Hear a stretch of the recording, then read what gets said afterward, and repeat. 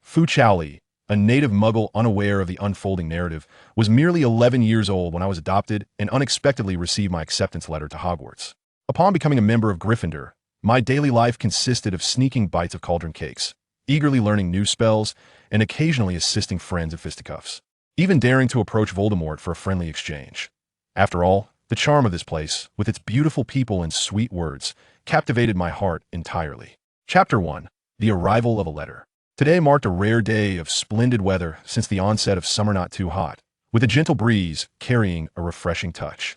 Sunlight poured down upon a garden adorned with a myriad of blossoms, where flowers basked in the warmth, swaying slightly only when a breeze whispered by.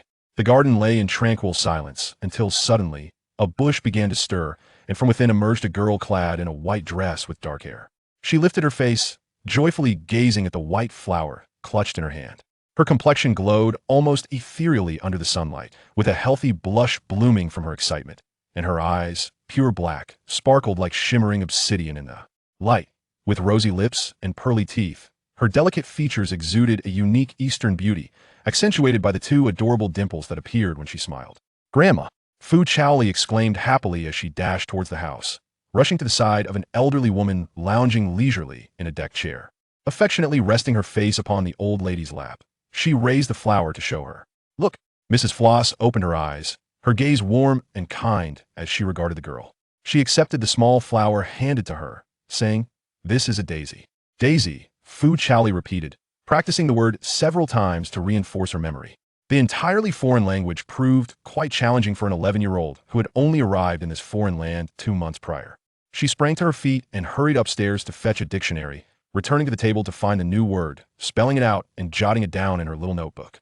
Over the past 2 months, she had recorded numerous words, yet deep down, Fu Chaoli understood that she had hardly retained any of them. She could only recall a few every day. Phrases. But that was all right. Mastering the 26 letters of the alphabet was quite an accomplishment in itself. That Fu Chaoli reassured herself that it was in spring that Fu Chaoli first encountered Mrs. Floss. At that time, the elderly lady was lost while traveling alone in China, having wandered into an alleyway that led to the orphanage where Fu Chaoli resided. Mrs. Floss looked up just in time to catch the gaze of Fu Chaoli, who was perched upon the wall. She was instantly captivated by the girl, whose bright and clear eyes evoked a deep desire within Mrs. Floss to welcome her into her family. The girl, basking in the sunlight and resembling a little angel, had a beauty that was irresistible. Mrs. Floss had lost her husband early in life, and her children were engrossed in their own lives. Though she enjoyed a comfortable material existence, the solitude of living alone often weighed heavily upon her heart. Mrs. Floss immediately engaged in conversation with the head of the orphanage, who had pursued her and learned that it was indeed an orphanage. She then expressed her desire to adopt Fu Chaoli. After careful deliberation and consultation with Fu Chaoli, the head of the orphanage granted Mrs. Floss the adoption rights. Thus, Fu Chaoli unexpectedly found herself with a family, along with a new name bestowed upon her, a name given tenderly by the head of the orphanage, who held her hand with tears in her eyes before her departure. Mrs. Floss did not insist on an English name, but instead endeavored to learn the Chinese pronunciation of her name, affectionately calling her Chow Chow. Fu Chaoli accompanied Mrs. Floss to England, where they entered a phase of mutual learning. Fu Chaoli picked up a bit of English, while Mrs. Floss, in her quest to understand Fu Chaoli, self-studied some Chinese. Their communications were marked by a charming struggle as they returned to their shared home. At this point, Fu Chaoli was already 10 years old, having only covered a few elementary school subjects. Concerned that her lack of English might leave her vulnerable to bullying, Mrs. Floss decided to teach Fu Chaoli herself before selecting a secondary school for her. At the dinner table that evening, Fu Chaoli diligently gnawed on a steak skewered by her fork. Mrs. Floss, worried that she might not be accustomed to the fare, ensured the steak was well cooked, which proved challenging for Fu Chaoli's delicate teeth. Although the orphanage's conditions were not poor, they were hardly ideal, and the mischievous antics of other children often led to her food being snatched away, leaving Fu Chaoli frequently hungry and developing more slowly than her peers, resulting in her being slightly shorter than others her age. The last time she climbed the wall was due to relentless bullying. She had retaliated against a boy who had stolen her food by striking him twice with a bun, settling a score from previous meals. However, before she could take a bite, the boy on the ground emitted a sharp, piercing scream that attracted the head of the orphanage. Fu Chaoli, taken aback, exclaimed, "No honor among thieves," and promptly ran towards the mountains, or rather, the wall. Mrs. Floss, feeling for Fu Chaoli, made steak for nearly every meal, allowing Fu Chaoli to feel as though, over the past 2 months, she could easily best 2 children in a fight with. her newfound strength. Yet her cheeks began to take on a bit of baby fat, adding an endearing quality to her delicate features. As Fu Chaoli wrestled with her steak, Mrs. Floss smiled and inquired, "Chow Chow, tomorrow is your 11th birthday. Is there anything you desire?" This birthday coincided with the day the head of the orphanage found Fu Chaoli, who had been but a tiny bundle, unable to cry loudly, likely having just been born. Fu Chaoli struggled to swallow a morsel of beef, supporting her aching cheeks with her hand, and pondered seriously for a moment, her brows knitting together in concentration. This, combined with her youthful visage, rendered her exceedingly adorable. Mrs. Floss chuckled softly, stroking Fu Chaoli's head. "If Chow Chow cannot think of anything, let Grandma prepare a surprise. I assure you it will delight you. All right?" "Okay." Fu Chaoli beamed, and after finishing her meal, she happily retired to bed, her heart filled with anticipation for her first independent birthday, a smile gracing her lips as she drifted into slumber. The following morning, as the sun began to rise, Fu Chaoli awoke with a start, springing out of bed in her nightgown and making her way downstairs. Just then, she caught sight of Mrs. Floss, who was emerging from the kitchen, delicately balancing a strawberry cake. Upon noticing Fu Chaoli, her hair tousled from sleep, Mrs. Floss smiled affectionately and placed the cake upon the table, saying, "Grandma wished to wake you herself. Dear Chaoli, to surprise you." Fu Chaoli, already enchanted by the sweet aroma of the cake, playfully pouted, "Grandma, I'm just so excited." All right, Mrs. Floss chuckled, adorning Fu Chaoli's head with a birthday hat and presenting her with a grand gift box. "Shall we unwrap the present first?" With glee, Fu Chaoli accepted the beautifully wrapped box, knowing it was painstakingly prepared by her grandmother. She carefully unwrapped it, striving to keep the process tidy. As the wrapping fell away, she revealed a white princess dress, embellished with delicate pink flowers at the hem. She gingerly extracted the dress, fearful of damaging it, and twirled joyfully around Mrs. Floss, exclaiming, "Thank you, Grandma. I absolutely love it." Mrs. Floss merely smiled, watching Fu Chaoli bounce with delight. The scene was filled with warmth and joy. Knock, knock, knock. Just as they were reveling in their playful moment, a tapping sound emerged from the window. Setting down her new dress, Fu Chaoli approached the window with curiosity. Peering outside, she discovered a brown owl, its head cocked to one side, gazing at her with wide eyes, a white letter tied to its leg. With a puzzled expression, Fu Chaoli opened the window and inquired of the owl, "Is this for me?" The owl seemed to comprehend, gently nibbling at her finger with its beak. After retrieving the letter, the owl hooted softly and continued to observe her with its head tilted. "What's the matter?" Mrs. Floss asked as she approached. Together, they opened the letter, and their expressions shifted to one of seriousness. Fu Chaoli's gravity stemmed from her understanding of only a few scattered words, magic, study, and such. Yet, she was captivated by the elegant calligraphy of her Chinese name at the beginning of the letter. "Wow, my name can be written so beautifully," Fu Chaoli exclaimed, amazed. In comparison to her own elementary handwriting, this was indeed a work of art. Meanwhile, Mrs. Floss furrowed her brow, her demeanor grave as she regarded the letter. The mention of a magical world in Hogwarts surpassed her decades of knowledge, leaving her uncertain of the letter's authenticity. She was reluctant to put Fu Chaoli in harm's way. However, as she observed Fu Chaoli's eager, wide-eyed anticipation, she sighed and decided to convey the letter's contents in a manner the girl could grasp. She did not wish to dictate Fu Chaoli's life, nor make decisions for her. A magic school? Fu Chaoli's eyes sparkled with excitement. Could she truly become a witch from a story? Though she yearned to accept immediately, her upbringing in the orphanage had taught her to read the room. She noticed the concern etched on Mrs. Floss's face and lowered her gaze, anxiously fiddling with her fingers, uncertain of how to express her feelings. Mrs. Floss discerned the girl's unease and inner turmoil. With a gentle sigh, she placed her hand upon the girl's head and said, "Let us pursue wherever our hearts desire. Your grandmother is wholeheartedly behind you." Fu Chaoli lifted her head in delight and exclaimed, "I want to go. Then let us compose a letter for the little owl to carry back," suggested Mrs. Floss. "All right." Fu Chaoli retrieved a sheet of white paper and, under Mrs. Floss's guidance, painstakingly penned a letter, displaying the fruits of her lifelong learning in a somewhat erratic script. She then handed it to the owl. The little owl pecked at her fingertip, flapped its wings, and soared away with the letter in tow. Throughout this joyous day, Fu Chaoli examined the letter repeatedly, her heart brimming with anticipation for the mysteries of the world that lay ahead. Chapter 2. A trip to Diagon Alley for the want. A few days later, early in the morning, Fu Chaoli was still slumbering when Mrs. Floss's voice echoed from downstairs, rousing her from her dreams of roasted chicken and cake. Reluctantly, she stirred, smacking her lips. "Grandma, what is it?" Fu Chaoli inquired, rubbing her eyes as she descended the staircase. only to find Mrs. Floss standing at the door. "Oh dear, why haven't you changed your clothes before coming down?" Mrs. Floss exclaimed, hastily adjusting Fu Chaoli's attire and hair. Turning to the figure at the door, she offered an apologetic smile, saying, "Oh dear, I'm sorry for the spectacle." A deep male voice responded, "It's quite all right." It was then that Fu Chaoli noticed a man standing at the entrance. She peered cautiously around Mrs. Floss, casting a glance at the man. He possessed shoulder-length black hair, garbed in a dark robe, and wore an expression that was both cold and stern. At that moment, Severus Snape caught sight of her, and their eyes locked. Fu Chaoli sensed an emotion within his gaze that eluded her comprehension. Snape, suppressing his inner turmoil, adopted a facade of calm and introduced himself. "I am Severus Snape, your professor." To those familiar with Snape, his words would betray his unrest, yet to Fu Chaoli, they sounded frigid, instilling a sense of fear towards such a serious instructor. She remained concealed behind Mrs. Floss, softly murmuring, "Good morning, Professor. My name is Fu Chaoli." "I am aware," Snape replied, maintaining his intense gaze upon her.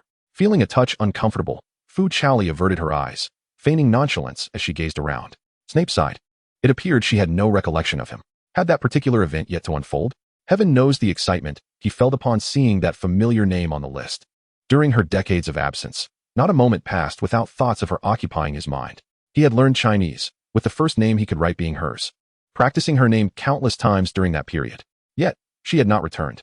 He had taken it upon himself to compose her acceptance letter and, haunted by the fear that this was merely a cruel jest of fate, felt a modicum of relief upon receiving her response, recognizing her familiar, scrawled handwriting. Thus, he hurriedly made his way to find her.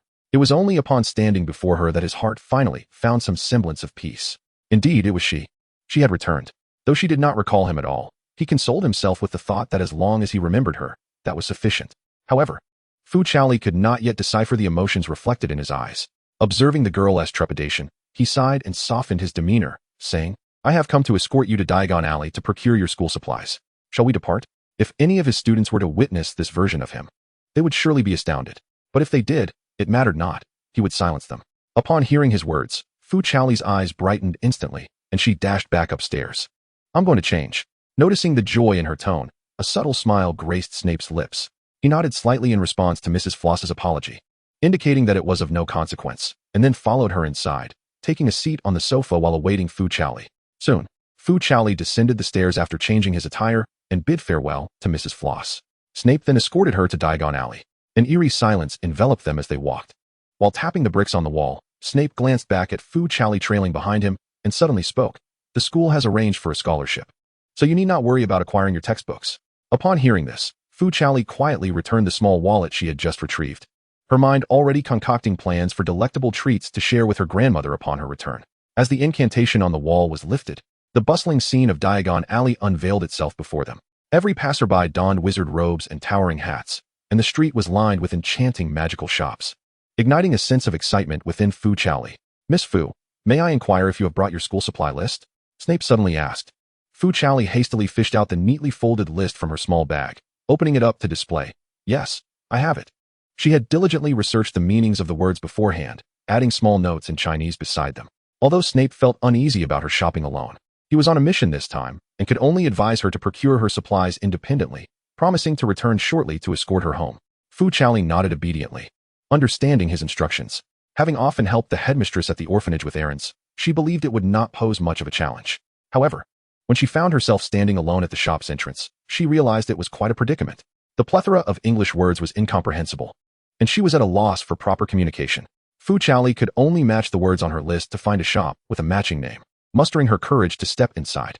Upon entering, she discovered that the ambience was markedly tranquil compared to the bustling street outside, with shelves lined with an array of wands. "Ah, good morning, child. Are you here to select a wand?" An elderly man perched on a ladder suddenly appeared. Adjusting his glasses upon seeing her, he remarked, "What a rarity, an Eastern girl. It reminds me of someone from many years ago." Although Fu Chaoli struggled to fully grasp his words, she understood the general meaning. Nervously, she nodded and approached, saying, "Please, may I have a wand?" Ollivander chuckled heartily. "Ah, we must allow the wand to choose you first. Let me see." Brave and determined, he turned to search the wall. "Oh, try this one, dear, just a flick will do." Ollivander retrieved a black wand and handed it to her. Fu Chaoli took the wand and waved it gently, producing a small spark that startled her. "Oh, it has chosen you, but it may not be quite right," Ollivander remarked, retracting the wand and observing her closely. "Ah, there's purity within you. This must be the one." This time, he presented her with a white wand. As Fu Chaoli accepted it, the tip emitted a tiny burst of colorful fireworks, crackling delightfully. Yes, indeed. 11 inches long, made of cedar wood. Ollivander exclaimed joyfully. And it is brimming with magical potential, strong and powerful. Fu Chaoli did not comprehend the words he uttered, yet she could sense an intrinsic connection with the wand. Politely, she expressed her gratitude to Ollivander, made her payment, and cautiously tucked the wand away as she exited. It was only at the moment the wand cast its magic that she truly felt she had entered the fabled world of sorcery. However, upon stepping outside, she found herself in a quandary. She could only laboriously retrieve a hefty dictionary from her bag, intending to painstakingly search for shops one by one. Struggling in a corner, she held the book aloft while deciphering words when suddenly, a tall figure brushed past her, knocking the dictionary from her grasp. The pages scattered across the ground, and she hurriedly bent down to collect them, only to find a bony hand simultaneously resting atop the book. Caught off guard, their fingers inadvertently brushed against one another. Looking up, Fu Chaoli was met by the gaze of a remarkably handsome young man, whose stature towered over her even as he crouched. Their eyes locked momentarily, and neither spoke at first.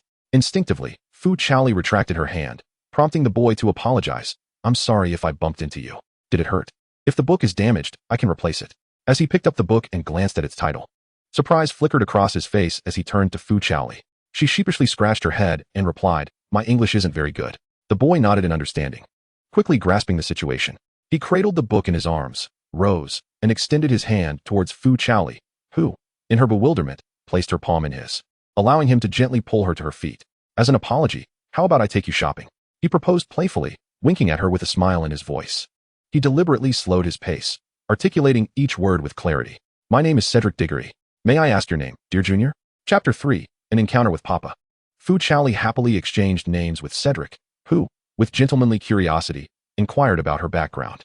Upon learning the basics, he endeavored to describe life at Hogwarts using simple vocabulary and shared some insights into the wizarding world.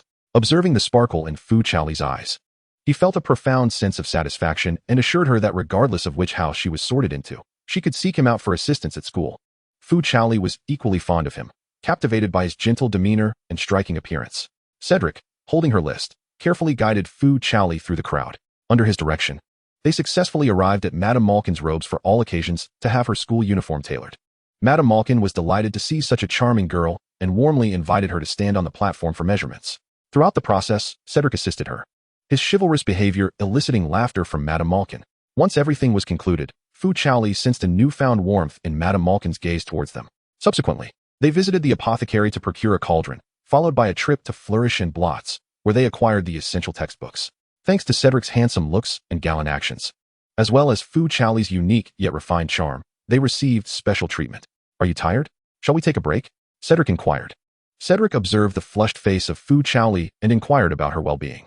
Coincidentally, Fu Chaoli wished to express her gratitude to Cedric, so they decided to take a brief respite at a nearby ice cream parlor. Fu Chaoli insisted on treating Cedric to ice cream, generously purchasing 2 extravagant cups. Cedric could only smile and, with a hint of resignation, promised to do his utmost to finish it. Thus, the two engaged in a fervent race against melting ice cream. Their heads bowed in concentration, leaving no room for conversation. The attendant remarked that the cup was intended for a couple. During this time, Fu Chaoli felt a chill breeze at her back and glanced outside, curious about the source. By the time Cedric had consumed a significant portion of his ice cream, he was unable to continue. Pausing his spoon, he glanced at Fu Chaoli, noticing that her bowl was nearly empty. He was astonished at her seemingly petite frame. Realizing her appetite was quite substantial, concerned for her well-being, he worried she might experience discomfort, but Fu Chaoli confidently asserted that she could easily handle another bowl. After savoring the final spoonful of ice cream, Fu Chaoli contentedly let out a small burp. Cedric, watching her, chuckled and gently wiped the cream from the corner of her mouth with a tissue. He glanced at the menu and asked her, Since you can bring a pet upon enrollment, would you like an owl, Chaoli? The name Fu Chaoli was somewhat challenging for Cedric to pronounce, prompting her to play the role of a teacher, suggesting he call her by her nickname, which she found more familiar. After a moment of contemplation, Fu Chaoli decided to explore the pet store further. Upon entering, the owls began to stir, and Cedric instinctively shielded her. Suddenly, a sharp call pierced the air, and the store fell silent. A dark figure swooped in, landing gracefully before them. Fu Chaoli looked closer and discovered a large owl. Its feathers entirely black and its gaze piercing, fixed intently upon her. Her eyes lit up with excitement. How cool. The attendant swiftly approached to apologize, intending to return the owl to its cage. However, the owl evaded capture, twisting and turning, maintaining its cool demeanor. As Fu Chaoli deliberated between a serval and the owl, she finally resolved her choice. This magnificent creature captivated her, especially since Mrs. Floss had mentioned wanting an owl to deliver messages more than once since receiving her letter. Stepping forward to inquire about the owl, Fu Chaoli felt her heart race, but Cedric, sensing her enthusiasm, turned to her with a smile, asking, "Do you like this owl? Chaoli, is it perhaps too large?" Fu Chaoli nodded firmly, envisioning the impressive presence she would command in her community with such a magnificent companion. Cedric, with a resigned nod, assisted her in negotiating with the attendant, even managing to secure a better price, prompting Fu Chaoli to enthusiastically give him a thumbs up, feeling he had become even more handsome in her eyes. With a cheerful demeanor, Fu Chaoli paid with her small wallet, and the owl promptly perched on her shoulder, causing her to wince under its weight. Startled, the owl quickly took flight, returning to its cage. Feeling somewhat embarrassed for not being able to support her own pet, Fu Chaoli reflected on the experience with a sense of humility. Fu Chaoli quietly resolved to eat more diligently in the future, aspiring to grow into a refrigerator with double doors, balancing 10 owls on one shoulder. She locked eyes with the owl in the cage, and to her astonishment, she perceived a hint of embarrassment on its avian face. Intrigued, Fu Chaoli tapped on the cage, and only upon Cedric's reminder did she recall the necessity of bestowing a name upon it. Furrowing her brow, she assumed an expression akin to grappling with the world's most perplexing conundrum, even taking a moment to peruse a dictionary, while the owl excitedly flapped its wings in anticipation. After a ponderous minute and a half, Fu Chaoli theatrically cleared her throat and confidently proclaimed, after much contemplation, "Given your dark plumage and that you are indeed an owl, I shall name you Papa." Cedric and the owl exchanged bewildered glances, utterly perplexed by the logic behind the choice. Nevertheless, Cedric offered an encouraging applause, inflating Fu Chaoli's already burgeoning confidence, her tail nearly soaring to the heavens.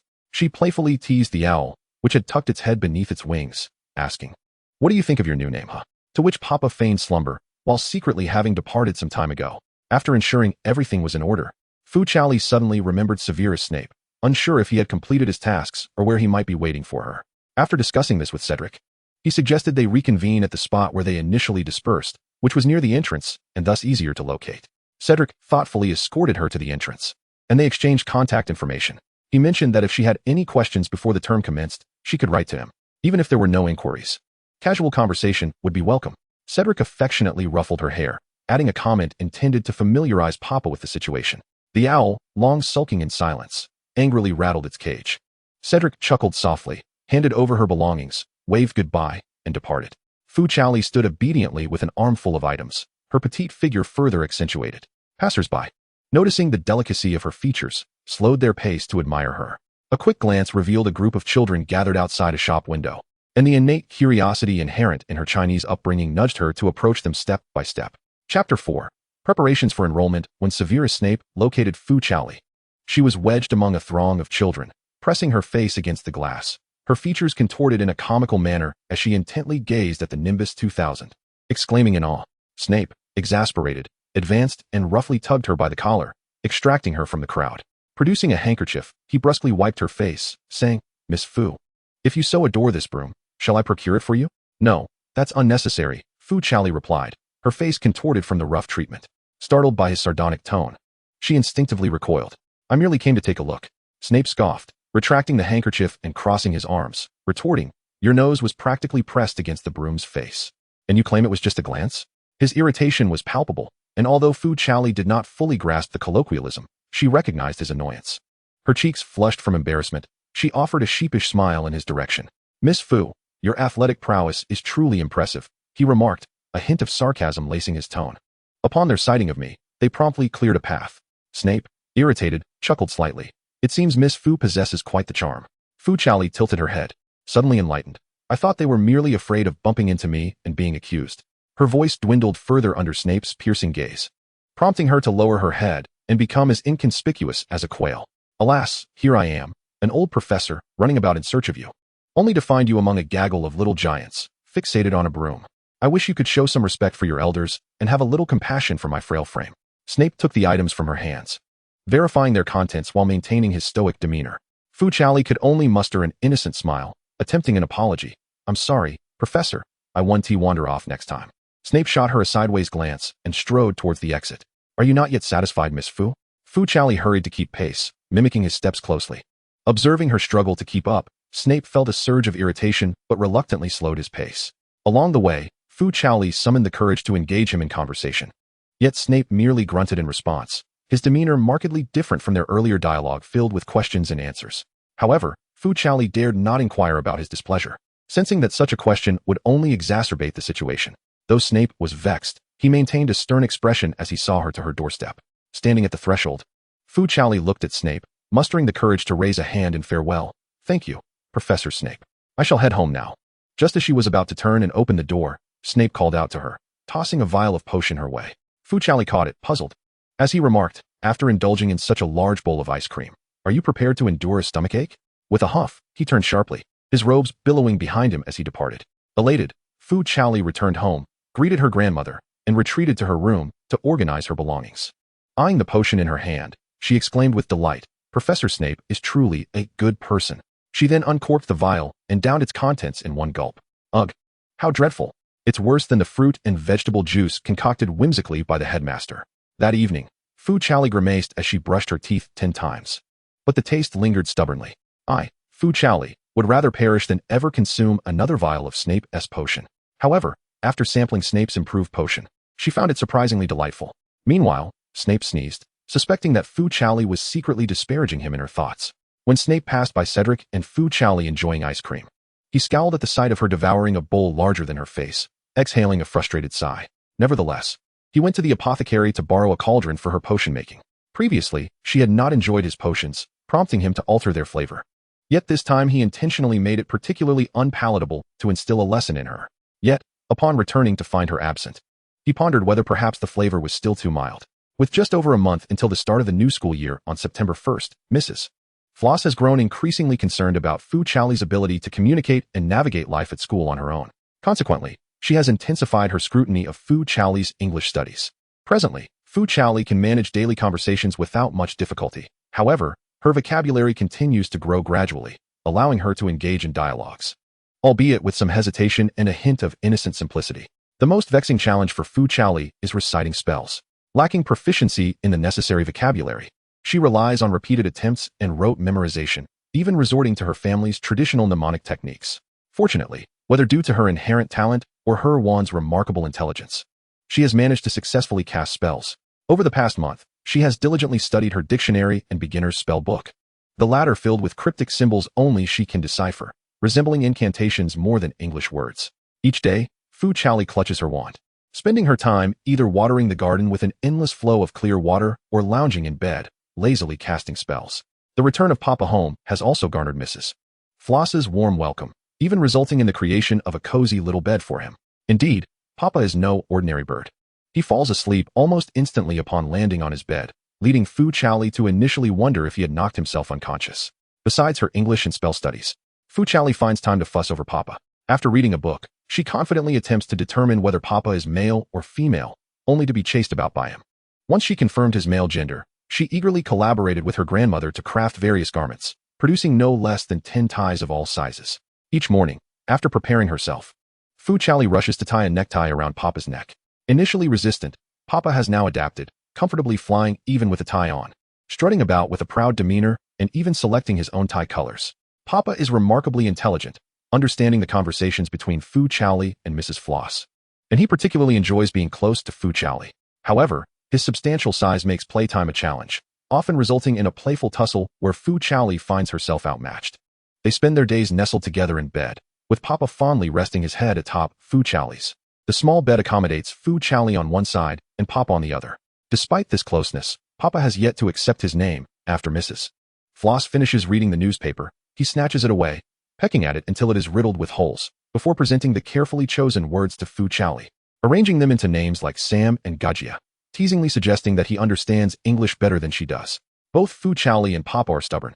She firmly believes her chosen name is excellent, while Papa seems incapable of appreciating it. Their daily squabbles over the newspaper continue, sometimes leaving Mrs. Floss overwhelmed with concern.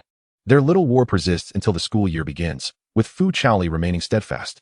In retaliation, Papa engages in a cold war with her during the day, only to seek her out in the evenings, ultimately surrendering to the situation and ceasing his newspaper antics. As the 1st of September swiftly approached, Mrs. Floss escorted Fu Chaoli to King's Cross Station. "Fu, confidently pushing luggage that towered over her, asserted her ability to manage alone.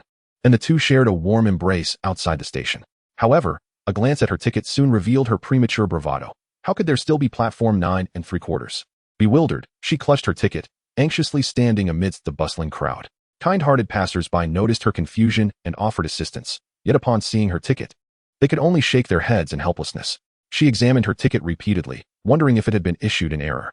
With no other recourse, she pushed her luggage to a bench outside platforms 9 and 10, quietly observing the throng of travelers for any fellow students sharing her plight. Chapter 5. A sense of belonging to the main character group. Harry Potter struggled to maneuver his cart, his unruly black hair a chaotic mess, and his glasses cracked. With little time to attend to his appearance, he searched for that peculiar platform. After another frustrated inquiry to a staff member, he trudged on, feeling a sense of regret for not having clarified things with Hagrid. Bowing his head, he rolled his cart to platform 9, only to halt abruptly upon seeing the wall before him. As he lifted his gaze, he was taken aback. Beside a bench lay a heap of luggage, and seated there was a girl with glossy black hair, a fair complexion adorned with a hint of charming baby fat, and large, expressive black eyes that gazed into the distance, seemingly lost in thought, exuding an extraordinary cuteness. Harry, captivated by the ethereal beauty of this girl, felt a rush of warmth color his cheeks. Is she Chinese? She is truly stunning. Is she also bound for Hogwarts? How wonderful it would be to share a house with her, he mused. Lost in his thoughts, he remained stationary until Fu Chaoli, snapping back to reality, noticed him and his luggage, realizing he too must be a first year. Her eyes sparkled with excitement as she eagerly hopped off the bench to engage him in conversation. As Harry beheld her bright eyes approaching, the moment felt surreal. All he could hear was the sound of his own heartbeat. Years later, when asked about the moment he fell for Fu Chaoli, he would instantly recall this instant. The girl's luminous eyes, akin to shimmering obsidian, piercing straight into his heart. Perceiving Harry's awkward demeanor, Fu Chaoli took the initiative to greet him. Hello, I am Harry Potter, he blurted out in nervous haste. This is my owl, Hedwig. Fu Chaoli smacked her forehead, realizing she had forgotten to introduce herself. Extending her hand with a smile, she said, I am Fu, Chaoli Fu. During the preterm training, Mrs. Floss had taught her basic etiquette, and she recognized her previous self-introduction with Cedric had been incorrect, explaining his initial discomfort. However, the cultural nuances proved somewhat perplexing, and she often found herself struggling to adapt.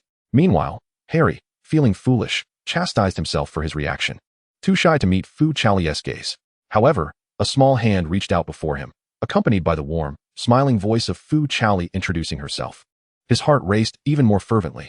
Summoning his courage, he gently grasped that hand. Its soft and warm sensation made him hesitant to apply too much pressure, and he found himself reluctant to let go. Yet, Fu Chaoli soon released her grip, for she was busy introducing her owl. This is my owl, Papa. Fu Chaoli felt fortunate that her pet was also an owl. Otherwise, she would not have been able to introduce it in the same manner as Harry. Although she did not quite understand why she was introducing her pet in the first place. Papa had chosen a striking red and gold tie for himself today, casting a glance at Harry before standing even more proudly, exuding an air of coolness. Harry thought to himself, I feel as though I am being looked down upon by a bird. After exchanging names, the atmosphere became more amiable. Harry, mustering his courage, initiated, Hello, Chaoli. You can just call me Harry. Hello, Harry, you can simply call me Chow Chow. All right, Chow Chow. Though he maintained a composed exterior, inside he was overjoyed, repeatedly savoring the sound of her name in his mind. Despite his reluctance to gain fame due to the name Harry Potter, he felt a twinge of disappointment when he noticed the girl had no visible reaction to it. Ron, hurry up. You can't miss the train on the first day of school. Just as they were about to continue their conversation, a sudden commotion erupted in the distance. They turned to see a large family approaching. Before Fu Chaoli could discern who they were, two figures rushed over, sandwiching her in between. Mom, look, we found a beautiful Eastern girl. The voices, tinged with the awkwardness of adolescence, harmoniously continued one another's sentences. She looked up to see two identical boys, both with vibrant red hair, exuding vitality. The exaggerated expressions on their faces could not conceal their good looks. As they leaned closer into her view, grinning and ready to speak, a slightly plump lady rushed forward, delivering a playful reprimand to each of them. Where are your manners? Apologize to the young lady at once. With her hands on her hips, she scolded them while turning to smile kindly at Fu Chaoli. The two boys, now covering their heads, feigned exaggerated expressions of grievance. Fu Chaoli opened her mouth to speak, but struggled to find a polite way to interject. Harry, who had just been pushed aside, noticed the twins inching toward Fu Chaoli and quickly maneuvered around to stand in front of her. Seizing the opportunity, he politely inquired, Excuse me, madam, could you please direct us to platform 9 3/4? Oh, children, are you also heading to Hogwarts? Mrs. Weasley responded, warmly gesturing toward the wall between platforms 9 and 10. Just walk through this wall. Do not be afraid. She then pointed to a red-haired boy who had just arrived, accompanied by a smaller girl, saying, our Ron is also a new student this year. You can go together. The bashful boy nodded towards them, his tousled red curls bouncing with the motion, complemented by the charming freckles adorning his face. Fred, you go ahead, Mrs. Weasley instructed one of the twins. The boy displayed a crestfallen expression and replied, he is Fred, I am George. Does that still make you our mother? Oh, my apologies, George. The other boy said as he pushed his luggage towards the wall, winking at Fu Chaoli before flashing a grin at Mrs. Weasley. Just teasing you, Mom. I am indeed Fred. Mrs. Weasley, incensed, looked as if she might kick him. George then hastily followed, turning back to Fu Chaoli before entering the wall, saying, I'm George. We'll be waiting for you, Miss Black. Fu Chaoli exclaimed, huh? She was dressed today in a pristine white dress, meticulously arranged by Mrs. Florey, which suited her dark hair and eyes splendidly. Ron, carrying his luggage, scampered over under Mrs. Weasley's guidance. Harry gave Fu Chaoli an encouraging nod, intending to assist her first. He pushed his luggage forward, closed his eyes, and dashed towards the wall, disappearing in an instant. Mrs. Weasley embraced the little girl, encouraging her with her gaze, while the girl blushed, her youthful voice cheering her on. Fu Chaoli took a deep breath, pushed her luggage, and sprinted towards the wall. She felt a flash of white light, and when she opened her eyes, the scene before her had transformed. The train stood quietly, parents offering advice while sending their children aboard, each child's face filled with joy and anticipation. Harry waited nearby with his luggage, and, upon seeing her approach, happily joined her in pushing the luggage towards the train. They received considerable assistance, with numerous upperclassmen eager to help with the luggage, though poor Fu Chaoli's face was flushed from the attention. Harry, feeling a pang of sympathy for her rosy cheeks, quickly led her away to find a seat. Just as they settled in, a knock sounded at the compartment door, and upon opening it, a head of red hair squeezed in, followed by the freckled face of Ron, the boy they had just met. May I sit with you? All the other compartments are full, he said with an embarrassed smile. Harry and Fu Chaoli readily welcomed him inside. Ron plopped down beside Harry, introducing himself. I'm Ron Weasley. What are your names? I'm Fu Chaoli. It's a pleasure to meet you. Ron and Fu Chaoli exchanged a gentle handshake, and he shyly remarked, you're quite beautiful. Are you from abroad? Yes. Fu Chaoli nodded. I'm Chinese. Ron gasped dramatically, eagerly inquiring about the mysterious tales he had heard about China from various sources, but Harry coughed, interrupting his enthusiastic chatter. I'm Harry Potter. Ron's mouth gaped wider in astonishment as he pointed at Harry, exclaiming, You are the one who defeated him. He gestured towards his forehead. Harry nodded, lifting his fringe to reveal a lightning-shaped scar. Fu Chaoli was puzzled by the intensity of Harry's reaction. Ron animatedly recounted the tale of Voldemort, and when he mentioned how Voldemort had slain Harry's parents, Harry lowered his head. Ron quickly fell silent. It was then that Fu Chaoli learned of Harry's background. Being an orphan herself, she empathized with his plight. She gently traced her finger along Harry's, prompting him to look up in confusion, offering him a reassuring smile. She softly uttered, Harry, your parents were heroes, and they undoubtedly loved you dearly. The warmth emanating from her touch gradually thawed his cold hands, soothing his heart as well. Fu Chaoli then shared her own story, expressing that she had no memory of her parents or the reasons behind their abandonment. However, she cherished every moment spent at the orphanage, particularly her affection for Mrs. Floss, who had nurtured her. This bond had ultimately led her to this moment with Harry. Harry's sorrow began to dissipate, as he felt a deeper concern for the girl before him than for his own troubles. Ron interjected, I feel awful. The arrival of the snack cart shattered the somber atmosphere. Harry glanced at Fu Chaoli and then at Ron, whose longing for snacks was unmistakable. With a sweeping gesture, he purchased an abundance of treats, filling the cart to the brim. Still children at heart, the trio soon found joy in sharing their snacks, laughing and playing. Just as Ron was about to cast a spell on his pet rat, Scabbers, the door swung open once more. A girl with tousled brown hair stood at the threshold. Have you seen a toad?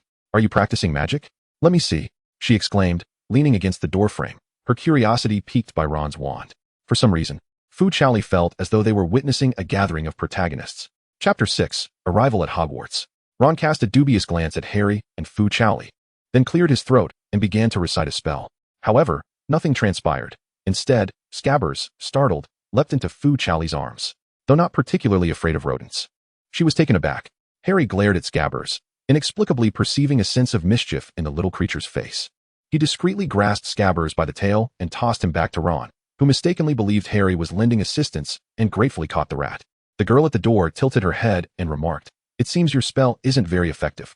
Coincidentally, I've been practicing some spells at home, and fortunately, they all work. She confidently pushed the door open and settled beside Fu Chaoli, pointing her wand at Harry's glasses. Reparo. Instantly, the crack in Harry's glasses vanished, leaving him astonished as he removed them. Fu Chaoli clapped in delight, much to the girl's satisfaction.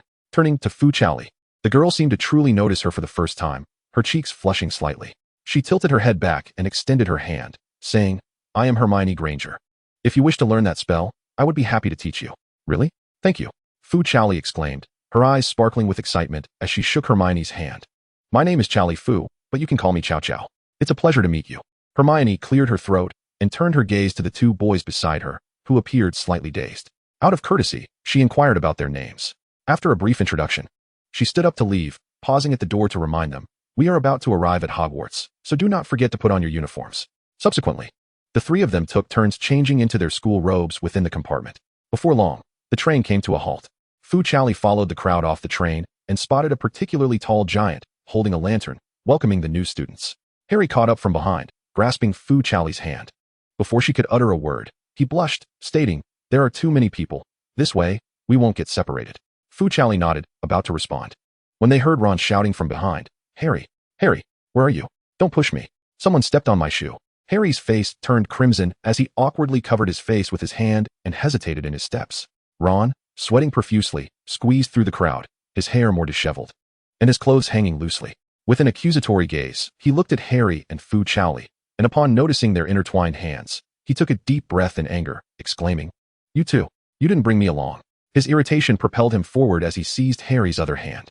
Harry felt a surge of relief, his heart settling back into place, and he could only sigh, reassuring himself that at least Ron hadn't attempted to take Fu Chaoli's hand as well, maintaining a stoic expression as he dragged both of them to find Hagrid.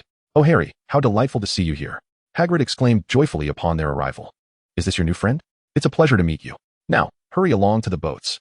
They followed the other young witches and wizards toward the lakeside, while Hagrid bellowed behind them, no more than 4 in each boat. The trio found a small boat, and one by one, the surrounding boats filled up. Just as their boat was about to set off, a timid boy approached them. Hello, may I sit with you? All the other boats are full. The three welcomed him warmly, and Fu Chaoli shifted slightly to make room for the boy. Thank you, he stammered during his self-introduction, revealing himself to be Neville Longbottom, the boy who had lost his pet toad on the train. Fu Chaoli inquired with concern, Did you find your pet? He happily opened his robe to reveal that he was indeed holding his beloved toad.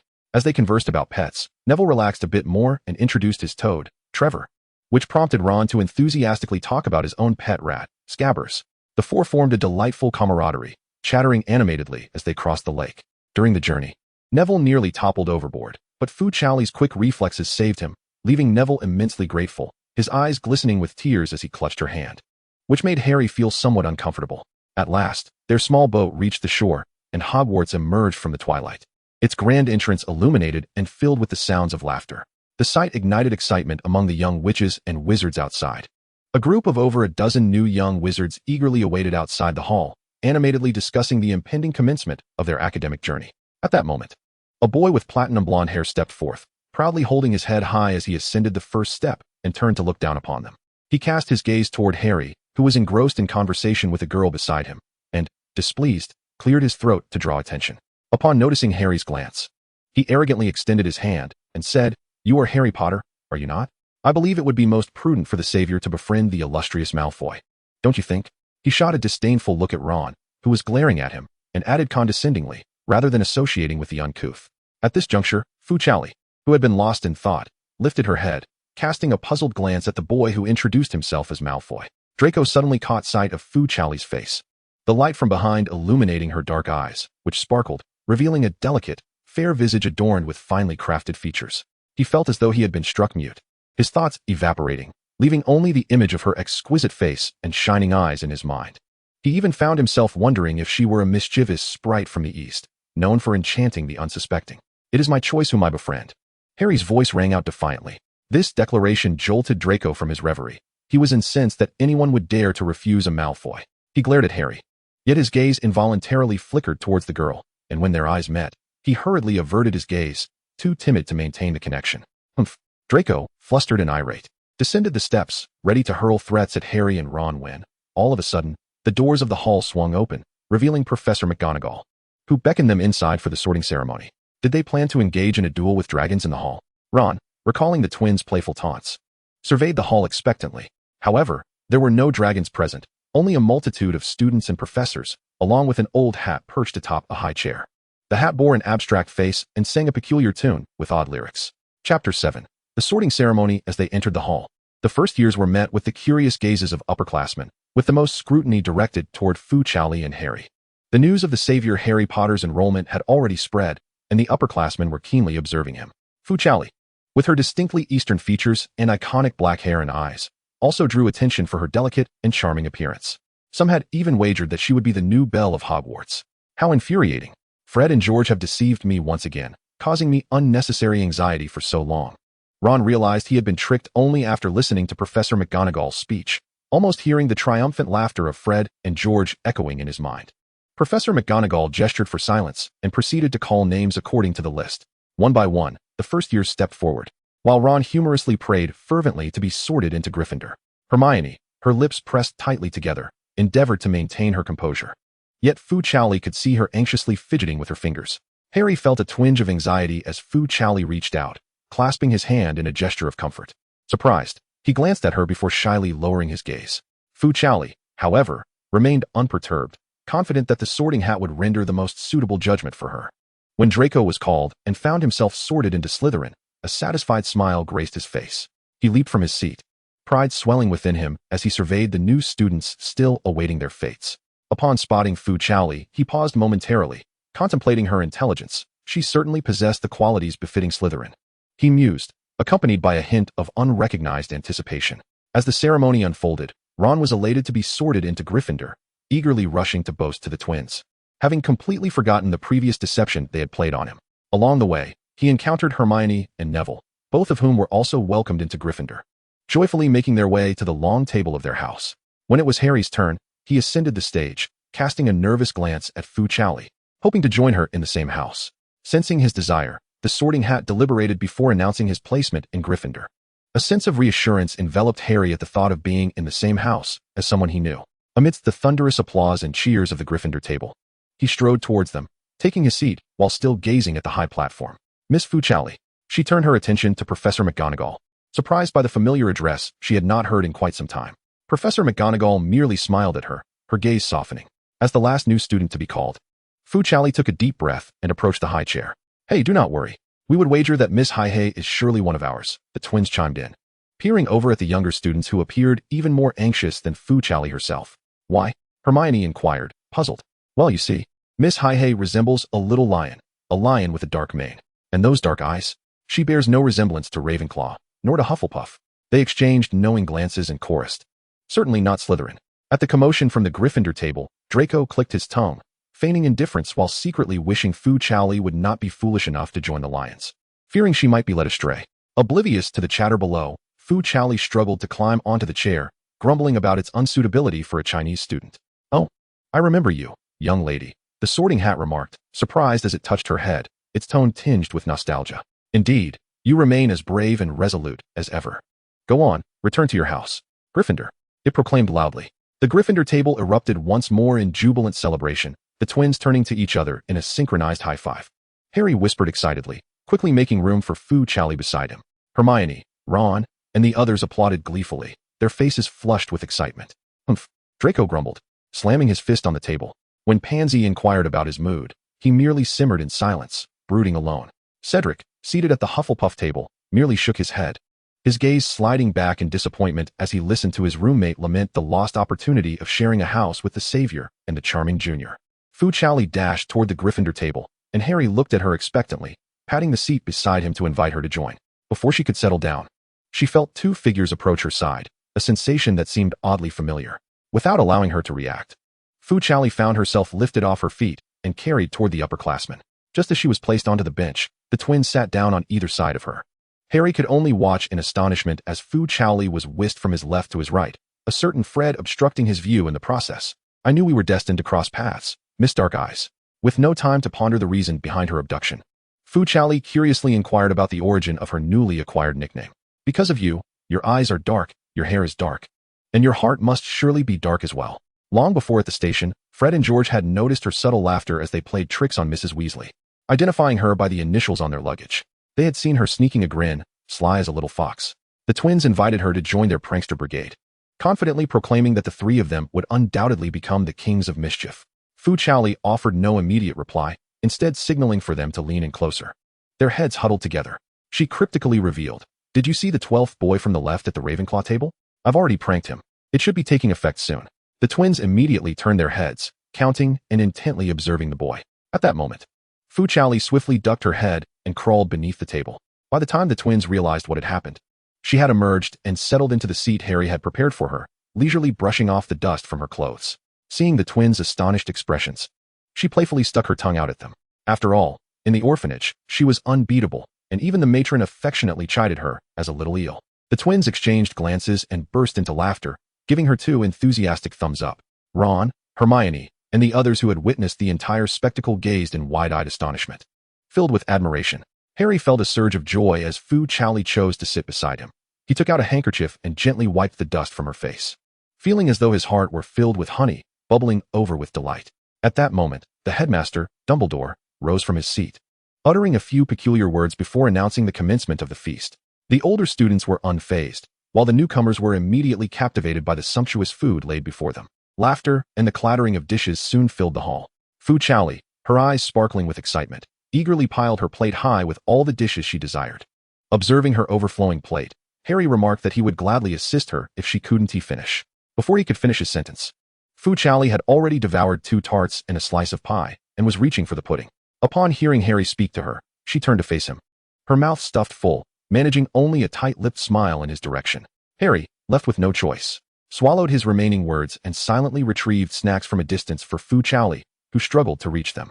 As Fu Chaoli indulged heartily, a sudden chill crept upon her from behind. Turning to survey her surroundings, she found nothing amiss, yet overlooked an old professor cloaked in black, nearly blending into the shadows, his somber visage betraying his discontent.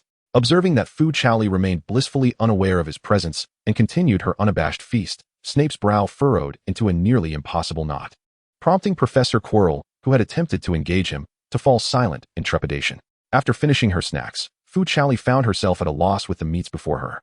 Mrs. Floresta had shown her great kindness, refraining from insisting she use cutlery, even taking the time to learn how to prepare Chinese dishes to facilitate her use of chopsticks.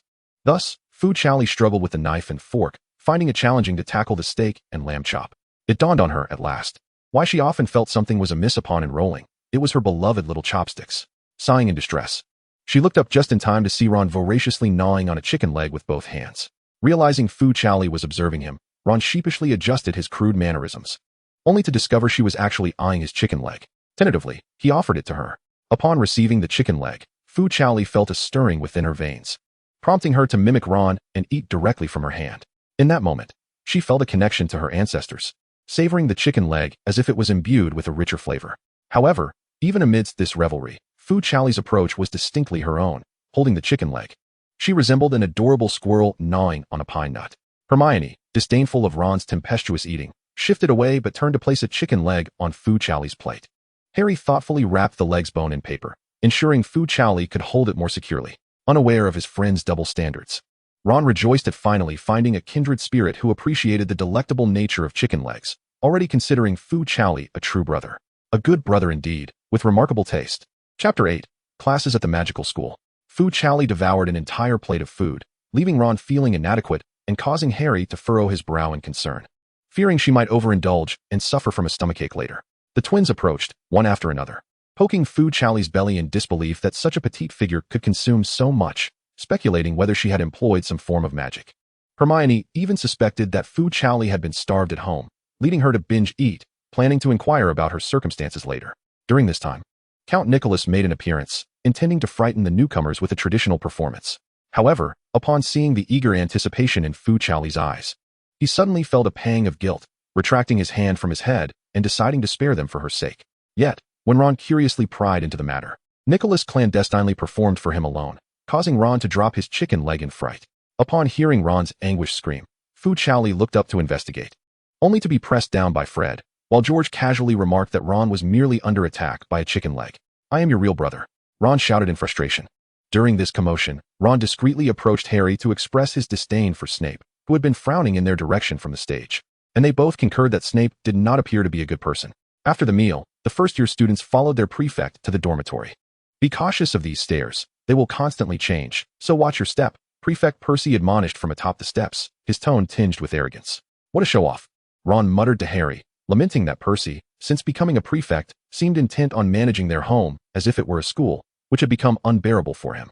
Hearing the gossip, Fu Chaoli, who was walking ahead, turned back to listen, but as she did, the stairs began to shift. She had no time to find a support point and felt herself teetering backward. Harry's heart raced with fear. Disregarding his own unsteady stance, he reached out to catch her.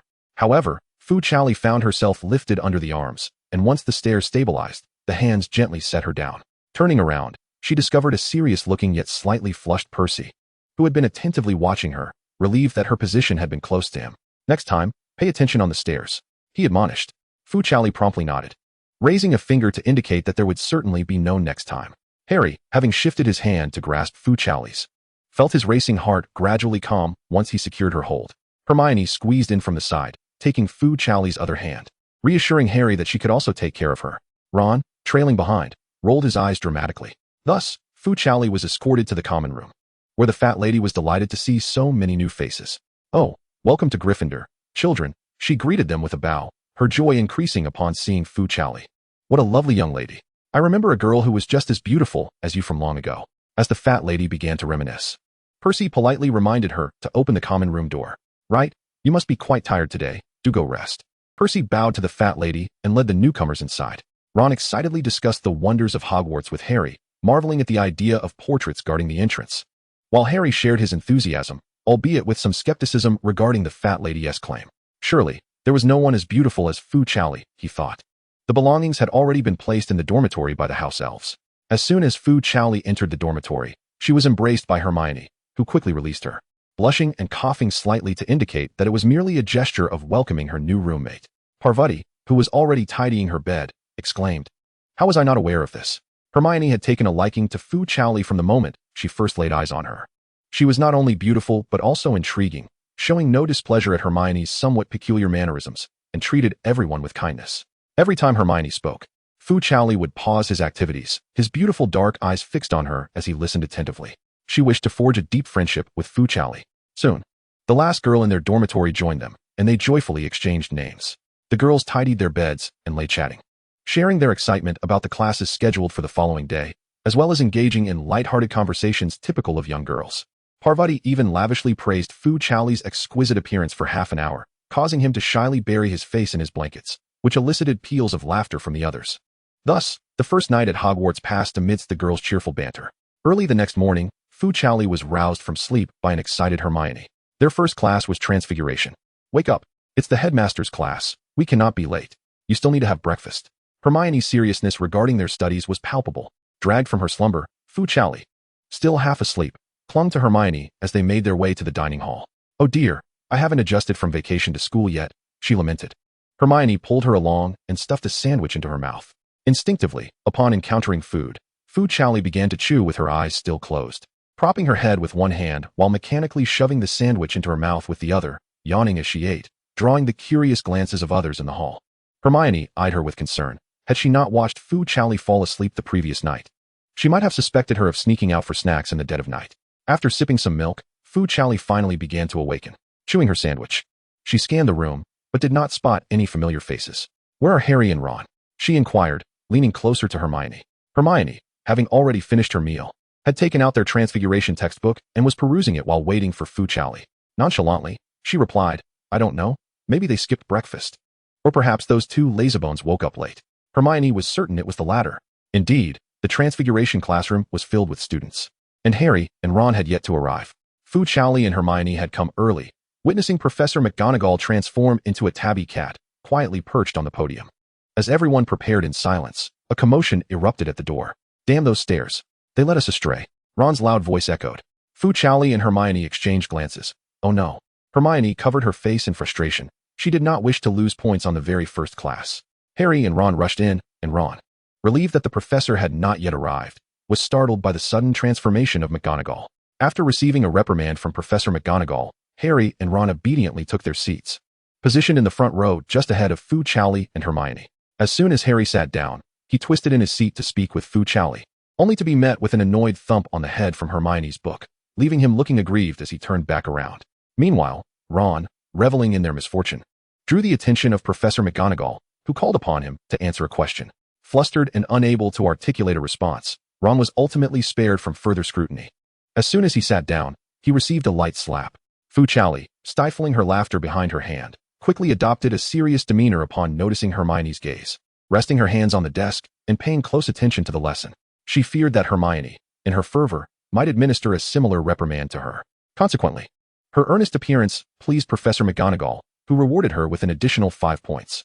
Fu Chaoli quipped, "When one sits at the table, rewards descend from the heavens." During the class, Hermione successfully completed the task assigned by Professor McGonagall, thus earning herself 5 points as well. Meanwhile, Fu Chaoli spent the entirety of the lesson correcting her pronunciation, finally mastering a flawless accent in the last few minutes, which allowed her to successfully cast a spell. Much to Professor McGonagall's delight, earning her another 5 points. Mastering magic was indeed as effortless as a mere flick of the wrist. As Hermione listened to Fu Chaoli's peculiar accent for an entire lesson, she could no longer contain herself. Astonished that incantation was proving more challenging for Fu Chaoli than the actual practice of magic. During lunch, Hermione insisted on tutoring Fu Chaoli in English after classes, leaving no room for refusal. Fu Chaoli exclaimed, happily indulging in her lamb chop. Chapter 9, Encountering Cedric again. Harry, overhearing Hermione's proposal, also wished to join Fu Chaoli in the library for study, but before he could voice his intention, Ron swiftly covered his mouth. "What are you trying to do, mate?" Sensing Hermione's piercing gaze, he hastily dragged a reluctant Harry away. Harry, one hand desperately reaching towards Fu Chaoli, mirrored the gesture as if they were separated lovers. However, Fu Chaoli could not evade the situation. After the afternoon herbology class, she found herself escorted to the library. Hermione devised a study plan for her using Fu Chaoli's personal dictionary, for it was unlikely that Hogwarts library would contain such basic materials. The library buzzed with students engrossed in various subjects, while Fu Chaoli struggled to write her notes. After a mere hour, she could no longer focus. As dusk began to settle, she tentatively suggested to Hermione that they could conclude their studies for the day, but Hermione, absorbed in her work, made Fu Chaoli reluctant to interrupt her. Several times, Fu Chaoli sought the opportunity to speak, yet hesitated, anxiety gnawing at her as she stared at her book. Unable to concentrate. Just then, a girl approached, whispering to Hermione that Professor McGonagall was looking for her. Although unaware of the matter at hand, Hermione immediately began to gather her belongings, concerned it might be urgent. Fu Chaoli's eyes lit up, and she too started to pack her things, preparing to leave with her. However, Hermione promptly dismissed the idea. "I will first see Professor McGonagall. If I am not back in an hour, you should go ahead and eat." "But we agreed to study for 2 hours. Fu Chaoli protested, pouting. "I need to quiz you when we return." Defeated by Hermione's resolute gaze, Fu Chaoli reluctantly returned to her seat, picking up her book and glancing through it aimlessly. Yet, she could hardly maintain her focus for long, eventually feeling vexed enough to close her book and rest her head upon it, surrendering to sleep. After all, it hadn't been explicitly stated they had to study for a full hour, she reassured herself. Due to her propensity for laziness, Fu Chaoli dared not fall into a deep slumber. After an indeterminate span of time, she suddenly felt a weight beside her, as someone took a seat next to her. Startled, she immediately straightened up, causing her belongings to slip away. Turning her head, she discovered it was a robe from Badger House. "Apologies, have I disturbed you?" came a gentle male voice. She recognized Cedric, whom she had encountered in Diagon Alley, sitting quietly beside her, observing her with a calm demeanor. Cedric. The sight of a familiar face filled her with excitement. She had not anticipated running into him here. "Are you here to study as well?" He nodded, rising to drape the robe over Fu Chaoli's shoulders. "I noticed a slumbering figure in the library and thought I would investigate who had the audacity to doze off." In truth, he had been in the library all along, keenly observing Fu Chaoli's antics. The fact that she could find Hermione in the library was partly due to his efforts. Madame Pants is not fond of anyone slacking off in the library. He leaned closer, discreetly pointing to the stern visage of Madame Pants in the distance, whispering softly. Fu Chaoli, feeling guilty as a thief, cautiously peeked over, only to be met with Madame Pants's gaze, which made her hurriedly retreat and feign diligence by flipping through her book. Cedric chuckled lightly and took the dictionary from in front of her, spotting Hermione's meticulously crafted plans tucked within its pages. "One cannot rely solely on self-study for English. Perhaps we should explore a different approach." He winked at Fu Chaoli, gesturing towards the library's entrance, suggesting a change of venue. Fu Chaoli felt a pang of anxiety at the thought of Hermione returning to catch them, yet Cedric assured her that Hermione would not be back within the hour. The two of them quickly reached an agreement and stealthily slipped out of the library. As they passed by Madame Pants, Fu Chaoli felt a surge of nervousness. But Cedric positioned himself in front of her, effectively concealing her presence as they made their way to the door, which only seemed to make Madame Pants's demeanor more severe. as if she might approach them for a search. They were positioned closely, and Fu Chaoli could even feel the warmth radiating from Cedric. Once outside, they instinctively began to run, laughter bubbling up as they dashed along, illuminated by the warm, orange glow of the lights, while the sound of her joyous laughter filled the corridor. When Fu Chaoli grew weary from running, she gradually slowed, resting her hands on her knees, laughing so hard that she struggled to catch her breath. When she finally straightened up, she found Cedric standing beside her, a smile gracing his lips, his gaze fixed attentively on her, patiently waiting for her laughter to subside. Feeling a bit bashful, Fu Chaoli quickly stifled her laughter, pretending to clear her throat. Cedric continued to smile, reaching out to smooth her tousled hair that had been disheveled from their escapade. They began to saunter down the corridor, sharing a light-hearted conversation about Madame Pance's sudden stern expression, erupting into laughter once more.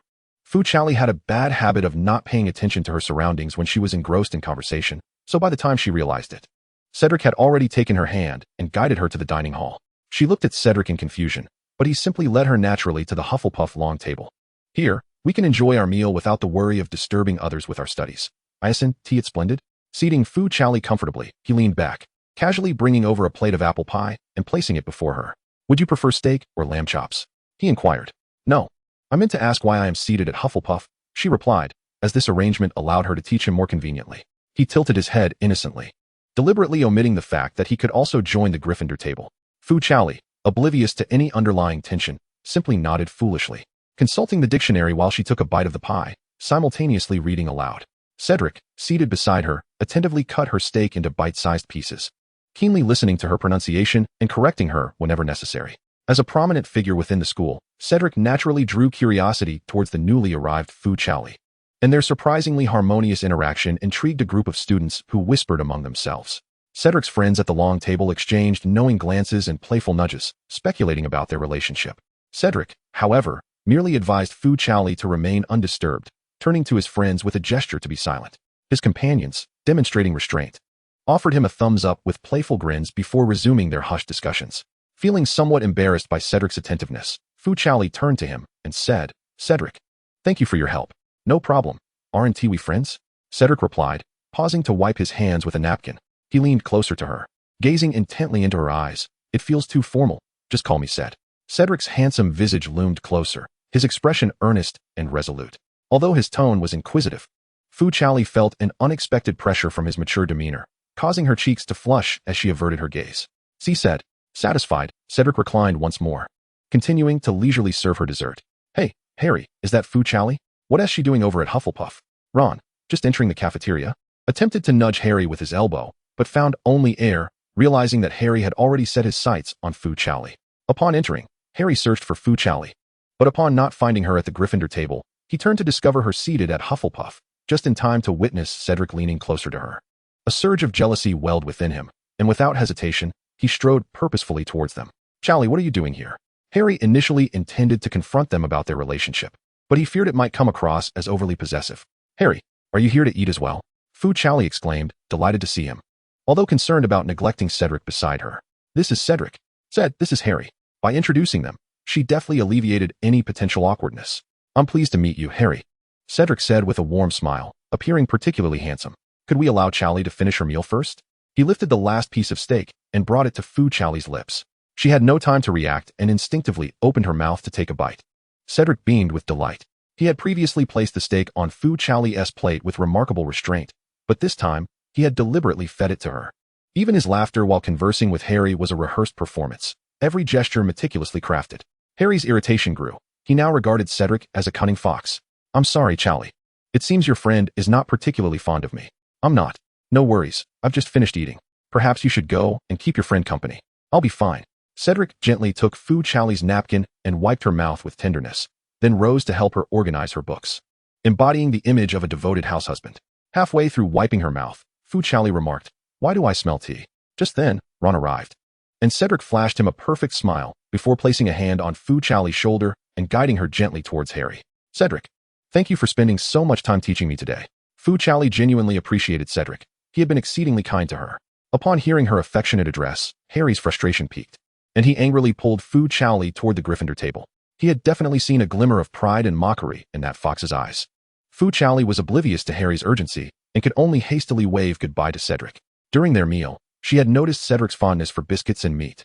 Although she wasn't adept at preparing meat, Mrs. Floss had taught her how to bake biscuits, and she resolved to find an opportunity to express her gratitude with a batch of them. Ron arrived just in time to see Harry hurriedly escorting Fu Chaoli away, perplexed by the situation and scratching his head in confusion as he followed behind. Only after Fu Chaoli had taken her seat did Cedric return, humming a little tune while continuing to eat his bread. A friend nudged him playfully and remarked, "Well done, brother. I didn't know you had such a talent for acting." He had wanted to laugh ever since he saw Cedric's restrained demeanor in front of Fu Chaoli. Having consumed less than half of his usual portion while feigning satisfaction, Cedric merely curved his lips in a faint smile and resumed his quiet meal. "Hey, have you taken a liking to that younger girl? How old is she, anyway?" Cedric lowered his gaze, reflecting on their first encounter.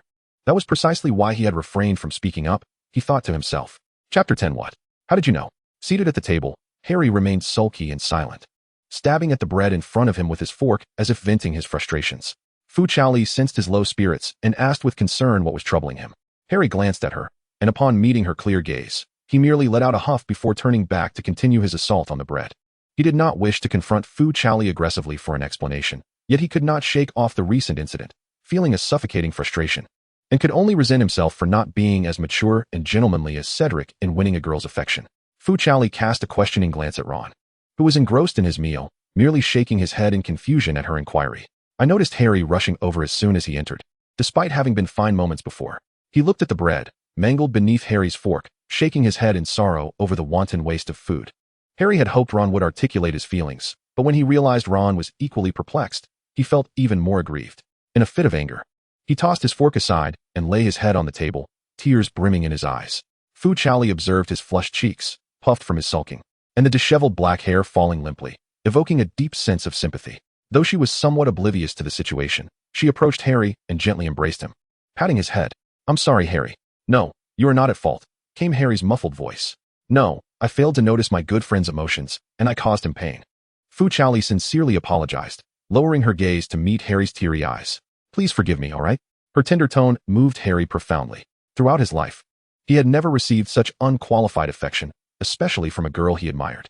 He buried his head, hastily wiping away the tears that had fallen, then lifted his gaze to grasp Fu Chaoli's hand, stating earnestly, "I forgive you, but you must promise me that I will always be your best friend."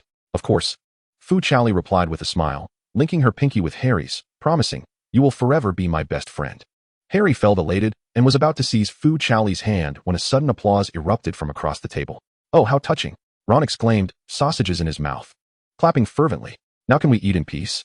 He lamented that the earlier somber atmosphere had rendered him reluctant to indulge. Hermione returned to the dormitory quite late, and Fu Chaoli had thoughtfully prepared a sandwich for her, concerned she might be too busy to have dinner. Hermione, touched, embraced Fu Chaoli, then, as if recalling something, pulled a vial of potion from her pocket and handed it to Fu Chaoli. Recognizing the familiar bottle, Fu Chaoli felt a sense of foreboding but still hoped against hope, asking, "Is this?" "Oh, it's from Professor McGonagall for you," Hermione replied after swallowing her sandwich. "She said it was from Professor Snape, to prevent you from overeating and suffering a stomachache." Fu Chaoli looked at the vial in her hand, feeling the strange taste from the last time returning to her mouth. She tucked the potion away, attempting to mask her discomfort. "I haven't eaten much today. I probably won't need it." Hermione shrugged nonchalantly, believing that as long as there were no major issues, it was best not to take unnecessary potions. Just as Fu Chaoli let out a sigh of relief and was about to lie down, Hermione called out to her for a surprise quiz. She paused momentarily, turning rigidly to face the other way. Suddenly feeling quite drowsy. "Perhaps I should take a day off." Just as the words escaped her lips, she was abruptly interrupted by Hermione, leaving Fu Chaoli no choice but to sit down with a grimace. Fortunately, the questions Hermione posed were those Cedric had notably emphasized. After a series of exchanges, Hermione closed her book with satisfaction, declaring that if this pace continued, Fu Chaoli would master English by the end of the semester. Fu Chaoli exclaimed, "What?" And thus, her first day at Hogwarts came to a close. The following morning, she awoke to find the common room's occupants regarding her with peculiar expressions. In confusion, she glanced at her reflection in the mirror, discovering nothing amiss, and proceeded to the door with a sense of trepidation. Upon stepping outside, she immediately spotted Harry, who had his back turned to her. Just as Fu Chaoli intended to greet Hermione, she overheard Harry boasting to an unfamiliar classmate. "Hey Harry, would you like to join us for breakfast?" "What? How do you know Chaoli said I'm her best friend?" The words rendered the three present speechless. It was no wonder Ron had not accompanied Harry this time. He must have been embarrassed and opted to leave first. Fu Chaoli, feeling embarrassed, covered her face with her hands, and discreetly pulled Hermione away, while Harry continued to speak animatedly behind them. What happened yesterday? Why is Harry so excited? Seated in the dining hall, Fu Chaoli refrained from mentioning her early departure the previous day, instead fabricating an excuse to deflect Hermione's inquiries. Hermione paid it no mind, and the two resumed their discussion about the afternoon's potions class. At this moment, the twins seemingly appeared from nowhere, taking seats opposite Fu Chaoli and Hermione. Good morning, Miss Dark. Oh no, now it's best friend Mississippi, mind you. She is Harry's best friend. They lamented, casting accusatory glances at her. Fu Chaoli, feeling awkward, nearly burrowed her toes into the floor in embarrassment. We learned everything from Ron. The twins leaned across the table, whispering conspiratorially in her ears, including the fact that you abandoned Gryffindor for Cedric. I did not. Given Hermione's presence, Fu Chaoli could only retort in a hushed tone, as their heads drew ever closer. She extended her hand and gently pushed their faces away. Rising, she took Hermione by the arm and made her exit. Ouch! The twins stumbled back, clutching their faces in mock pain, as if grievously injured, casting furtive glances her way. Fu Chaoli remained unfazed, urging Hermione onward while turning back to mime a zipping motion across her lips. Hermione sensed something was amiss with Fu Chaoli, yet with class approaching, she had no time to inquire further. Fu Chaoli exhaled in relief, hoping Hermione would forget the incident. Observing Harry had returned to his usual self in class, she chose not to bring it up, believing both of them would find it socially mortifying. It was better left unmentioned. The mere mention of the term best friend now made her uneasy. In the afternoon, the group attended potions class punctually. In the depths of the potions classroom, the chilling atmosphere felt almost tangible. The timid Neville cautiously lingered behind Ron, apprehensive of a ghost suddenly appearing to frighten him. Several young wizards continuously adjusted their robes, and fortunately, Hermione had learned the warming charm. After casting it, they felt a bit more at ease. They successfully located the potions classroom, which was even darker inside, adorned with an array of unknown potion ingredients reminiscent of a mad scientist's laboratory.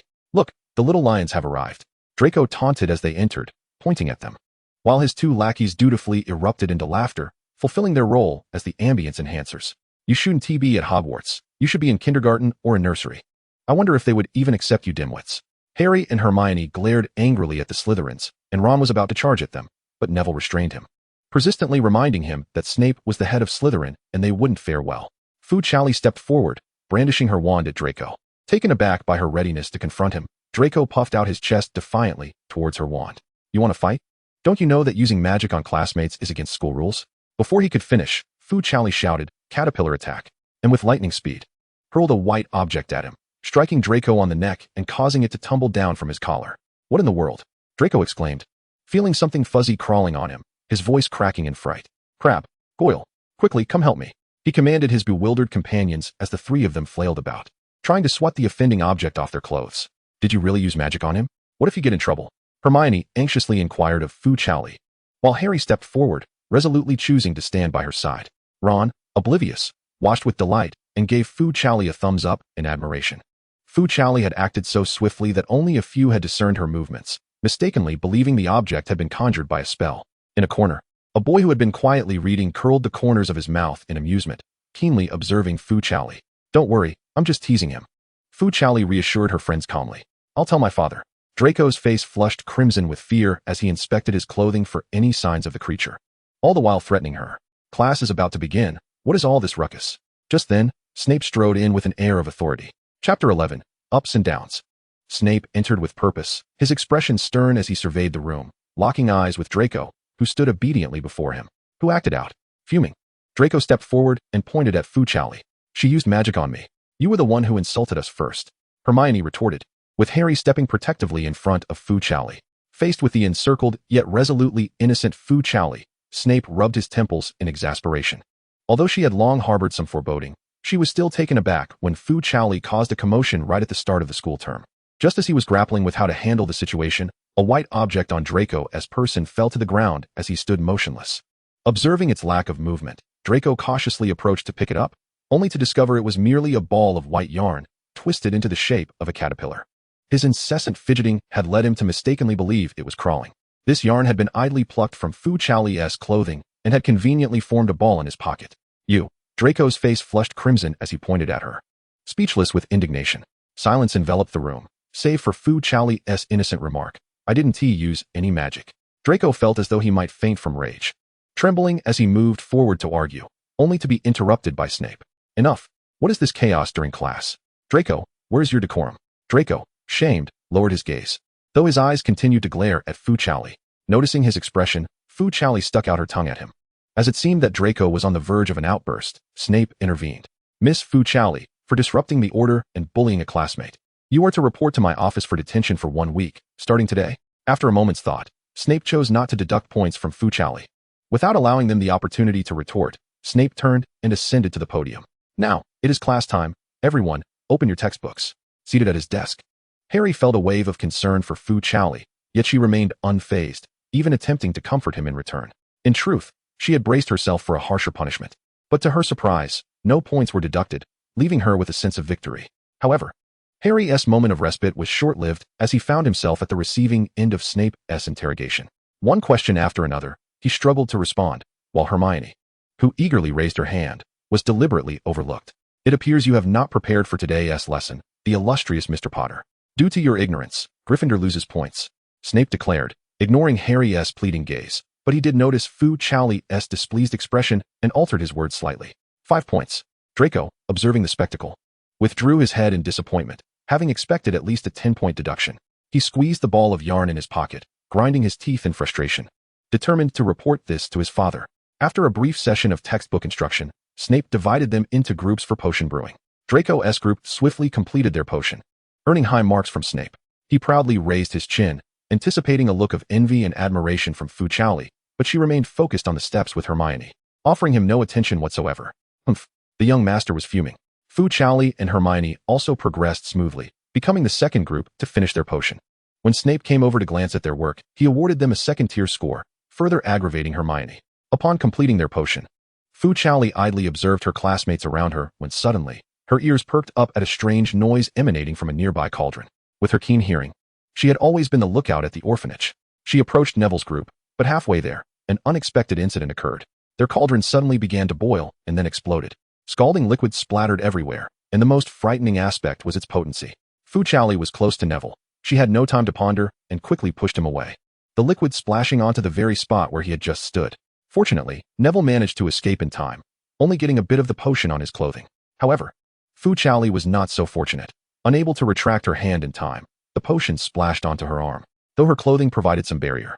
The potion's contact with her skin elicited excruciating pain. Chaoli. Harry and Hermione rushed over, alarmed to see her arm trembling with pain and her face paling. Concerned, Harry attempted to pull back Fu Chaoli's clothing to assess her injury, but was halted by the arriving Snape. Do not touch her.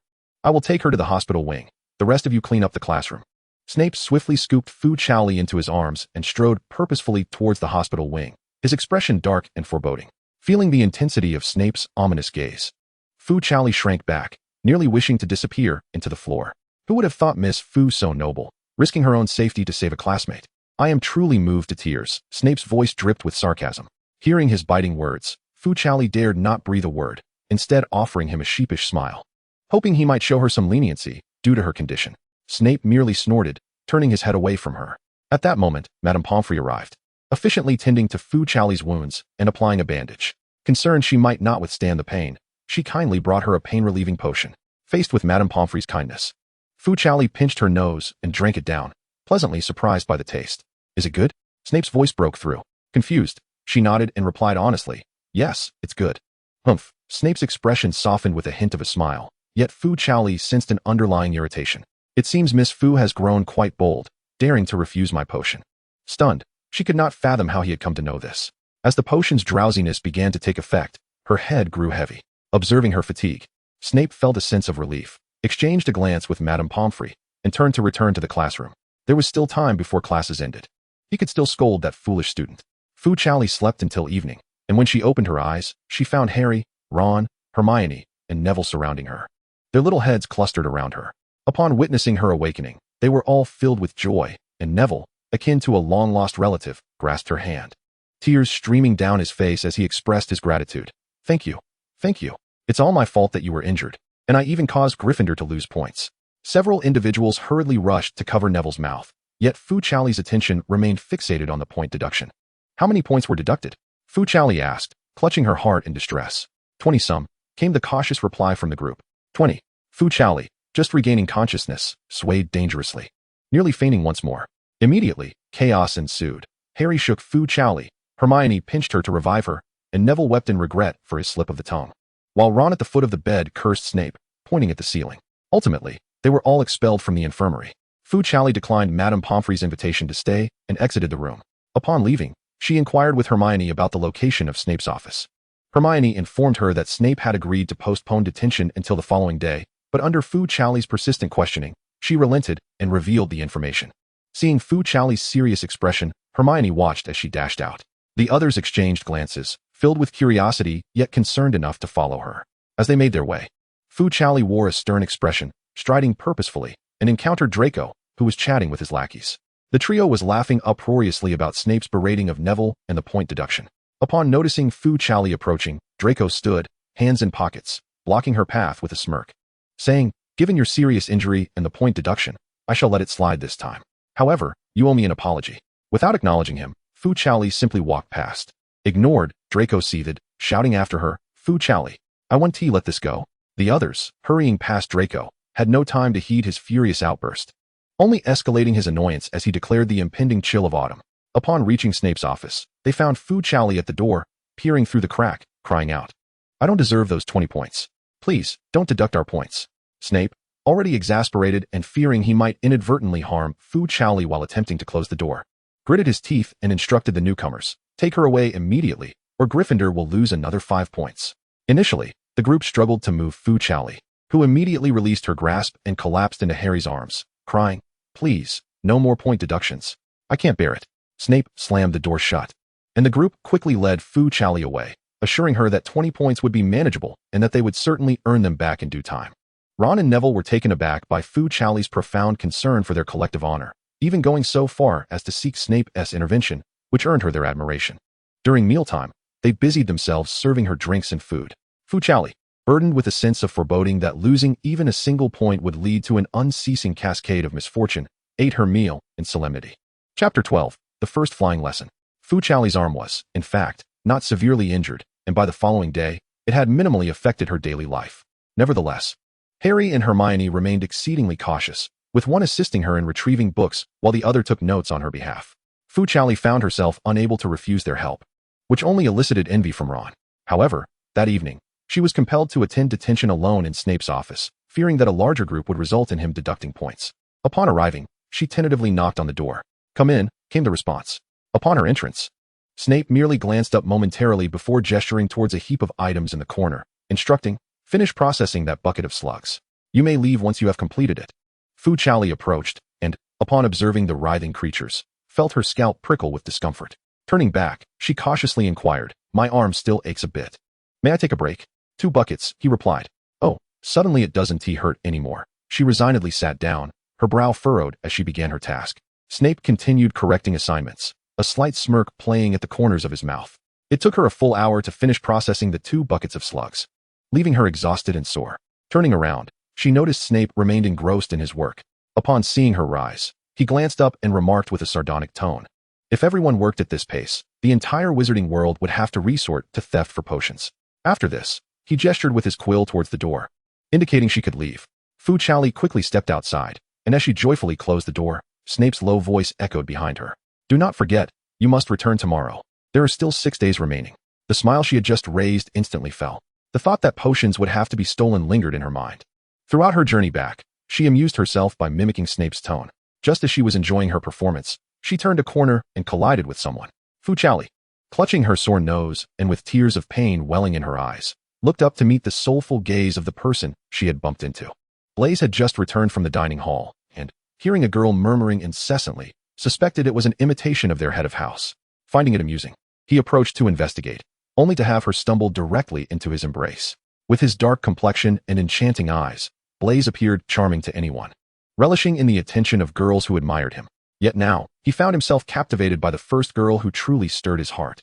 He was tall, and from his vantage point, he could see her delicate face tilted upward, her nose elegantly shaped, and her lips a soft pink.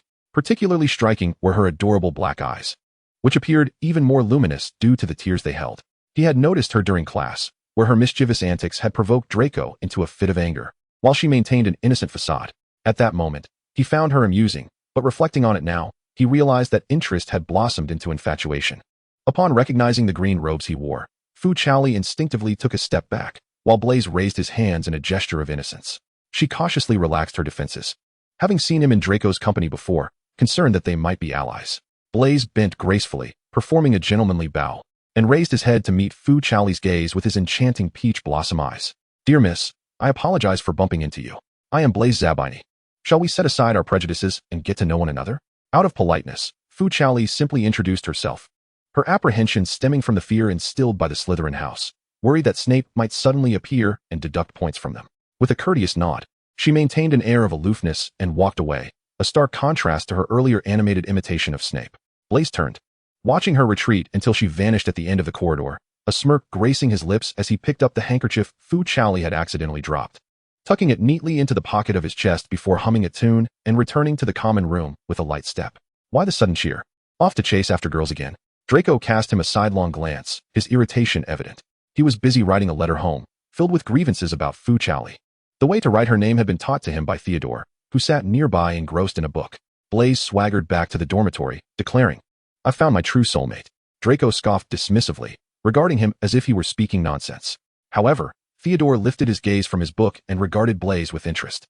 Upon returning to the dormitory, Blaze reclined on his bed, holding the handkerchief before him, scrutinizing it as memories of their encounter replayed in his mind. That morning, Harry and Ron were unusually excited, urging Fu Chaoli to hurry and eat so they could attend class. Fu Chaoli cast a puzzled glance at Hermione, who, absorbed in her reading, shrugged nonchalantly and remarked, "Today is the first flying lesson." "Oh." Fu Chaoli smacked her forehead, having forgotten amidst the recent trials imposed by Snape.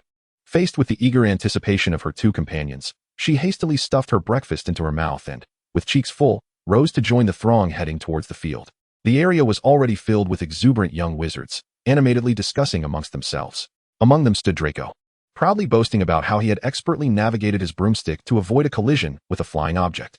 Unable to contain her amusement, Fu Chaoli burst into laughter, prompting Draco to turn his attention towards her. "You again? What is so funny? Have you ever ridden a broom?" "I haven't ridden a broom, but I have flown in an airplane," Fu Chaoli replied innocently. The young wizards, unfamiliar with the concept of airplanes, mistakenly assumed they were a sign of nobility, akin to purebloods in the wizarding world. Draco regarded her skeptically, questioning, "Are you from some prominent family then?" Fu Chaoli lifted her chin defiantly, exclaiming, "Of course. I am from the Fu family. Every president of the Fu family boasts a height of 185 centimeters, chiseled abs, and their own private plane and physician." This claim was derived from her clandestine reading of novels, fabricating an identity for herself while away from home. The surrounding young wizards were captivated, flocking around her with eager inquiries. Draco, momentarily silenced, contemplated writing to his father to inquire about the Fu family. Ron, his eyes gleaming with curiosity, leaned in to ask Fu Chaoli, "Is what you said true or false?" "False. Really? Indeed." Ron found himself ensnared in the logic of her words, crouching nearby to sort through the implications. Harry squatted on the side, contemplating whether he could reach a height of 185 centimeters. Chapter 13. Am I truly a genius? After class, Professor Hooch distributed practice brooms to everyone. The young wizards from several Muggle families were filled with wonder, and Ron was particularly delighted, for this broom far surpassed the ancestral one from his home. Only Draco held his with disdain, lamenting to his fellow Slytherins that he should have brought his family's latest model, which elicited a wave of envious murmurs, boosting his ego. Professor Hooch instructed everyone to place their brooms on the ground and attempt to connect with them. Fu Chaoli, adhering to the professor's request, placed her hand above the broom. But before she could utter the incantation, the broom eagerly soared into her palm. "Do not be anxious, simply follow my commands," Professor Hooch reassured her with patience. Fu Chaoli returned the broom to the ground, mimicking the other young wizards by extending her hands, yet the broom sprung up, colliding with her palm. She looked up at Professor Hooch with innocent eyes. Professor Hooch had never encountered such an obedient broom, or perhaps Fu Chaoli possessed remarkable talent. She gestured for Fu Chaoli to wait aside while she guided the more excitable young wizards. Once the others had successfully lifted their brooms after following Professor Hooch's instructions, Harry managed to do so instantly, beaming at Fu Chaoli, who returned his enthusiasm with a thumbs up. Suddenly, a burst of laughter erupted nearby. It turned out Ron had been struck on the forehead by a rising broom. After everyone had succeeded, Professor Hooch instructed, "Now, straddle your brooms. But do not push off the ground." "I said, do not push off." Gasps echoed around as Neville, overcome with anxiety, wobbled on his broom and unexpectedly ascended into the air. He fell. A gasp arose from the crowd as they watched Neville plummet from a height of 3 meters. Professor Hooch rushed to him, taking the groaning boy to the infirmary. Before departing, she commanded, No one is to ride their brooms until I return. Hermione, covering her mouth in horror, turned to her companion. Oh dear, poor Neville.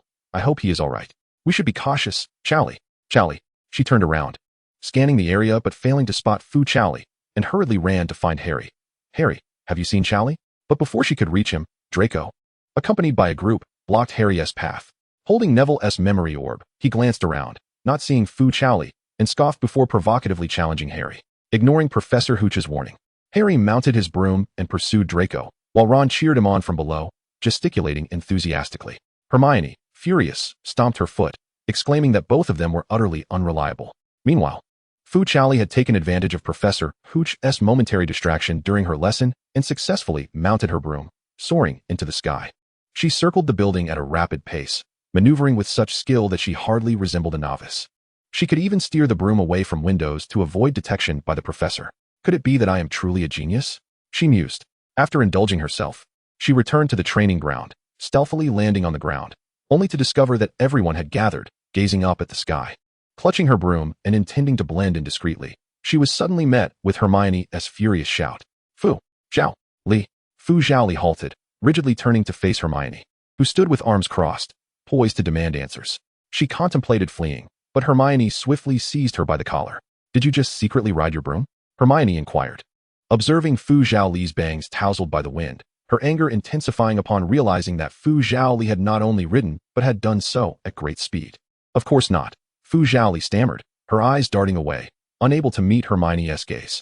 Hermione, filled with indignation, pointed an accusatory finger at Fu Chaoli's forehead, admonishing, how could you be so reckless as to ride the broom alone? Do you realize that Neville just fell and got hurt? What? Is Neville all right? First, worry about yourself. If Professor McGonagall finds out you've been sneaking around on a broom, you can expect to face punishment alongside Harry. No way. I've been careful to avoid the professor's office, Fu Chaoli proudly asserted, but suddenly, a realization struck her, and she asked in astonishment. Are you saying Harry too? Hermione nodded, pulling Ron over, and together they recounted the recent events to Fu Chaoli. What? There's more to this. Fu Chaoli exclaimed, rolling up her sleeves, determined to mount her broom and assist Harry, only to receive a sharp smack from Hermione. At that moment, Draco and Harry returned in succession, with Harry triumphantly holding up Neville's memory ball, met with enthusiastic cheers from the Gryffindors. Draco, casting a glance at the approaching Professor McGonagall, smirked with satisfaction, standing aside to relish the spectacle. Just wait, the savior is about to be expelled. Before Harry could utter a word to Fu Chaoli, he was summoned away by the hurried Professor McGonagall. Anxiety gripped him as he followed her, frequently glancing back to see the concerned expressions on Fu Chaoli and the others. Hermione, in a fit of agitation, stomped her feet, exclaiming, I told you not to let him act impulsively. Ron, pacing anxiously, muttered about what to do. Fu Chaoli pondered for a moment, deciding to discreetly follow them to assess the situation. However, just as she was about to pursue, Draco and a crowd of Slytherins obstructed her path. The renowned savior is about to be expelled? Such explosive news will surely make the front page of the Daily Prophet, Draco taunted, as the Slytherins erupted in laughter. Hurling mockery at Harry, Fu Chaoli merely observed them quietly, reaching into her pocket. Noticing her movement, Draco instinctively stepped back, wary of her potential mischief. Yet, recalling the letter from his father stating he would be visiting the school, he puffed out his chest, attempting to project bravado as he threatened, What? Are you going to resort to your little trick again? I'll tell you, my father is coming soon. Fu Chaoli smiled mysteriously and replied slowly, This time, it's not magic. In the face of Draco's puzzled expression, she produced a handful of small white paper slips from her pocket and scattered them towards the Slytherins. Reciting in Chinese, eating grapes without spitting out the skins, but if you do not eat grapes, you end up spitting out the skins. As fluttering scraps of paper descended upon the members of Slytherin House, several became ensnared in Draco's platinum locks. Bewildered, they brushed the papers from their attire, while Draco, observing Fu Chaoli muttering something enigmatic, felt an increasing trepidation. Angrily swatting at the papers on his person, he demanded, What have you done? What on earth is this? Fu Chaoli, grinning mischievously, clapped his hands and amiably proclaimed, This is a demonstration of Eastern sorcery. The Slytherins jumped back in alarm, with some girls even beginning to scream. Fuming, Draco attempted to seize Fu Chaoli by the collar, only to be restrained by Ron. Hermione approached, her concern evident as she inquired, What are those little pieces of paper you threw? They aren't truly the talismans from your Eastern traditions, are they? Fu Chaoli casually replied, unveiling a piece of white rabbit candy, just leftover candy wrappers. And what about the incantation you recited? Fu Chaoli shrugged innocently. It was merely a catchy phrase in Chinese. It's not my fault they don't understand it. Chapter 14. I most despise Fu Chaoli. As Draco's bodyguard, Ron missed Fu Chaoli's explanation and, while holding Draco back, excitedly asked, "What will this sorcery do? Will it cause illness, misfortune, or perhaps even lead to rotting skin? A foul odor?" Ron's enthusiasm grew as he scrutinized Draco, revealing a hint of personal bias. The rest of Slytherin fell silent at his words, and Draco, apprehensively, turned to Fu Chaoli. In a conspiratorial whisper, Fu Chaoli feigned malice, saying, "This curse will leave you parched and yearning for water, famished and craving food, and even drowsy." Casting a sweeping glance at the anxious faces of the Slytherins, she paused dramatically before exclaiming, "You will feel an overwhelming desire to sleep." The Slytherins, captivated by her mysterious gestures, were momentarily rendered speechless. Satisfied with her effect, Fu Chaoli strolled away with her hands in her pockets towards the direction where Harry and Professor McGonagall had departed, leaving the Slytherins too intimidated to approach them again. In the ensuing silence, a male student from Slytherin suddenly chuckled. Infuriated, Draco turned and complained, "Not, how dare you laugh? She has no intention of lifting such a grave curse from us." Realizing something was amiss, Draco's previously pale visage flushed crimson with anger. Theodore not maintained his previous smirk, and upon witnessing Draco's realization, he unleashed a torrent of invective directed at Fu Chaoli's retreating figure. He produced a notebook from his pocket, carefully extracting a piece of the candy wrapper that had adhered to him and placing it within the pages. Having failed to locate Harry, they returned to the common room, anxiously awaiting the outcome. During this time, Ron remained oblivious to Fu Chaoli's prank, persistently pestering her to teach him the sorcery, only to be met with Hermione's disapproving glare as she reluctantly explained the situation to him. The revelation shattered Ron's previously held mystique regarding the East. At last, during lunchtime, Harry returned. Upon his arrival, he excitedly recounted to Fu Chaoli and the others how Professor McGonagall had uniquely invited him to join the Quidditch team. By Merlin's beard, you must be the first year ever to participate in a Quidditch match. Ron was even more exhilarated than Harry himself, unable to contain the urge to share the news with everyone, particularly those from Slytherin. He eagerly anticipated the sight of Malfoy's disgruntled expression. Fu Chaoli also rejoiced for Harry, offering him a piece of candy. As Harry glanced at her, his cheeks flushed, whether from excitement or another reason, he couldn't tell. He accepted the candy, took a deep breath, and tentatively asked Fu Chaoli, "I have training tomorrow. Would you care to come and watch?" Upon seeing her nod, Harry let out a sigh of relief, only to be immediately interrupted by Ron, who playfully tightened his grip around Harry's throat. "Of course, mate. I'll definitely be there to watch you train." Harry thought, "I can't be angry. He's my good friend." The group merrily made their way to the dining hall. Noticing that Harry had consumed her candy, Fu Chaoli realized the wrapper was crumpled in his hand with no place to dispose of it, so she kindly took it back and returned it to her pocket. Hermione, curious, inquired why she kept so many seemingly useless items in her pocket, like the thread from last time and the candy wrappers. Fu Chaoli replied earnestly, "But both the thread and these wrappers have proven useful before." Hermione conceded, "All right then. This habit stemmed from Fu Chaoli's time in the orphanage. Yarn scraps could mend dolls, and candy wrappers could be exchanged with the vendors at the entrance for sweets." Over time, she developed a penchant for keeping such trinkets in her pockets, convinced they would eventually serve a purpose. At the dining table, thanks to Ron's boisterous voice, not just Gryffindor, but nearly the entire school learned of Harry's elevation to the position of the new seeker on the Quidditch team, once again placing him at the center of attention. Under Ron's deliberate promotion, Slytherin's table could hear every word clearly. Draco, upon realizing that Potter had not only avoided expulsion but had also joined the Quidditch team, felt a surge of frustration, losing his appetite completely. He tossed down his fork and stormed off to the common room. Once there, he plopped down on the sofa in a huff. Theodore, engrossed in a book, didn't he even look up, while Blaise, lounging on the couch, straightened up and teasingly remarked at Draco, "What's wrong, young master?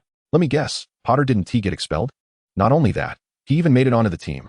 Draco fumed, lamenting, "Are these professors foolish? How could they allow such a thing?" He continued, "And that Fu Chaoli, associating with someone as attention-seeking as Harry Potter, she truly lacks discernment." Recalling the adoring look Fu Chaoli had cast upon Harry, Draco felt a knot of irritation in his chest. "What's this? Are you jealous? I thought you despised her," Blaise observed, narrowing his eyes at Draco, who seemed to be in a decidedly off mood.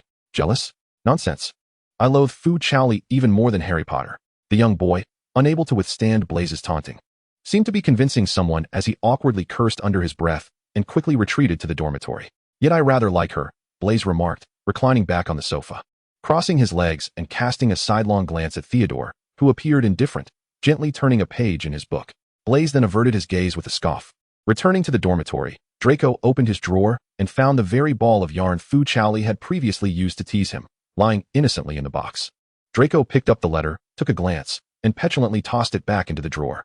He turned and opened the letter that had just arrived on the table. After reading it, he stood up in excitement. His father would be arriving at Hogwarts that afternoon. After dinner, Fu Chaoli was about to return to rest with Harry and the others when she encountered Professor Dumbledore in the corridor. Dumbledore, with a warm smile, called out to Fu Chaoli, stating that he needed her assistance and hoped she could accompany him to the headmaster's office. Fu Chaoli had an inkling of the reason and comforted her concerned friends before following Dumbledore.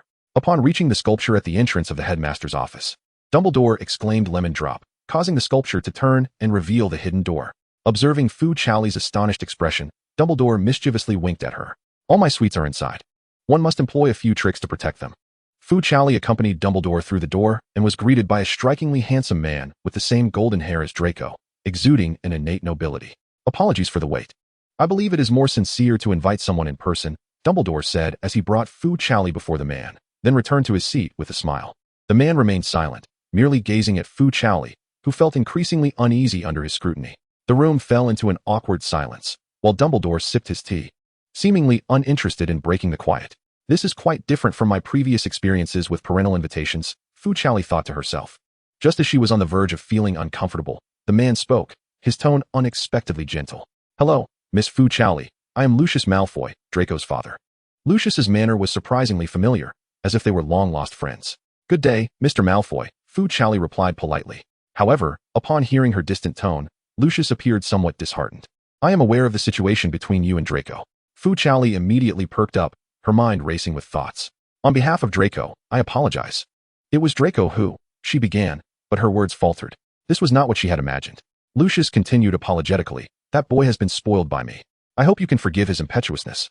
At this moment, Fu Chaoli began to brainstorm, yet Lucius's sincere expression suggested he bore no malice. I'm fine after all. I have not suffered any loss," she stammered, feeling somewhat flustered by his gentle demeanor. "That is reassuring. I hope this incident will not affect our relationship, if you please." Lucius seemed to imply something deeper, prompting Dumbledore, who was observing with amusement, to glance up with a knowing smile. Fu Chaoli did not detect the subtlety in his words and merely nodded. "Honestly, how is it that my father is so polite while his son has learned nothing of the sort?" Fu Chaoli mused silently as Lucius escorted her out of the headmaster's office. "It is a pleasure to make your acquaintance, Miss Fu Chaoli. Should you find the time, I would be delighted to invite you to visit Malfoy Manor. When Draco arrives in high spirits, he might be taken aback to discover that Miss Fu and his father are engaged in a lively conversation, to the extent that an invitation to their home has been extended. On his way, he envisions various scenarios, even contemplating whether to advise his father to temper his demeanor toward Fu Chaoli, fearing she might be reduced to tears by his sternness. Little did he expect such a harmonious rapport between them. "Father? Dad?" Draco ventured uncertainly.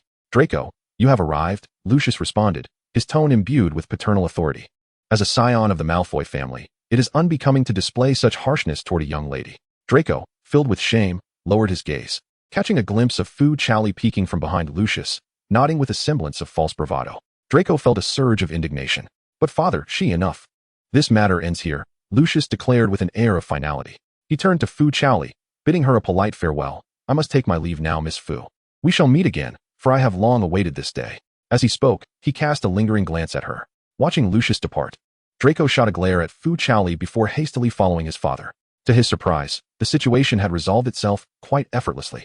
Fu Chaoli clapped her hands, satisfied with her role, and sauntered back to the common room. Observing that everyone had left the room, Dumbledore opened a drawer, his fingers brushing against a pure black notebook. Seemingly speaking to himself, that was a splendid opportunity for her. "No, it is not yet time," the notebook replied, its voice resonating with an eerie familiarity. "Do not forget our agreement." "Very well, I shall refrain from interfering." "Father, why?" Draco, trailing behind Lucius, hesitated before finally voicing his question. Lucius paused momentarily. In truth, this matter hardly warranted his intervention, yet he found himself captivated by the name Fu Chaoli on the letter, reading it over and over in disbelief. After composing a response, he had eagerly set off for Hogwarts, simply to ascertain whether she had indeed returned. "You need not concern yourself. Your mother's cookies have been placed in your dormitory," he said, uncertain how to articulate his thoughts, awkwardly shifting the topic.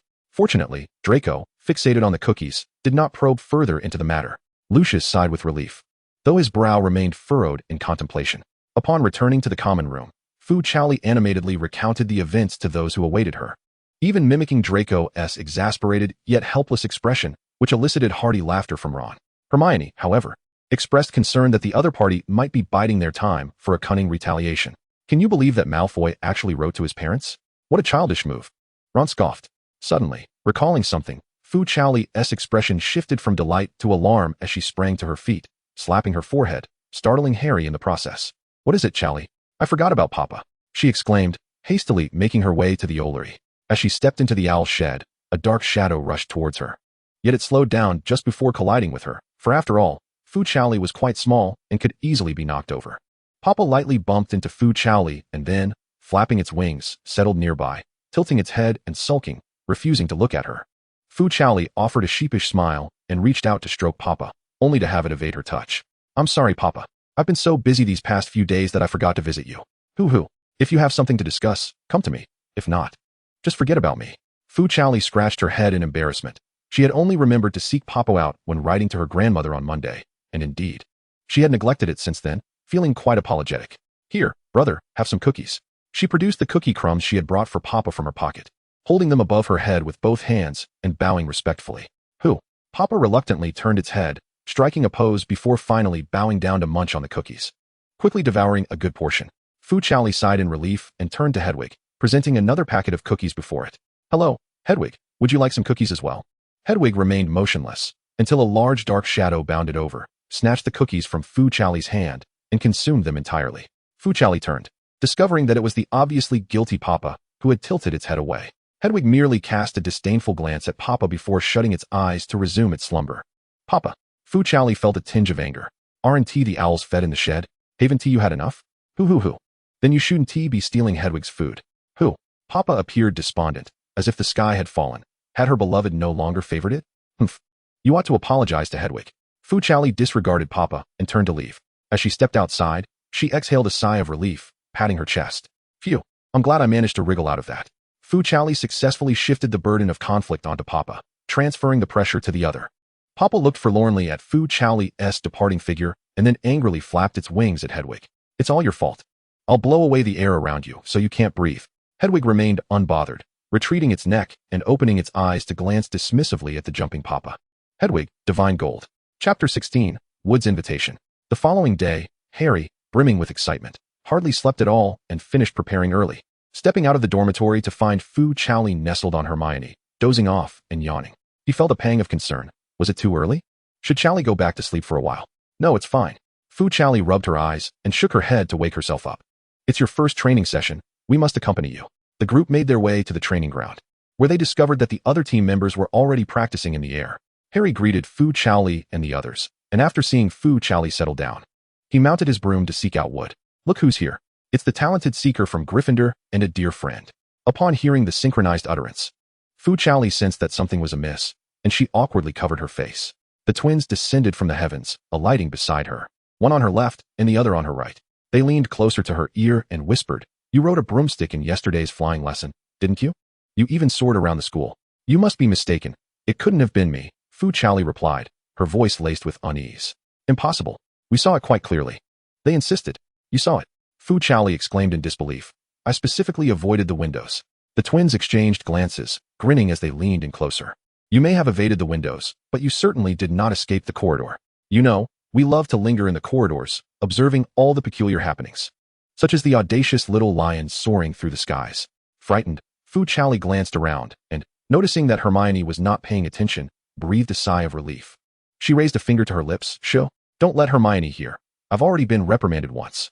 Fred raised an eyebrow and, feigning innocence, said loudly, Why not? You possess quite the talent for flying. In a moment of panic, Fu Chaoli slapped her hand over Fred's mouth, desperately signaling him to lower his voice. Fred, unperturbed, merely took her hand and held it firmly. George leaned in from the other side, smoothing Fu Chaoli's hair, and earnestly remarked, Honestly, Chaoli, you flew swiftly and steadily yesterday. Have you considered playing Quidditch? Fu Chaoli pondered this. She indeed relished the sensation of flying, yet her knowledge of Quidditch was limited, and she decided to contemplate further. As she was lost in thought, another figure descended. Fred, George, what are you doing here? The training has not yet concluded. Fu Chaoli sensed the twins stiffen beside her. Wasn't he training Harry? How had he returned so swiftly? Fred muttered under his breath. The young man who landed was tall and radiated a sunny demeanor, though his brow was furrowed, giving him a somewhat serious and stern appearance. Under Wood's strict gaze, the twins reluctantly mounted their brooms to resume training. Are you Fu Chaoli? He inquired, turning his gaze towards her his tone unexpectedly softening. Yes. Fu Chaoli startled, immediately straightening up to stand at attention before Wood. After all, he was the one who could rein in the mischievous twins. There's no need to be so formal. Wood extended his hand toward her. I am Oliver Wood. I have seen you before. Fu Chaoli extended her hand to shake his. Wood's grip was firm, enveloping her entire hand. As she contemplated when their paths had crossed, she noticed a serious expression cross Wood's face. I saw you flying on the broom yesterday, and I thought you did exceptionally well, he reflected, adding. I believe everyone in that lesson noticed. They all think you have a talent. Fu Chaoli felt a wave of darkness wash over her. The entire classroom had witnessed her reckless flight on the broom. Wood, oblivious to her astonishment, continued with excitement. I truly believe you would make an excellent Quidditch player. Shall we consider having you as our seeker next year? After scrutinizing Wood's gaze, Fu Chaoli discerned only the excitement and anticipation of discovering a promising talent. Reluctant to dampen Wood's spirits, she acquiesced. I shall contemplate it, Senior Wood. Excellent, Wood exclaimed, cheerfully patting Fu Chaoli's shoulder, causing her to feel slightly askew. He gestured towards Harry in the air, saying, you could come watch Harry during practice. After a moment's reflection, he felt it insufficient. No. You should come to the training ground in the mornings to find me. We will commence training early. Wait, Senior Wood, before Fu Chaoli could respond. Wood declared they would start tomorrow, swiftly mounting his broom and departing for practice. Hold on, Senior Wood. I haven't agreed yet.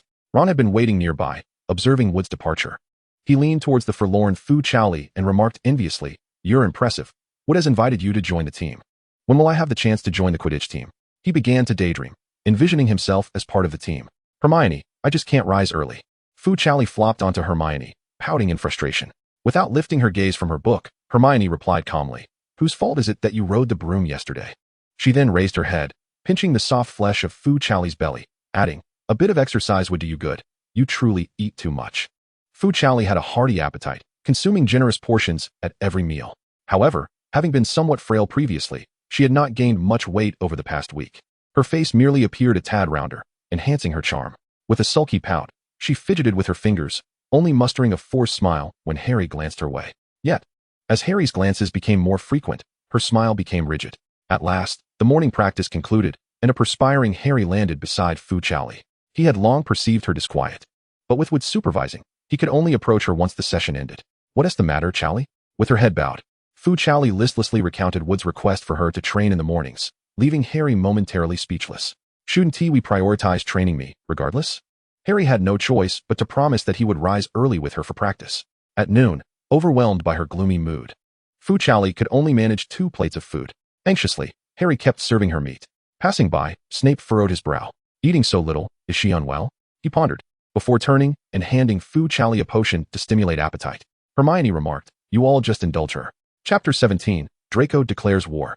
Due to her agreement with Wood from the previous day, Fu Chaoli begrudgingly rose on this splendid weekend. Stifling yawns, she stepped out of the dormitory and spotted a brown-haired figure dozing off in the common room. Approaching, she realized it was Harry, eyes shut in slumber. She gently approached Harry, intending to help him don his attire. Harry, perceptive as ever, sensed her presence and abruptly opened his eyes, meeting the concerned gaze of Fu Chaoli. I'm sorry, Chaoli. Harry rubbed his eyes. Did I startle you? It's quite all right, Harry. You truly need not accompany me. You should return and rest. Harry shook his head resolutely and made his way towards the door. I'm already dressed in my training gear. Moreover, the competition is imminent.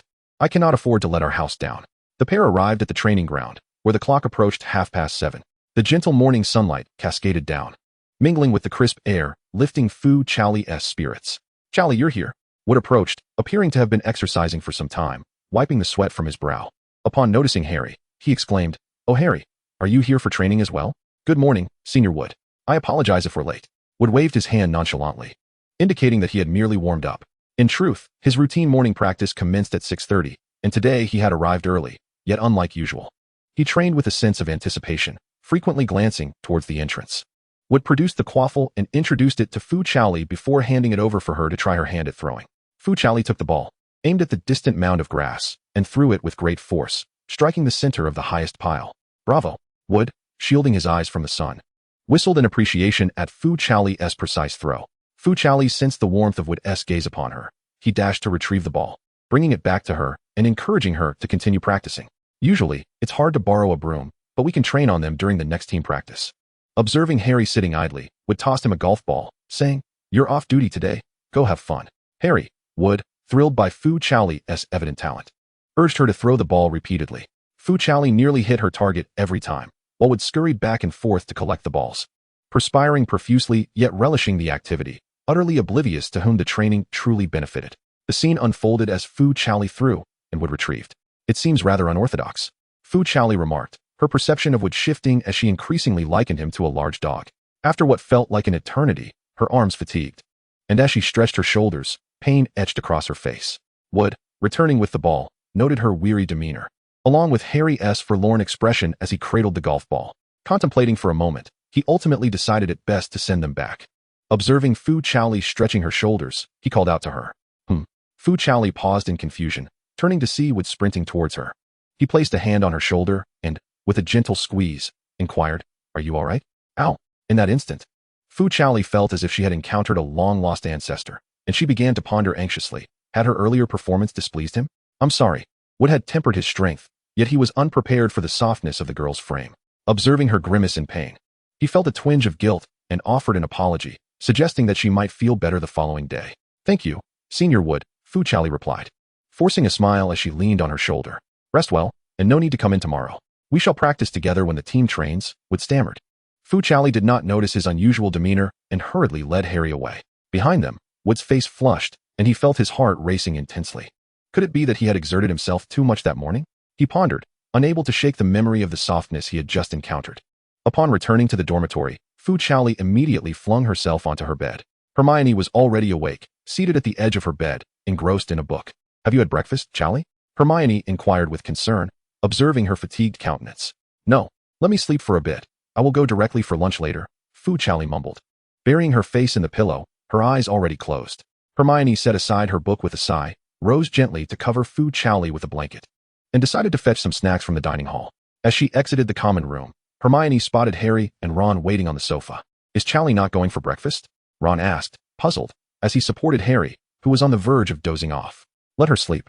I will bring her something to eat," Hermione replied, glancing at Harry. "Why aren't you going back to rest?" He insisted on waiting for Chaoli to eat together, Harry exclaimed. Suddenly alert, his face flushed as he covered Ron's mouth, turning to Hermione with a smile that attempted to mask his embarrassment. "I'm not tired, haha. I'll join you for breakfast." Hermione rolled her eyes at the bickering duo of Harry and Ron and stepped outside. The three arrived at the dining hall, where the Sunday morning crowd was sparse, and Draco immediately spotted them. Accompanied by two lackeys, he strode towards them. "Oh, the genius seeker from Gryffindor isn't rushing to practice, but finds time for a meal?" He sneered, hands in his pockets. Noticing Fu Chaoli's absence, he pouted in disappointment and turned to mock Harry. "Practice more. Perhaps you might lose less embarrassingly. Better than someone who couldn't even get into the team through backdoor means." Wandering around with an empty head, Harry retorted defiantly. "Who are you insulting?" "Of course, I'm referring to the one who constantly cries 'Daddy, Daddy,'" Draco shot back, the atmosphere thickening with tension. Amidst this serious exchange, Ron, standing beside Harry, suddenly recalled Fu Chaoli's remarks about Draco's boundless bravado from earlier in the common room, and he chuckled aloud. Draco, infuriated, turned sharply to Ron. "What are you laughing at?" "I just thought of something amusing," Ron replied, his mind filled with images of Draco, unable to contain his laughter. Enraged, Draco felt disrespected. Yet suddenly, as if struck by a thought, he too began to laugh.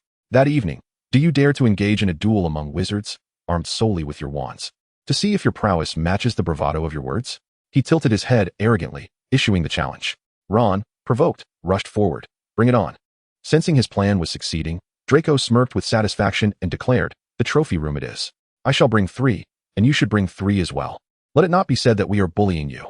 Hermione quickly stepped forward to grasp Harry's arm, her voice laced with urgency. "We cannot accept. He will surely resort to trickery." Draco shot her a disdainful glare before employing taunts. "Or are you simply afraid?" Harry had long found Draco insufferable, and with this provocation, he resolutely accepted the challenge. "Humph, you best show some spirit." Draco turned with a scornful huff and departed. "Harry, how could you agree to this?"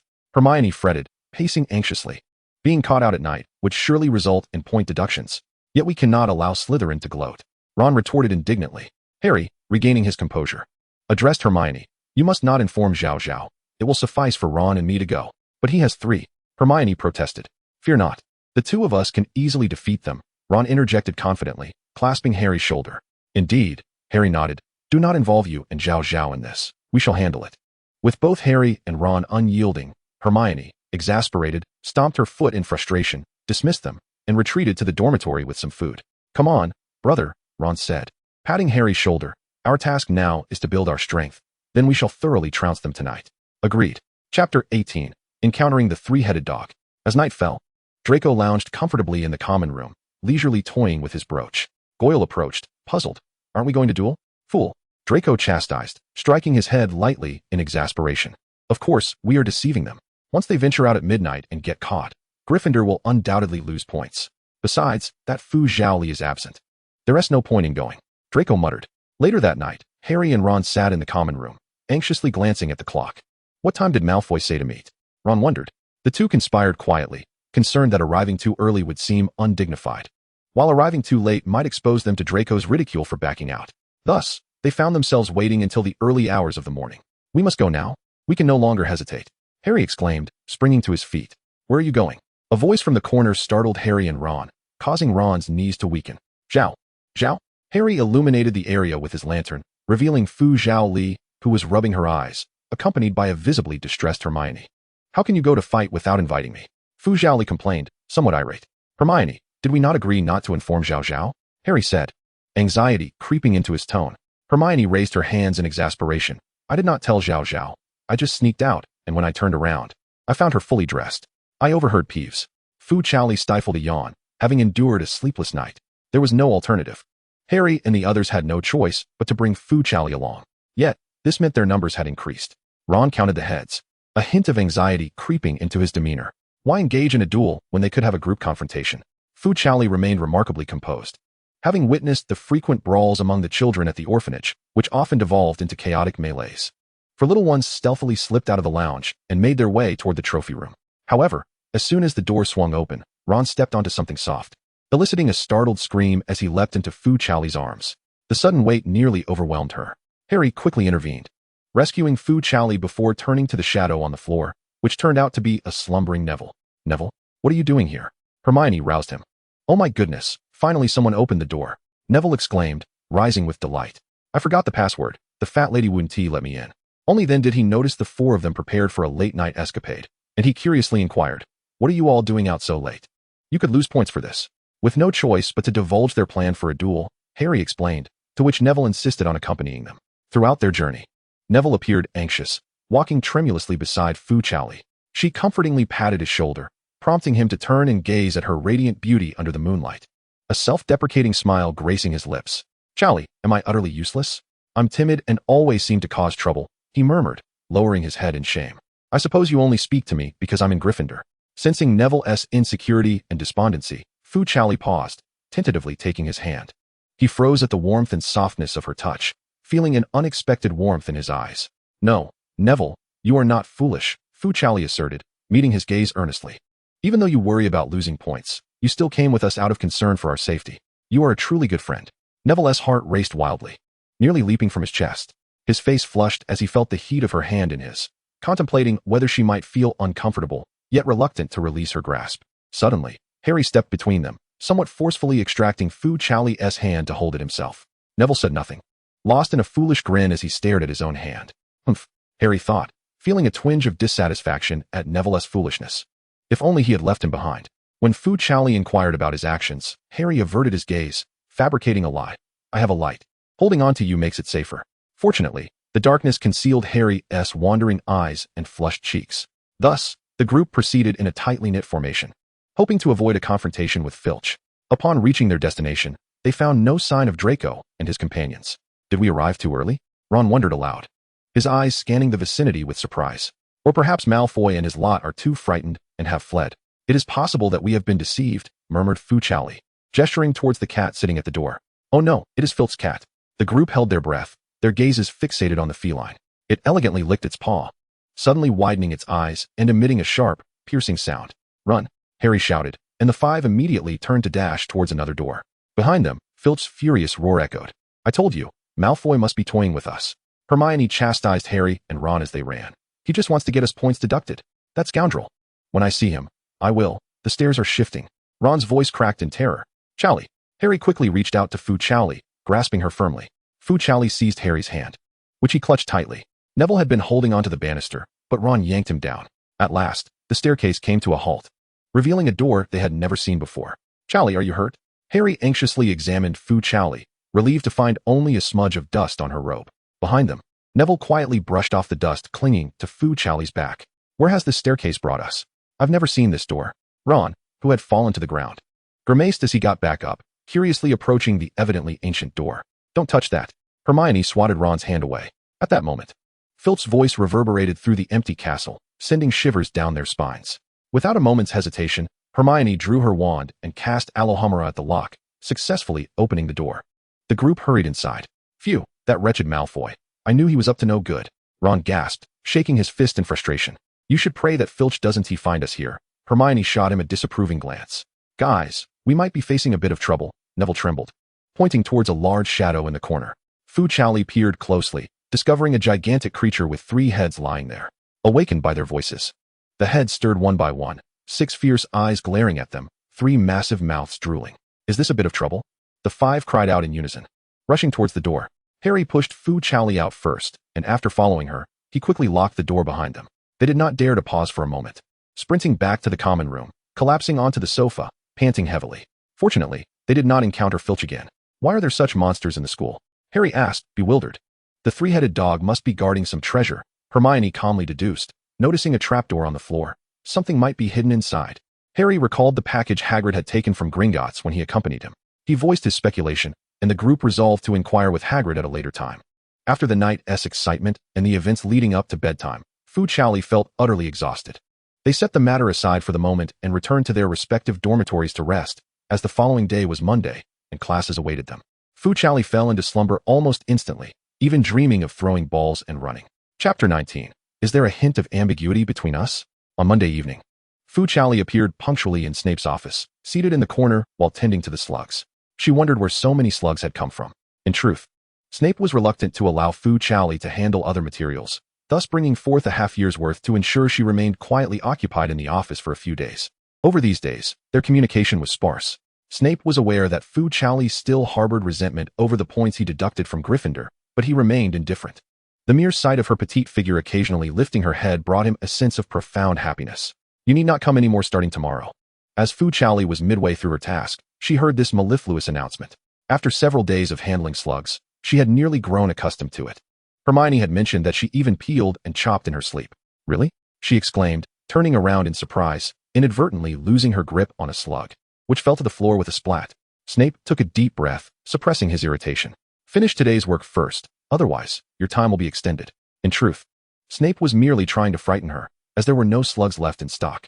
Upon hearing that she would no longer need to toil as a laborer, Fu Chaoli felt elated, humming a tune as she skipped back, contemplating how to utilize her newfound free time, hoping Hermione had already forgotten about dragging her into study sessions. Suddenly, she accidentally stepped on something hard. Looking down, she discovered it was a notebook. She picked it up, gently brushing off the footprints, and recognized the name inscribed on the cover, Theodore Nott. She recalled hearing that name during the sorting ceremony. Wasn't he from Slytherin? The notebook in her hands suddenly felt as if it were burning. Should she return it? She hesitated. After a moment of contemplation, instilled with the values of honesty and returning lost items, Fu Chaoli sighed and summoned her courage to head towards the Slytherin common room. Perhaps she might encounter a fellow Slytherin along the way and could easily pass it on. As she pondered, she was pleasantly surprised to see a Slytherin boy ahead, bent over as he searched for something. Could it be his lost notebook? Fu Chaoli hurried forward but stopped a bit away from him. Hello, are you Theodore Nott? Upon hearing the anticipated voice, Theodore, who had been feigning the search, raised his head with a slight smirk. Standing upright and adopting an expression of innocent urgency as he looked towards Fu Chaoli, just a step away. Yes, I am. Fu Chaoli had never denied her penchant for looks. The boy before her possessed delicate, pale features, exuding a quiet and fragile aura. His eyes gazed at her with an extraordinary obedience. Is there something you need? How may I assist you? Theodore continued, striving to display his politeness. Fu Chaoli immediately felt a surge of admiration for him. So there are indeed normal individuals in the Serpent House. In contrast to the ever-troublesome Draco, the boy before her exuded an air of cultured gentility. Fu Chaoli quickly revealed her true self. She cleared her throat, placed her hands behind her back, and enigmatically addressed the boy. Ah, lost young lad. Have you misplaced this golden notebook or perhaps this silver one? Upon hearing Fu Chaoli's peculiar tone, Theodore chuckled softly. Having encountered this tale in his readings, he played along with her. Esteemed river god, it is merely a humble black notebook. Pleased. Fu Chaoli nodded and retrieved the notebook from behind her to hand it to him. I apologize, I accidentally stepped on it. she said. No worries. I am simply delighted to have found it, Theodore replied, tenderly caressing the notebook as he spoke. This is the last memento from my mother. Incorrect. There is also a ring, Fu Chaoli lamented inwardly, slapping herself mentally in the middle of the night. How foolish of me. Observing her fluctuating expressions, Theodore chuckled reassuringly. It's all right, as long as the notebook remains intact. A sense of vulnerability, he mused, is the finest dowry a man can possess. Fu Chaoli felt a burgeoning closeness to the boy before her and introduced herself. I am Chaoli Fu. You may simply call me Chaoli. Chaoli, you say? Theodore lowered his gaze.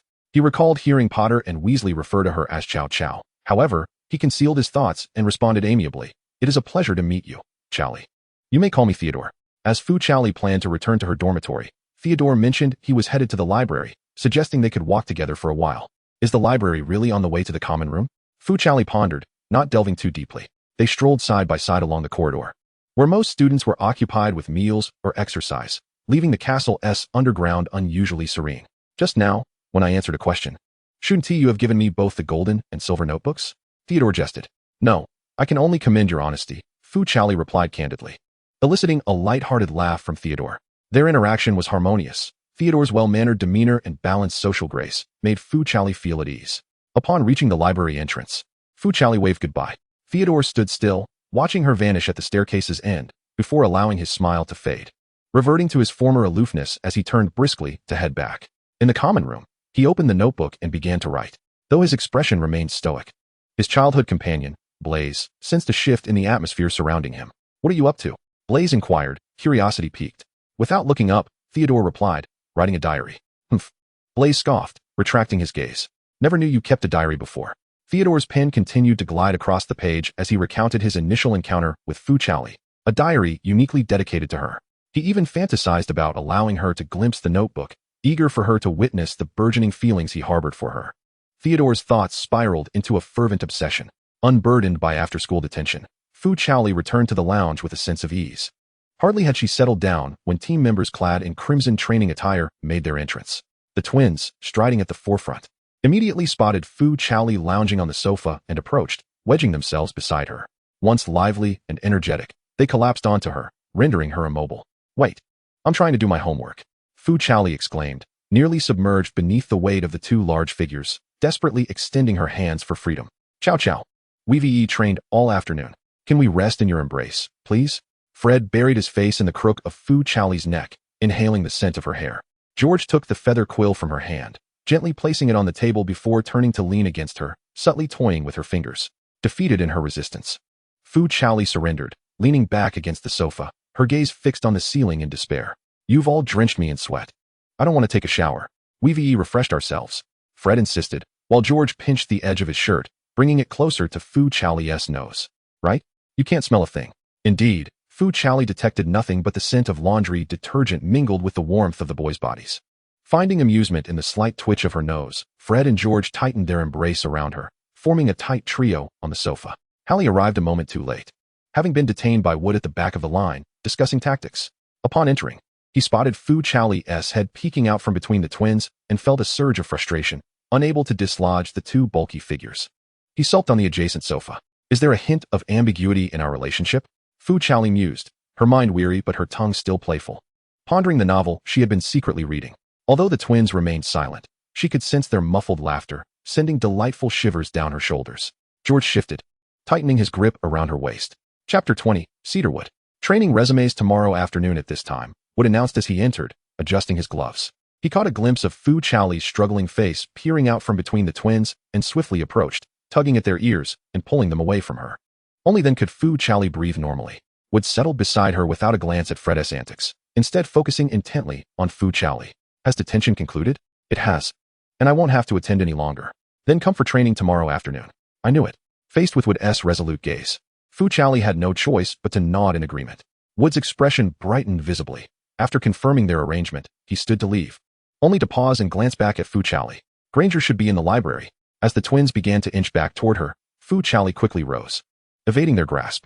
Haha, on second thought, I think I'll go find Hermione to do my homework. Clutching her assignments, she exited the lounge without a backward glance. Harry swiftly rose to pursue Fu Chaoli. Zhao Zhao, I shall accompany you. Hey, you haven't even grabbed your homework. What business do you have in the library? Perhaps it would be wiser to remain here and thoroughly analyze the tactics with your brothers. The twins did not hinder Fu Chaoli, but they did seize Harry, guiding him towards Wood. Moved by the rare enthusiasm of the trio, Wood shared his strategic insights for an entire evening, even detailing the layers of clothing they should wear. Naturally, Fu Chaoli dared not seek Hermione in the library. Instead, she nestled into a small corner of the corridor to complete her assignments.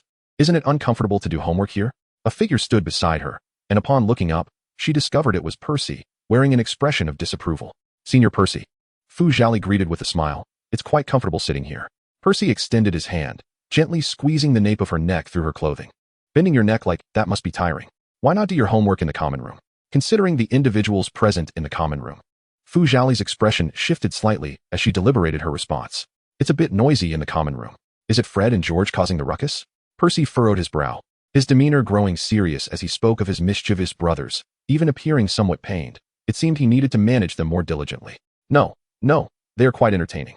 Fu Chaoli quickly reassured him. Do you find them amusing? Percy lowered his gaze, inquiring if she appreciated their antics. Their mischief is indeed entertaining, Fu Chaoli replied sincerely. But senior, you needn't aspire to be like them. Your maturity and sense of responsibility set you apart entirely. You possess your own charm.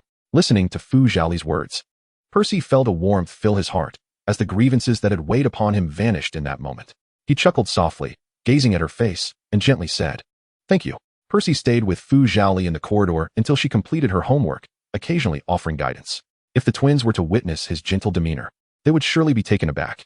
The following day, after class, as Harry needed to return to the dormitory to change into his training attire, he told Fu Chaoli not to wait for him and to head to the training ground, promising to retrieve her textbooks. Fu Chaoli had yet to join the team. Without training gear or a broom, she made her way to the training ground empty-handed. Zhao.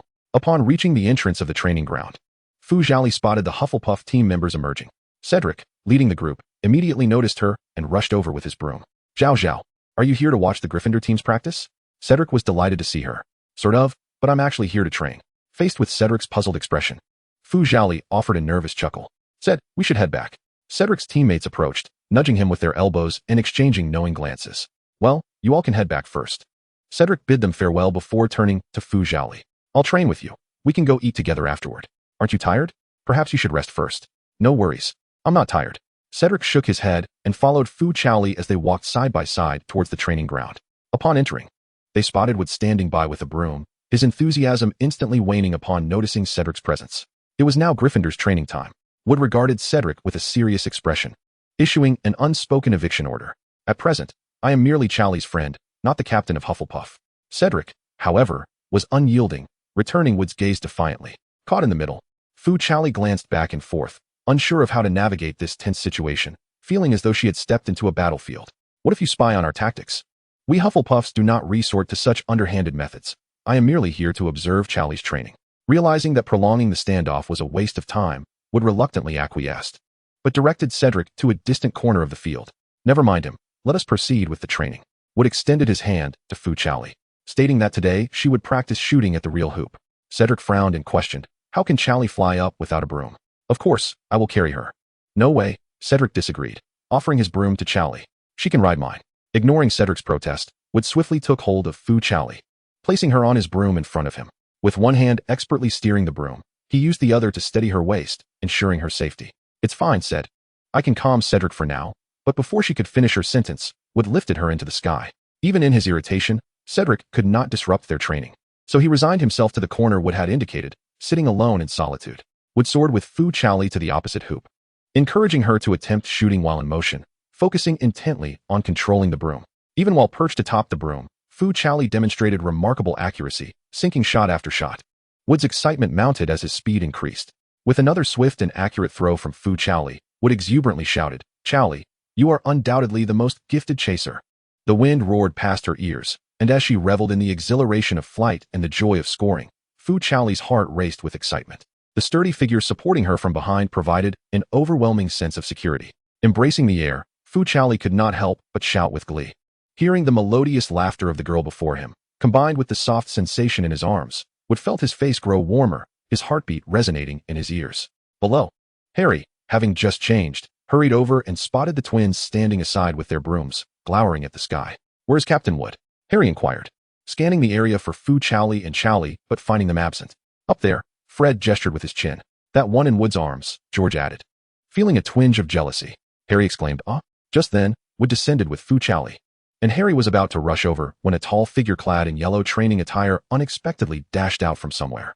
Cedric gently set Fazali down on the ground, tenderly smoothing her tousled hair, though his words lacked any softness. "Is this how every team member is trained under Captain Wood?" Harry exclaimed. "Is there still one more?" Ignoring Cedric, Wood adjusted Fazali's clothing and remarked, "You performed admirably. Let us conclude for today." Turning his gaze, he noticed the discontented expressions of the twins and Harry, then commanded, "Let the practice commence." The twins barely had time to converse with Fazali before they were ushered into the skies, grumbling indignantly, "What a disgrace. A true scoundrel." Upon seeing Harry approach, Fazali's face brightened, and she wished to engage him in conversation, but Cedric discreetly intercepted her. "We are about to train. Would surely 1T allow me to remain here? Let us go have a meal instead." Harry, feeling marginalized by Wood and Cedric, retorted, "You truly disgust me." Fazali managed to wave goodbye to Harry before Cedric led her to the dining hall. Upon entering, her eyes immediately fell upon Ron and Hermione seated at a table. She greeted them joyfully, and as she turned to bid farewell to Cedric, he followed her and took a seat at the Gryffindor table. "Who are you?" Ron exclaimed. "Goodness, is that not Cedric Diggory from Hufflepuff? He is so handsome and gentle." A group of girls from Gryffindor excitedly whispered among themselves, occasionally glancing at Cedric. "Pretty boy," Ron muttered. "Hello, everyone. I am Cedric Diggory, a friend of Zhao Zhao," Cedric said, greeting them with a smile reminiscent of a son-in-law meeting his future in-laws. "Hello, senior. I am Hermione Granger. It is a pleasure to meet you." Cedric responded with humility and courtesy, leaving Hermione with a favorable first impression. "Humph," Ron scoffed, disapproving of Cedric, and returned to his meal in silence. "Ron, Cedric is quite a decent fellow," Fazali encouraged him, but Ron only grew more irate. Burying his head in his food and ignoring Cedric completely, Cedric remained unfazed, engaging Ron in conversation about Quidditch, successfully opening him up. By the end of the meal, Ron was sharing his innermost thoughts regarding his favorite team. Cedric listened with a smile, expertly cutting steak for Fazali with a level of attentiveness that even Hermione found admirable. Seeing their camaraderie blossom, Fazali exhaled in relief. Cedric turned to her, winking playfully and making a gesture. As the meal concluded, their interactions were harmonious, and Cedric even escorted them back to their dormitory, secretly wishing Fazali good night. Lying in bed, Hermione remarked to Fazali, "Indeed, boys and men are distinctly different. ISNT, he only 2 years older than us." Fazali replied. Chapter 21, The Halloween Fright. Days passed swiftly, and Halloween was fast approaching. This was Fazali's first Halloween, and Mrs. Floss had sent her a plethora of sweets, including her cherished childhood delicacies. She meticulously wrapped candies, intending to gift each acquaintance a share. She had also donned a small bag filled to the brim with these sweet delights. In the charms class, Professor Flitwick stood at the podium, instructing the students on how to conjure the levitation charm.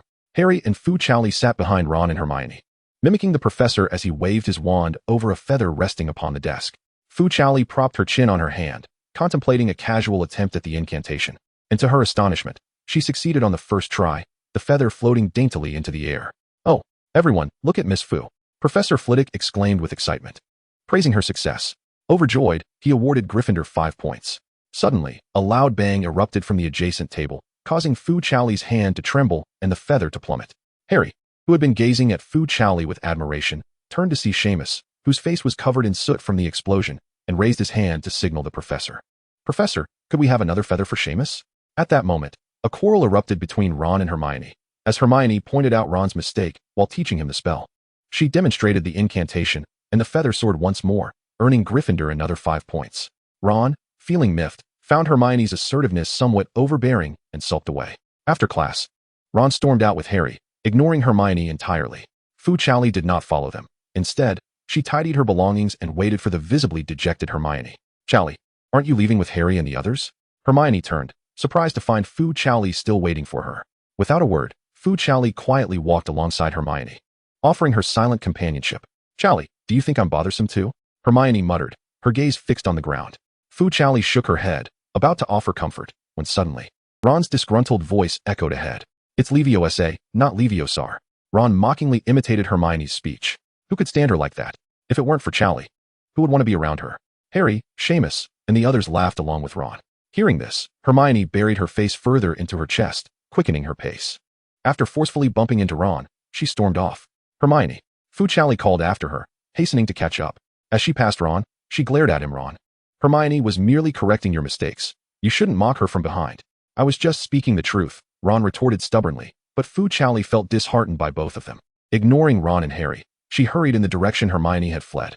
The throngs of students made it difficult for Fu Chaoli to locate Hermione's figure amidst the crowd. She rushed to the common room, only to learn that Hermione had not returned, and then dashed to the library, but found no trace of her there either. She scoured the castle, inquiring of every ghost she encountered along the way. Finally, just before dinner commenced, the Count Nicholas found her, clearly anxious. "My dear girl, your brown-haired friend is in the third-floor restroom. I heard her crying as I passed by." "Thank you, Count." Fu Chaoli expressed her gratitude to Count Nicholas before hastily ascending to the third floor. In the hall, the table was adorned with an array of delightful confections, and the young wizards were joyfully indulging in sweet treats. At the Slytherin table, Blaise deliberately cleared a space before him, solemnly producing a bag tied with a pink ribbon, from which he artfully arranged the candies within. Draco, chewing on chocolate, leaned over to take a glance, curling his lip in derision. "What a cacophony of colors. I've never seen such a thing. It must taste dreadful." Blaise shot him a knowing look and proudly declared, "Of course you've never seen it. It was sent from Chaoli's homeland, a special gift just for me." In truth, Blaise had observed Fu Chaoli gifting candy to Theodore and had shamelessly batted her eyelashes to receive some for herself. "What?" Draco's eyes widened as he noticed Theodore nonchalantly producing a similar bag of sweets. "You have some too? Why didn't Tishy gift me any?" The chocolate in Draco's mouth suddenly lost its appeal as he cast a mournful glance at Blaise and Theodore, who were savoring the candies bestowed by Fu Chaoli. He contemplated sulking in front of Fu Chaoli next time, leaving her to guess his discontent. Harry and Ron, glancing at the vacant seats beside them, found it difficult to swallow. Harry urged Ron, "You should apologize to Hermione. Otherwise, Chaoli won't play with me anymore," he thought, filled with sorrow. "I'm speaking the truth." Ron, though feeling guilty, stubbornly refused to admit his fault, his mouth stuffed with snacks. "There's a troll in the school." Professor Quirrell rushed in, shouting, only to faint after rolling his eyes. Chaos erupted immediately. Harry and Ron exchanged glances, each reflecting the other's fear. Snape quickly stood, realizing Fu Chaoli was absent from her seat, and noticed Potter and Weasley stealthily making their way towards the exit, an ominous feeling creeping in. As Fu Chaoli raced along the corridor, she felt tremors beneath her feet. Sensing something was amiss, she quickened her pace up the staircase, only to discover a troll lurking in the hallway. The creature, drawn by Hermione's cries, lumbered towards the lavatory, wielding a wooden club. "Hermione." Without hesitation, Fu Chaoli dashed towards her friend. Hermione, rubbing her swollen eyes as she emerged, had intended to tidy herself up for the evening feast. Upon opening the door, she was met with the terrifying sight of the troll. The beast, having identified its target, swung its club in her direction. Hermione let out a scream, instinctively crouching and covering her head as the club shattered a large section of wood. Hermione. Amidst the cacophony of splintering wood, Hermione recognized the familiar voice. In disbelief, she lifted her head and saw Fu Chaoli, breathless and frantic, standing in the doorway. As the troll prepared to strike again, Fu Chaoli dashed forward, pressing herself against the side of the creature and lunging towards the stunned Hermione, knocking her to safety. The club crashed down beside them, sending a flurry of wood chips into the air, one shard grazing Fu Chaoli's cheek and drawing a thin line of blood. Hermione was shielded beneath Fu Chaoli, whose dark hair cascaded on either side of them. All she could perceive was Fu Chaoli's exquisite visage, her resolute gaze, and the vivid crimson streak of blood. In that moment, she heard nothing but the thunderous pounding of her own heart and the sound of Fu Chaoli's breath. Fu Chaoli rose, pulling Hermione up from the ground, turning resolutely to shield her from the looming giant, drawing her wand and pointing it at the creature. The slender silhouette before her instilled an overwhelming sense of security in Hermione. She too drew her wand, stepping forward to stand shoulder to shoulder with Fu Chaoli. They cast several spells, yet they had no effect on the giant. As Fu Chaoli scanned their surroundings for an escape route, Harry and Ron burst in. "Chaoli, Hermione, are you all right?" Seeing Fu Chaoli cornered, Harry felt as though his heart might cease to beat. He and Ron hurriedly picked up a wooden plank to strike at the giant, hoping to divert its attention, but the hulking brute remained oblivious, fixated on Fu Chaoli and Hermione. In a moment of panic, Harry dashed around the giant, attempting to draw its focus onto himself. Ron even considered engaging the giant with his bare hands. "Use your wand.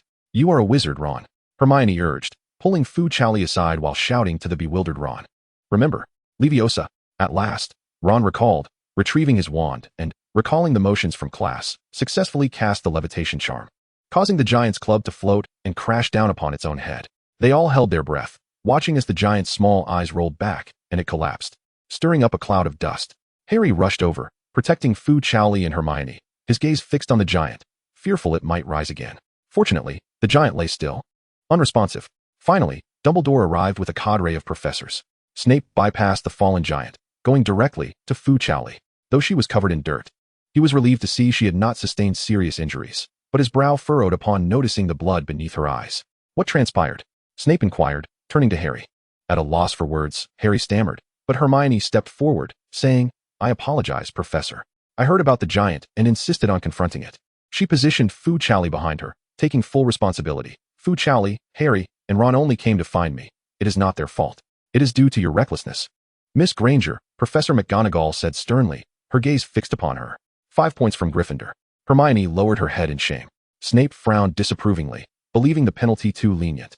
However, Professor McGonagall continued, "For standing up for your friends, Fu Chaoli, Harry, and Ron each earn 5 points. Now, quickly return and rest well." Brave warriors who triumphed over the giant. Dumbledore smiled, beckoning them to leave. "We shall take care of things here." Just as Fu Chaoli brushed off the dust and prepared to depart, Snape grasped her collar. "You will accompany me to the infirmary," Snape commanded. Fu Chaoli hesitated, contemplating. Such a minor injury surely does not require attention. Snape shot him a sharp glare, silencing any further protests, and Fu Chaoli obediently followed him. As they passed Harry and the others, Snape merely cast a fleeting glance their way, disregarding their evident dissatisfaction, and continued onward with Fu Chaoli towards the infirmary. Madame Pomfrey, upon noticing the wounds adorning Fu Chaoli's face, expressed deep concern and meticulously tended to her injuries, assuring her that no scars would remain. Once the wounds were dressed with bandages, Snape felt reassured and prepared to escort her back. However, Fu Chaoli tugged at Snape's robe and looked up, inquiring, "Aren't you going to attend to your own injuries, Professor Snape?" Snape was taken aback. He believed he had concealed his wounds well enough, yet Fu Chaoli had discerned them. He nonchalantly shook his head, but Fu Chaoli persisted, clutching his robe and gazing at him with determination. After a brief standoff, Snape relented, requesting Madame Pomfrey to dress his wounds, though he remained silent about their origin. As the bandages were secured, he rose and addressed Fu Chaoli. "Are you satisfied now? Come, I shall escort you back." During their walk, Snape sternly admonished Fu Chaoli for her reckless behavior, though the admonition carried little weight considering his own injuries. He accompanied her to the common room door, cautioning her not to let her wounds come into contact with water, to which Fu Chaoli mirrored his words back at him. Snape, resigned, nodded in acknowledgement, and Fu Chaoli then uttered the password to enter. As the door closed behind her, Snape turned and departed. Chapter 22. Has Hermione started dating? Upon returning to the common room, Fu Chaoli found Harry, Ron, and Hermione seated on the sofa, awaiting her arrival. "Zhao Zhao, you're back," Ron exclaimed, springing to his feet, scratching his head awkwardly before offering an apology. "I'm sorry for speaking ill of Hermione behind her back. You need not apologize to me. Your apologies should be directed at Hermione," Fu Chaoli replied. "He has already done so," Hermione interjected, standing as well. Fu Chaoli noticed a marked improvement in her demeanor, which eased her worries. Harry, looking downcast, lamented, "I too should not have mocked Hermione behind her back. Please don't ignore me, Zhao Zhao, if you can help it." Fu Chaoli glanced at Hermione, who nodded in understanding. After a sigh, Hermione relented, saying, "Very well, I forgive you both, and I am no longer upset. However, should this happen again—" No, it will not happen again," Ron hastily vowed. "Then you should rest. We have classes tomorrow morning." After bidding farewell to Harry and Ron, who yawned as they returned to their dormitory, Fu Chaoli prepared to leave as well, only to be called back by Hermione. "What is it?" she asked, tilting her head in curiosity. With her gaze lowered, seemingly resolved, Hermione lifted her eyes to meet Fu Chaoli's and asked, "Zhao Zhao, why did you rush to save me back then? What reason is there to question it?" Fu Chaoli replied earnestly, looking into Hermione's eyes. "You are my dear friend, and regardless of the circumstances, I will always stand by your side." Hermione gazed into her earnest eyes, feeling her cheeks gradually flush. In a fluster, she averted her gaze, feigning fatigue, and hurried back to her dormitory. Fu Chaoli found her behavior somewhat puzzling, but attributed it to Hermione's lack of confidence. Consumed by guilt for not providing her with enough reassurance, Fu Chaoli resolved to spend more time with Hermione in the days to come. That evening, as Hermione lay in bed tossing and turning, her mind was filled with images of Fu Chaoli and her promises. She peered out from her covers, stealing a glance at Fu Chaoli's serene sleeping visage. The moonlight streamed in, casting a soft glow upon her face, enhancing her beauty akin to that of a fairy. Hermione felt her heart race faster. Was her affection for Fu Chaoli truly merely platonic? The following day, the four friends sat in the hall enjoying breakfast. "Look at Hermione. Why does she keep gazing at Chaoli and smiling like that?" Ron remarked, nudging Harry with his elbow as he munched on a sausage. Harry shot him a sidelong glance and whispered, "Feeling bolder, are we?" "I'm not saying anything bad," Ron retorted, scratching his head in feigned innocence. The two boys scrutinized Hermione. noting that she was propping her chin on her hand, staring dreamily at Fu Chaoli as she ate, occasionally breaking into a silly grin. Could it be that Hermione's fallen in love? Harry pondered, uncertain, as he recognized a similar pattern in his own feelings towards Fu Chaoli. What? Who has she developed feelings for? Ron spluttered, suddenly on the lookout for potential suitors. Is it someone from our house? Or perhaps a Ravenclaw? They're all such bookworms. Harry shrugged, and Ron quickly lost interest in the gossip, deciding that romance paled in comparison to the flavor of his sausage. Fu Chaoli sensed something was amiss with Hermione that day. During breakfast, whenever Hermione noticed Fu Chaoli's plate was empty, she would refill it, and when her cup ran dry, she would pour her a drink. Fu Chaoli could only strive to finish her meal, feeling so full that she nearly skipped lunch. Even in class, Hermione would frequently approach her, concerned and inquiring if she had any difficulties, leaving Fu Chaoli hesitant to let her mind wander. Hermione, are you feeling unwell today? Fu Chaoli cautiously probed. Hermione paused. Not at all. You seem a bit off today, Fu Chaoli confessed, torn between her concern and the desire for Hermione not to feel the need to please her out of fear of losing their friendship. I prefer you as you usually are. Is that so? Hermione fell silent, contemplating the weight of her words. Later, during class in the afternoon, Fu Chaoli received a gentle reprimand from Hermione for her lack of attention. I see your point, Fu Chaoli admitted. After school, Fu Chaoli accompanied Harry to practice. Over time, she had developed her skills to a level suitable for competition, and would even approach Professor McGonagall, hoping to make an exception and include Fu Chaoli on the team, but was met with Snape's unyielding refusal. Nevertheless, Wood had already begun treating Fu Chaoli as part of the team, insisting on her presence at every training session. As Fu Chaoli entered the training grounds, Wood approached her and frowned at the bandage on her arm. If you're injured, you shouldn't train today, he insisted, guiding her to a seat and even offering her a piece of candy. Just rest here for a while. Fu Chaoli replied. This wound will heal with just one night's sleep. She gazed at Wood with a peculiar expression, for he was a person who would persist in wielding a broom even with a fracture. Thus, this minor injury should hardly be of concern. She contemplated speaking, yet the blushing Wood turned and fled as if chased by a phantom. She wondered whether he would fancy the sweets, as Wood soared on his broom. He cast a glance towards Fu Chaoli. These confections were recommended by his roommate, who, with unwavering confidence, had assured him that girls would surely appreciate them, even gifting him a comprehensive guide on courting.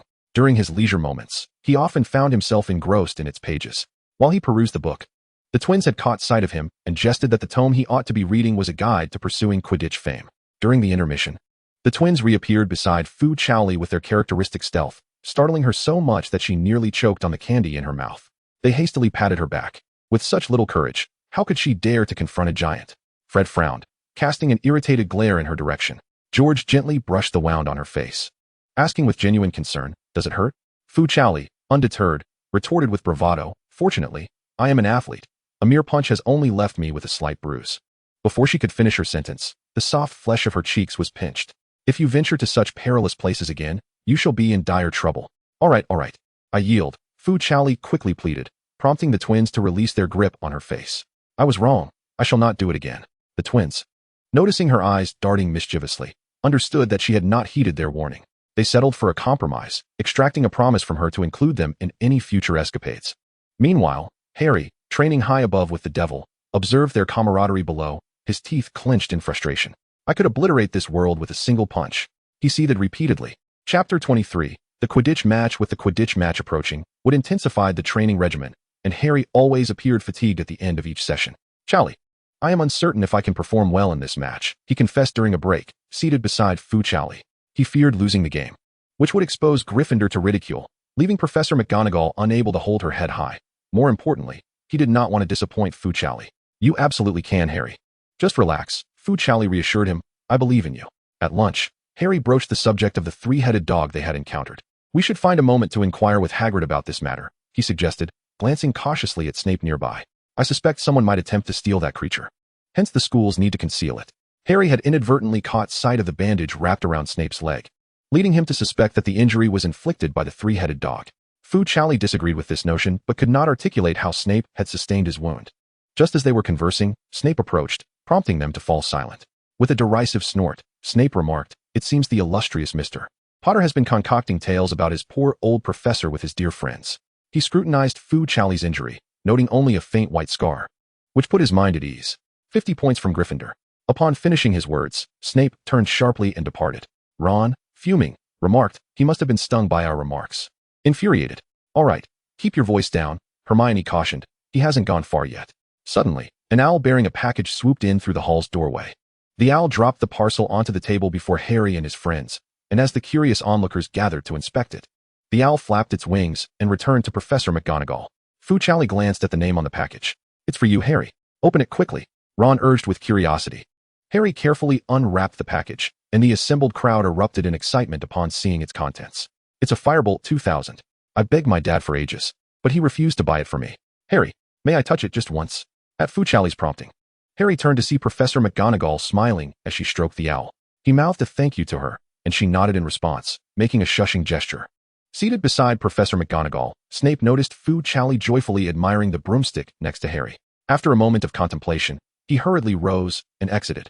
How can a broom of unknown origin participate in the competition? Draco, with a hint of jealousy, remarked as he observed Harry amidst the crowd. "I shall inform the professor and ensure this broom is thoroughly examined." However, his intentions were thwarted days later during the Quidditch match. Harry still took to the field on the new broom. Fu Chaoli followed Hermione and the others to the highest point of the stands, where they unfurled a large banner they had collaboratively crafted for Harry, ensuring he would see it even from the sky. Hermione cast a color-changing charm on the letters, and Fu Chaoli produced small, glittering pieces of paper from his pocket, sticking them onto the banner to shimmer in the sunlight. "Go, Harry!" As the Gryffindor team emerged, Fu Chaoli cheered enthusiastically for them. Harry quickly spotted Fu Chaoli and Hermione seated high above, took a deep breath, and gestured to them before mounting his broom for the game.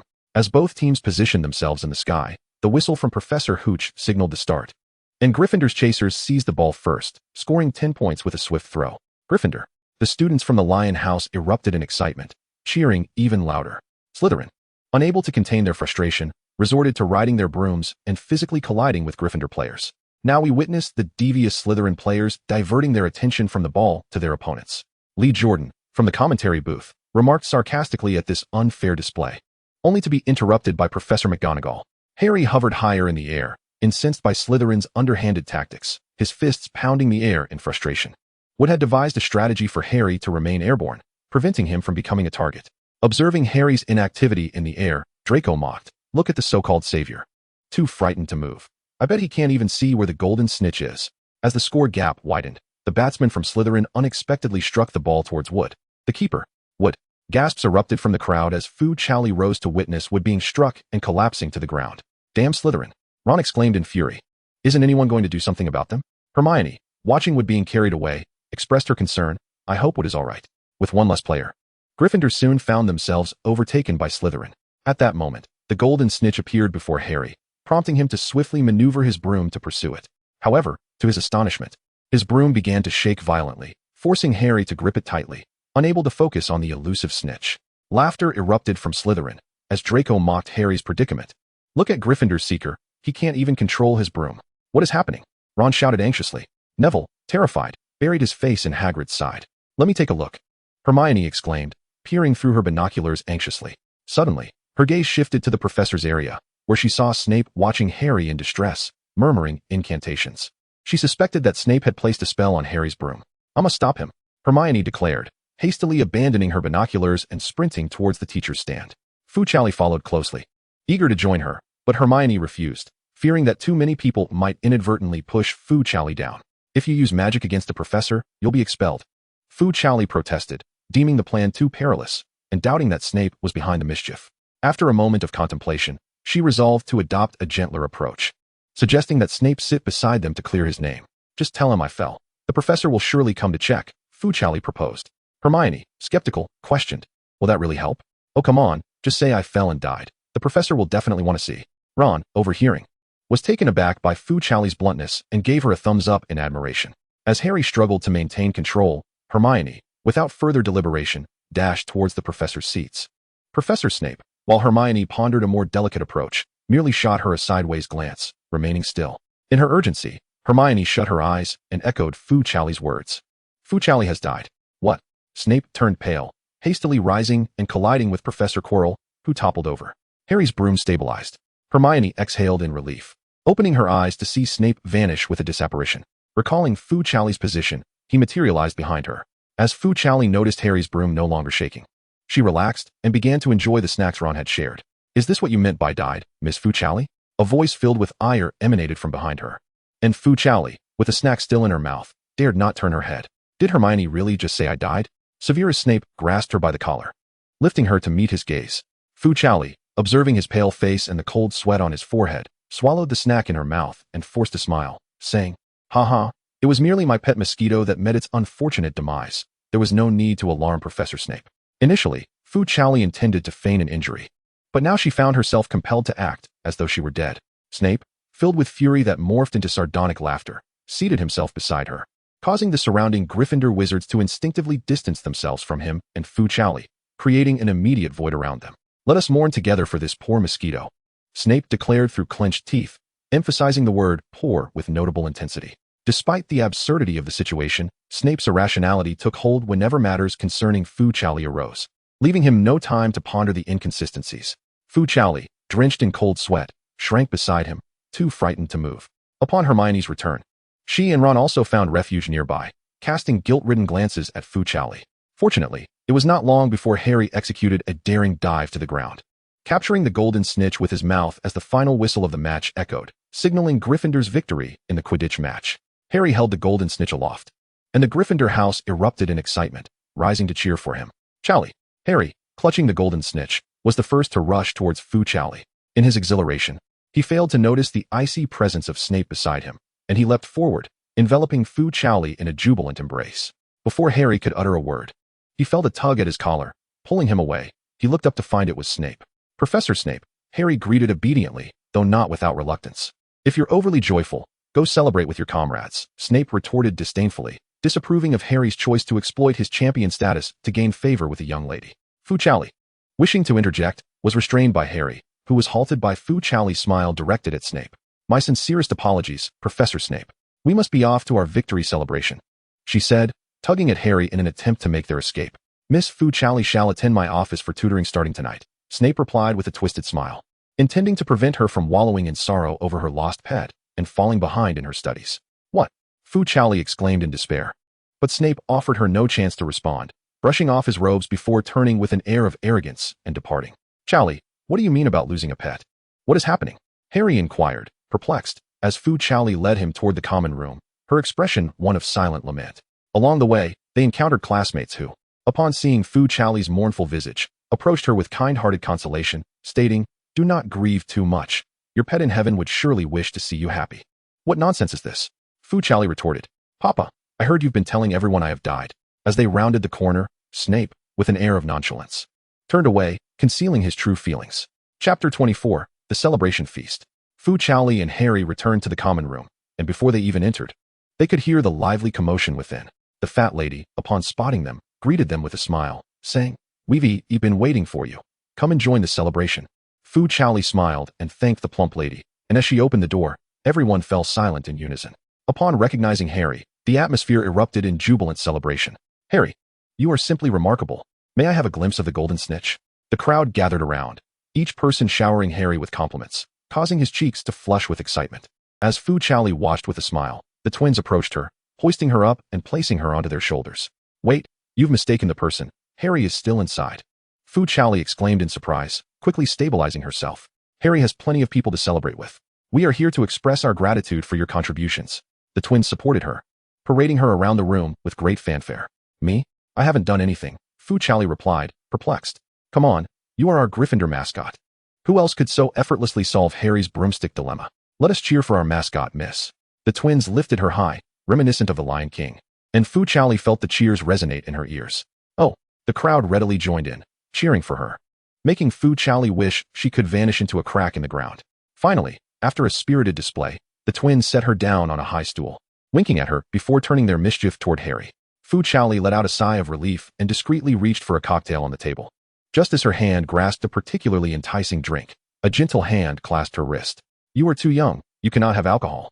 Looking up, she found it was Wood, his brow bandaged. He frowned disapprovingly, pressing a glass of milk into her hand. Feeling the warmth of the milk, Fu Chaoli reluctantly set aside her earlier intentions and obediently took a sip under Wood's watchful gaze. "Senior Wood, are you injured?" she asked, recalling how he had fallen. Wood raised his injured eyebrow and shook his head reassuringly, indicating that he was otherwise unscathed. Fu Chaoli felt relieved as she watched Wood turn to grab a drink for himself. She quickly swapped the drink from Wood's hand for pumpkin juice. "You are injured. You shouldn't drink alcohol," she insisted, her reasoning tinged with a hint of playful retribution. Wood merely smiled, clinking his pumpkin juice against her milk while they both sipped, observing the twins as they chased Harry around. Chaoli, Gryffindor has finally claimed the championship again, Wood said, sitting beside her, his excitement palpable. It has been ages since I've experienced such a joyful celebration of victory. Yes, you are all amazing, Senior Wood, Fu Chaoli replied, gazing at the lively crowd, each face illuminated with joy. Thank you all. Wood remained silent, prompting Fu Chaoli to turn in confusion, only to find him gazing intently at her. Amidst the clamor, Wood quietly tilted his head, focusing solely on her face. Senior Wood? Fu Chaoli asked softly, tilting her head in curiosity. Wood chuckled as he reached out to touch Fu Chaoli's hair, his hand gliding down to her cheek. Unable to resist, he gently brushed her face. Call me Oliver, Chaoli. After Wood was pulled away to celebrate, Harry was finally released. He awkwardly made his way through the crowd, his clothes crumpled and his hair more disheveled. His glasses askew on his nose. Fu Chaoli found it amusing. She jumped off her chair, reached out to smooth his wrinkled attire, tidied his tousled hair, and finally adjusted his glasses. Much better, Fu Chaoli said with a smile, clapping her hands. Congratulations, Harry. Harry's previously flushed face turned an even deeper shade of red. Fumbling through his pockets, he took out the golden snitch and presented it to Fu Chaoli with both hands. Chaoli, this golden snitch I caught, it's all for you. Harry stammered, suddenly recalling that he had caught it with his mouth. He hurriedly added, I've washed it, so don't worry. Before he could finish, Fu Chaoli took the golden snitch, cradling it carefully in her palm, assuring him, Thank you, Harry. I will treasure it. With that, she stepped forward to complete the hug that had been interrupted by Snape earlier. Harry wrapped his arms tightly around Fu Chaoli, burying his face in the crook of her neck. Harry, is this hug lasting a bit too long? After a considerable time, Harry still did not release his hold. Feeling the curious gazes around them, Fu Chaoli gently patted Harry's back. Sorry, Harry, as if awakening from a dream, reluctantly released her and leaned on the table to sip his drink, attempting to conceal his flushed face.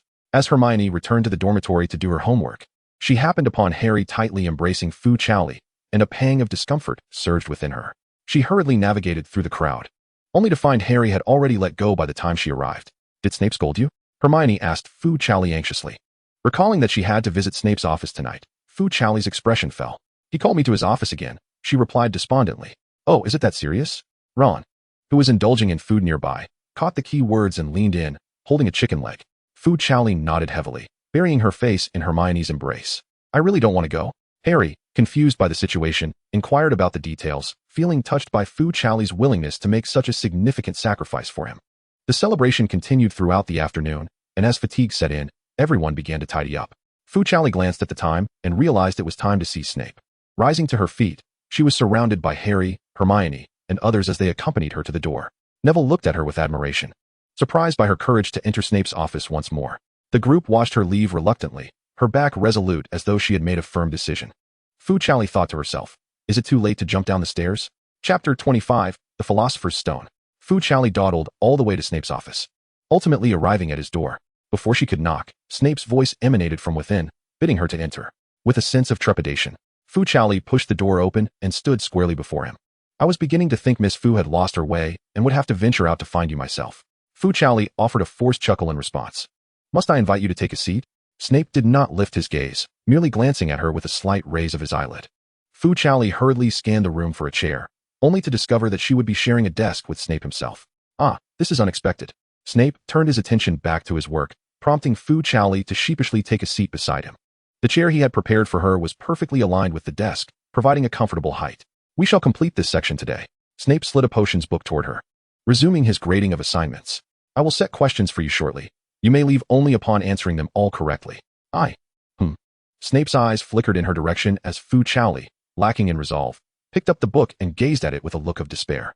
The office fell silent, save for the faint scratching of Snape's quill against the parchment as he graded. At long last, after more than 2 hours of diligent study, Fu Chaoli barely managed to grasp the material. How many times must the ingredients be stirred in the cauldron? 3.5 clockwise turns. Very well. Snape closed the book, his expression inscrutable, and addressed the anxious Fu Chaoli, stating that they would conclude for the day and that she was to return at the same time tomorrow. Very well. The thought of enduring another session tomorrow made Fu Chaoli feel as though the sky were about to collapse upon her. With a look of desolation, she shuffled toward the door, but just before exiting, Snape spoke again. That broom over there. Do remember to take it with you. What? Fu Chaoli looked around in confusion, spotting a neatly packaged broom in the corner by the door. She approached and picked it up, noticing the emblem of the Firebolt 2000 at its tip. Overjoyed, she turned back to him, asking, "Professor, is this broom a gift from someone? I have no use for it." The ever-composed Snape took note of her delighted expression, though his face remained impassive. "You may take it. However, be cautious while riding it. I would prefer not to see you in the infirmary." "Rest assured, Professor," Fu Chaoli promised, happily exiting with the broom in hand. As she made her way back to the common room, Fu Chaoli skipped with joy, a stark contrast to her previously furrowed brow. Fu Chaoli exclaimed, "Were you to receive a Firebolt 2000, you would be over the moon." Upon entering the common room, she raised the broom triumphantly, eager to show off to Harry and the others. "By Merlin's beard, where did you procure a Firebolt 2000? Ron inquired, his eyes gleaming with excitement.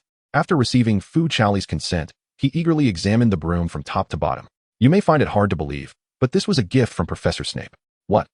This revelation left not only Harry and Ron astonished, but even Hermione wore a look of disbelief. "Before I left, Professor Snape mentioned that the broom had been gifted to him by someone else and that he had no use for it, so he simply gave it to me.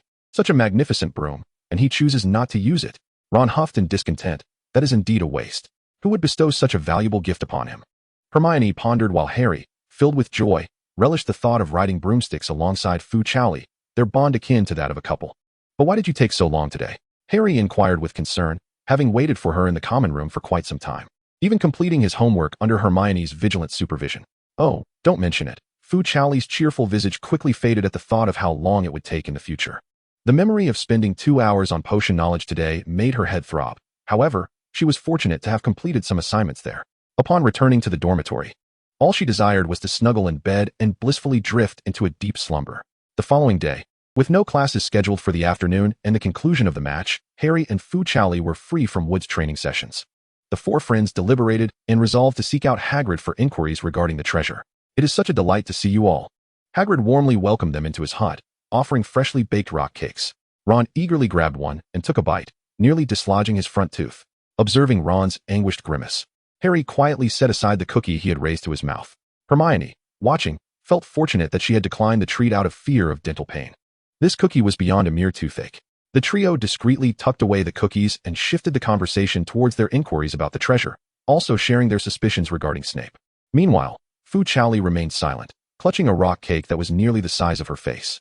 Unable to bite through it with her front teeth, she resorted to gnawing it with her molars, gradually reducing the cake to half its size. When Hagrid inadvertently revealed that the treasure was the Philosopher's Stone, Fu Chaoli continued to nibble. As the trio collectively questioned Snape, she kept gnawing. When Hagrid mentioned Snape's involvement in the treasure's mystery, she still persisted in her munching. The Philosopher's Stone was crafted by Nicholas Flamel, and Snape has no connection to it. He could not possibly steal the stone, Hagrid asserted emphatically, only to realize his slip of the tongue and cover his mouth, exclaiming, "Oh, I am truly unfit for keeping secrets." Having received the answers they sought, the trio turned to find Fu Chaoli had nearly devoured her rock cake. Ron, astonished, exclaimed, "Goodness, how can you manage to bite through that?" Fu Chaoli stuffed the remaining morsel into her mouth, brushed off the crumbs from her hands, and mumbled indistinctly, "With my molars." Hagrid was delighted that someone appreciated his culinary creations and enthusiastically offered Fu Chaoli another basket of rock cakes, advising her to take her time enjoying them, and to return if she desired more. Fu Chaoli accepted with joy, even though she could not finish them all. She did not wish to offend Hagrid's kindness and was already contemplating to whom she might give the leftovers. Due to his slip, Hagrid, feeling guilty, urged them to leave and implored them not to investigate further. "I find Hagrid's demeanor rather peculiar. We should visit him once more," Harry remarked. As Fu Chaoli walked, she casually picked up another rock cake to take a bite. "Oh dear, your teeth." Hermione snatched the cookie from Fu Chaoli's hand, scolding her. "I believe I shall need to take you to my parents' clinic during the summer to have your teeth examined." As Fu Chaoli bowed his head, receiving a reprimand from Hermione, Ron leaned closer to Harry and quietly inquired, "What is a dentist?" "A dentist is a doctor who extracts your teeth," Harry explained after a moment of contemplation, slightly embarrassed. Ron, startled, covered his mouth and glanced sympathetically at Fu Chaoli, saying, "Then I wish Chaoli good luck." Before long, Fu Chaoli devised a solution for the surplus rock cakes. When she arrived at Snape's office that evening, she purposefully brought a half basket of rock cakes as a gift for him. "Professor, you must be hungry, have some biscuits." Fu Chaoli cheerfully placed the basket on the desk, offering a charming smile. Snape cast a cursory glance at the biscuits, noting their lackluster appearance, though they were rather large. Was it possible they were homemade? Snape pondered, yet he advised Fu Chaoli to focus on her studies. Today's progress was swift. Within just over an hour, Fu Chaoli completed her tasks. Just before leaving, she turned back to remind Snape to eat the biscuits quickly, lest they become stale. Snape nodded begrudgingly. And as soon as she shut the door, he eagerly reached for a biscuit. He first inhaled its aroma, finding it quite pleasant, and then took a confident bite. A crisp snap echoed, and Snape grimaced in pain, clutching his mouth. He inspected the slightly damaged rock cake and sighed, returning the biscuit to the basket. Perhaps he would try them again after they had gone stale. Chapter 26, Draco's Terror Attack. After obtaining a lead on Nicholas Flamel from Hagrid, the quartet endeavored to uncover further clues. Yet, as Christmas approached, their efforts yielded little new progress. Fu Chaoli received a letter from Madame Flores, stating that she had prepared festive items and awaited Fu Chaoli's return from school for their celebration together. That afternoon, Hermione busied herself responding to her parents' letters, while Ron and Harry had recently become engrossed in wizard's chess. After Ron soundly defeated her twice, Hermione lost interest, leaving only Harry to persistently challenge Ron. Thus, after dinner, Fu Chaoli made her way alone to Snape's office. Exiting the library and crossing the small courtyard, she inadvertently overheard Draco's voice near a large tree. Tonight, while Harry Potter is absent, we shall hide his Nimbus 2000. Draco conspired with his lackeys. We will return home for Christmas in a few days. He will certainly not find it. These past few days, he had been engaged in chess with that Weasley, leaving the Nimbus 2000 in the common room. As Fu Chaoli continued on her path, she happened to pass by the tree and came face to face with Draco leaning against it. We should go, as most people have left by now. Without pausing, Fu Chaoli smoothly turned and, while walking, feigned, I seem to have left my textbooks in the classroom. Wait. Draco's voice called from behind, accompanied by the sound of footsteps. Fu Chaoli, not looking back, quickened her pace towards the stairs. Stop right there, Draco shouted through gritted teeth. Fu Chaoli, listen to me. I won't listen. Fu Chaoli thought only of hurrying to inform Harry. Unfortunately, a figure emerged from the corridor. Fu Chaoli focused her gaze and recognized it was Blaise from Slytherin. Draco also spotted Blaise, who was casually sauntering towards them, and gleefully shouted, Zabini, quickly, stop her. Fu Chaoli thought to herself, fate seems intent on my demise. In a moment of urgency, she quickly assessed the physiques of Draco and Blaise. After weighing her options, she resolved to confront the evidently more slender Draco. Perhaps she could overpower him. Fu Chaoli halted, turning to face Draco directly. At that moment, seeing he could not catch up, Draco gritted his teeth and leaped towards Fu Chaoli. Thus, when she turned around, she beheld Draco soaring through the air, hurtling towards her. Thud! Draco landed squarely atop Fu Chaoli, who had the hurriedly approaching Blaise beneath her. The three of them were entangled in an odd sandwich-like manner. The back of Fu Chaoli's head thudded against Blaise's chest, causing her no harm. However, Draco's forehead met the soft flesh of her lips with a resounding impact. As he felt the gentle warmth, Draco froze, paralyzed by the unexpected contact. How long do you intend to remain there? Blaise's voice emerged from beneath them, laced with evident irritation. It was then that Draco seemed to awaken from his stupor, scrambling to rise, only to find Fu Chaoli's lips marred by the collision. The once rosy hue now tinged with crimson. Fu Chaoli was aided to her feet by Blaise, who noticed the tears welling in her eyes, her gaze cast downward, rendering her a pitiable sight. I'm sorry, Draco hesitated, wanting to apologize, but was interrupted by Blaise. Are you all right? How do you feel? Blaise positioned himself between Draco and Fu Chaoli, blocking Draco's view. He fumbled through his pocket for a handkerchief, anxiously attempting to wipe her tears. Fu Chaoli gently brushed aside Blaise's hand, keeping her head low as she hastened away, not sparing a glance at the remorseful Draco. As Fu Chaoli fled, Draco attempted to follow, but was met with a punch from Blaise that sent him sprawling to the ground. Zabini, Draco exclaimed in disbelief, raising his head. What are you doing? Blaise merely shook his hand and regarded him coldly. I have serious doubts regarding the Malfoy family's so-called upbringing. You, Draco seethed. But Blaise paid no heed to his fury, quickly pursuing Fu Chaoli. Draco remained seated, ignoring the wound at the corner of his mouth, instead lost in thought as he touched his forehead, recalling the spot where her lips had brushed against him. Fu Chaoli dashed back to the hall, finding neither Ron nor Harry, and hastily turned to exit. However, as she did so, she collided with Blaise, who had followed her. Blaise raised his hands, gently grasping the girl's shoulders. Chaoli, please listen to me. Fu Chaoli lowered her gaze, attempting to extricate herself from his grasp, maneuvering around him in a bid to leave. Blaise hesitated to seize her again, merely extending his hand to block her path. Please don't ignore me, he implored, bending down to meet her eyes. I am not like Malfoy. I will not target you. Fu Chaoli, observing the boy's humble demeanor, sighed and raised his gaze towards him. Why must you seek me out? She inquired. Of course, it is because I like you, Bress murmured, his eyes cast down, too timid to voice the confession aloud. Fu Chaoli was aware that he stood beside Draco, having previously mocked Gryffindor with a hint of bravado. Bress repeatedly vowed that he would never trouble the Lionhouse again. From his pocket, he retrieved a band-aid he had just borrowed from someone, cautiously and tentatively applying it to the cut on Fu Chaoli's chin, just below her wounded lip. After all, he had just provided her with a foundation of support. After a moment's contemplation, Fu Chaoli could not bring herself to refuse him. Noticing her acceptance, Bress's spirits visibly lifted. He gently touched the band-aid on her chin before withdrawing his hand. I merely wish to be your friend. He earnestly gazed into Fu Chaoli's eyes. Is that permissible? After a prolonged silence, Fu Chaoli nodded. After all, what deep-seated enmity could exist between children? Bress was overjoyed, though he restrained himself from being too familiar, simply escorting her to the staircase and offering to speak to Snape on her behalf. It was no secret that Fu Chaoli had been detained by Snape, as the news of Gryffindor's victory had already spread throughout Slytherin by the following day. Fu Chaoli waved goodbye to him like an ordinary friend would. Despite this, Bress was elated, grinning like a fool as he continued to wave until she ascended the stairs, after which he strolled towards Snape's office, humming a tune with his hands in his pockets. Inside the office, Snape, awaiting Fu Chaoli's arrival, kept glancing at the clock. Just as he was about to venture out in search of her, Bress knocked on the door, casually stating that Fu Chaoli had left due to an engagement. Snape, irked that Fu Chaoli did not come to speak with him directly, sulked and refused to seek her out. Even as he lay in bed, he tossed and turned in irritation. What could it be? Is it significant? Can it exist without me? He pondered, embroiled in his own mental turmoil. Chapter 27, Draco. The little crybaby. As Fu Chaoli ascended the staircase, she was surprised to find Draco leaning against the entrance to the Gryffindor common room, his head bowed in contemplation. Upon hearing her approach, he looked up with delight, his eyes shining upon recognizing Fu Chaoli. He stepped forward, eager to inspect her injured lip, but upon noticing the band-aid, he reluctantly lowered his hand. Did Zabani help you with that? He inquired. Fu Chaoli ignored him and addressed the fat lady, articulating the password. Fennel oatmeal.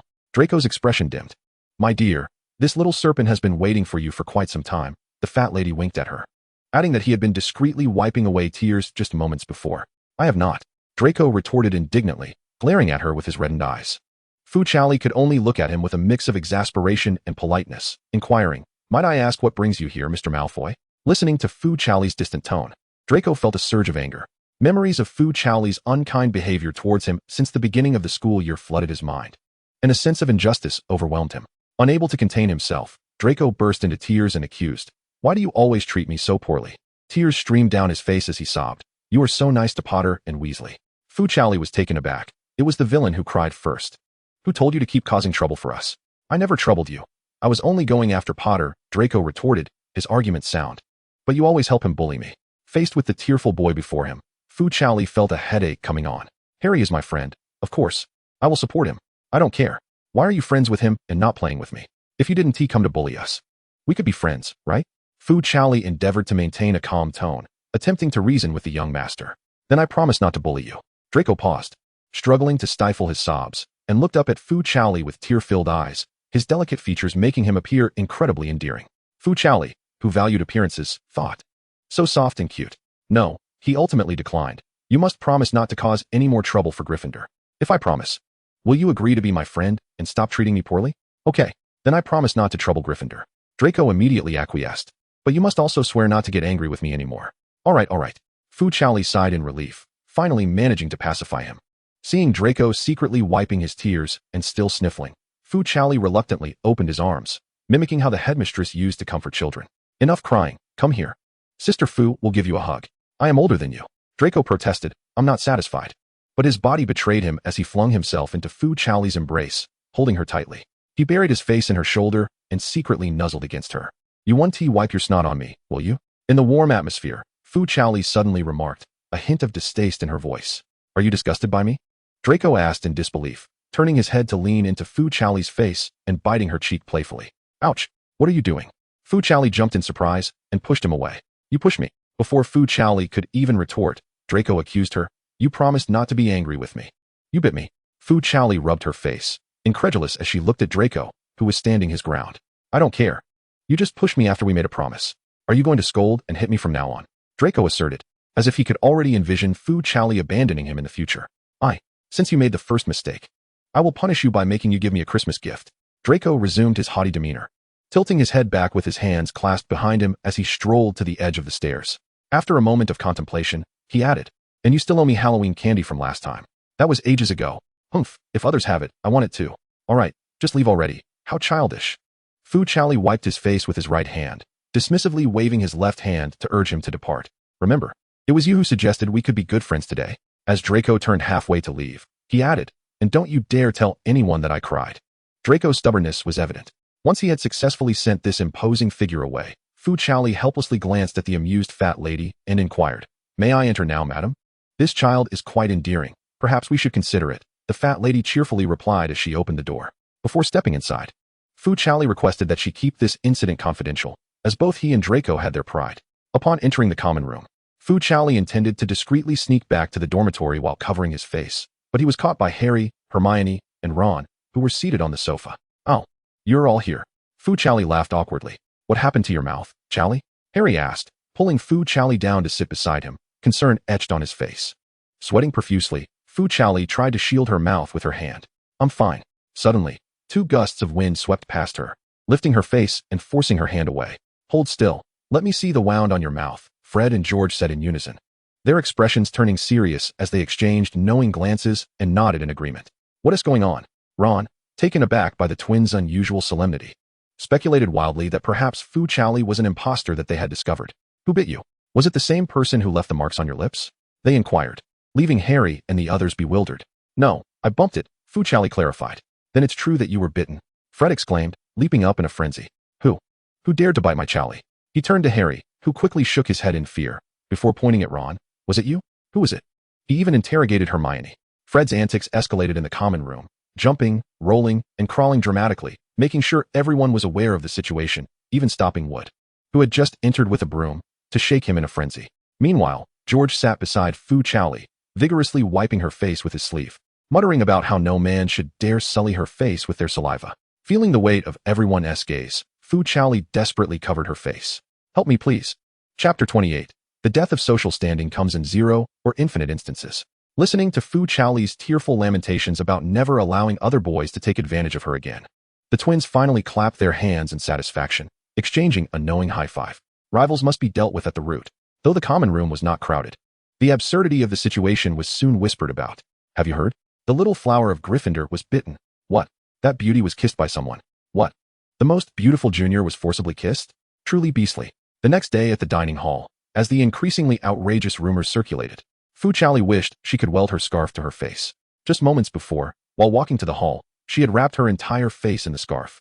A girl recognized Harry beside her and approached to inquire if she was the protagonist of the incident. Fu Chaoli merely mumbled nonsensically, "Barbie's mother pinches cattle?" The girl replied, "Sorry, I mistook you for someone else." Thus, she made it to the cafeteria without incident, but she had to remove her scarf to eat. Reluctantly, she pretended not to hear the peculiar rumors. "As long as I remain unembarrassed, the embarrassment belongs to others."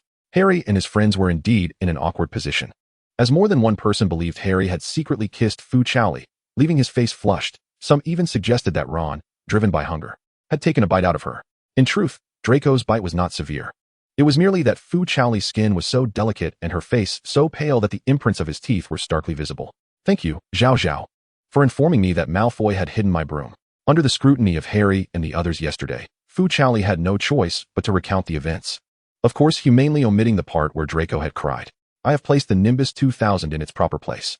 I doubt he will act again. He promised me yesterday. He bit you, and you still trust him." Ron retorted hastily, "You can't trust a Slytherin."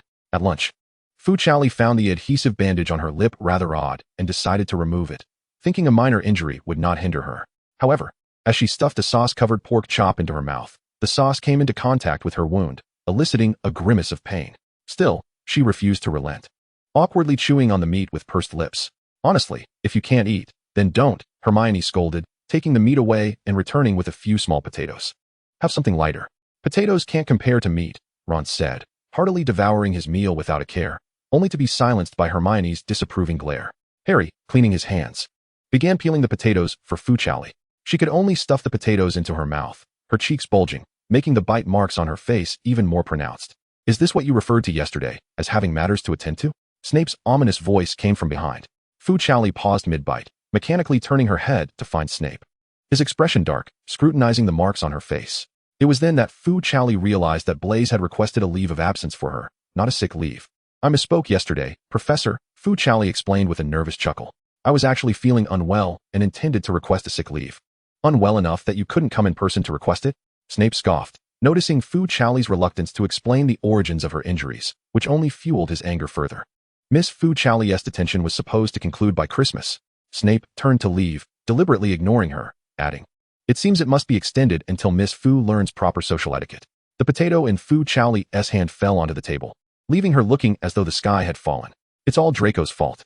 Pity the man, doomed to a life of misfortune. The instigator of this affair, Draco, was immediately mocked by the portraits at the entrance upon stepping outside. This incident quickly spread throughout the portrait community, much to the delight of the fat lady. Out of professional ethics, she refrained from gossiping with the students. The young master, whose thin skin was thoroughly offended, dared not venture out, sulking to the point of losing his appetite, yet he longed to see Fu Chaoli, fidgeting anxiously in the lounge. Upon returning to the dormitory yesterday, Draco had returned the favor to Blaise with a punch, leading to a physical confrontation that was only resolved when Pansy and others intervened. Draco, held back by several, could only hurl threats with his words. "Zabini, it's all your fault for instigating discord between me and Fu Chaoli." To which Blaise retorted, "And what of it? Today, Chaoli has forgiven me." Blaise knew precisely how to provoke Draco. She just agreed to me." The two hot-headed youths engaged in a verbal spat for over half an hour in the dormitory, with Blaise evidently maintaining a more composed demeanor than Draco, whose face flushed with indignation, yet he still appeared rather self-assured. Upon hearing that Draco had quarreled with Blaise over that Gryffindor girl, Pansy had already sorrowfully retreated to the dormitory. After their brawl, the two unexpectedly opened their hearts to one another, agreeing to a fair competition. In truth, due to the relationships between their families, Blaise would never truly sever ties with Draco. It was merely a momentary lapse of restraint fueled by anger. However, the following day, when Blaise overheard peculiar rumors in the hall about Draco's antics, he immediately suspected Draco's involvement, his fists clenching in fury. It seemed that his previous punch had been rather lenient. Theodore quietly sat nearby, occasionally glancing at Fu Chaoli, who was hunched over, stealthily eating her meal, while he continued to write with an impassive expression. Yet, the disorderly scrawl revealed his inner turmoil. That afternoon, Cedric sought her out, but the rumors he had heard were that Fu Chaoli had been attacked by the Slytherins. Embarrassed by such exaggerated tales, Fu Chaoli could hardly lift her head, mumbling that she was merely playing around with friends. Cedric, noticing her reluctance to elaborate, nodded in understanding and presented her with an ointment he had procured from the hospital wing. Although the situation wasn't too dire, having it on hand could prove beneficial. Seeing Cedric's gentle smile, Fu Chaoli felt a wave of relief wash over her.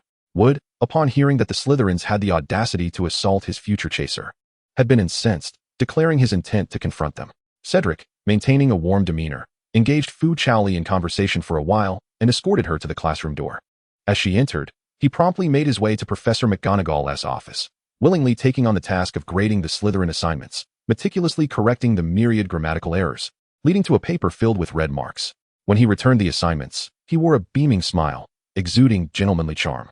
Professor McGonagall, impressed by the thoroughness of his corrections, expressed her appreciation for Cedric's attentiveness.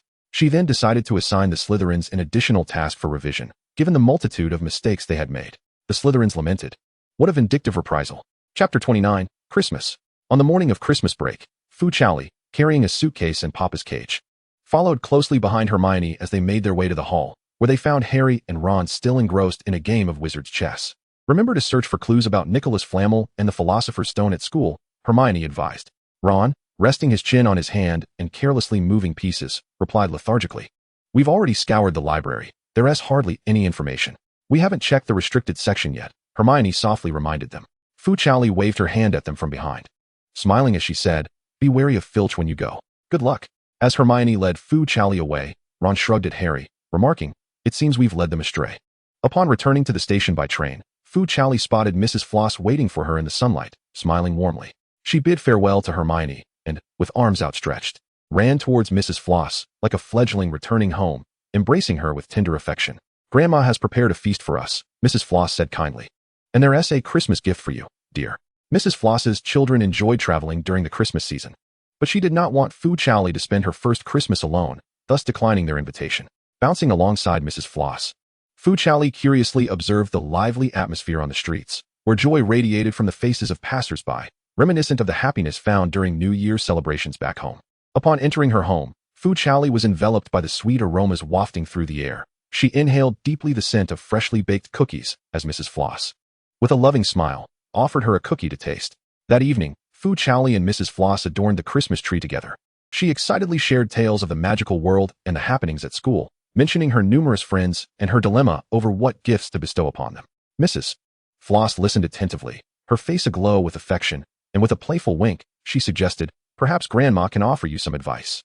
They spent a long time discussing each friend's personality, with Mrs. Floss providing excellent suggestions.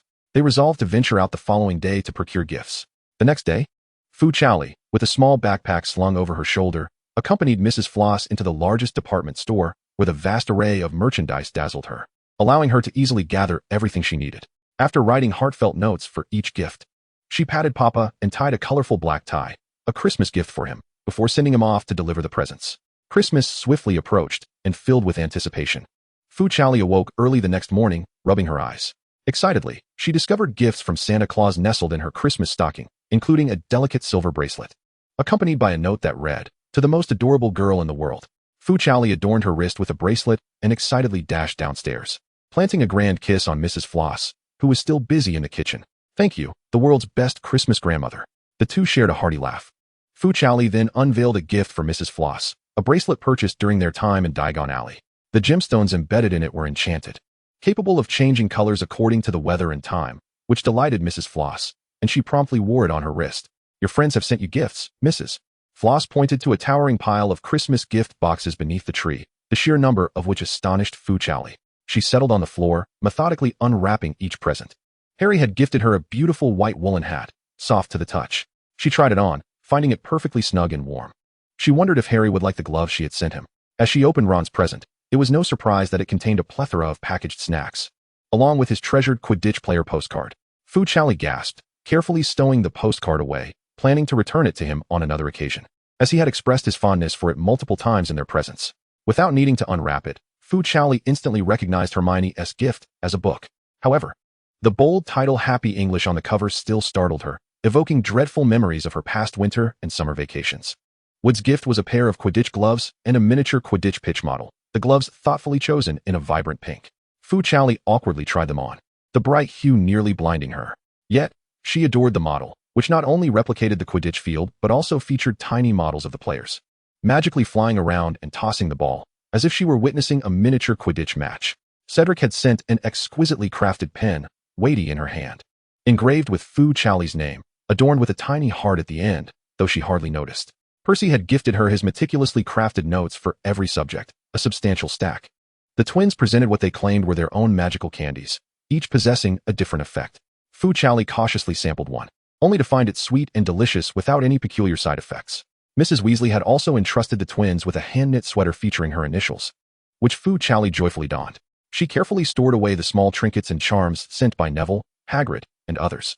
In stark contrast, Draco and his friends opted for a more extravagant approach. Draco's gift was a necklace set with a magnificent gemstone. Blaise presented a fox-shaped brooch made of broken diamonds, and Theodore gifted a glittering hairpin. Each item exuded an air of opulence, feeling almost too hot to hold in her hands. "You wealthy folks, I shall compete with you." Severus Snape even gifted her a delightful assortment of potion vials, each meticulously labeled for various ailments, colds, coughs, and even rheumatism. Fu Chaoli entrusted these to Mrs. Floss, for one could always rely on Snape's expertise in potion making. Albus Dumbledore sent a generous selection of candies, including a box of chocolate frogs, individually wrapped. His card expressed his appreciation for the Chinese confectionaries Fu Chaoli had sent him, which enriched his candy collection. Additionally, Fu Chaoli received an unsigned gift, a necklace that exuded understated elegance. She rummaged through the gift box, but found no indication of the sender's identity. Resigning to accept the mysterious present, she turned to share the enchanting chocolate frogs with Mrs. Floss.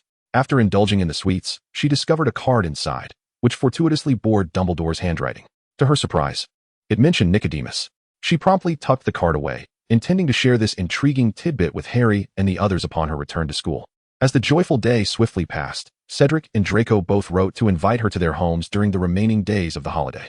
However, Fu Chaoli chose to spend more time with Mrs. Floss and graciously declined their invitations. On the final day, she received a parcel from the orphanage, containing a scarf knitted by the matron, her favorite snacks, and letters from her friends. After reading each one, she discreetly wiped away a tear and penned a heartfelt reply, assuring them of her well-being and expressing her longing for them. Papa sensed Fu Chaoli's melancholic mood and gently nestled beside her as she wrote her letter. Suddenly, she broke the silence. "Papa, can you fly to China to deliver this letter?" Papa replied, "I am an owl, not an airplane." With a dramatic eye roll, he turned his back on her, choosing to ignore her for the day, feeling his affections were wasted. Fu Chaoli, undeterred by the eye roll, seized her playful banter, affixed the stamp to her letter, and sent it off. The next day, as she prepared to return to school, she bid a reluctant farewell to Mrs. Floss and boarded the train. Chapter 30. The Water-Bearing Master. While searching for a seat on the train, Fu Chaoli encountered Draco. He first gazed expectantly at her neck, and upon boarding, she removed her scarf due to the heat, leaving her neck bare. Noticing that she was not wearing the gem necklace he had gifted her, Draco questioned, "Why aren't you wearing the necklace I gave you? Is it not to your liking? I took quite a while to choose it." Fu Chaoli, taken aback, replied, "Ah? If I wore it, I wouldn't even be able to walk safely to the station." Draco, perplexed, tilted his head and offered her a packet of cookies. "These are my mother's cookies, a Christmas gift from my parents to you." Fu Chaoli accepted the cookies with gratitude towards the Malfoys and then opened the package to retrieve the meticulously wrapped necklace, intending to return it to Draco. "This is far too precious. You should keep it. The unworthy me does not deserve such an exquisite necklace."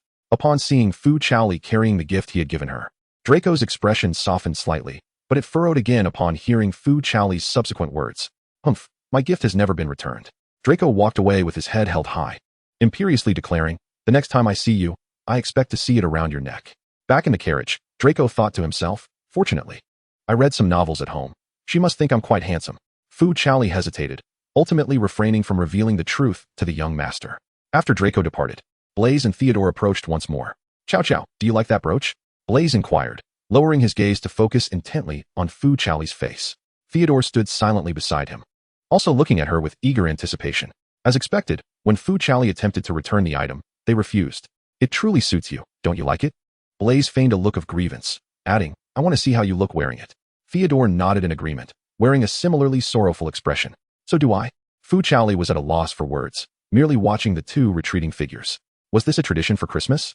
The thought of everyone asking her about her gifts made her head spin. Sitting in her seat, Fu Chaoli pondered her dilemma until, just before the train arrived at the station, she conceived an excellent plan.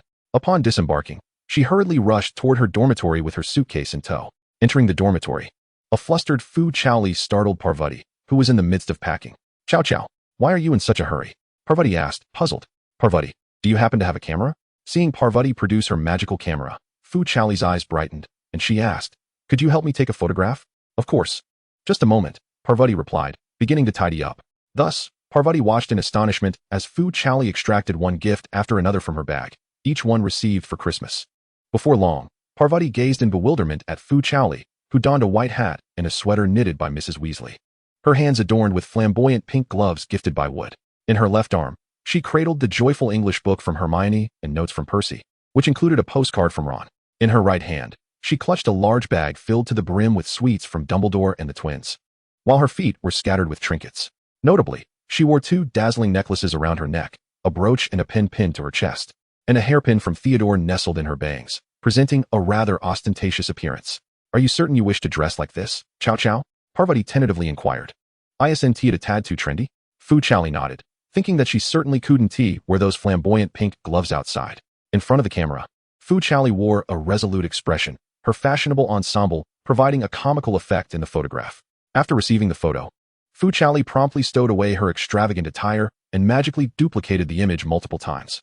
As the time for the banquet approached, she followed Parvati out the door, making her way towards the hall. Upon exiting the dormitory, she encountered Wood, who was seated on the sofa. Noticing Fu Chaoli's emergence, he approached her eagerly. Parvati playfully winked at Fu Chaoli before departing. Watching her leave, Wood inquired with anticipation, "Chaoli, did you enjoy the gifts I sent you?"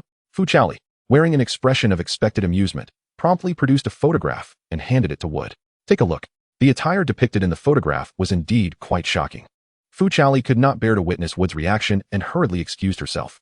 Wood scrutinized the photograph intently. Fu Chaoli's expression was one of earnestness, and he chuckled softly. Finding her utterly charming, he carefully tucked the photograph into his pocket, pondering where to display it. Perhaps alongside the Quidditch trophy would be fitting. On her way to the dining hall, Fu Chaoli also encountered Cedric, and the two proceeded together to the hall. "Cha-cha, I absolutely adore the backpack you gifted me," Cedric remarked, turning to showcase it, now adorned with charms he had crafted himself. Fu Chaoli immediately replied, "I too am fond of the fountain pen you gave me." With that, she playfully shared the photograph with Cedric, pointing out the pen pinned to her chest as if distributing flyers. Cedric examined the photograph with a gentle smile, saying, "I'm glad you like it." He then placed the photograph into his pocket, planning to have a frame made for it upon his return. Upon arriving at the dining hall, she noticed Hermione, Harry, and Ron already seated. After bidding farewell to Cedric, she took a seat beside Harry, immediately noticing him wearing the black gloves she had gifted him, even in the warmth of the indoor setting. Cha-cha, did you like the gift I gave you? Ron asked eagerly, for it was his pride and joy. Fu Chaoli nodded, affirming that she had carefully preserved the postcard, inviting Ron to come see it whenever he wished, which relieved him greatly. Catching Harry's gaze, she turned and smiled, saying, I also adore the hat you sent me, Harry. However, it's rather warm in here, so I left it in the dorm. As for the textbooks from Hermione, I like them as well. Fu Chaoli made an effort to maintain a cheerful demeanor, ensuring that each of her friends felt uplifted. She had also entrusted Papa with delivering several photographs to Draco and the others, hoping they wouldn't seek her out during dinner. Originally, Fu Chaoli intended to send a photograph to Dumbledore as well, but Papa had kept it for himself. As she picked up her utensils, Fu Chaoli suddenly noticed that Harry appeared somewhat unsettled. Concerned, she inquired about his well-being. Cha-cha, Harry managed a strained smile. I saw my parents in that mirror, as if they were still by my side. And there was you beside me. Though unspoken, Harry's sentiment resonated with Fu Chaoli. She understood that this hope was intertwined with the painful awareness of its illusory nature. She gently embraced Harry, comforting him with the words, It's all right, Harry. We are all here for you. Your parents surely love you, just as you can see. Harry silently nodded, feeling slightly better. At least, Fu Chaoli was genuinely by his side, wasn't she? The dinner following the Christmas holiday was lively, as everyone was still enveloped in the festive spirit. Fu Chaoli observed the rejuvenated Harry and felt relieved as she began to eat, internally praising her own cleverness for ensuring everything was well organized. Just as a sudden thought crossed her mind, Severus Snape appeared behind her. With a smirk that barely concealed his amusement, he held a photograph between his fingers and inquired, Miss Fu, how wonderfully fair you are. Might I ask if you do not particularly fancy the potion I gifted you? Fu Chaoli felt a wave of despair wash over her. Was it too late to write to Madame Floss for feedback on the potion's efficacy? Chapter 31, Kitchen Map, Activate. The next day, Fu Chaoli awoke to discover that the few photographs she had left in her pocket were missing. Could she have dropped them along the way? Panic coursed through her as she thought of how embarrassing it would be if someone found them. Throughout the day, she stealthily scanned her surroundings, yet saw no one who appeared to have picked up the photographs. Finally, she exhaled in relief, munching on biscuits with a sense of comfort. The night before, she had indulged in the biscuits sent by Mrs. Malfoy and had savored them thoroughly. How delicious! Fu Chaoli's eyes sparkled, pondering the luxurious life Draco must lead at home. Halfway through, she felt a piece of paper in the biscuit bag. Curiously, she took it out and unfolded it, revealing elegantly written cursive, I hope Miss Fu Chaoli enjoys the necklace. It was signed by Lucius Malfoy. Fu Chaoli pondered, realizing that the unnamed necklace had indeed been a gift from Lucius. Why had the family sent her 3 gifts? Confused, she hastily penned a letter expressing gratitude for Mrs. Malfoy's biscuits, praising their exquisite taste, and thanking Lucius for the necklace, stating that the gift was too precious and that she would ask Draco to return the necklace next time. After dispatching the letter with Papa, a response arrived the very next day, accompanied by a substantial bag of biscuits. Fu Chaoli opened the reply to find 2 distinct styles of handwriting. The first, in a familiar elegant script, read, I am delighted that Miss Fu Chaoli appreciates the necklace. Please accept it, as it is not of great value. The second, in a more delicate hand, simply stated, Thank you for enjoying the biscuits I made. If you wish for more, just have Draco write to me. Fu Chaoli scratched her head, bewildered by the Malfoy family's kindness towards her. That evening, she visited Severus's office, where he compelled her to read an entire volume of British children's literature, which discussed the nuances of maintaining appropriate distances between genders. Before she could leave, Severus subjected her to numerous questions, only allowing her to depart once she had answered correctly. The session ended rather late, approaching curfew. Fu Chaoli hastily declined Severus's offer to escort her back to the common room, and instead requested a signed note from him to prevent Filch from catching her. After receiving the note, Fu Chaoli hurriedly departed alone. Throughout her journey, she yawned incessantly, barely able to keep her eyes open. Just as she turned the corner past the Hufflepuff common room, 2 strong hands pulled her into the darkness, one hand shielding her head, while the other embraced her waist. Shoo! Fu Chaoli almost cried out, but upon hearing a familiar voice beside her, she immediately calmed down. The 3 of them squeezed into a cramped corner, the twins pressing closely against her, nearly taking her breath away. Fred, George, what are you doing? Fu Chaoli whispered, a hint of annoyance in her voice. You nearly scared me to death. Keep quiet, Chaoli. Filch is still outside. George quickly covered her mouth, while Fred peered outside cautiously. After a moment of footsteps, silence enveloped the surroundings, and Fu Chaoli could almost hear the heartbeats of the 2 beside her. Seeing that the outside remained tranquil for quite some time, and that the twins showed no signs of releasing her, Fu Chaoli began to pry George's hand off her mouth. Phew! Once freed, she promptly leaped outside, inhaling the fresh air with relief. I needn't worry about Filch, she boasted, waving the signed note from Snape as she turned to flaunt it to the twins. Fred took the note, folded it neatly, and tucked it into her pocket. Now that's no fun. Save it for next time, the twins said in unison, winking at her. We're taking you to a delightful place. Intrigued by their mysterious demeanor, Fu Chaoli followed as the three of them stealthily descended the Hufflepuff basement stairs. Arriving at a grand oil painting, Fred stepped forward, turning back to Fu Chaoli with a conspiratorial smile. Watch closely. He reached out and scratched the pair depicted in the painting. To Fu Chaoli's astonishment, the pair laughed and, ultimately, transformed into a green door handle. Come on. Welcome to the paradise of snacks, George exclaimed, pulling open the handle. A wave of delightful aromas wafted out, revealing Hogwarts' kitchen, where tables overflowed with delectable cakes, steaks, and other culinary delights. Fred and George navigated the space with ease, casually tossing cookies and chocolates into Fu Chaoli's mouth. After a whirlwind of indulgence, she found herself pleasantly satisfied. Chaoli, are you full? George inquired, glancing down at her. Fu Chaoli shook her head honestly, and the twins guided her to a table where they took a seat. Fred snapped his fingers and said, let us have a proper meal. With a light pop, a peculiar-looking house elf appeared before them, bowing respectfully and asking what they required. Please prepare a dish according to this recipe. George handed a piece of paper to the elf. My pleasure, ladies and gentlemen, the elf replied. Fu Chaoli looked curiously at the twins, who explained that this was a house elf, a creature dedicated to serving wizards. They did not linger on the topic, instead leaning in to inquire about the sweets they had brought her. Fu Chaoli reminisced, stating that the red ones were particularly sweet, while the others seemed rather unremarkable. The green ones left a tingling sensation on the tongue after consumption, and the blue ones caused one's voice to become higher-pitched. As Fu Chaoli counted off the effects of the candies on his fingers, the twins took out a large notebook, and the two began to doodle and write down various things. At that moment, a house elf suddenly appeared, interrupting their activity. Miss, please use this, it said, presenting them with a bowl of Yangchun noodles and returning a recipe that George had previously given to it, bowing before vanishing. What is this? Fu Chaoli scrutinized the noodles. Is this the method from our side? Indeed, we copied it from a book, came the reply. It was astonishing that the library had a recipe for Chinese cuisine. We guessed you might want to try it. Go ahead. Fu Chaoli picked up a fork to lift the noodles. But Fred shook his head and took the fork from her hand. Use this instead. Consider it a small prize for participating in our candy research. Simultaneously, they produced a wrapped item from their pockets, unveiling what appeared to be miniature versions of their wands, which, when combined, formed a rather peculiar pair of chopsticks. We made these ourselves. I assure you, once you use them, you will think of us. Fu Chaoli tested the chopsticks, aside from Fred's one being somewhat uncomfortable to hold. They were quite manageable overall. Savoring the Yangchun noodles with the chopsticks, she was reminded of her past life. Thank you both, Fu Chaoli expressed, touched, knowing they must have devoted considerable time to this. The twins had long realized that Fu Chaoli was not accustomed to using a knife and fork. They spent nearly a month crafting those chopsticks and even unusually lingered in the library to find that specific recipe. Fortunately, the book on Chinese cuisine was quite thick, allowing them to savor it together with Fu Chaoli at a leisurely pace. Merely verbal gratitude is insufficient, George feigned discontent, while Fred leaned in, jokingly tapping his own face with a finger. To their surprise, Fu Chaoli actually closed her eyes and bestowed a kiss upon each of them. The soft sensation dissipated as quickly as it occurred, leaving Fred and George momentarily stunned, their handsome faces turning a deep shade of crimson. Stumbling over their words for the first time, Zhao Zhao you. Fu Chaoli blushed, shyly avoiding their gaze. Why is England so open? She had merely imitated a gesture of greeting from the book, assuming it could also convey her gratitude.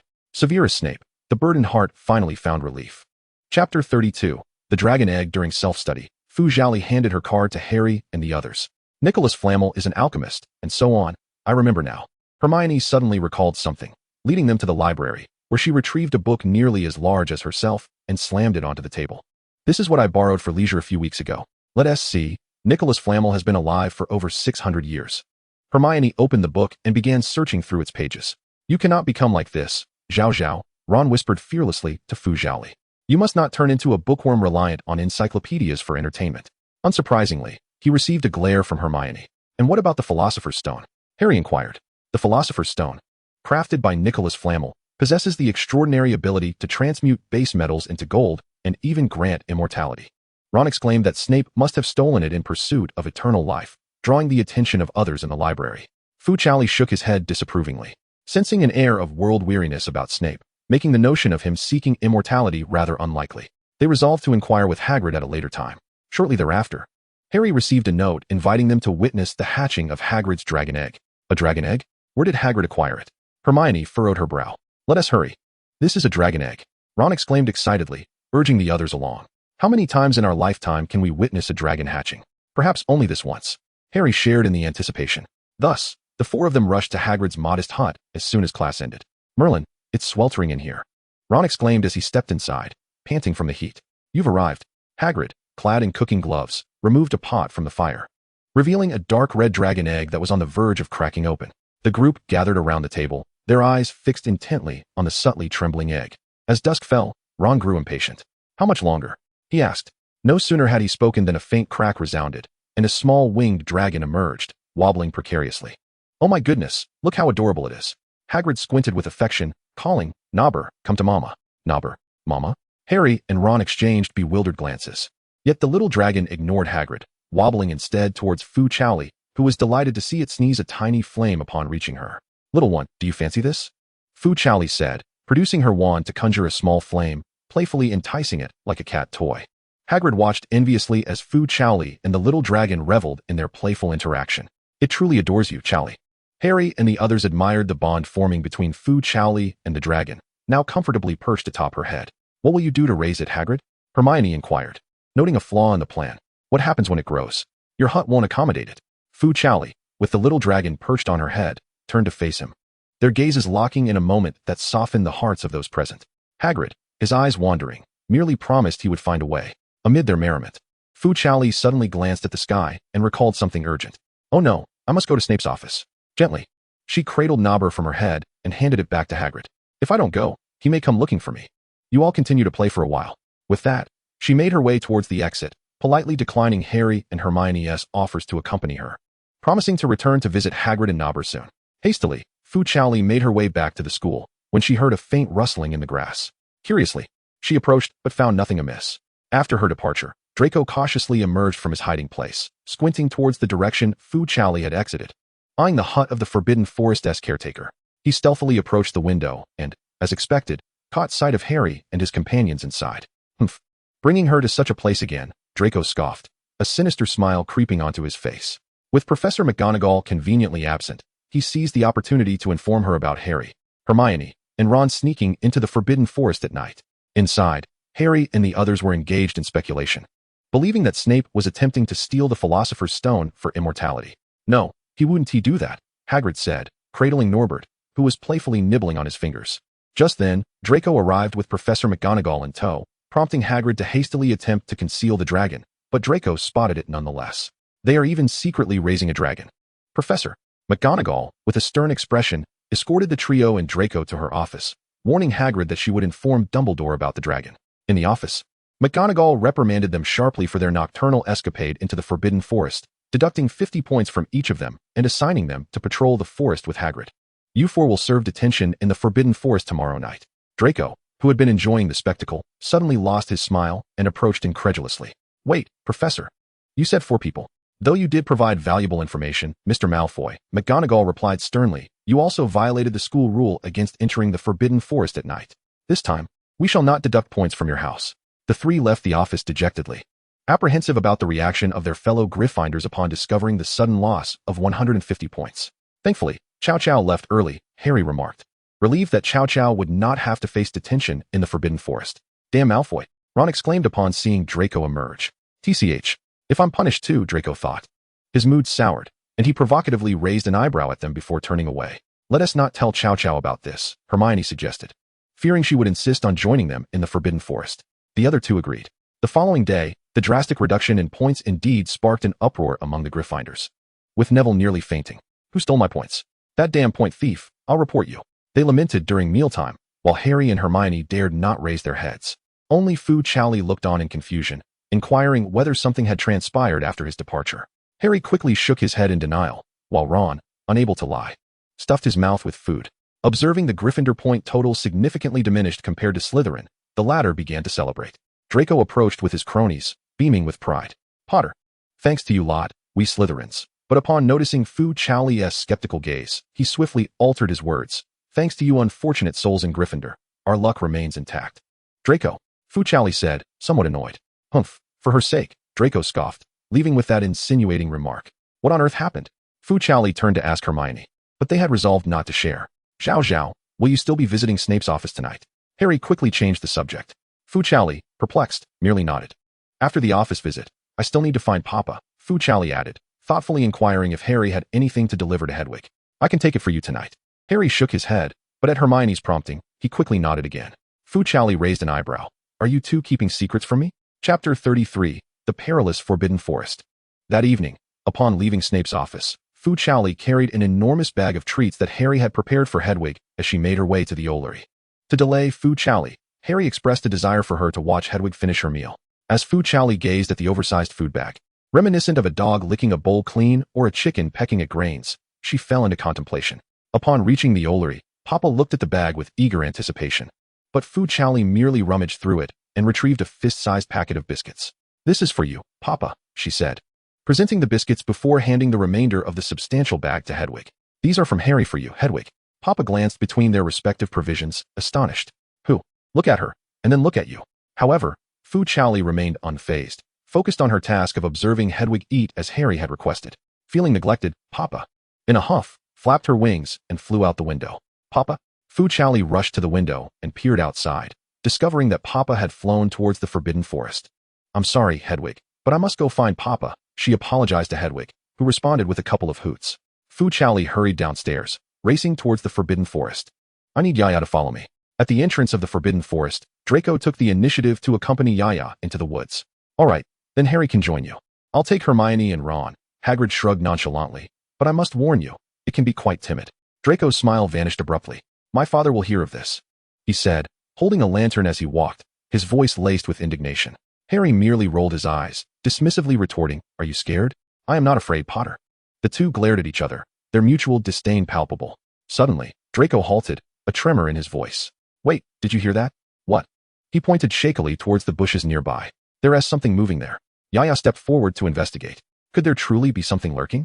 Harry, feeling a surge of apprehension, furrowed his brow as both boys anxiously regarded the underbrush. Hey! Suddenly, the bushes rustled, and Fu Chaoli emerged, her head adorned with several leaves. What a coincidence! Ah! Zhao Zhao! Harry exclaimed, astonished upon recognizing Fu Chaoli. Meanwhile, Draco stealthily shifted his foot, which had already taken a step back. What are you doing here? Draco questioned Fu Chaoli. Papa flew into the Forbidden Forest, and I'm here to find her. Fu Chaoli stood up and approached them. What about you? What brings you to the Forbidden Forest? Harry reached out, brushing the leaves from Fu Chaoli's hair while tidying it slightly. Don't get too familiar, Draco protested, swatting Harry's hand away and pulling Fu Chaoli closer to him. Fu Chaoli refused to let them change the subject, fixing her gaze on them intently. Just as Harry began to speak, Draco nudged him with his elbow. We're here to help Hagrid patrol the Forbidden Forest, Draco explained, concerned that Harry might reveal his involvement in reporting the matter. Yes, indeed. Huh. Fu Chaoli found their behavior peculiar and couldn't comprehend why Draco was suddenly so eager to assist. Why didn't you include me? The two stumbled over their words, unable to answer, when suddenly there was a commotion ahead, and Fong dashed forward. What is going on? Quick, let us follow. The trio hurried after Fong, only to find him baring his teeth at the sight before them. A pristine unicorn lay on the ground, a dark, indistinct creature hunched over it, siphoning its blood. Ugh! Harry felt a sharp pain in his forehead scar. The mysterious figure noticed them and lunged forward, baring its fangs. Ah! Draco shouted, attempting to pull Fu Chaoli away. But she had already drawn her wand, standing protectively in front of Harry, who was caught off guard, and unleashed an attack on the intruder. The spell passed through the creature, momentarily halting its movements. Just then, the sound of hooves echoed, and a centaur emerged from the nearby woods, raising its front hooves and driving the creature away. You must leave the Forbidden Forest, the centaur Firenze warned them. The one who feeds on unicorn blood is likely Voldemort. The mysterious figure, Draco exclaimed in shock, too afraid to utter the name. Harry pondered deeply, wondering if this was Snape's intention in stealing the Philosopher's Stone to resurrect Voldemort. The unicorn lay there, still alive but suffering, its silvery blood trickling down its neck, glimmering tragically in the moonlight. Is there no way to save it? Fu Chaoli couldn't bear to watch the unicorn in its final throes and looked hopefully at Firenze. The centaur cast a sympathetic glance at the unicorn on the ground and shook his head. I'm afraid it's too late. At that moment, the unicorn struggled to lift its head, gazing at Fu Chaoli with pleading eyes. Are you certain? Firenze asked the unicorn uncertainly, after receiving its faint response. He turned to Fu Chaoli. The unicorn will bless a pure-hearted girl. Go ahead, touch its horn. Fu Chaoli approached, but instead of following his instruction to touch the unicorn's horn, she knelt beside it and gently cradled its head in her lap. Sleep now. Soon the pain will be over, she whispered, softly stroking the unicorn's face and closing its eyes. She wished for the unicorn to pass peacefully. The unicorn's eyes closed. Its breaths gradually ceased.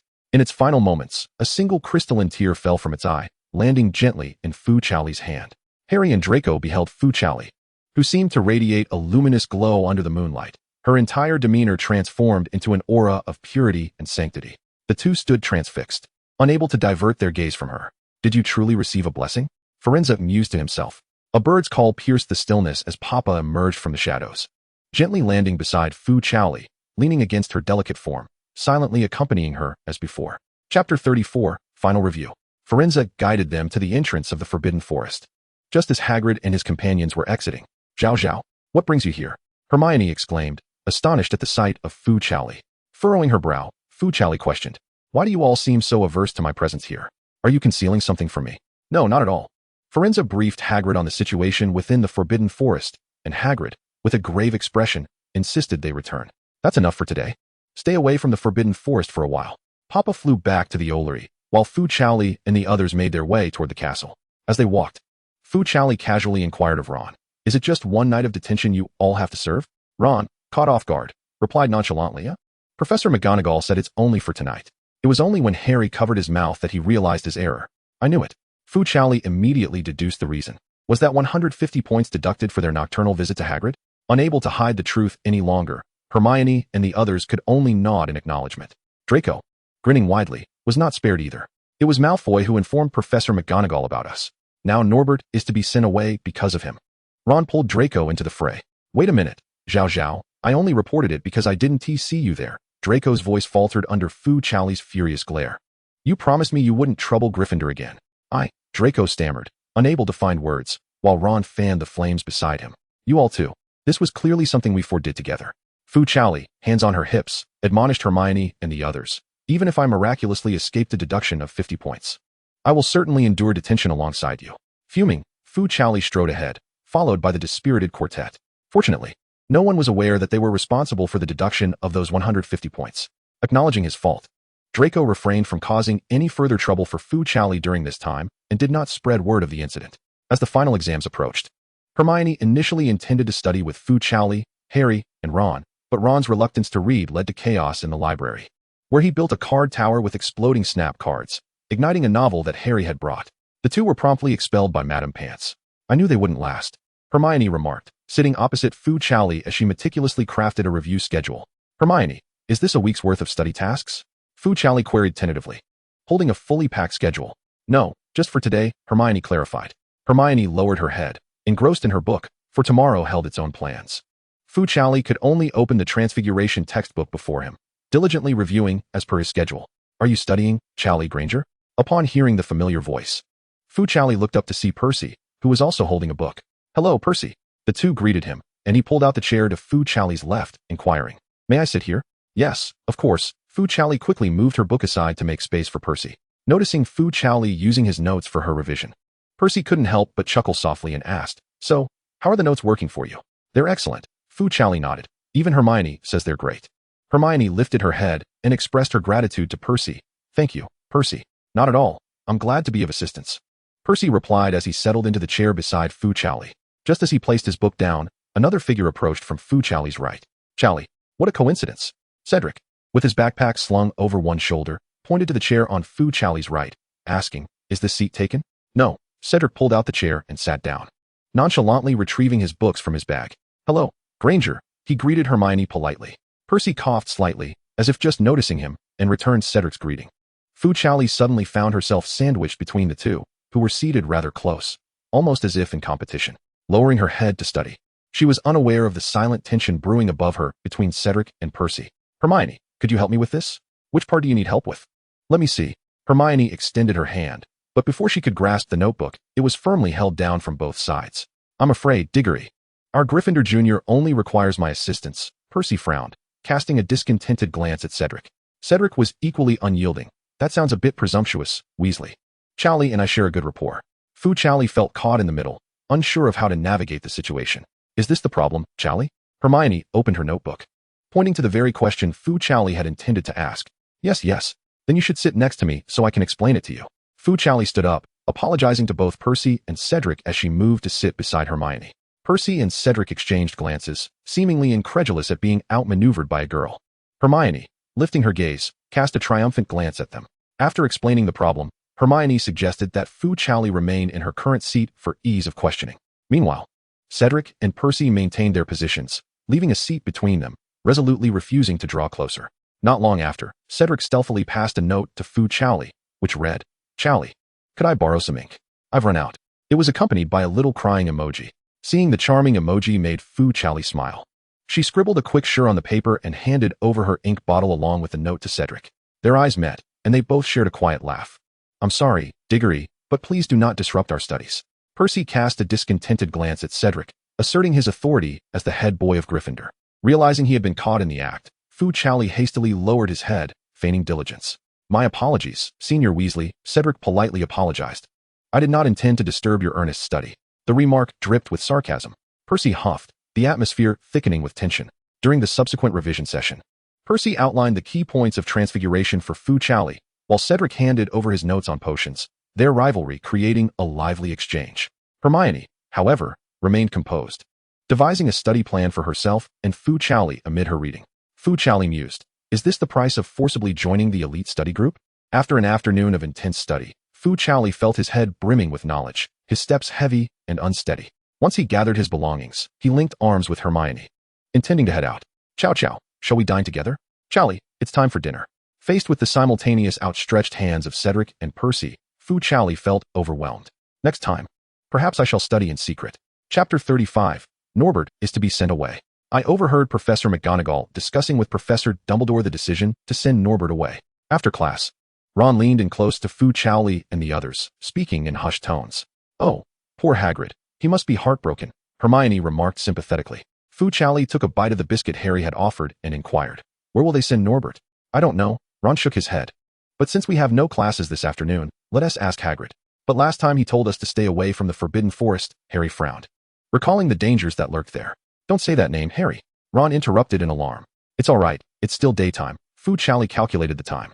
"We can return before dinner, so it won't count as a nighttime escapade." The others agreed, and after lunch, they stealthily made their way to Hagrid's hut. As they approached the door, they noticed Dumbledore conversing with Hagrid, who appeared as distressed as a child. "Shoo!" The four of them crept to the window, peering in with curiosity. "I'm sorry, Hagrid, but your little hut is simply not suitable for him.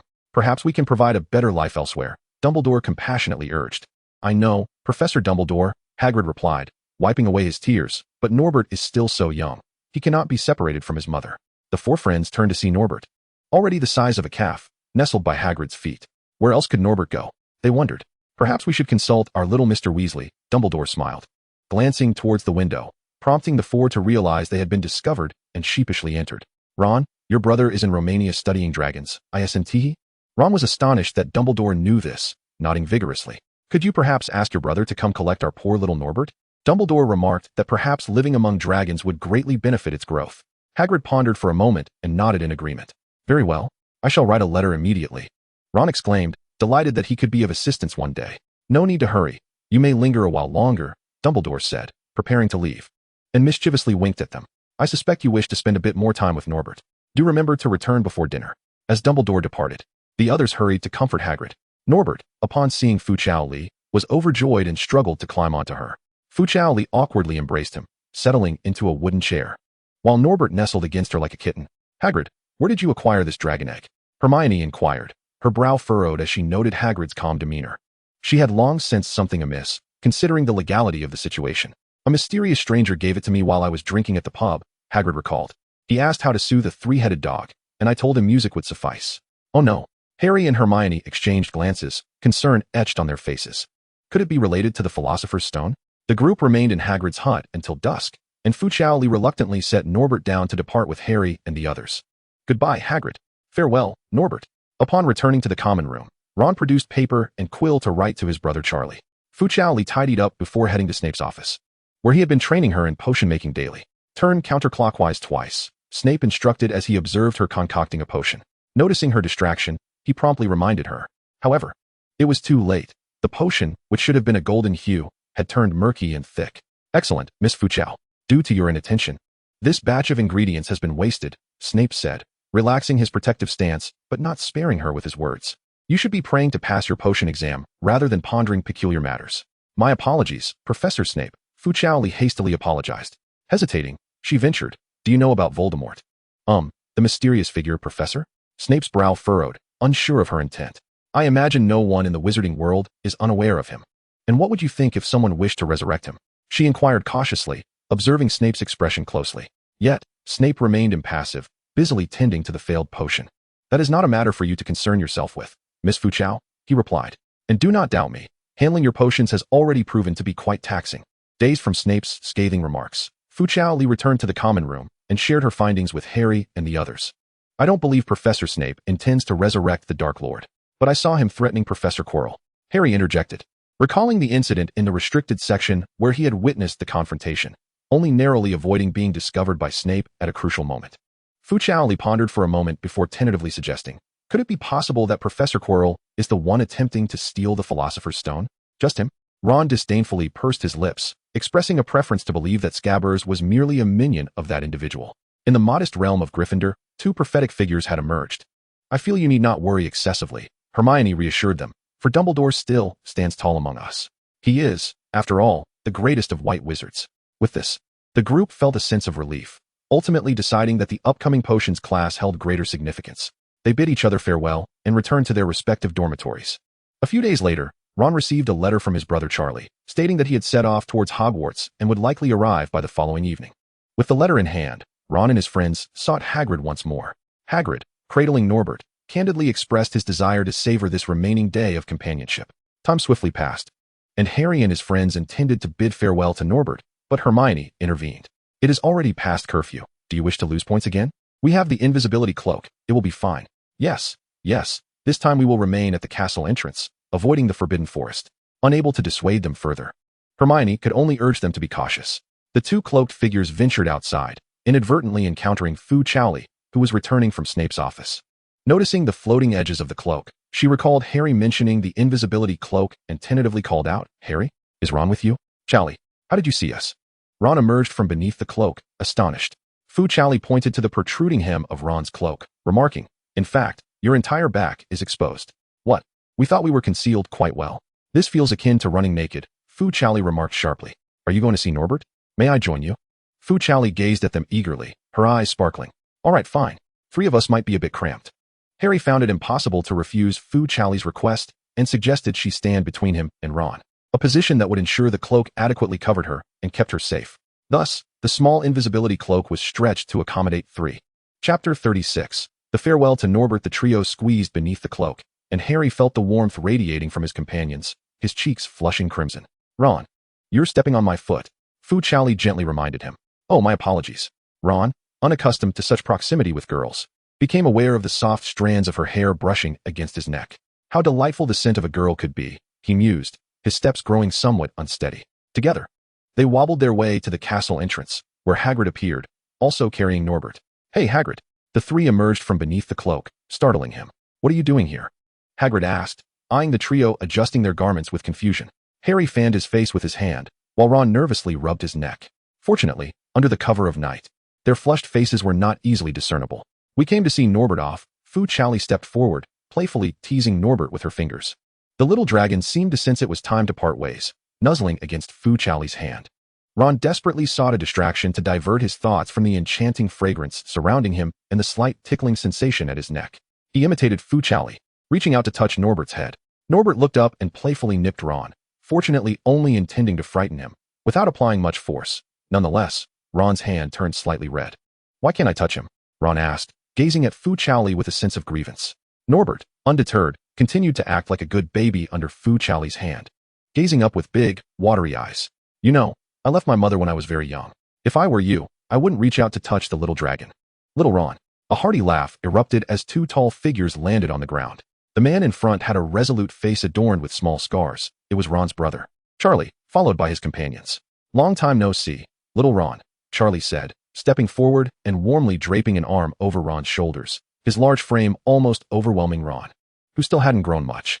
"You need to eat well." Then he turned to Fu Chaoli, smiling. "You must be Chaoli. Ron has mentioned you." Fu Chaoli tilted her head in confusion, wondering if she was to be sent away as well. "Brother," Ron quickly interjected, his face flushed with urgency. "He says you are well liked by Norbert," Charlie teased, raising an eyebrow at the flustered Ron. "What are you afraid I might say?" Nothing at all. As Fu Chaoli looked at him with a puzzled expression, he urged Charlie to take the little dragon away promptly. Hagrid interjected, I don't think that's a good idea. However, Hagrid's reluctance proved futile, as Charlie placed Norbert in a specially designed cage and hung it onto the flying broom. Disturbed by the separation from Fu Chaoli, Norbert grew restless. Fu Chaoli, holding her wand, conjured a small flame to gently touch its face, soothing it. Goodbye, Norbert. By the next time we meet, you will have grown, I suppose. You have quite a way with dragons, Junior, Charlie remarked, pleased to see Fu Chaoli successfully calming Norbert. Perhaps you should consider a position in my line of work in the future. No way, that's too far. Harry rushed to grasp Fu Chaoli's hand. Worried she might follow Charlie. I will consider it, Senior, she replied.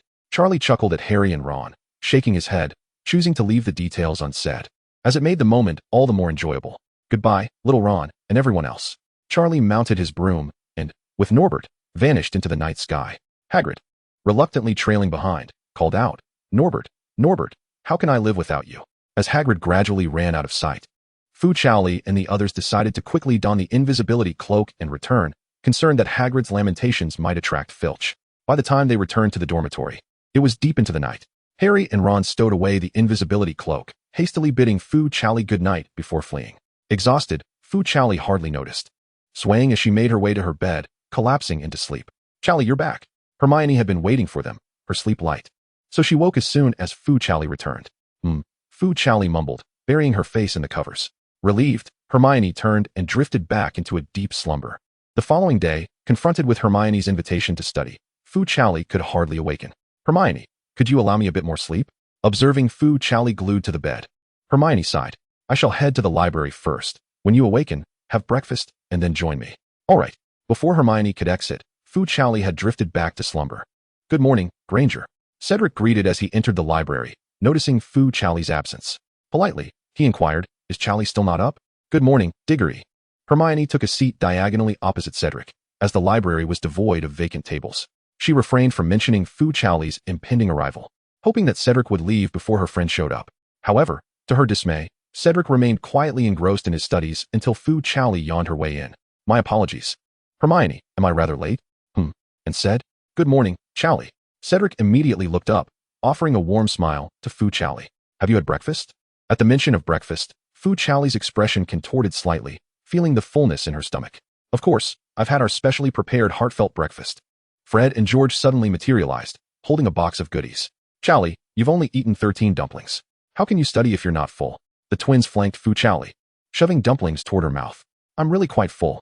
Fu Chaoli struggled to chew the dumplings, glancing at Madame Pants, who was rushing over with a stern expression, ready to reprimand the twins while casting a severe look at Fu Chaoli.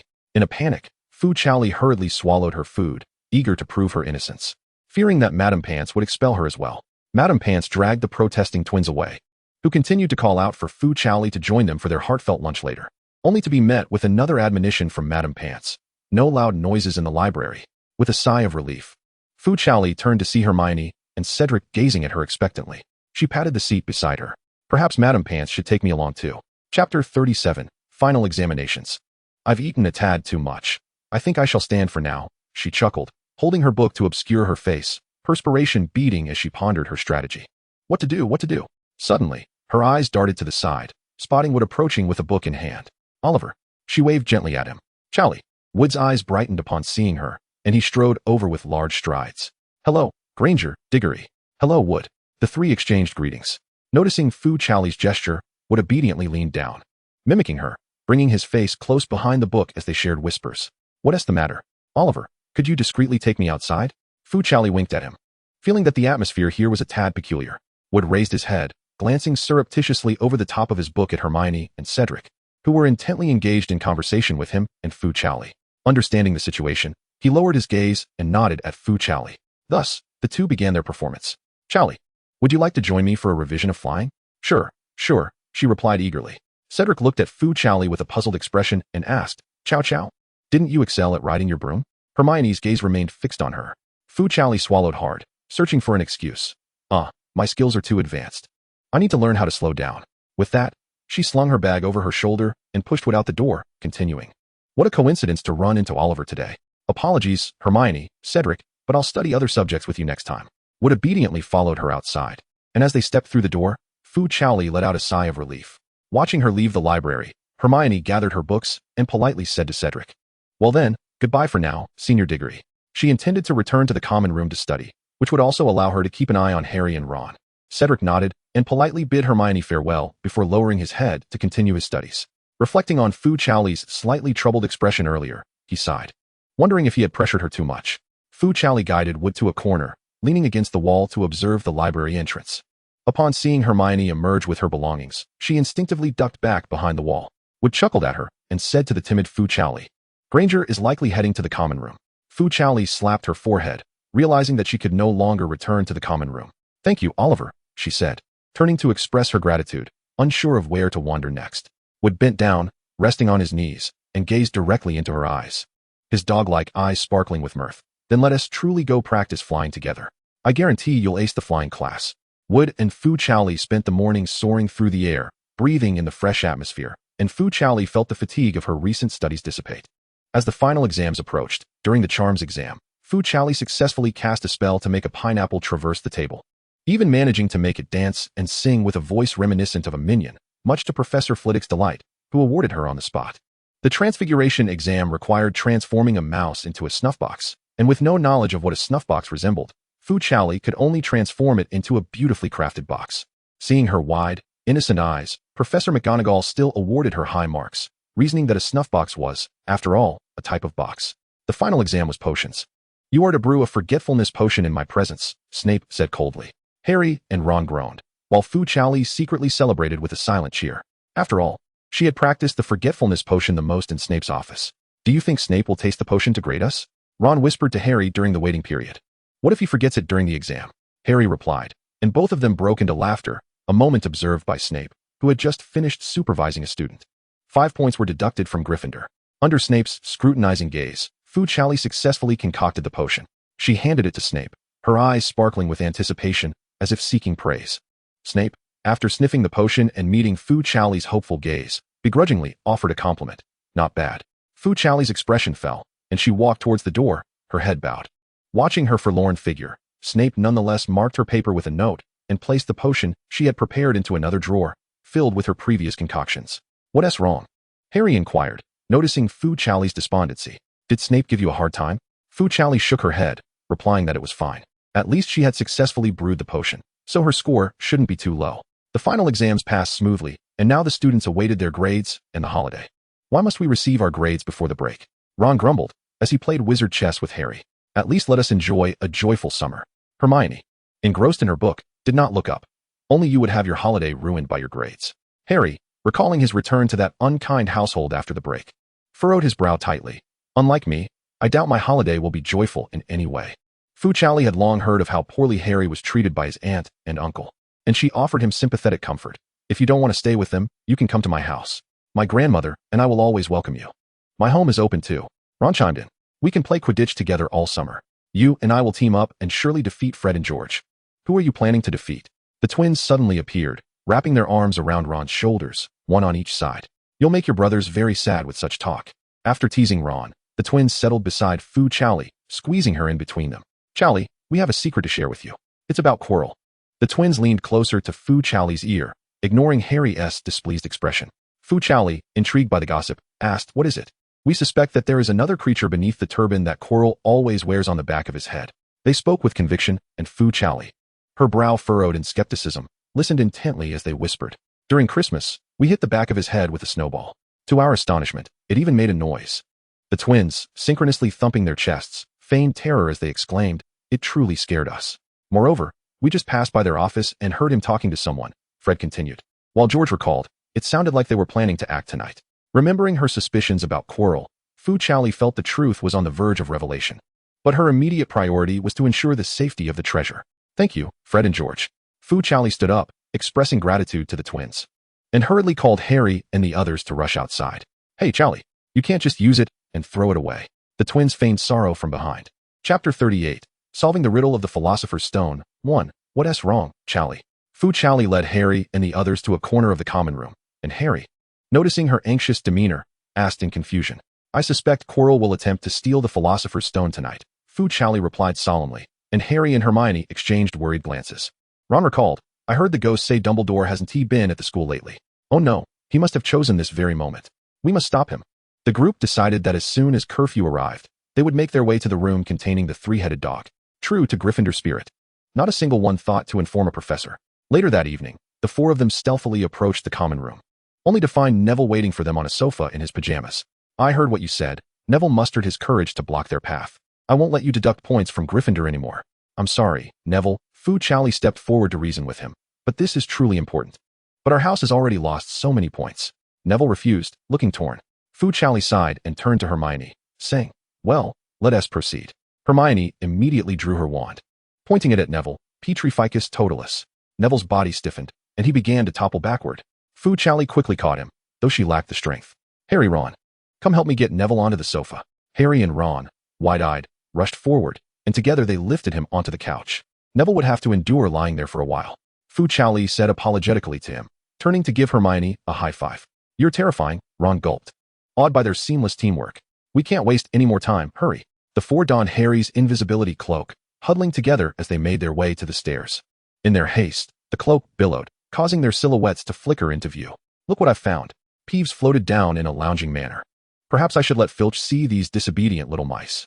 The group quickly halted, but Ron, unable to react in time, tripped over his own feet and stumbled out from under the cloak, inadvertently pulling Fu Chaoli along with him. Ouch! Ron barely had time to exclaim before he felt a soft body fall onto him. He held his breath, staring dumbfounded at Fu Chaoli's face, close enough to feel her warm breath. Chaoli! Harry and Hermione exclaimed in shock, rushing to help Fu Chaoli up. Are you all right? Hermione asked, her concern evident as she gazed at Fu Chaoli, while Harry turned to pull Ron, who remained dazed on the ground. Once Ron was lifted, his face flushed, and he dared not look at Fu Chaoli, completely unaware of Harry's unusually strong grip when he had helped him up. So it was Miss Chaoli. The mischievous Peeves floated down, circling around them before granting them passage out of consideration for the Weasley twins' good friend. He offered a rather ungraceful bow to Fu Chaoli and then swayed away, vanishing into the wall. I apologize, Ron, Fu Chaoli said, feeling somewhat embarrassed. Did I just hurt you? No, not at all, Ron stammered, his mind replaying the earlier scene incessantly. All right, let us move quickly, Harry insisted, pulling Fu Chaoli alongside him. Zhao Zhao, stay by my side.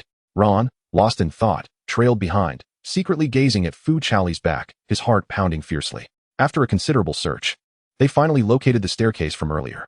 As they reached the door, they found it ajar, through which the sounds of a harp and the snoring of a three-headed dog could be heard. Oh no! They exchanged alarmed glances and hastily opened the door, revealing the harp still playing autonomously and the three-headed dog in slumber. Quick, jump down the trapdoor, Hermione exclaimed, spotting it immediately and leading the group. Ron hesitated at the dark abyss below. What is down there? He inquired. Harry shook his head, indicating he had no idea. Suddenly, Fu Chaoli froze. Have you noticed the music has stopped? The others stiffly looked up to see the three-headed dog glaring down at them with its gaping maw. Jump! Harry shouted. And without hesitation, they leapt through the trapdoor. They landed on a soft bed of vines, which seemed to possess a mind of their own, ensnaring the four of them tightly. What is this? Ron yelled in terror. Fu Chaoli regained his composure and observed closely. It appears to be Devil's Snare. I remember. Hermione recalled from her herbology textbook. Relax. Upon hearing Hermione's words, Fu Chaoli and Harry immediately ceased their struggles, and to their surprise, the vines began to loosen their grip. They tumbled to the ground with a thud.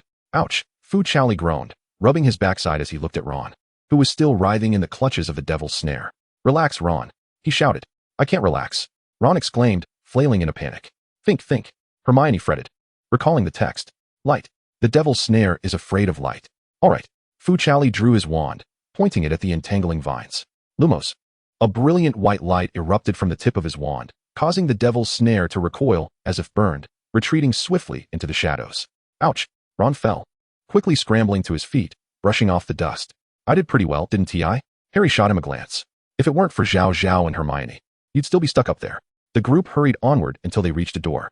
Harry instructed Fu Chaoli and Hermione to hide behind him as he reached for the handle. Before them danced a myriad of flying keys. We need a key to get through. Hermione pointed at the door with a keyhole on the opposite side. But with so many keys, what should we do? Noticing a broomstick in the corner, Harry nodded at Fu Chaoli. The two mounted the broom and soared amidst the flurry of keys. Hermione, please wait by the door while we retrieve the key, Fu Chaoli instructed, as he and Harry deftly pursued the elusive key on their brooms. Harry, the golden one. Among the multitude of silver keys, that particular golden key stood out conspicuously. Fu Chaoli skillfully maneuvered his broom, hurting the key towards Harry. Reminiscent of capturing the golden snitch during a match, Harry seized the authentic key and tossed it to Hermione. At the very moment the true key was caught, the surrounding flying keys erupted into chaos. "Run!" Hermione shouted as she swung the door open, while Ron braced himself against it, calling out to Harry and Fu Chaoli. Harry, being closer to the entrance, swiftly dismounted his broom and stood at the threshold, anxiously glancing back at Fu Chaoli, lowering his body to evade the frenzied keys. Fu Chaoli expertly navigated through the door on his broom. As soon as he entered, Harry slammed the door shut, the trapped flying keys battering against it with loud thuds. "Absolutely splendid, Chaoli," Ron exclaimed, admiring the allure of Fu Chaoli as she dismounted her broom, her charm radiating in that moment.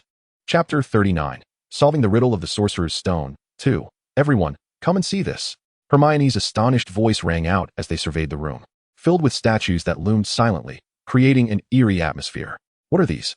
They cautiously navigated among the statues, examining their surroundings. Could this be a graveyard? Harry pondered with uncertainty. Sensing a change in the texture of the floor beneath them, Fu Chaoli looked down and realized they stood upon a massive black and white chessboard. Could it be wizard's chess? "Look, the door is over there," Hermione pointed out, noticing the grand entrance at the opposite end of the chessboard. As they attempted to approach, they were abruptly halted by the statues that had come to life. Confronted by a white knight wielding dual swords, Ron's expression turned serious. "Do we have to solve this chess game to proceed?" An expert in wizard's chess, he immediately began strategizing. "Hermione, you take the position of the queen. Harry, you go there." He mounted a knight statue and addressed Fu Chaoli. "Chaoli, you stand by, ready to use magic if things go awry." Hermione and Harry readily agreed to this plan, recognizing the risks of standing alone on the chessboard. Observing their determined expressions, Fu Chaoli reluctantly nodded, wielding her wand at the ready. The white pieces moved first, and Ron remained calm, directing their side in the battle. The clash resulted in shattered pieces strewn across the ground. Gradually, the number of pieces on the board dwindled, and Harry, with growing concern, remarked to Ron, "Ron, are you really going to face the White Queen alone?" "This is the only way to secure victory," Ron replied resolutely. "You must continue, Harry." Taking a deep breath, he summoned his courage and maneuvered the knight forward, drawing the White Queen's attention. As the White Queen turned, she swung her sword at the knight. "Ron, armor up." As the White Queen's sword shattered the stone statue of Ron's horse, Fu Chaoli swiftly waved his wand, casting a spell to shield Ron from some harm. Ron fell to the ground, barely having time to assess his own condition before urgently directing Harry to advance, instructing him to use himself as a pawn to completely vanquish the white pieces. "General," the colossal sword fell from the White Queen's hand, signifying their victory in this round. "Ron, are you all right?" Fu Chaoli rushed onto the chessboard, anxiously examining Ron's injuries. "My chest, my back." Ron, eyes closed in agony, began to feel his body and then opened his eyes in astonishment, as if the pain had vanished. He stood up and excitedly embraced Fu Chaoli. "You scared me. I almost thought I was going to be killed," he said, trembling with relief. Fu Chaoli patted Ron's back, commending him. "You truly excelled, Ron. This was the most splendid game of chess I have ever witnessed." Hermione and Harry gathered around, and the four celebrated joyfully. "Thanks to your spell, Chaoli." Ron expressed his admiration for Fu Chaoli even more. The group traversed the wreckage of the chessboard and pushed open a grand door. The room beyond appeared remarkably spacious, dominated by a long table in the center, adorned with several bottles of potions of varying sizes and colors, flanked by two doors. "I think I know who designed this challenge," Ron murmured to himself. Hermione approached the table and discovered a parchment detailing a riddle about the potions. After a mere glance, Hermione confidently set down the parchment and casually rearranged several potion bottles, prompting the door on the right to swing open. Fu Chaoli, Harry, and Ron were momentarily taken aback. Harry, this door can only accommodate one person. You may need to enter alone." Hermione observed the entrance closely, expressing her concern to Harry. Fu Chaoli pondered deeply for a moment, recalling that if Fred and George were correct, then this door should permit the passage of two souls. "I have a plan, Harry." Fu Chaoli beckoned Harry to the entrance, stating, "I will accompany you inside." "It's all right, Hermione. You take care of Ron." Harry looked steadfastly at Fu Chaoli, promising, "I will protect you."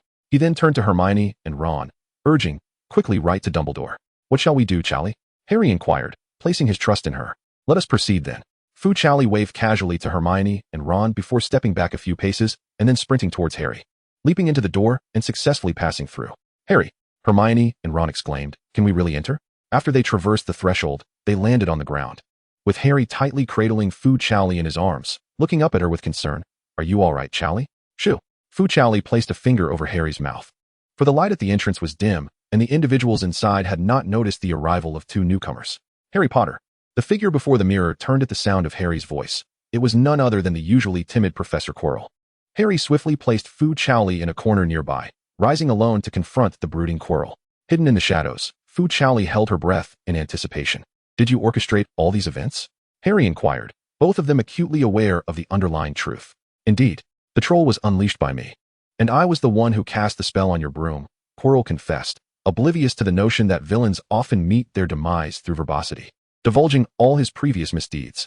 It's all that wretched Snape's fault for meddling with my plans.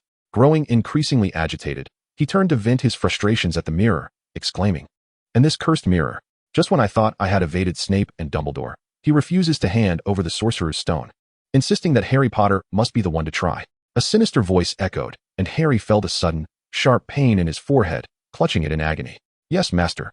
Quirrell responded submissively, unaware of to whom he was addressing, before turning to Harry and bellowing, "You, come here." Aware that he was no match for Quirrell, Harry pretended to comply, approaching the mirror he had encountered during Christmas. Observing Harry under Quirrell's control, Fu Chaoli gripped her wand tightly, crouching as she stealthily moved toward the center of the room. Chapter 40, Defeating Voldemort's Fragment. "Tell me, what do you see in the mirror?" Quirrell stood guard beside Harry, fixated on the mirror, yet perceiving nothing. Harry saw himself in the mirror, smiling as he retrieved the Sorcerer's Stone from his pocket. He quietly slipped his hand into the pocket, and, indeed, the stone materialized within. "I see Dumbledore shaking my hand." Harry feigned calmness, attempting to deceive Quirrell. "He lies." The voice emerged again, and this time, Harry discerned it emanating from beneath Quirrell's turban. "I shall interrogate him personally," the voice commanded, as Quirrell dutifully removed his turban, turning his back, revealing a grotesque, twisted face on the back of his head. "Harry Potter, we meet again," the visage proclaimed.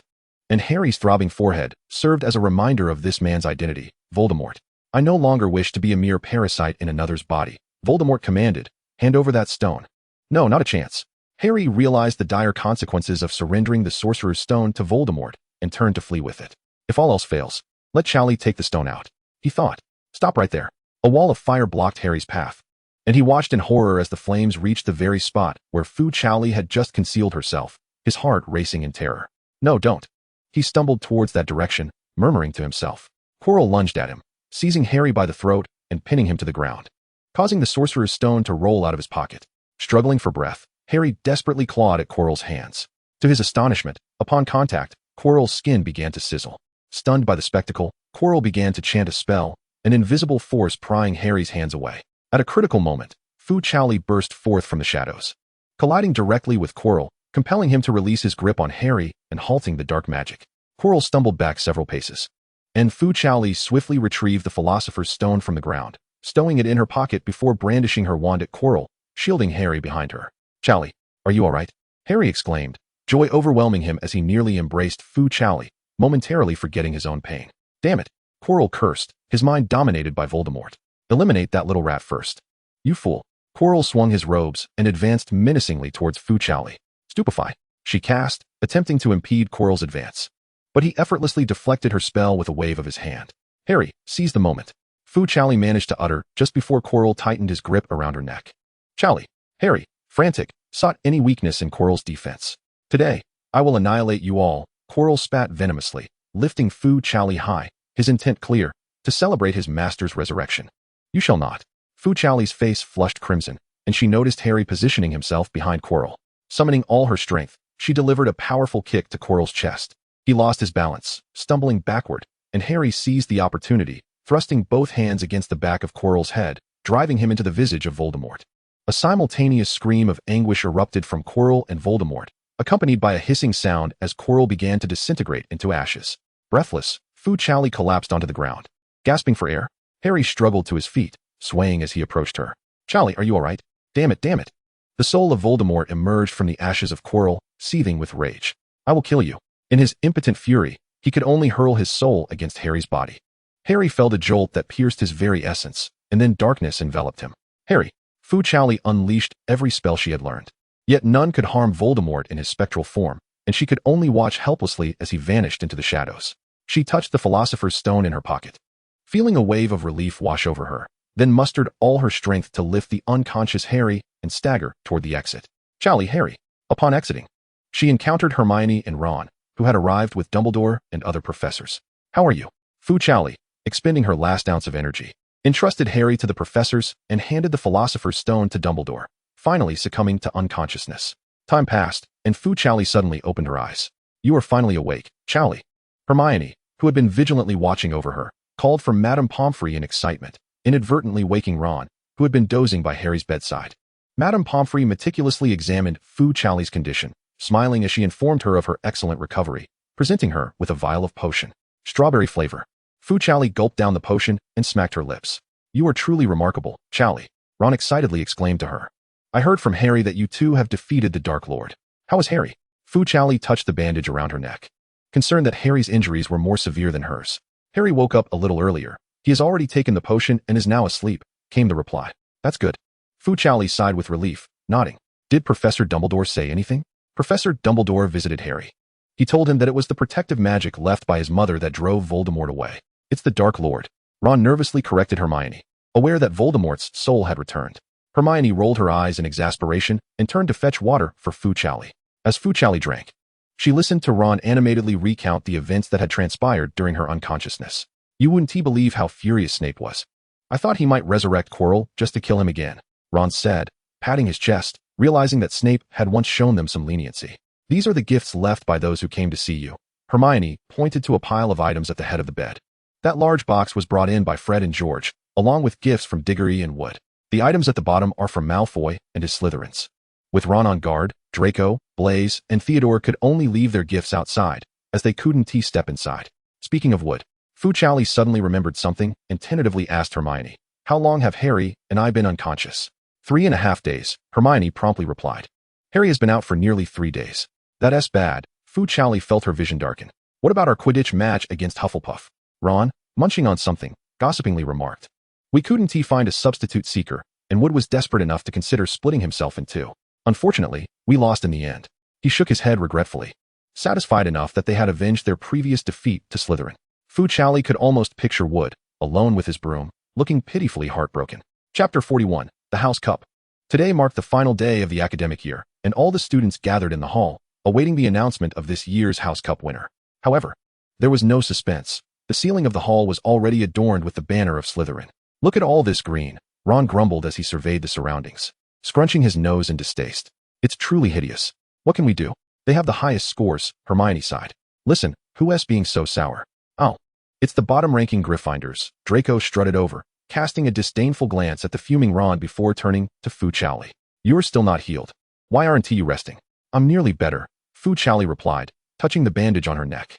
In truth, her injury had almost healed, but due to her sensitive skin, the imprint left by Quirrell's hand was still quite visible. To avoid causing undue concern, she decided to cover it with a bandage. "You shouldn't have followed Potter and the others into their mischief." Draco paid no mind to Harry sitting beside him and scoffed, remarking that if he were part of their house, he too could bask in the glory of the House Cup. "If you have come merely to flaunt your house's scores, you might as well leave." Harry glared at Draco, the two boys locking eyes with a simmering intensity, as if on the verge of a confrontation. "Enough, Harry. You're still injured." Fu Chaoli gently pressed on Harry's shoulder, prompting him to sit back down obediently. Fu Chaoli then turned to Draco and coaxed, "Congratulations, Draco. Go celebrate with your classmates and grant us Gryffindors a bit of privacy." "Huh. As if we would ever celebrate with you," Ron interrupted disdainfully. Seeing that Fu Chaoli had no intention of joining them, Draco huffed and stormed off, clearly perturbed. What was he here for? To stir trouble?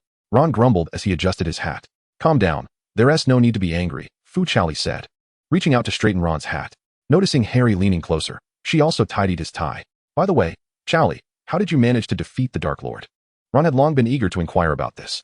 At the mention of her name, the Gryffindors leaned in curiously, with students from other houses also straining to hear. "Thanks to the protective magic on Harry," she replied. "No, it was Chaoli who knocked Quirrell out, giving me the chance to confront him. Otherwise, I would have been choked to death." Neville gasped in fright, and everyone gazed at Fu Chaoli with newfound admiration. "What spell did you use to defeat Quirrell?" Seamus asked eagerly, recalling that he was still their defense against the dark arts professor.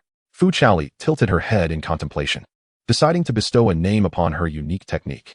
"How about bull charge?" she suggested tentatively. The crowd murmured in disapproval. "That doesn't sound quite right." "Raven on a plane?" "Not quite." "Tornado wrecking parking lot?" The others shook their heads gravely at each suggestion. Just as Fu Chaoli was about to propose another name, Hermione quickly grabbed her hand, signaling that Dumbledore was about to speak. "According to the scores, the winner of this year's House Cup should be Slytherin," Dumbledore announced calmly as he stood. The Slytherins began to cheer, but Draco and his companions furrowed their brows, sensing something amiss. However, just days prior, as you all know, Voldemort possessed our defense against the dark arts professor, attempting to return to life. The younger students, hearing the name Voldemort, began to murmur in fear and fidget restlessly. It was our Gryffindor students, Harry Potter, Fu Chaoli, Hermione Granger, and Ron Weasley, who thwarted this catastrophe. Miss Granger, wise and brave, solved the riddles left by the professors and passed the test. Dumbledore announced with a smile, Miss Granger has earned 50 points for Gryffindor. The unexpected turn of events set the Gryffindor table ablaze with excitement, and as cheers erupted, Hermione felt her face flush with warmth. Mr. Ron Weasley has delivered an extraordinary chess performance, earning 50 points. The twins, filled with excitement, leaned in and embraced Ron's shoulders, while Percy, for once, displayed a rare smile towards his mischievous younger brother. Did you hear that? Ron exclaimed to Fu Chaoli and Harry. I secured 50 points for our house. Mr. Neville Longbottom stepped forward, courageously opposing his classmates' breaches of school rules, earning the points he rightfully deserved. Neville sat in stunned silence, never having imagined he would one day contribute points to Gryffindor. Slowly turning his head, he saw Fu Chaoli fervently applauding him. Congratulations, Neville. Fu Chaoli sincerely wished him well. Mr. Harry Potter has once again vanquished Voldemort, saving the Wizarding World, and I have decided to award him an additional 50 points. What does that mean? Draco seethed, pounding the table in anger. This is blatant favoritism. The Slytherin house had grown accustomed to hearing 50 points awarded one after another. The situation for Gryffindor seemed to have taken a complete turn from the earlier exuberance of Slytherin. The roaring celebration around Harry at the Gryffindor table contrasted starkly with the desolation at the Slytherin side. As for our Miss Fu Chaoli, Dumbledore turned to her with a smile, acknowledging her calm demeanor as she stood by her friends during moments of crisis, repeatedly rescuing them from peril. Miss Fu Chaoli has earned 50 points for Gryffindor. The celebration erupted with even greater fervor. The twins ran over and hoisted Fu Chaoli onto their shoulders, parading her around the long Gryffindor table as every upperclassman enthusiastically high-fived her. Ravenclaw and Hufflepuff joined in the applause, with a few overly enthusiastic ones rising to cheer alongside them. Dumbledore and the professors on stage merely smiled and clapped for them, while Snape, albeit reluctantly, raised his hand to applaud Fu Chaoli after her points were announced. Draco's anger subsided somewhat upon hearing that Fu Chaoli had also received points, as it seemed relatively fair. Gryffindor's score had now surpassed Slytherin's, and despite the begrudging expressions on the faces of Slytherin students, they had no recourse. I declare Gryffindor the winner of this year's House Cup. Amidst the cheers of Gryffindor, Dumbledore raised his hand, and the green Slytherin banners were replaced with the red Gryffindor lion flags. After Slytherin's prolonged reign as champions, Gryffindor had finally reclaimed the title. Did you hear that, Chow Chow? Harry exclaimed excitedly to Fu Chaoli, we are champions. As the twins set Fu Chaoli down, she joined Harry, Hermione, and Ron in a jubilant embrace. The twins, Percy, and Wood looked on affectionately as Fu Chaoli and her friends jumped in celebration. Neville approached, his face aglow with excitement, and Fu Chaoli released Harry to give him a warm hug. You were brilliant too, Neville. Upon hearing her affirmation, Neville's hands began to tremble as he held her. All right, it's time to head back for the victory feast. Harry approached, separating Fu Chaoli and Neville, taking Fu Chaoli's hand as they made their way toward the common room amidst the throng of Gryffindors. I received 50 points. Why does Zhao Zhao not embrace me alone? Harry mused, feeling somewhat aggrieved. Chapter 42, Summer Vacation. After an entire afternoon of revelry, Fu Chaoli found herself burning the midnight oil to organize her belongings. The next day, boarding the train home, laden with a multitude of bags. Harry, do you have any plans for this summer? Fu Chaoli inquired on the train. May I come to your house to visit? She phrased it delicately, aware that guests were expected at home, hoping to spare Harry some of the potential torment from his uncle's family. They will undoubtedly treat you poorly, Harry lamented, concerned that Fu Chaoli might be bullied by Dudley. Oh brother, why not stay at my house for the summer? Ron suggested, munching on snacks. My parents would surely welcome you. Zhao Zhao can come too. My mother often mentions you in her letters. Fu Chaoli retrieved several slips of paper from her pocket, addresses given to her by Draco, Cedric, Wood, and Blaze, who had slipped them into her pocket as she boarded the train, as if they were distributing flyers along the way. I might be a bit busy this summer, she remarked, waving the cards. Now you have another itinerary, Hermione said, tearing off a piece of paper and scribbling an address to hand to Fu Chaoli. This is to visit me. Fu Chaoli accepted it, carefully stowing the notes in her bag. All right, I will certainly be the first to find you, Hermione. Hermione nodded, already beginning to plan. We can go shopping. There is a large bookstore. Harry watched her with envy, wishing he could invite Fu Chaoli to his home. Certain his parents would be fond of her. Do not be disheartened, Harry. Fu Chaoli noticed his disappointment and reassured him, you can still come to my house. Or we can go out together. My grandmother's cookies are delectable. May I come too, Zhao Zhao? Ron suddenly expressed interest, unsure whether it was for her company or the allure of cookies. Fu Chaoli nodded, indicating Hermione was also welcome, as her home was filled with delightful Eastern trinkets sent by her mother, which they might enjoy. Before disembarking, Draco approached, tilting his head to remind Fu Chaoli. "Keep my address safe, do not forget." "I will do my best, Draco," Fu Chaoli replied, unable to guarantee the ease of traveling from her home to the Wizarding World. "I can come to fetch you," Draco boasted, also suggesting a visit to Fu Chaoli's home. He truly was clever. "Very well." Draco glanced smugly at the others in the compartment, strutting away with an air of superiority. Wouldn't he be thinking of taking you on a broomstick to his house? Would he? Ron teased, sticking out his tongue at Draco's retreating figure. "If you come to my house, we will definitely pick you up in the flying car," Harry added. The train soon arrived at the station, and as Fu Chaoli gathered her luggage, she and Harry encountered Mrs. Weasley at the door. "My dear, how wonderful to see you both." Mrs. Weasley warmly embraced them. "How has your time at school been?" "Very well, madam," replied Fu Chaoli, expressing her gratitude for Mrs. Weasley's gift, which she cherished. Harry quickly nodded in agreement, indicating his fondness for the sweater as well. Mrs. Weasley beamed with delight, patting their shoulders and inviting them to visit her home whenever they had the chance. The twins emerged from behind, gravely asserting that they would personally escort Fu Chaoli. Upon seeing Mrs. Floss appear, Fu Chaoli politely waved at Mrs. Weasley before pushing her luggage away. "I truly adore this little girl," Mrs. Weasley remarked affectionately, watching Fu Chaoli's joyful figure retreat. She found Fu Chaoli to be utterly perfect, beautiful, brave, and exceptionally well-mannered. The twins, with arms draped over each other's shoulders, chimed in unison, "We like her too." When Ron finally emerged, struggling with his luggage, he found his mother and brothers gazing in the opposite direction, entirely oblivious to his presence. "What are you all looking at?" Ron queried. On top of Fu Chaoli's pile of luggage rested Papa's cage, alongside a bundled object that, despite its wrapping, unmistakably resembled a Firebolt 2000 broomstick. Passers-by slowed their pace, glancing at the charming young girl holding such peculiar items, some even secretly speculating. Could she be a little witch? "Grandma," Fu Chaoli exclaimed as she approached Mrs. Floss, enveloping her in a warm embrace. "I've missed you so much." "I've missed you too, dear," Mrs. Floss replied gently, wrapping her arms around Fu Chaoli. The two conversed amiably as they slowly made their way home with the luggage. "Ah, how comforting it is to be back in my own bed." That night, Fu Chaoli, clad in her nightgown, leaped onto her bed, burying herself deep beneath the covers. Papa, noticing her exposed thigh as her nightgown shifted, awkwardly turned his head away, though his dark feathered visage revealed no sign of embarrassment. "Let us see," Fu Chaoli said, retrieving the notes her friends had given her.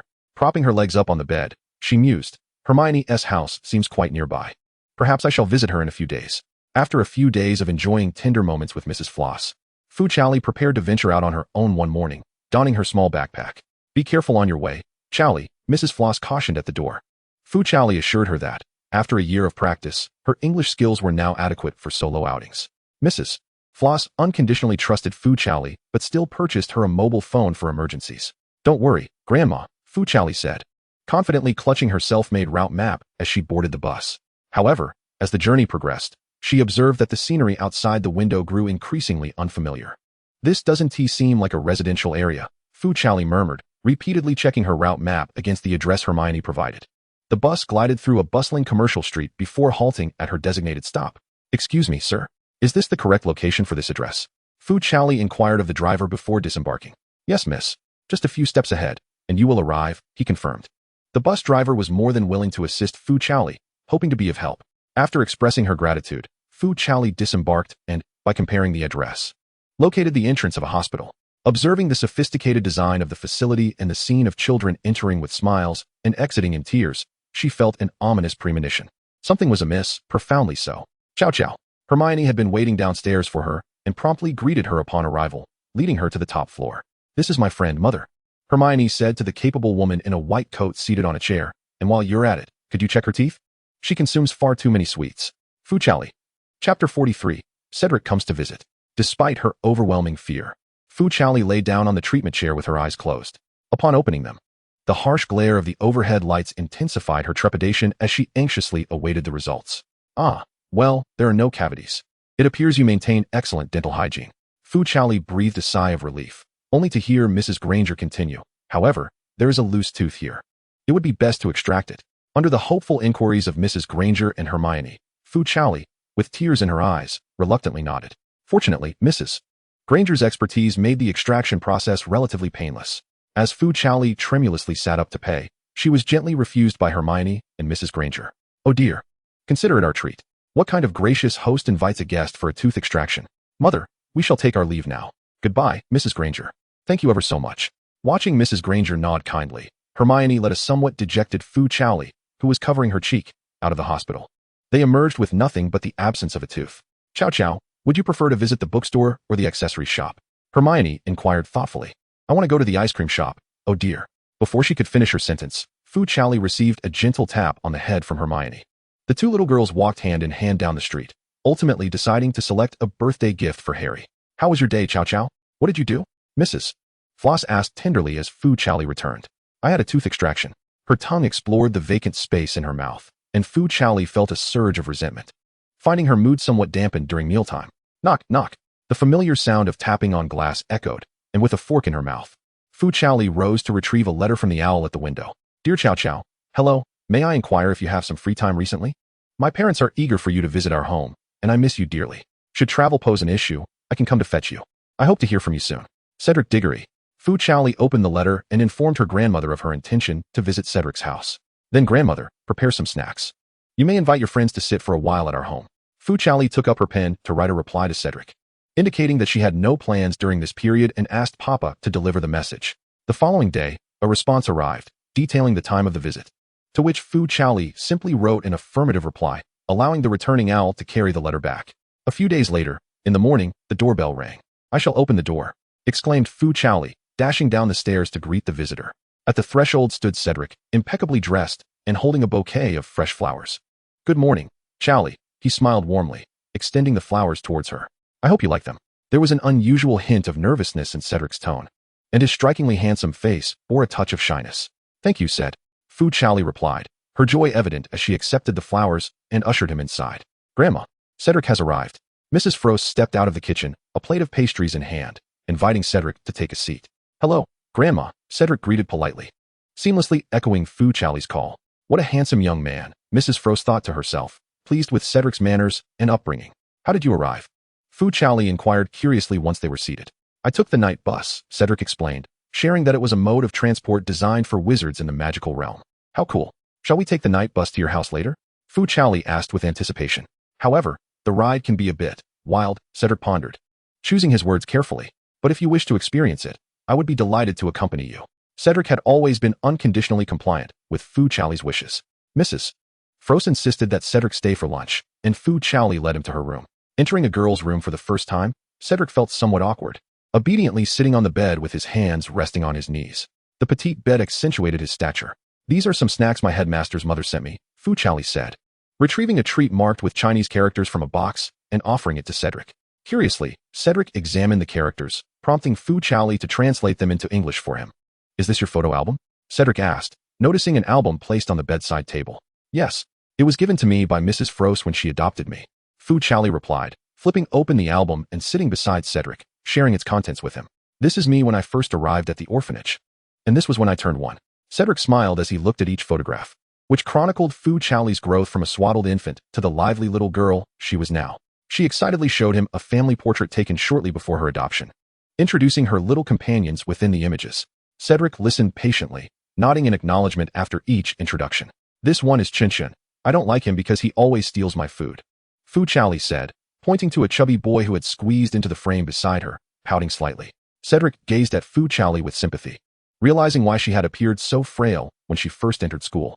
You must have felt quite wronged. Cedric gently stroked Fu Chaoli's head and playfully flicked the chubby face captured in the photograph, declaring, then I do not like him either. Let us hit him.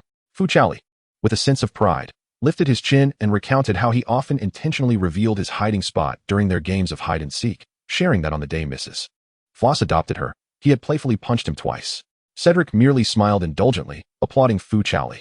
Our Chaoli is truly remarkable. After they finished looking at the photographs in the room, Mrs. Floss called them down for lunch, having just prepared a meal. How is it? Are you accustomed to the food? Mrs. Floss inquired nervously of Cedric. To honor Cedric's visit, she had prepared her signature dishes, albeit they were Chinese cuisine. Cedric, unable to use chopsticks, resorted to a fork, sincerely complimenting Mrs. Floss. It is delicious, Grandma. This is the best Chinese food I have ever tasted. Only then did Mrs. Floss breathe a sigh of relief, while Fu Chaoli, wielding the chopsticks gifted by the twins, enjoyed his meal immensely. Chaoli, your chopsticks are truly special, Cedric remarked, glancing at the uniquely wand-shaped utensils that seemed oddly familiar. They were given to me by Fred and George. Fu Chaoli proudly showcased them, even patting his chest to indicate that he would be happy to teach Cedric how to use chopsticks if he desired. Thank you, Chaoli, Cedric responded, lowering his gaze as he silently mused that his own wand and Fu Chaoli's wand-shaped chopsticks must be far more aesthetically pleasing. Chapter 44. The Night Bus After Lunch. Fu Chaoli and Cedric bid farewell to Mrs. Floss and sought a secluded corner near their home to summon the night bus. Cedric raised his wand, and a tall red double-decker bus sped towards them, coming to a sudden halt before their eyes. Phew! Despite Cedric's position in front, dust still found its way into Fu Chaoli's mouth. Good afternoon, Miss and Sir. A lanky young man with a crooked hat leaned out from the bus doors, doffing his hat in a polite gesture towards Fu Chaoli and Cedric. Cedric shielded Fu Chaoli as they boarded, handing the fare to the conductor, Stan Shunpike. To Ottery St. Catchpole, please. Stan relayed the message to the driver before turning his attention to Fu Chaoli with enthusiasm. You are truly beautiful, miss. He leaned forward eagerly. I'm Stan Shunpike. May I have the pleasure of your acquaintance? Sorry, she is a bit shy, Cedric interjected, positioning Fu Chaoli behind him. In agreement. Fu Chaoli hid behind Cedric, feigning timidity. Well, you've missed an opportunity to meet the future Minister of Magic. Stan replied with a smirk as he settled into his seat. Cedric merely chuckled, guiding Fu Chaoli to their seats. Remember to hold on to the handrail beside you, he advised. Or you can lean against me as well. Fu Chaoli, still unsure of Cedric's seriousness, was nearly toppled from her seat as the bus roared to life. Propelled by a powerful force, Cedric swiftly wrapped his arms around Fu Chaoli, who was on the verge of being thrown out. With a sudden jolt, Fu Chaoli found herself seated atop Cedric. The world spun around her, but Cedric held her securely in his embrace, shielding her with unwavering protection. One hand rested on her waist while the other gripped the nearby pole tightly, his muscles tense. After what felt like an eternity, the car came to a sudden halt, causing Fu Chaoli to lurch forward once more, her mind swirling in confusion. As she exited the vehicle, her face was pale, and her legs trembled, barely able to support her weight, requiring Cedric's assistance to walk. Are you all right, Chaoli? Cedric inquired with concern etched on his face. I think I might be a bit car sick, Fu Chaoli replied, leaning against a nearby tree, feeling nauseous and on the verge of retching. I'll be fine after a short rest. Cedric suggested that since they still had a distance to walk to his home, he could carry her, but Fu Chaoli declined. After inhaling some fresh air for a while, she felt somewhat better and told Cedric they could set off. Together, they strolled along the tranquil path through the woods, enveloped in serene silence, punctuated only by the rustling of leaves in the breeze and the melodious calls of birds. Is this how you usually come to my house? Fu Chaoli asked, her brow furrowed, finding this mode of transport rather advanced for her liking. Actually, one could also travel through the fireplace using flue powder, Cedric said, scratching his head, but I feared it might startle you, so I opted for the night bus instead. Fu Chaoli was rendered speechless by Cedric's considerate nature. It was truly remarkable that he was willing to endure the journey again for her sake. You seem even more handsome, she teased, sending a heart gesture his way. No wonder the girls at our school are so fond of you. And what about you? Cedric chuckled, yet he refrained from pursuing the question further. As they continued their light-hearted conversation, time slipped away until Cedric announced, Weevee arrived. Before them stood a charming two-story house adorned with a small garden, complete with a swing nestled among the blooming flowers, creating a particularly inviting atmosphere. Cedric opened the door, graciously ushering Fu Chaoli inside. You must be Chaoli, a gentle voice said. Indeed, you are as lovely as Cedric described. The warm-hearted Mrs. Diggory guided her to the sofa and presented her with a glass of juice. Fu Chaoli felt her cheeks flush with embarrassment upon receiving such compliments from an elder. Mrs. Diggory exchanged a playful glance with the bashful Cedric, stifling a giggle behind her hand. Of course, after all, our Cedric is quite exceptional. It's only natural he befriends someone as delightful as you, Mr. Diggory boomed, entering the room with a hearty laugh and proudly draping an arm around Cedric's shoulders. Good afternoon, ma'am, sir, Fu Chaoli said, quickly rising to greet them. I apologize for intruding. Oh no, not at all, Mr. Diggory replied. We shan't interrupt you. Go on and play with Cedric. His room is filled with trophies. Dad. Cedric sighed, exasperated as he rubbed his forehead. He then extended his hand to Fu Chaoli, saying, Shall we head upstairs? Wow, you really have a lot of trophies, Cedric. Fu Chaoli exclaimed as she entered his room, her eyes dazzled by the rows of gleaming awards that adorned the shelves. All these awards were bestowed by my father, who takes great pride in them. Cedric, feeling a bit bashful, scratched his head and gestured for Fu Chaoli to take a seat by pushing the chair in front of the desk, while he settled himself on the bed nearby. Fu Chaoli sat down at the desk and immediately spotted a delicate little frame atop it, containing a photograph of her with all her Christmas gifts. How embarrassing, she exclaimed, pointing at the picture, momentarily at a loss for words. The exquisite frame seemed to convey a sense of beauty that belied the simplicity of the image within. Cedric chuckled as he took the picture down for a closer look. Isn't it rather charming? He remarked, placing the photo back on his bedside. Fu Chaoli was at a loss for words, pondering whether Cedric might be enamored with the hat gifted by Harry or the sweater knitted by Mrs. Weasley. But surely not those pink gloves. Her gaze fell upon the broomstick and the quaffle nestled in the corner, prompting her to curiously inquire if Cedric practiced Quidditch at home. Cedric glanced out the window, noting the splendid weather. He rose, picked up the broom, and extended an invitation to Fu Chaoli. The weather is splendid today. Would you like to join me for a bit of Quidditch practice? Fu Chaoli eagerly stood up. She had been unable to find a place to ride her broom during the holidays, and the sight of her Nimbus 2000, grounded and useless, filled her with a sense of frustration. I wish I had brought my broom, she lamented. Cedric patted her head reassuringly and handed her his broom. No worries. I have another broom at home, ample for both of us to practice. The two made their way to the open space behind the house, where the absence of towering trees allowed the sunlight to pour down, creating an ideal setting for Quidditch practice. Fu Chaoli squinted her eyes, feeling that the figure soaring through the air looked increasingly familiar. As the person executed a challenging aerial maneuver, a thought crossed her mind. Could it be Wood? Chapter 45, The Captain's Duel. Chaoli would notice someone approaching and seize the opportunity to look down, surprised to see Fu Chaoli, the one he had been longing to see. What are you doing here? He promptly descended on his broom, landing gracefully before her. Hello, Oliver, Fu Chaoli replied, her cheeks flushing with embarrassment at the unexpected encounter. She pondered how to respond. Chaoli is visiting me, Cedric casually interjected, and Fu Chaoli noticed Wood's expression shift dramatically. Oh dear, Fu Chaoli thought, realizing the potential consequences. Haha, what a coincidence. I have some free time today. She attempted to salvage the situation. So why hasn't Chaoli come to find me? Wood asked, his eyes widening as he feigned a pitiful expression. Is our relationship not good enough? Fu Chaoli felt her resolve weaken under his gaze, as he resembled a forlorn golden retriever. Seeing the guilt in her eyes, Wood secretly delighted in her discomfort, convinced that his roommate's advice had indeed been effective. Just as he prepared to press his advantage, Cedric coughed and stepped protectively in front of Fu Chaoli. Apologies, Senior Wood, Cedric said apologetically. I still need to practice Quidditch with Zhao Zhao. Then Zhao Zhao can practice with me. After all, she is our house's seeker. But she isn't right now. Cedric and Wood faced off against each other, while Fu Chaoli found herself caught awkwardly between the two tall boys. Well, Zhao Zhao has been training with me for quite some time now. By next semester, she will officially join our team. Wood, holding his broom, replied sternly. You are still a Hufflepuff, so we can only be considered rivals. How about this? This is merely a routine practice between Zhao Zhao and me. It has nothing to do with the team. Cedric retorted defiantly. There are three of us. Wood raised an eyebrow and confidently suggested, then why not have a match? Captain of Hufflepuff? Let's see the prowess of your house. I'm sorry, Zhao Zhao. You can play by yourself for a while. Once I resolve this matter, I'll come find you.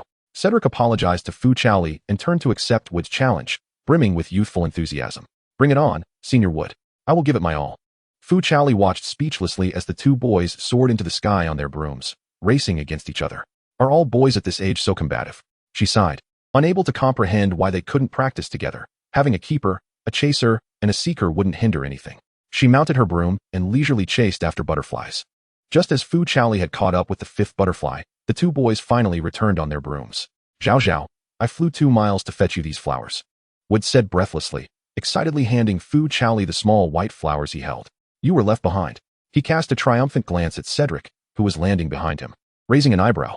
Sorry, I might have wasted a little time making this flower crown. Cedric gently placed a crown made of colorful blossoms atop Fu Chaoli's head, a task made somewhat difficult while on a broom. Do you like it, Zhao Zhao? Facing the expectant expressions of the two, Fu Chaoli embraced the bouquet in her arms, touched the crown on her head, and smiled, saying she adored it. Observing the beads of sweat on their foreheads, she produced a handkerchief. Wood and Cedric simultaneously bent forward, eagerly presenting their faces to her. Hey, I have another one. She magically produced another handkerchief, fairly distributing one to each boy. They had no choice but to accept the handkerchiefs themselves. Wood pouted, somewhat disappointed, while Cedric chuckled helplessly. Would you like to come to my house for a visit? It's just nearby. As dusk approached, Wood extended an invitation to Fu Chaoli, suggesting they could have dinner at his place as well. I'm sorry, Oliver, Fu Chaoli replied, somewhat embarrassed. I promised my grandmother I would return before dinner. In truth, this was not the case, but observing Cedric's expression, she felt it would effectively avert a potential conflict. All right then, Wood appeared a bit disappointed.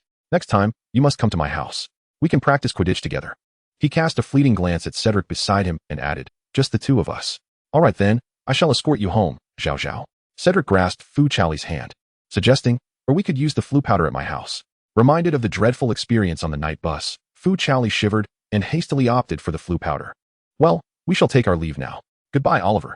Fu Chaoli waved at Wood, adding, you can come visit my home next time. Yes, I will return with Zhao Zhao.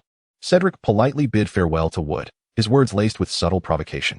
Wood, oblivious to the underlying challenge, was pleased by Fu Chaoli's invitation to her home, cheerfully waving goodbye as he contemplated what gift to bring for her visit. Watching Fu Chaoli's figure fade from sight, he hurried home to devise a new strategy. Realizing that Cedric's flying skills were indeed remarkable, indicating that Hufflepuff would be a formidable rival. With his chin resting on his hand, Wood pondered, extending Harry's training time by 2 hours. I didn't do anything, Harry protested. Zhao Zhao, remember to clearly state your destination. Cedric placed the flu powder in Fu Chaoli's palm, advising her. Her hand was so small that some powder slipped through her fingers. Cedric patiently explained how to use the flu powder, and Fu Chaoli, intrigued by this distinctly wizarding mode of travel, could hardly contain her eagerness to try it out. Don't worry, said. I will write to you once I get home, Fu Chaoli confidently assured, turning to bid farewell to the Diggories, expressing her gratitude for their hospitality. See you at school, said. Following Cedric's instructions, she tossed the flu powder at her feet and accurately declared her home's location. Flames erupted, and Fu Chaoli's figure vanished into the fireplace. Noticing Cedric still standing in a daze, staring at the fireplace, Mr. Diggory approached, smiling as he patted Cedric's shoulder, saying, Zhao Zhao is a good child. Indeed, Cedric replied proudly. She is a wonderful girl. Goodness, Mrs. Floresta exclaimed, startled by Fu Chaoli's sudden appearance from the fireplace.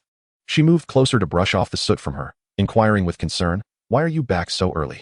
Fu Chaoli explained that her exceptional flying skills had led to a dispute between 2 captains, which made Mrs. Floresta laugh heartily as she turned to the kitchen, declaring she would prepare a feast for the future sports star. This is for you, Grandma. Chapter 46, The Flying Car. Fu Chaoli placed the little white flower gifted by Wood into a vase already filled with the flowers Cedric had brought that morning, courtesy of Mrs. Floresta. Seizing the opportunity while Mrs. Floresta was cooking, Fu Chaoli penned a letter back to Cedric, expressing her gratitude for the Diggory family's hospitality and her hope for Cedric to visit her home again. She also sent a few of Mrs. Floresta's homemade cookies to Wood, playfully promising to visit him soon. Subsequently, she began to peruse the letters she had received over the past few days.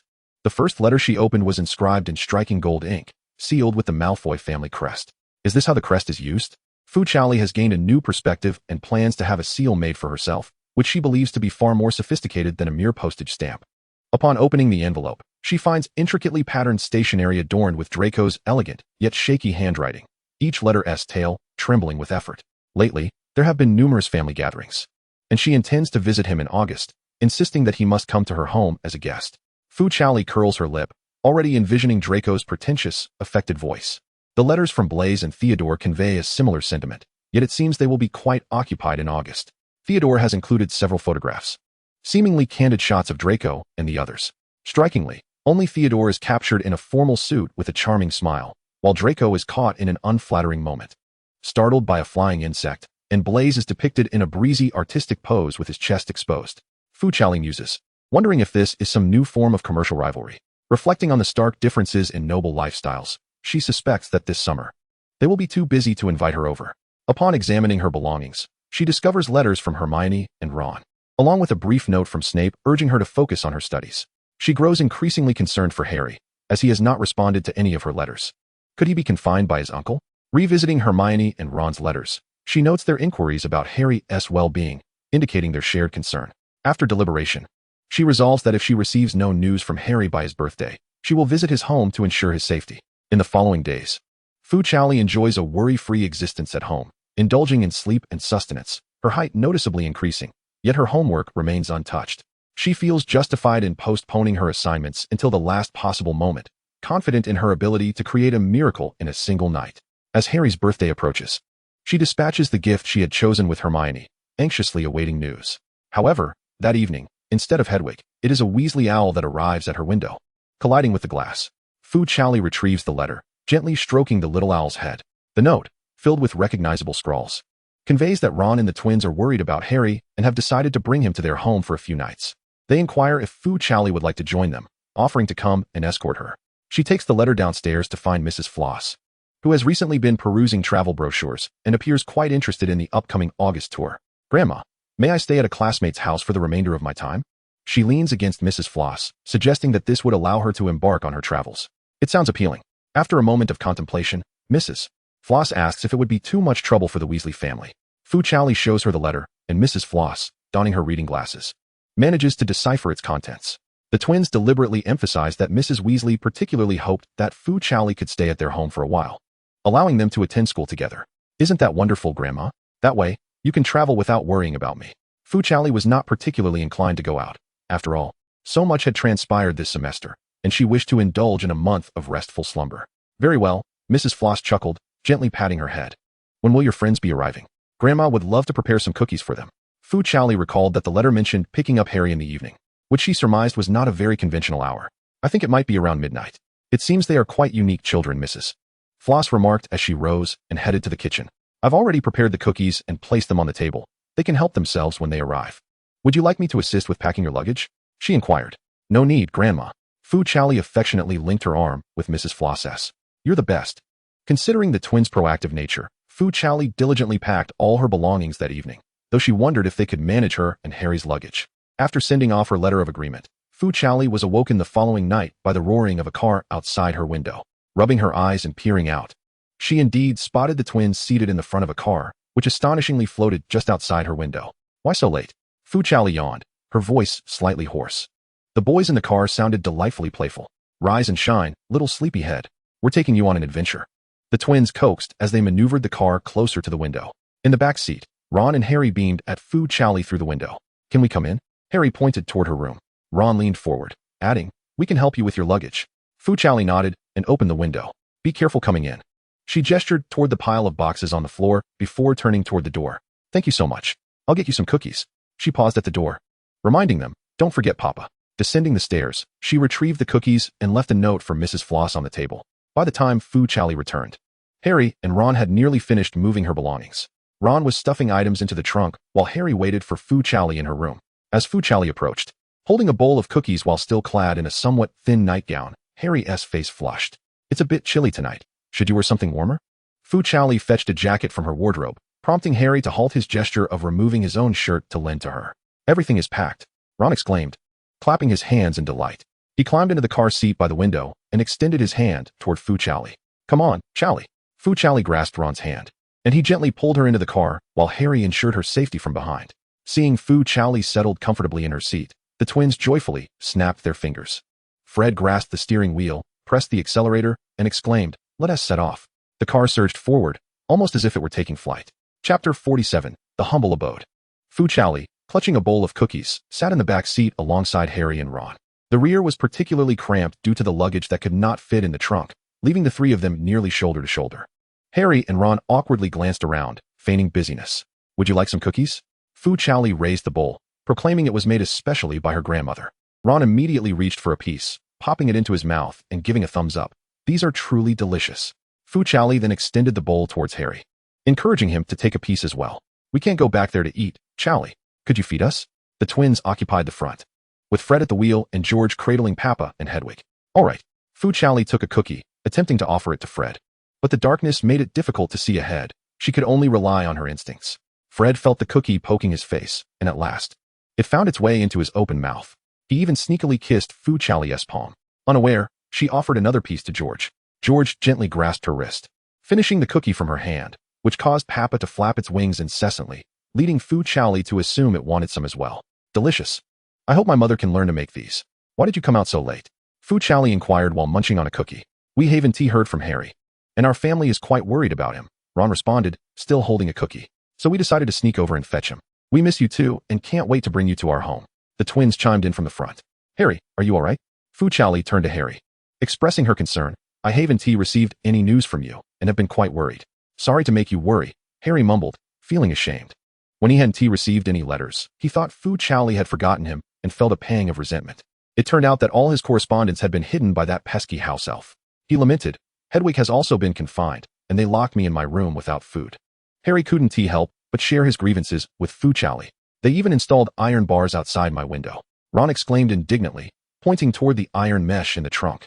It's absolutely outrageous. Harry added that he had received a warning from the Ministry of Magic for using magic outside of school due to that house elf, so he could no longer intimidate them with magic. That's easily remedied. Fu Chaoli replied casually, I'll teach you a few phrases in Chinese. You can scare them off my way. The cookies were soon devoured, and Fu Chaoli began to feel drowsy, her head bobbing as she held the bowl. Harry took the bowl into his possession, leaning his shoulder closer to Fu Chaoli, allowing her head to rest gently against him. Holding the bowl, he dared not move, quietly listening to the soft rhythm of her breathing, feeling an immense sense of contentment within. Ron feigned interest in the scenery outside the window while subtly taking hold of the small hand of Fu Chaoli resting beside him, gradually tightening his grip as a smile crept upon his lips. The twins, catching sight of the three of them in the rearview mirror, exchanged envious glances and moderated the speed of the car, ensuring Fu Chaoli could sleep more comfortably.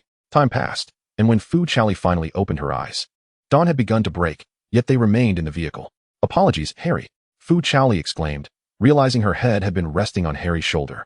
She quickly adjusted herself, concerned that she had caused him discomfort. Harry shifted his shoulder, dismissing the slight ache as trivial. At that moment, Ron, having noticed Fu Chaoli's awakening, immediately released her hand, clearing his throat and pretending as if nothing had transpired. The car began its descent, revealing a uniquely designed house before them. "Ahem, this is our home," Ron said, a hint of embarrassment in his voice, while Fu Chaoli and Harry were visibly excited. "What an incredible house. It looks like a structure made of building blocks." Fu Chaoli's eyes sparkled with wonder, feeling as though her dreams of creating a block house had materialized into reality, affirming her belief in her architectural talents. "You all have your own rooms. How wonderful," Harry remarked enviously, contrasting his own situation of having to reside in the stairwell or a storage room. Fred parked the car and led Fu Chaoli and the others quietly toward the house. "Shh, no noise," he cautioned as they entered. Once inside, Fred let out a sigh of relief, and George promptly fed Fu Chaoli a muffin from the table. Before Ron could utter a word, a commotion erupted in the house. "What mischief did you get up to last night?" A furious Mrs. Weasley stormed out of the kitchen, clearly upset that they had driven off without permission. With hands on her hips, she chastised the twins and Ron, but instantly softened upon seeing Fu Chaoli and Harry, her demeanor transforming into one of warmth. "Chaoli, Harry, welcome. So glad you could come," she said, embracing Fu Chaoli enthusiastically before directing the twins to manage the garden gnomes. "My apologies for the interruption, ma'am," Fu Chaoli said politely, with Harry echoing the greeting beside her. "Oh, not at all, my dear. When the time comes, you and Ginny will share a room, all right, Mrs. Weasley said cheerfully as she straightened Fu Chaoli's attire. "Harry, how about sharing a room with Ron? Or I could vacate our master bedroom for you." Fu Chaoli quickly declined the notion of taking the master bedroom, expressing that it would be fine as long as Ginny did not mind. "She will be thrilled to have you both here. Do you need to catch up on some sleep?" Mrs. Weasley gently caressed Fu Chaoli's and Harry's cheeks, her maternal instincts evident. "We're exhausted, Mum," the twins chimed in, only to be met with a stern glare from Mrs. Weasley. "Off you go to deal with the gnomes, or there will be no breakfast." "May I join you in helping, ma'am?" Harry asked curiously, and Fu Chaoli expressed her desire to assist as well. After all, she could see Ron was truly famished, hoping their efforts would expedite the completion of the task. "Very well, but do be careful. I'll prepare breakfast for you, Mrs. Weasley replied. Ron and his companions led Harry and Fu Chaoli to the fields outside the house, where small, potato-sized house elves were scurrying about. Suddenly, one of them let out a piercing scream and began to flee. George seized a wildly flailing goblin and, gripping it tightly, began to spin around. As its shrill cries gradually diminished, he released his hold, and the goblin soared through the air in a perfect arc. Bravo, a perfect score. Fred squinted at the goblin's landing spot and let out a whistle. Fu Chaoli, still clad in her nightgown, zipped up her jacket and rolled up her sleeves, eager to join in the fun. "No, no, no," Fred interjected, hoisting her onto a tall haystack, ensuring her feet were off the ground. "You needn't participate. Just watch us throw. I can help you," she protested. "It's all right. We'll be quick," he reassured her. Ron grabbed a goblin and hurled it, though not as far as George had. Meanwhile, Harry was furiously shaking off a goblin that had latched onto his hand. George casually yanked the goblin from Harry's grasp and flung it away. Noticing the small bite marks on Harry's hand, Fu Chaoli hesitated to descend. This goblin seemed to have bitten harder than Draco. In Chapter 48, honorary member of the Weasley family, that morning, Draco jumped off the night bus, his face a mask of irritation as he adjusted his pristine suit and meticulously styled hair. They ought to discipline that driver and conductor, he thought, recalling the conductor's acne-riddled face as he attempted to chat about a girl with dark hair that Draco had encountered days prior, stirring a surge of indignation within him. If it weren't for his father being preoccupied with preparations for the banquet, he would never have taken such a mode of transport. Upon arriving at Fu Chaoli's doorstep, he straightened his attire once more, puffed out his chest, and grasped the bouquet in hand, envisioning the surprise on Fu Chaoli's face as he rang the doorbell. "Hello, Mrs. Floss opened the door, revealing a small adult before her. "Good day, madam." Draco maintained his politeness despite not seeing the expected girl. "Is Fu Chaoli at home?" "I'm afraid not, young sir," Mrs. Floss replied awkwardly. "Chaoli has just gone to a classmate's house." "What?" Draco exclaimed in disbelief. a hint of grievance in his tone, but I arrived quite early. It was barely 8 o'clock, and he had risen at 6 to prepare himself. Mrs. Floss offered to invite Draco inside to wait, but he declined, merely handing her the flowers before departing with his head bowed. Curse it! As Draco walked along the road, his frustration mounted. His lips pursed as he kicked at the stones by the roadside. Next time, she must apologize to me. Upon returning home, he remained troubled, pondering whose house Fu Chaoli had visited. Was it Diggory S or that of Potter S? Achoo! Fu Chaoli, perched on the haystack, sneezed, prompting her companions, who were engaged in throwing goblins, to gather around her with concern. Have you caught a chill? George inquired, tossing away the goblin he had just dealt with. You should hurry back inside. Fu Chaoli grasped Harry's hand and leaped down, the group making their way into the house. Breakfast is ready. Come and eat. Mrs. Weasley called as she placed the fried eggs from the pan onto a dish on the table. The twins settled Fu Chaoli between them, leaving Harry reluctantly to occupy the far right seat. Fu Chaoli's chopsticks lay within the box, and she could only use a knife and fork to cut the sausages on her plate. Mom, you really need to keep an eye on Fred and the others, Percy said, descending the stairs with a furrowed brow and an air of impatience. They had been noisy outside since early morning. Upon glancing at the table, he was surprised to find Fu Chaoli sandwiched between the twins. Good morning, Senior Percy. Fu Chaoli greeted him with a cheerful smile, making Percy feel as though he were in a dream. Chaoli, what are you doing here? He asked, flattening his tousled hair in an attempt to appear nonchalant, though a hint of embarrassment crept over him. Of course, we came to fetch Chaoli, the twins said, leaning closer to Fu Chaoli and proudly informing Percy. She'll be staying with us until school starts. Really? Ahem. I see. Percy feigned calmness as he sat beside Ron, quietly sipping his water while secretly stealing glances at Fu Chaoli. As they conversed, a series of thudding footsteps echoed from the stairs above. Mom, have you seen my slippers? Ginny called, dashing down the stairs in her pajamas, her hair tousled. After a moment's thought, Mrs. Weasley replied, Sweetheart, they might be with the cat. Upon reaching the bottom of the stairs, Ginny first spotted Harry at the table, her eyes widening in surprise. Hi, Harry, feeling a tad bashful under her gaze, greeted her back. Fu Chaoli also leaned out from the other side of the table, smiling and waving. Good morning, Ginny. Seeing Fu Chaoli, who looked particularly lovely even in her nightgown, Ginny instinctively touched her own messy hair and blushed, quickly retreating back upstairs. Did I scare her? Fu Chaoli wondered aloud, touching her lips, suspecting she may have something from breakfast on her face. I don't know, Fred shrugged, using a napkin to wipe Fu Chaoli's mouth and hands. George chimed in. She talked about you and Harry all summer long. I did not. Ginny, having tidied her hair, rushed back down to interrupt the twins. She seated herself across from Fu Chaoli, stuffing her mouth with breakfast while stealing glances at Fu Chaoli's face. Sensing the gaze from across the table, Fu Chaoli looked up in confusion, causing Ginny to hastily avert her eyes. In truth, she found herself more intrigued by Fu Chaoli than by Harry Potter, especially after hearing her brothers recount tales of her valiant deeds. She quietly observed Fu Chaoli, only to notice that her mischievous brothers had each shared half of their fried eggs onto her plate. I'm full, Fu Chaoli said with resignation, looking at the extra halves on her plate. You all should eat up. It's your turn to work this morning. You hardly grew at all this summer. It is essential to supplement one's nutrition adequately. In truth, Fu Chaoli has grown considerably, yet not as swiftly as the twins. Fu Chaoli still has bacon on her plate, freshly provided by Mrs. Weasley. It is unclear how Ron and the twins have described her, yet Mrs. Weasley nearly offered her an entire pot of sausages and bacon. Sensing Ginny's gaze upon her, she looked up with a smile and inquired, Ginny, have you had enough to eat? If not, you may have some of mine. Taken aback, Ginny realized she had eaten sufficiently, yet instinctively nodded, witnessing Fu Chaoli thoughtfully slice the bacon and sausage before placing them onto her plate. She quickly lowered her head, feigning interest in her food to conceal her flushed cheeks. How gentle she is, and her smile is simply enchanting. Shaking her head, she promptly dismissed these peculiar thoughts from her mind. Good morning, children. A boisterous voice resonated from the doorway as Mr. Weasley returned, clad in a trench coat. Good morning, Dad, the twins joyously exclaimed in unison. Upon entering, Mr. Weasley embraced Mrs. Weasley, who was busy preparing breakfast, their affection evident. He then took a seat, only to notice the presence of 2 additional children at the table. Oh, who are you? He queried. I am Harry Potter, sir, Harry replied, setting down his cutlery. Oh, Harry, it's a pleasure to meet you, Mr. Weasley responded warmly, his demeanor friendly. This is Chaoli, Dad. We often speak of her. The twins assisted in the introduction. Hello, sir. I am Fu Chaoli, she introduced herself. My goodness, it is a delight to finally meet you. What a splendid day this is. When did you arrive? Mr. Weasley inquired eagerly. This morning, Mrs. Weasley interjected, hands on her hips. Your sons drove through the night in your precious car to bring them here. Oh, Mr. Weasley paused momentarily before asking with anticipation, how is the car? Just as Harry was about to respond, Mrs. Weasley gently interrupted him with a hand. That is decidedly inappropriate.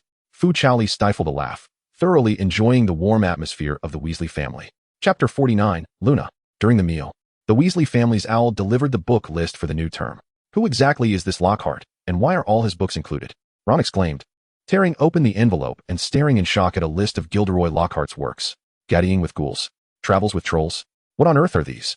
Harry furrowed his brow in confusion. How is this related to defense against the dark arts?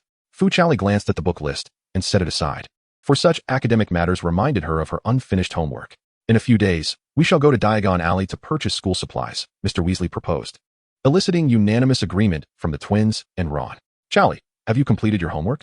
Percy inquired casually, causing Fu Chaoli to pause mid-action with her napkin. She had not anticipated evading Hermione's scrutiny only to be caught by Percy. Well, then, let us first go out to play today. That work can be done at any time, Fred and George interjected, eagerly pulling Fu Chaoli along to have some fun. Fred, George, Percy shouted angrily from behind. Yet the twins had already seized Furong, and the three of them dashed out, laughing merrily. Ron and Harry exchanged glances, upon noticing Percy's gaze shifting towards them. They hastily set down their forks and knives, eager to follow. However, they were intercepted at the door by Mr. Weasley, who enlisted their help in tidying the car. Harry found himself responsible for answering Mr. Weasley's peculiar inquiries. What is this? Mr. Weasley asked, holding up a metal grill caught in the trunk. Perhaps it's a gift? Harry ventured. I want to go too, Ginny piped up, only to be halted by Percy's stern expression. You have a month before school starts. It is time to review your subjects. The twins led Furong to the riverbank, where sunlight cascaded down upon the crystal-clear waters, revealing little fish darting beneath the surface. Would you like to have fish for dinner tonight? Fred winked at her before preparing to remove his shirt. Furong quickly covered her eyes, though she left a small gap to peek through. Is this something I can see? A large, dry hand enveloped hers, sealing her eyes shut. George chuckled. Indeed, it is not for your eyes. Hey, Fred, she is still quite young, he reminded his brother, but Fred had already plunged into the water. Emerging from the depths, Fred shook his hair and called out to Furong on the shore. The water feels delightful. Come and give it a try, Furong. As George released his grip, Furong observed Fred's torso half submerged and pouted in mild discontent. Such a little rascal. George playfully tapped her nose with his finger. If you do not wish to get wet, then sit on the shore. We will catch dinner. With that, he jumped into the water fully clothed, splashing wildly.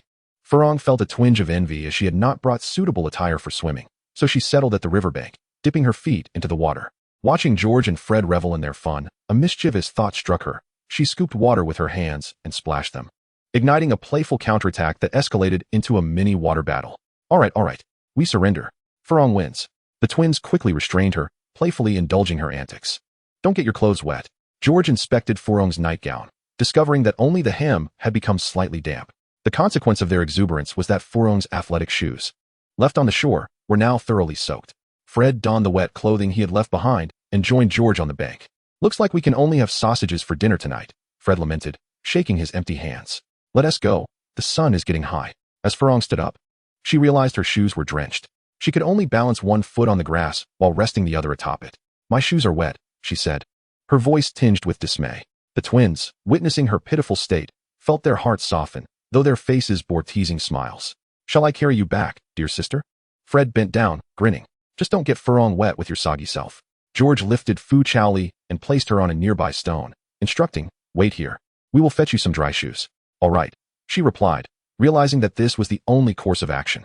Fu Chaoli urged them to return and change clothes quickly, for with her drenched attire, even Hagrid's presence would not suffice to stave off a cold. Just come back after you've changed. The twins took her wet shoes and departed, while Fu Chaoli sat on the stone, swinging her feet to hasten their drying. However, the stone was near the grass, and to her dismay, a multitude of small insects emerged. Fu Chaoli waved her hands in irritation, soon becoming vexed by the incessant disturbances. I shall fight you all. She gritted her teeth, flailing her arms in a chaotic, indiscriminate assault. These pesky flies are truly bothersome, are they not? A serene voice suddenly broke through from behind her. Turning, Fu Chaoli beheld a girl with golden hair, her complexion pale and features exquisite, yet imbued with a tranquil understanding of the world. The girl gracefully sat beside Fu Chaoli and offered her a pouch, saying, would you care to try this? As Fu Chaoli accepted the pouch, she noticed that the insects indeed flew away. Wow, what is this? She inquired, curiously sniffing the pouch only to be met with a sneeze. I made it myself, the girl said, carefully tying the pouch around Fu Chaoli's wrist. This way, you won't be bitten by those little creatures. You are amazing. Fu Chaoli exclaimed, raising her wrist like a shield against the bothersome insects. I am Fu Chaoli. What is your name? Luna Lovegood, came the reply. Do you live around here? Yes. Our home is over there. She pointed toward a distant house. I don't often come this way. What are these pesky flies? Fu Chaoli squinted at the tiny insects, unable to discern any difference from mosquitoes. The two engaged in conversation, with Luna sharing knowledge of many magical creatures, leaving Fu Chaoli in awe. Just as they were enjoying their dialogue, the distant call of the twins echoed. Your friends have arrived. Luna stood up, adding, perhaps we shall meet again at school. I am a new student at Hogwarts this year. Then I am your senior, Fu Chaoli replied with a grin, playfully teasing the younger girl. Yes, senior, Luna nodded eagerly. I like you, senior. With that, she turned and drifted away gracefully. As Fu Chaoli bid her farewell, the twins approached. Who were you talking to, Chaoli?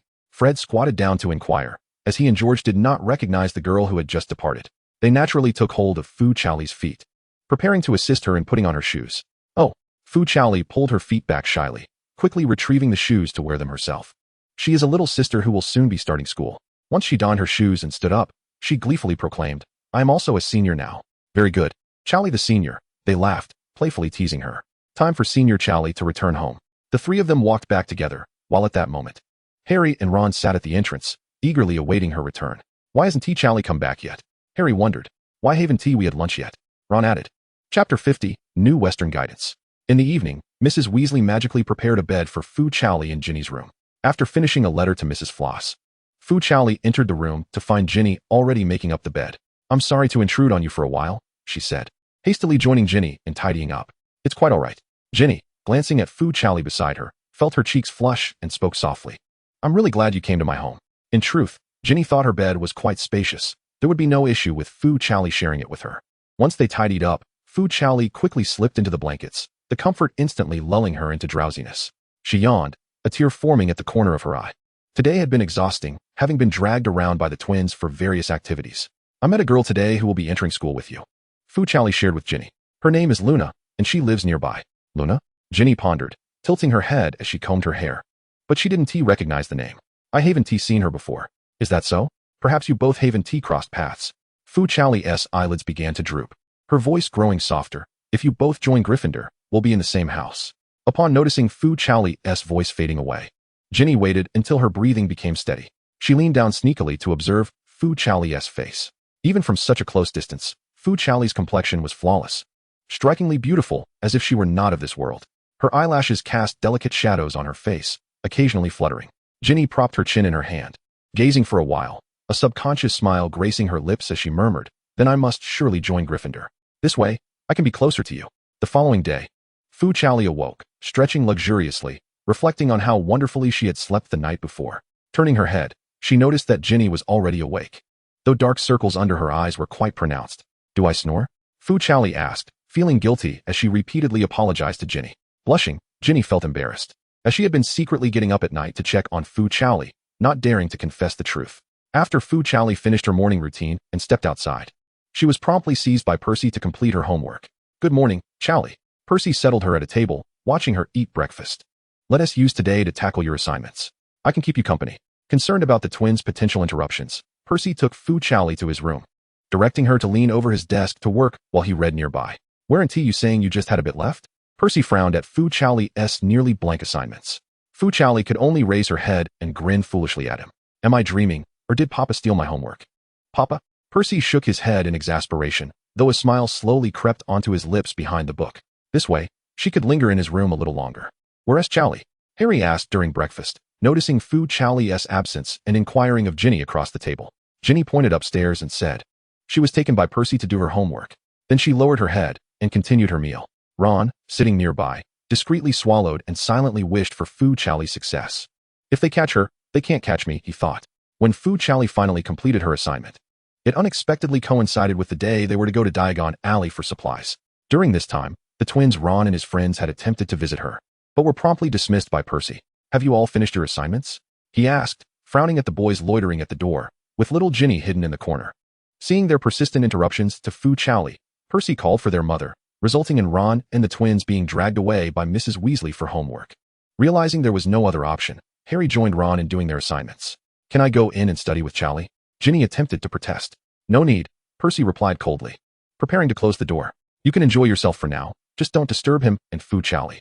I'm done, Fu Chaoli declared as she set down her quill, stretching her sore wrist. Tomorrow, she could go buy books. Percy, setting aside his book, approached her. One hand checked her homework while the other gently massaged her wrist. Well done, he praised, collecting her assignment.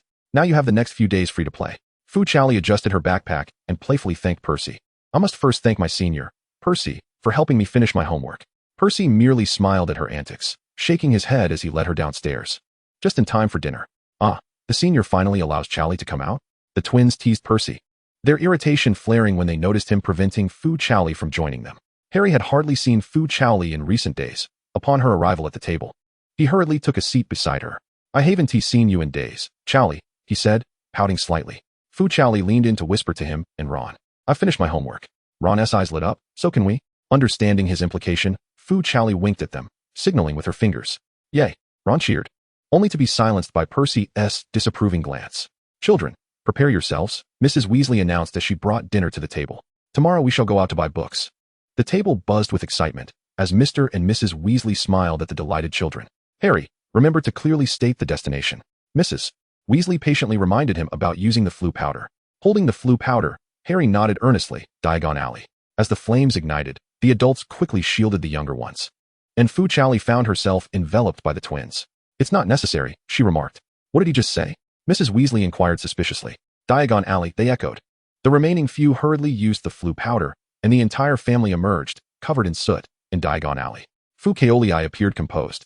Yet her gaze fell upon Ginny's small face, smeared with dust, resembling a little calico cat. She took out a handkerchief and gently wiped Ginny's face. Thank you, Ginny blushed. The twins approached Fu Chaoli, attempting to charm her, but she had only brought one handkerchief. Fred and George could only hastily dab their faces with the corners of their shirts and even used their sleeves to wipe Fu Chaoli's face. Where's Harry? Ron searched around, failing to spot him, and was instead startled by the throng of people inside Flourish and Blots. Merlin's beard. Are there really this many first years this year? Chapter 51, An Encounter with the Malfoys. The group was pushed into Flourish and Blots by the crowd and decided to look for Harry inside. Who is this? Gilderoy Lockhart? Ron noticed the signing event poster displayed in the store. Does he really do this sort of thing? Ron, be a bit more courteous to gentlemen. Mrs. Weasley gently chastised him, gazing adoringly at Lockhart on the stage. Chaoli.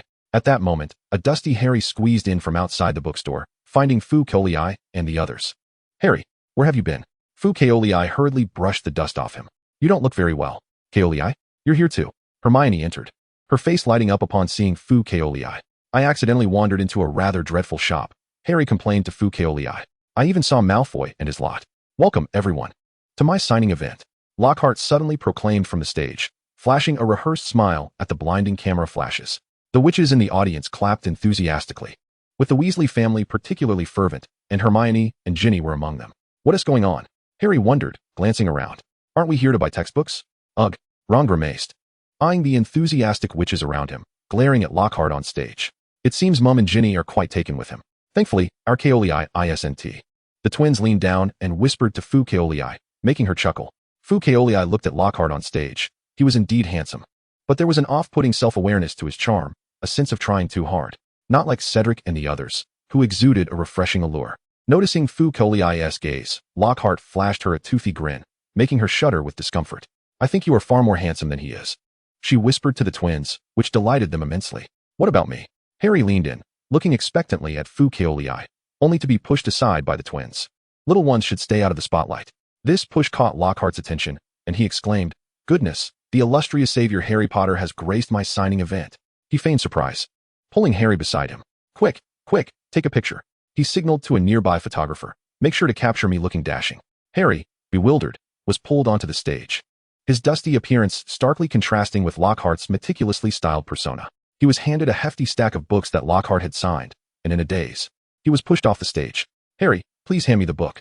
I shall secure your signatures. Mrs. Weasley took the book from Harry's hands. You all wait for me outside. What is he doing?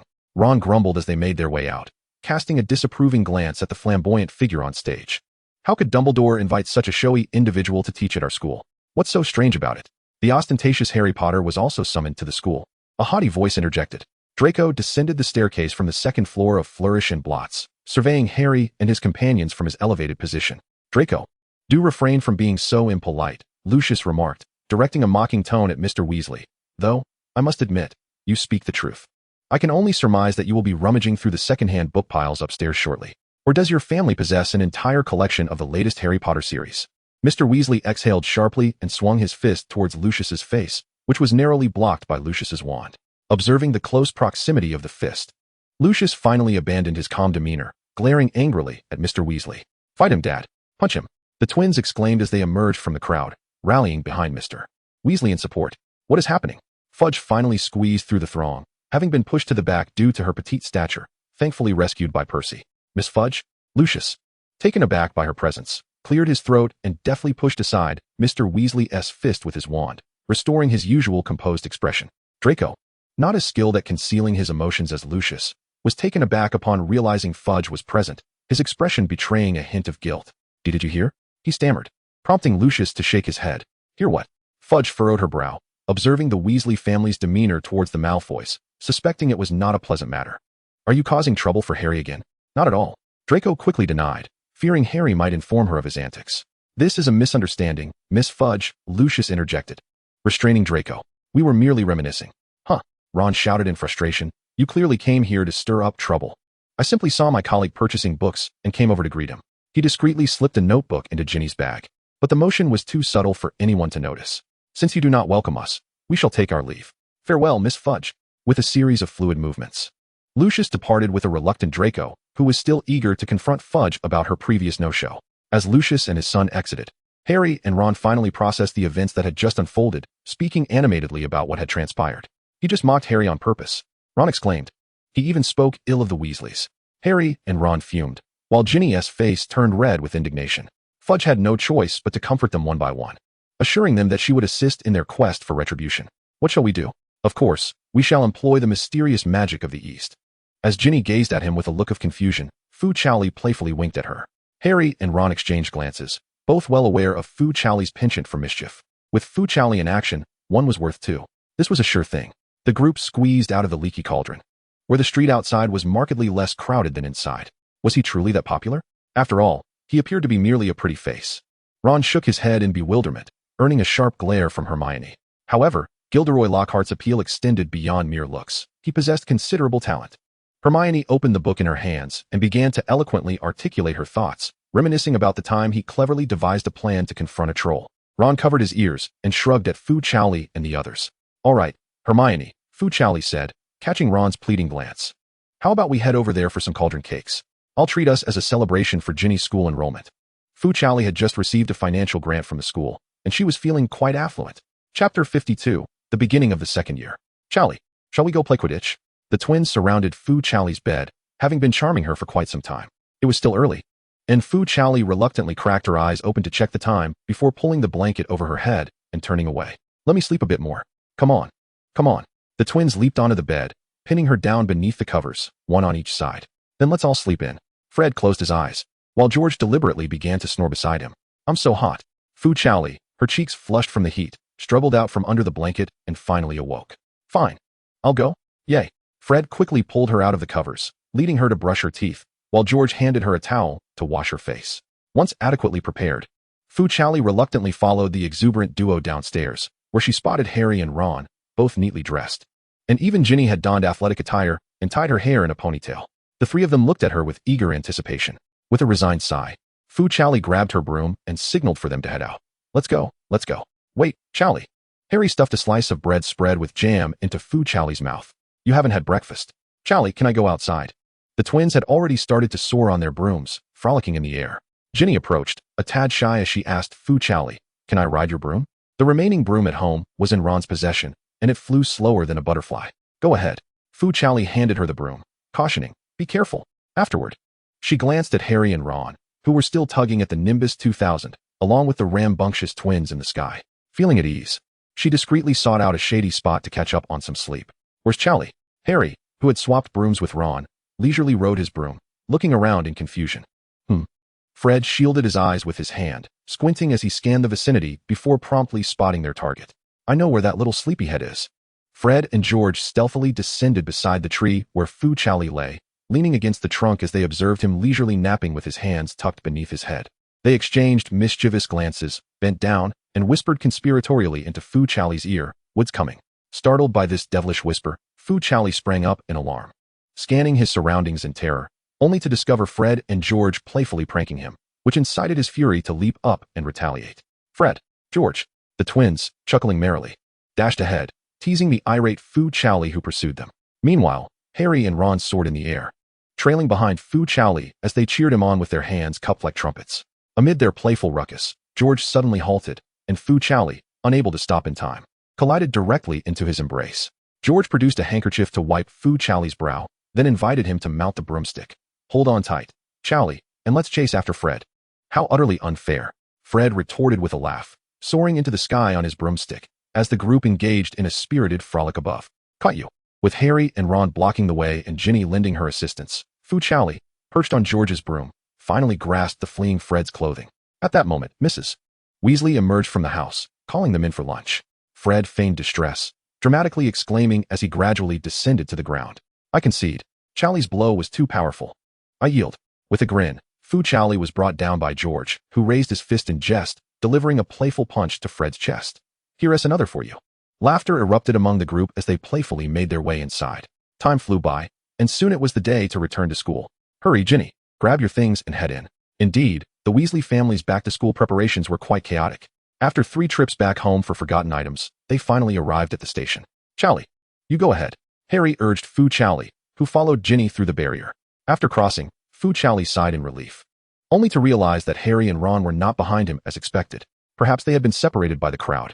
Percy took Fu Chaoli's suitcase and escorted her onto the train, while the twins assisted Ginny with her belongings, and none paid much heed to the situation. Fu Chaoli scratched her head, deciding to board the train and settle in before addressing the matter further. She entered the same compartment as Ginny and the twins, though it felt somewhat cramped. I should go find Hermione, she thought, struggling to extricate herself from the twins' bags. Ignoring their pleas to stay, she quickly opened the door and slipped out, hoping to find Harry and Ron nearby. Adjusting her attire, Fu Chaoli walked down the aisle, only to unexpectedly encounter Draco and his entourage. What a tangled fate, she mused. Immediately, she turned to leave, but Draco called out to her, wait. Draco stepped forward, grasping her hand. Where have you been in August? He inquired, his tone laced with confusion. What do you mean, where? Fu Chaoli replied, perplexed. I searched for you numerous times, Draco accused, yet each time, you were absent. There were even occasions when no one was home, leaving the young master to endure several futile rides on the night bus. I felt the same, Blaise chimed in from behind, with Theodore nodding in agreement. Fu Chaoli gazed at them in astonishment. Didn't you all claim to be extremely busy in August? I even turned down several banquets on your behalf. Feeling a headache coming on as she observed Draco, Blaise, and Theodore's unwavering expressions, she raised her hands in surrender and began to fabricate an explanation. Well, about that. How should I put it? I'm not entirely sure, but I believe it's not significant. Why, you ask? Because, well, it's just, not that important. As I mentioned before, I don't quite grasp it. Draco, Blaise, and Theodore exchanged bewildered glances, pondering her words. Fu Chaoli nonchalantly patted Draco's shoulder, pretending to act unbothered as she continued onward. I have something to attend to, so I shall take my leave. With that, Fu Chaoli smoothly slipped away, while Draco remained, contemplating her cryptic remarks. What does that mean? He questioned Blaise and Theodore, who merely shrugged in response. They both sensed Fu Chaoli's unease and decided to let it be. In the depths of night, Draco was awakened from his slumber, realizing, so she was merely deceiving me. Chapter 53, The Strange Notebook. Are you searching for your classmates? Fu Chaoli, preoccupied with finding Hermione and the others, looked up to see a girl with Asian features before her. I spotted them in the penultimate carriage, the girl said, her face strikingly beautiful, as she pointed towards the rear of the train with a gentle tone, clad in Ravenclaw's blue robes. Thank you. Fu Chaoli expressed her gratitude. Do you know Hermione and the others? Xiaozhong smiled lightly, choosing not to respond. In truth, she had often observed Fu Chaoli at school, making her familiar with those who surrounded her. I am Xiaozhong. I am Fu Chaoli. A pleasure to meet you. Fu Chaoli felt a rush of excitement at encountering a familiar Eastern face. Xiaozhong gently shook Fu Chaoli's outstretched hand before bidding her farewell and turning to enter the adjacent carriage. Who were you speaking with? A friend of Xiaozhong's inquired curiously from within the carriage. The cutest junior in school, Xiaozhong replied. Fu Chaoli successfully located Hermione and the others, opening the door to find Neville, Parvati, and others inside. Chaoli, Neville exclaimed upon seeing Fu Chaoli, eagerly shifting to make room for her. His joy at having her beside him was nearly palpable. What about Harry and the others? Hermione asked, her curiosity piqued by Fu Chaoli's rare moment of solitude. Considering Harry often lingered near her, I assumed they were with you, Fu Chaoli expressed her concern. They vanished as we arrived at the platform. Hermione lowered her gaze back to the book by Lockhart she was perusing, reassuring Fu Chaoli. It's all right. The headmaster and professors are present. The train swiftly arrived at the school, and Fu Chaoli exchanged a few words with Hermione and the others, intending to return to the common room to check if Harry and Ron had arrived back. Upon entering the common room, she discovered it to be utterly deserted and thus decided to proceed to her dormitory to change her attire before the opening ceremony. To her surprise, Fu Chaoli noticed a pure black notebook resting on her desk, exuding an air of antiquity. With cautious hands, she picked it up, apprehensive that it might be akin to a death note or perhaps a prank of some sort. Furrowing her brow as she stared at the notebook, Fu Chaoli contemplated for a moment before deciding to open it, driven by a flicker of curiosity. She abruptly flipped to the middle of the notebook, where a line of black Chinese characters emerged on the blank pages. Zhao Zhao, I have been waiting for you for a long time. Is this addressing me? No, it cannot be. Faced with this peculiar phenomenon, Fu Chaoli's initial reaction was one of mild annoyance as she pouted. How could there be a typo? She produced her quill and promptly corrected Zhao Zhao to Chow Chow. Now, that felt right. Satisfied, Fu Chaoli glanced at the notebook again and turned further pages, only to find that this line of text reappeared on every page, still reading Zhao Zhao. Excitedly, Fu Chaoli rolled up her sleeves and enthusiastically made corrections across several pages. Just as she was reveling in her editing spree, a bony hand appeared, pressing down on hers as she turned the page. Startled, Fu Chaoli looked up to find a boy clad in Slytherin robes standing beside her desk. He had short black hair, a pale complexion, and an undeniably handsome visage. His dark eyes fixed intensely on Fu Chaoli, yet they did not evoke discomfort. Who are you? Fu Chaoli, a connoisseur of appearances, decided to grant this striking young man a chance, especially since they were in the Gryffindor girls' dormitory. The boy chuckled softly, effortlessly lifting Fu Chaoli into his arms as he seated himself in a chair, placing her in his lap. As Fu Chaoli attempted to retrieve her wand, he gently restrained her. Apologies, I have yet to introduce myself. The boy leaned closer to her ear, whispering, I am Tom Marvolo Riddle. Alternatively, you may call me Voldemort. Fu Chaoli was taken aback, her mind racing with astonishment rather than fear. You look like this? Who was that enigmatic creature from last semester? Humph, Tom scoffed, lifting his chin as his gaze turned icy and disdainful. That creature cannot be compared to me. I am he, yet I am not him. He tenderly caressed Fu Chaoli's face, effortlessly subduing her attempts to struggle. I am the one destined to confront him in a battle to the death. Fu Chaoli was utterly perplexed by his words, perceiving him as a riddle wrapped in mystery. The chill radiating from his body was palpable. His hand resting against her skin was cool. Yet, she felt no significant fear, perhaps due to the absence of hostility emanating from him. Noting her skeptical expression, Tom was unfazed and replied with a reassuring tone, I could never harm you. My return to your side was facilitated by Dumbledore's assistance. There is no need for you to be afraid. Having spoken, he gently caressed Fu Chaoli's face before abruptly vanishing. The notebook on the table flipped open to the first page, inscribed with the words, Feel free to ask me anything. Fu Chaoli sank into her chair, withdrew her wand, and tentatively poked the notebook before ultimately wrapping it in her garment, intending to consult Dumbledore the following day. In haste, Fu Chaoli made her way to the hall, just in time for the sorting ceremony of the new students. Why the delay, Chaoli?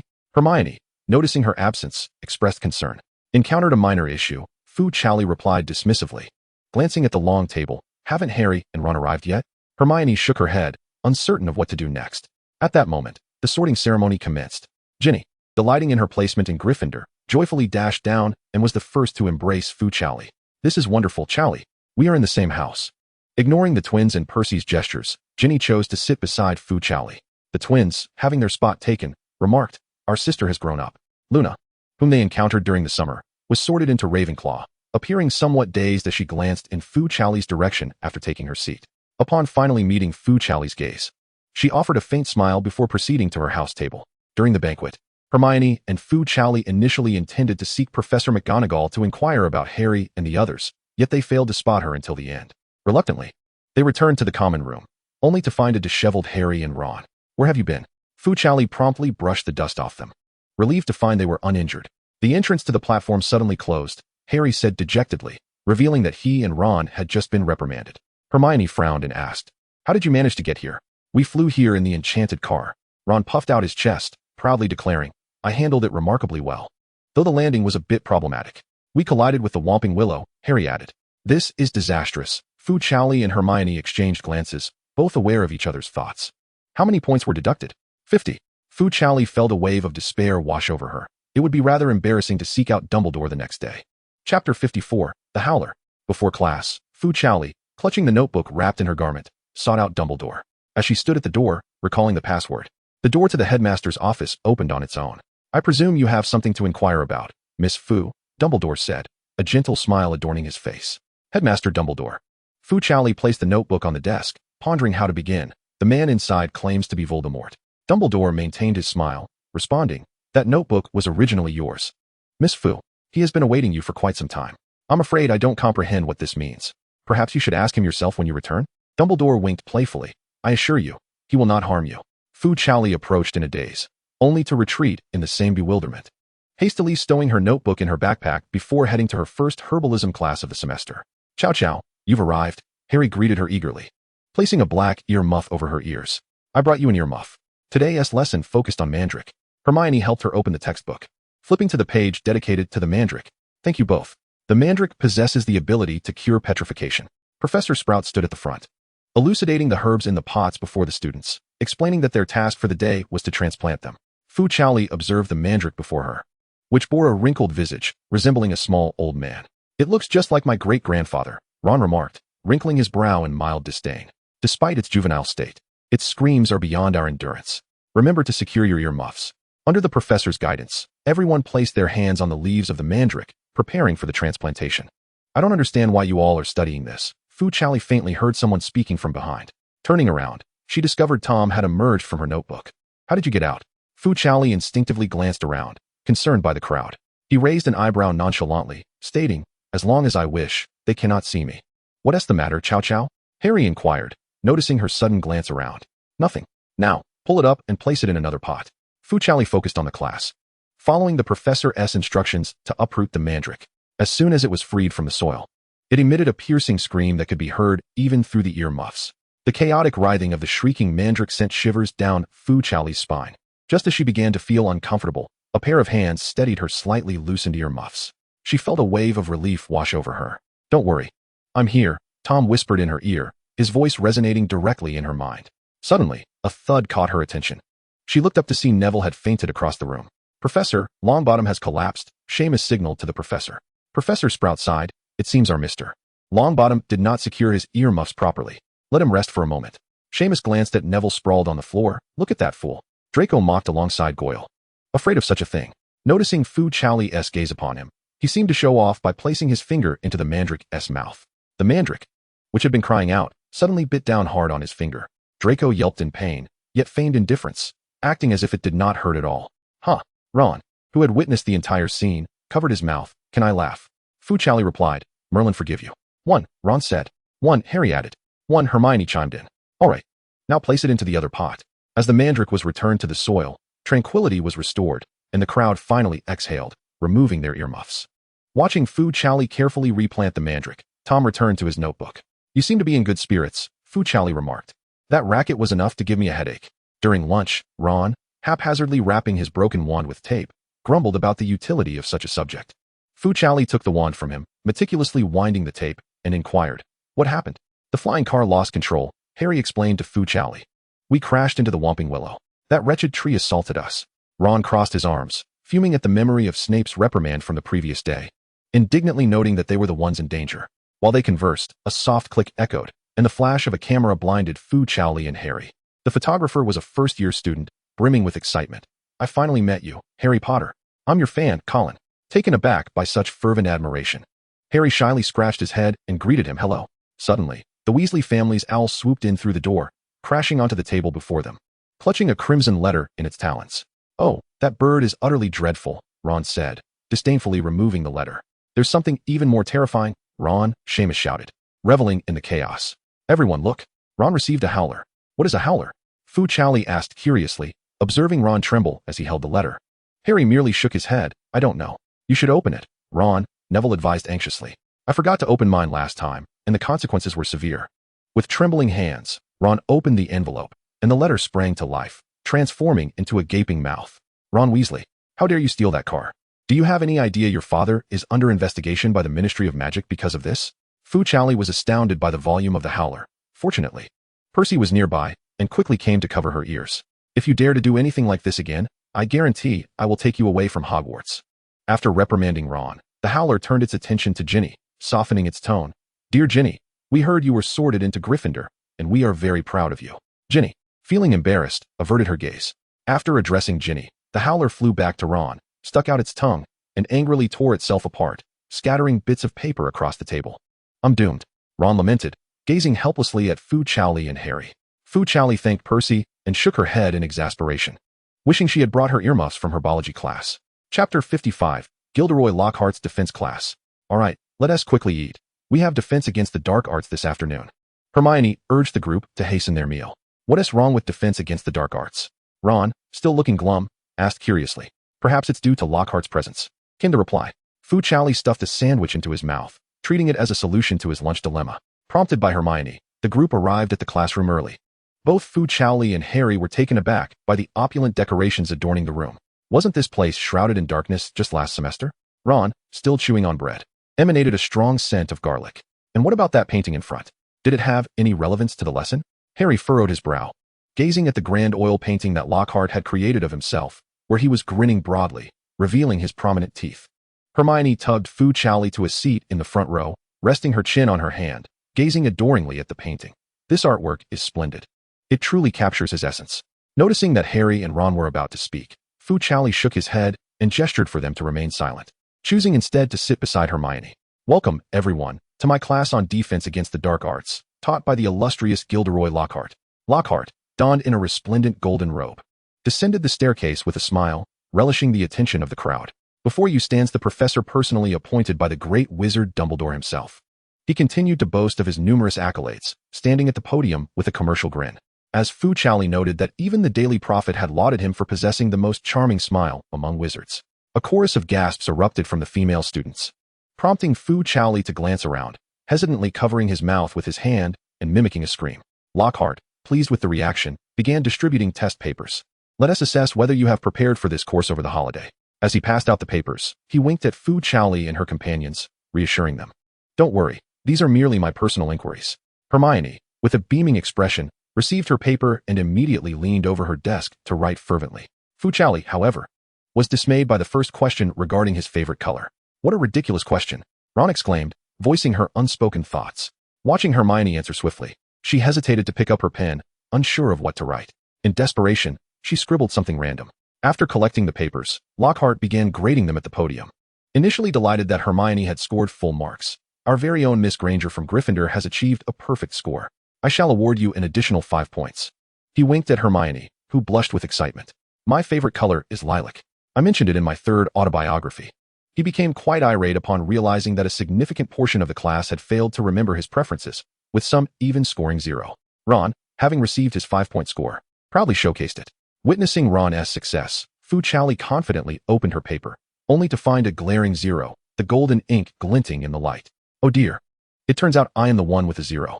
Lockhart fixed his serious gaze upon her. May I inquire, young lady, why did you not prepare in advance during the holiday? Fu Chaoli replied simply, I cannot read. Perhaps it was due to Fu Chaoli's exceedingly sincere demeanor that Lockhart ultimately refrained from deducting any points from her, prompting a sigh of relief from Fu Chaoli.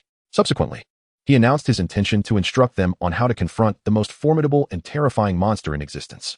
He unveiled a cage draped in cloth and cryptically proclaimed to the students that it was even more challenging to handle than a troll. Ron gazed eagerly at the cage, exclaiming, could it be that he truly possesses some skill? Meanwhile, Harry scrutinized the cage, nodding in agreement. Once Lockhart sensed that the atmosphere had reached a suitable crescendo, he dramatically lifted the crimson cloth, revealing a swarm of animated blue pixies within the cage. Is this little creature all there is? Ron erupted in laughter, joined by the other students, leaving Lockhart momentarily at a loss for words. In a fit of frustration, he flung open the cage, and the pixies erupted in a cacophony of screams, wreaking havoc throughout the classroom. Some tore at textbooks, while others tugged at hair, causing the classmates to shriek in terror, transforming the classroom into utter chaos. Help me. Neville fared the worst, as several pixies seized his ears and hoisted him to the ceiling, dangling him from the chandelier. Professor, please do something. A girl urged Lockhart, who merely brandished his wand, waving it ineffectively, yielding no results. In fact, the pixies snatched his wand, exacerbating the mayhem. Oh, class is over. Lockhart, sensing the situation spiraling out of control, turned and hurried up the staircase, reminding the few students remaining in the classroom that capturing the mischievous creatures and tidying up the room constituted their homework. How infuriating. He is escaping, Ron shouted, pointing at him. momentarily forgetting the pixies tugging at his hair. He can't get away. Fu Chaoli narrowed her eyes and swiftly grasped a few of the troublesome pixies, hurling them at Lockhart just before he could close the door. The pixies found a new target for their mischief and followed him inside. Those remaining heard Lockhart's anguished cries beyond the door. At that moment, Hermione drew her wand and cast a spell to immobilize the pixies, finally bringing the calamity to an end. Why is it always me who suffers misfortune? Neville lamented, still suspended from the chandelier until Fu Chaoli used a spell to lower him. What sort of professor is this? Ron grumbled while tidying the classroom, lamenting that even these pixies could wield wands. Harry nodded in agreement, joining Ron in their shared frustration. He refrained from asking Fu Chaoli for assistance, opting instead to gather the scattered books and papers himself. Fu Chaoli had taught him a spell, making the task significantly easier. Perhaps he is simply having an off day? Hermione mused, her spirits somewhat dampened, yet she continued to assist in rectifying Lockhart's blunders. The group toiled until dinner time, with Lockhart still absent. Fu Chaoli left a note on the podium, indicating that they had tidied the classroom, subtly coercing him to remember to award their house some points. Fu Chaoli hastily finished her dinner, ignoring Ron's disgruntled complaints and declining Harry's invitation to stay longer. She announced her intention to return to gather her belongings and made her way back to the dormitory. Seizing the opportunity while the dormitory was unoccupied, she sat on her bed and opened the notebook, wielding a quill to inscribe her thoughts. Fu Chaoli gently tapped the surface, and Tom materialized beside her on the bed. He reclined on the bed, leaning closely beside Fu Chaoli. The two of them nestled together, causing the mattress to sag slightly under their combined weight. I can surmise that you are curious about my identity, are you not? Chapter 56, The First Soul Artifact. I am, in fact, the first soul artifact created by that fool. According to Tom, when Voldemort first conceived the notion of immortality, his foremost objective was to eradicate all feelings he harbored for Fu Chaoli. However, he was taken aback to discover that this aspect of himself was overwhelmingly substantial. The diary he separated nearly consumed half of his soul, implying that the current Tom and Voldemort are two identical entities. What does it mean to have feelings for me? Fu Chaoli was further bewildered. Had she ever encountered Voldemort? Tom gazed at her with an infatuated expression, caressing her face. It is the love I have for you, Zhao Zhao. I am the part of him that adores you. In that fleeting moment, Fu Chaoli reflected on the very genesis of the universe. Voldemort loves me? This was even more absurd than the notion of single-handedly defeating Voldemort for her graduation project. She pondered how to articulate her thoughts, as their dynamic resembled that of twins. Yet they were ostensibly opposites. He could hardly recall losing half of his soul. Tom's tone grew cold. Otherwise, he would not have been foolish enough to create so many soul artifacts, resulting in his current ghastly state. What does it mean that you must contend with him to the death? There can only be one Voldemort in this world, and only one Tom Riddle. Tom fixed his gaze into Fu Chaoli's eyes. I must kill him to become a true person. Only then can I truly be by your side. Just as Fu Chaoli was about to inquire further, Hermione and the others returned to the dormitory, prompting her to urge Tom to return to the diary. Tom gave Fu Chaoli's face a gentle squeeze before obediently complying. Zhao Zhao, are you feeling unwell? Hermione, noticing Fu Chaoli had gone to bed early, sat at her bedside with concern. The diary suddenly began to turn pages on its own, and Fu Chaoli quickly pressed it down, managing a strained smile towards Hermione, assuring her that all was well. I received a 0 in Professor Lockhart's class, and I feel quite ashamed. Fu Chaoli fabricated an excuse, claiming she wished to study on her own. Hermione was delighted to see Fu Chaoli finally recognizing Lockhart's charm, enthusiastically retrieving her autobiographical notes. That's wonderful, Zhao Zhao. Here, start with this book, and remember to ask me if you have any questions. Fu Chaoli chuckled nervously, opening the book only to be startled by the dense annotations. But seeing Hermione's eager expression, she pretended to read on. In the dead of night, Fu Chaoli lay in bed, tossing and turning, unable to sleep. Voldemort had fragmented his soul to create soul artifacts, which is why he had not perished. But how many soul artifacts were there? Did this mean he could never truly be killed? Sensing Fu Chaoli's anxiety, the diary beneath her pillow began to vibrate, and Tom appeared beside her, enveloping her in his embrace. Still awake? Tom disregarded Fu Chaoli's struggles, gently holding her close. His tall frame allowed him to envelop her entirely. Rest assured, I shall always be on your side. He rested his chin atop her head, softly patting her back, enveloped by a mildly cool temperature. Fu Chaoli found herself succumbing to drowsiness. When did I encounter Voldemort? Was it in the past or the future? If one day I am no longer here, what will happen to Mrs. Floss? What will become of Harry and the others? The following morning, Fu Chaoli, roused by Hermione for an early class, mused with her eyes closed. Disappearing might not be such a bad thing. During breakfast, Wood approached Fu Chaoli, inviting her to join the Gryffindor Quidditch team. Isn't there a selection process? Fu Chaoli inquired, perplexed, as it felt akin to taking an unfair advantage. You have no idea how poorly the reserve players performed yesterday. Fred chimed in from the left. He was more accurate at hitting Wood's head than the goalposts, George added with a shrug. You're already one of us, Wood exclaimed, visibly delighted by Fu Chaoli's agreement, and he eagerly pulled her towards the training session, only to be halted by Hermione. Let us wait until after class, Hermione insisted. We still have one more lesson. After class, Fu Chaoli received her training uniform, the vibrant red and gold complementing her high ponytail, rendering her quite striking. Chow, you look splendid in that uniform, Harry remarked, his face flushed. Fu Chaoli followed the Gryffindor team, preparing to head to the training grounds. However, upon exiting the building, they encountered the Slytherin team, also en route to the practice field. You needn't bother, the Slytherin captain declared, lifting his chin and producing a scroll of parchment, arrogantly informing them that Professor Snape had granted them permission to use the training grounds for their new seeker. Wood furrowed his brow as he took the scroll, confirming its authenticity upon inspection. You have a new seeker? Wood inquired, looking up at them. Draco, adorned with an air of pride, stepped forward from the team. Just you? Ron and Hermione approached, disdain evident in his tone. No wonder you all swapped for new brooms. You must have pulled some strings. So what? Draco began to bristle but was suddenly distracted by Fu Chaoli, who was gesturing in the air, memories of previous taunts flooding back. What are you doing? The Slytherin captain asked Fu Chaoli first.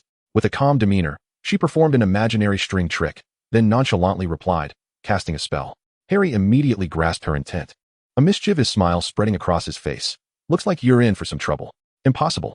Having been deceived so many times, Draco felt a twinge of fear. You couldn't possibly wield magic. This time is different. Fu Chaoli produced a yellow parchment with red inscriptions from her pocket, pinched between her fingers. This time I've drawn a symbol. What? The Slytherin team stirred, exchanging apprehensive glances. Fear not, it hasn't taken effect yet. Here. She casually handed the parchment to the Slytherin captain at the forefront. The captain, caught off guard by her calmness, accepted it and glanced at it. Now it has taken effect, Fu Chaoli said with a serene shrug, raising her hands. What? Dispose of it. The Slytherin captain, alarmed, unleashed a flurry of punches, discarding the parchment. It floated to the ground, accompanied by Fu Chaoli's ominous whisper. Once taken, it is activated. Discarding it is futile.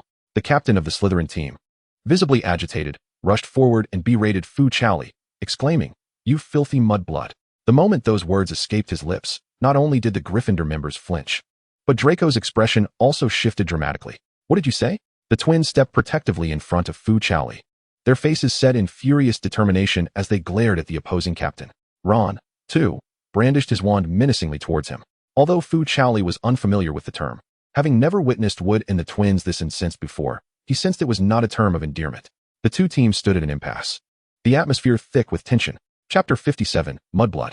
With a scowl, Draco stepped forward to admonish his captain. Enough, Smith. Go eat slugs. Faced with the defiant sneer of the Slytherin captain, the twins were about to take action when Ron preemptively cast a spell. Unfortunately, due to a malfunction with his wand, the spell rebounded, striking him instead, and he collapsed to the ground. Ron. Fu Chaoli rushed to check on him, but gasps erupted around them.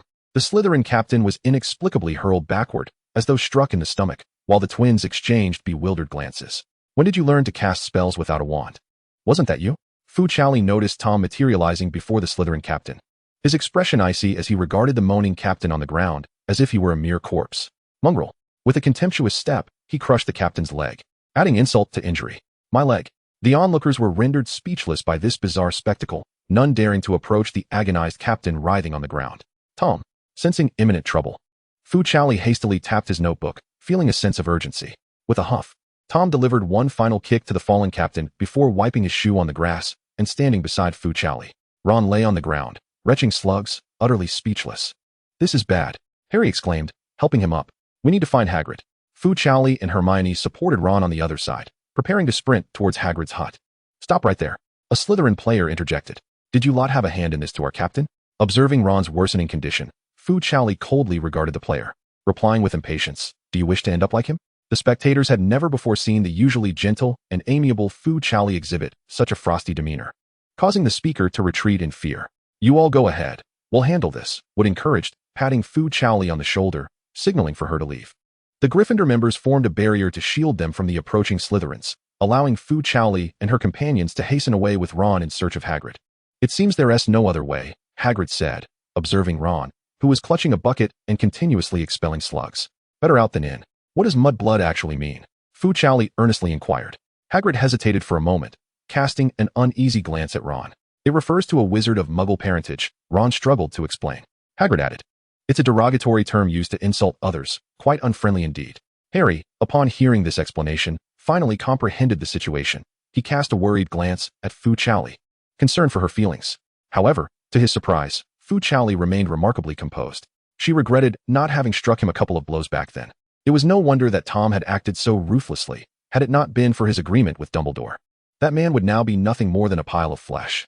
Tom's voice echoed in Fu Chaoli's ears. The group returned to the hall for lunch, but Ron, still suffering from a relentless runny nose, stayed in the dormitory, waiting for Harry to bring him something to eat. Chaoli, do not take that scoundrel's words to heart. Only a few Slytherins think pure bloods are superior. Fred and George approached her, concerned about her spirits. I am fine. Fu Chaoli shook her head, clearly indifferent to the opinions of others. Such words were merely more palatable than orphan. Yet, she wondered who had been responsible for that fellow's injuries. He had sought Snape but had not received a satisfactory answer, and now he was still lying in the infirmary. It seemed they had no time to seize our territory. Wood silently added a piece of meat to Fu Chaoli's plate. Not only that, Dean chimed in. Snape has found out about him insulting Chaoli as a mudblood and has given him a 2-month detention to commence once he is out of the hospital. They believed it was the curse you cast that caused his predicament. Ginny, sitting beside Fu Chaoli, remarked that everyone was now seeking professors to lift this curse. Well, I suppose that counts as revenge, Fu Chaoli thought, her anger dissipating slightly as she shrugged off the matter. They planned to burn it. Luna approached from the next table. Holding Fu Chaoli's charm, I brought this back for you, Senior. Thank you, Luna. Fu Chaoli smiled, preparing to tuck the charm away for future use, thus sparing herself the trouble of crafting another. May I have a look? Hermione asked, taking the charm to examine it closely. Is this genuine? A few at the table leaned in to inspect the charm, while Luna remained in place, noticing the space beside Fu Chaoli and naturally taking a seat there. With her mouth full of meat, Fu Chaoli shook her head, declaring, It's fake. I made it casually. The characters on it are merely the Chinese characters for broom. It looked surprisingly convincing, didn't it? Fu Chaoli's eyes sparkled with mischief, resembling a little fox.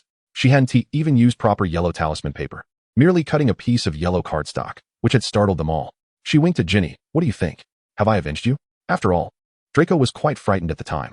This was the first time Ginny had witnessed Fu Chaoli's cunning demeanor, and knowing Fu Chaoli stood up for her made her heart race with excitement. She is advocating for me. She cares for me. Draco observed Fu Chaoli, surrounded at the dining table, hesitating. He wished to approach her but, recalling the actions of their house captain, was compelled to halt, fearing that Fu Chaoli might bear resentment towards him and distance herself. With his head down, he reluctantly returned to the common room. An inferior family. Blaise sat coldly on the sofa, reflecting on when they had become so brazen. Just a fool. Theodore remained engrossed in his book. Yet his presence exuded an unmistakable aura of intimidation among those gathered. Zabini and not hailed from illustrious families. And witnessing their disdain for the Slytherin team captain caused the others in the lounge to avert their eyes, hesitant to glance at the captain who lay in the infirmary. Several members of the Slytherin Quidditch team huddled in a corner, besieged not only by the reproach of their professors and the Malfoy family, but also by the ominous curse purportedly cast by Fu Chaoli. They attributed all their misfortunes to this curse. As Draco returned, Blaise inquired, How is Chaoli? She's fine, Draco murmured, his gaze lowered, with those Gryffindors around her. There shouldn't be any issues. Relieved, Blaise cast a final glance at the cornered players before departing. Theodore remained seated on the sofa, instilling a sense of unease in the others, who could only wear forlorn expressions as they regarded Draco. What? Do you want me to plead on your behalf? Draco sneered, his tone imbued with the authority befitting a future head of the Malfoy family. Do you think you are worthy? Chapter 58. The chamber opens. Ron, are you all right? Fu Chaoli expressed concern for Ron, still afflicted by his incessant sniffling. Perhaps I should take over the trophy polishing task for you today. No need, Ron replied, wiping his mouth and exiting with a bucket. Consequently, due to his persistent sneezing on the trophy, he found himself having to polish it repeatedly, resulting in his return being later than Harry's. That Gilderoy Lockhart actually had me respond to so many letters. Harry lamented to Fu Chaoli. There must be over 100. And I keep hearing strange noises, but he cannot. What noises? Hermione asked curiously. A raspy voice, incessantly repeating kill, Harry replied, suddenly falling silent as he pressed his ear against the wall. It's back. What? Fu Chaoli and Hermione heard nothing, yet Harry's anxious demeanor prompted them to follow him outside. Wow, what are you looking for? Ron, just returning, coincidentally encountered them in the corridor, but Harry, preoccupied with pursuing the sound, could not respond. Shoo, Fu Chaoli urged, taking his hand. Ron, flustered by her boldness, felt his face flush. Is this appropriate? What are you thinking? Hermione rolled her eyes at him. Harry heard a strange noise. And we are chasing it. What is it? Ron noticed a black line crawling near the window, and, upon closer inspection, shrieked in fright, spiders. So many spiders. A vast swarm of spiders scuttled in unison toward the window, the bizarre sight furrowing the brows of the group. Look here. Hermione pointed at the wall behind them, where blood was scrawled in large letters. The Chamber of Secrets has been opened. Beware of the heir's enemies. What is this? Harry exclaimed, noticing a stiff cat hanging in midair beside the blood. Mrs. Norris? Just as they stood stunned, a throng of students surged from the other end of the corridor. Upon witnessing the eerie and terrifying scene, they whispered in fear, with Colin attempting to take a photograph before being halted by Percy. Chaoli, are you all right? Percy approached to assess their condition, relieved to find Fu Chaoli unharmed. The students from Slytherin approached from the other side, and Draco first noticed the bloodied words on the wall. For a fleeting moment, his expression stiffened upon seeing Fu Chaoli standing so close. He immediately rushed forward to pull her away. Be careful, he said with a furrowed brow, unsure of how to express himself. After all, you are. What are you all doing here? Filch stormed forward, intent on dispersing the students, only to be taken aback by the sight of Mrs. Lowry suspended in midair. Mrs. Lowry. He advanced, trembling as he caught her in his hands, turning back to glare at Harry and the others. Did you kill Lowry? No, it wasn't us. Harry retreated, positioning himself protectively in front of Fu Chaoli. Filch moved to grab Harry by the collar, but was halted by the arriving Dumbledore. We do not yet know the truth. Filch, Dumbledore reassured him. They are the murderers. Filch shouted, his voice tinged with a hint of sobbing. They killed my Lowry. She has merely been petrified. Snape stepped forward to assess the situation. There is still hope. Rest easy, Filch. We will heal Mrs. Lowry, all right? After a brief discussion among the professors, they concluded that once Professor Sprout's mandrakes matured, they could reverse the petrification. For the time being, the matter was settled, and Harry and his friends were temporarily exonerated. Each head of house ushered their students back to rest. Snape turned to Fu Chaoli. Now, can you tell me why you were at the scene again, Miss Fu? I'm sorry, Professor, Fu Chaoli replied with a sheepish grin. I really don't know. Next time, be more prudent and avoid such perilous places, Snape snorted dismissively, sweeping away in his black robes. The four of them returned to the common room, burdened with heavy thoughts. Hermione expressed her concern for Fu Chaoli's safety. The enemies of the heir must refer to us, Chaoli. Do not worry, I will keep you safe, Hermione, Fu Chaoli declared, brandishing her wand and striking a few confident poses, her face betraying little anxiety. I'm worried about your safety. Yes, you should avoid going out at night from now on. Harry grasped Fu Chaoli's hand, looking at her with concern. What if you encounter a monster? Then I'll fight it. Fu Chaoli waved her hand dismissively. If I can't win, then I'll just die. At worst, I'll take it down with me. Hermione promptly rapped her knuckles against Fu Chaoli's head, and Ron stepped forward to cover her mouth. You mustn't say such things. Rest assured, I know what I'm doing. The next day in Transfiguration class, Professor McGonagall was teaching them the spell to transform animals into goblets. Harry frowned as he observed Ron's goblet, made from scabbers, which still had fur and a tail. It was somewhat nauseating. It seems you need a new wand, Mr. Weasley, McGonagall remarked. Restlessly, Hermione raised her hand to inquire about the Chamber of Secrets, though initially reluctant to elaborate. Upon noticing the anxious expressions on the faces of some half-blooded students present, she shared everything she knew. A serpent specifically hunting half-blood wizards. As they walked along, Ron expressed skepticism regarding such legends. Does that really exist? Hermione furrowed her brow, reminiscing about Professor McGonagall and the other professors' solemn expressions, speculating that the legend of the Chamber of Secrets might indeed hold some truth. At the very least, a half-blood wizard had undoubtedly been harmed. Mrs. Norris had already been petrified, leaving behind a sinister message in blood. Harry pondered whether the heir of Slytherin had already emerged. With so many potential targets, Hermione found herself at a loss for judgment. I suspect it could be Malfoy, given his haughty demeanor, Ron declared with indignation, recalling that he had been present the previous day. Fu Chaoli shook his head. I don't believe it was him. He seemed unaware at the time. The group ventured to the library in search of information, and by chance, Hermione stumbled upon the recipe for Polyjuice Potion, immediately devising a plan. What if we concoct the Polyjuice Potion and infiltrate the Slytherin common room? Hermione exclaimed, her excitement palpable. Even if it's not Malfoy, we could search for clues in their lounge. Ron clapped his hands in delight. That's a splendid idea. We can transform into Malfoy as two lackeys.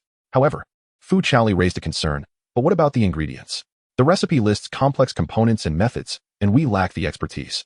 Hermione borrowed the book and began to devise a strategy for acquiring hair from Goyle and Crabbe. Don't worry, I'll handle it. But it will require at least a month. Fu Chaoli and Harry exchanged glances with Ron, realizing that this was their only course of action. Chapter 59, The Match. Good. Wood exclaimed with delight as he saw Fu Chaoli score another goal, flying over to inquire. Are you tired? Do you need a break? Fu Chaoli shook her sore arms and descended onto the stands, intending to rest for a moment. Are you exhausted, senior? Luna approached and sat beside Fu Chaoli. offering her a bottle of water. Thank you. Fu Chaoli accepted it gratefully, taking a hearty sip. This afternoon as practice had indeed been rather taxing. Yet she felt fortunate, as Harry and the twins were still undergoing extra training. What brings you here, Luna? Fu Chaoli turned to inquire, just as the Ravenclaw team entered. Oh, are you here to watch your team practice?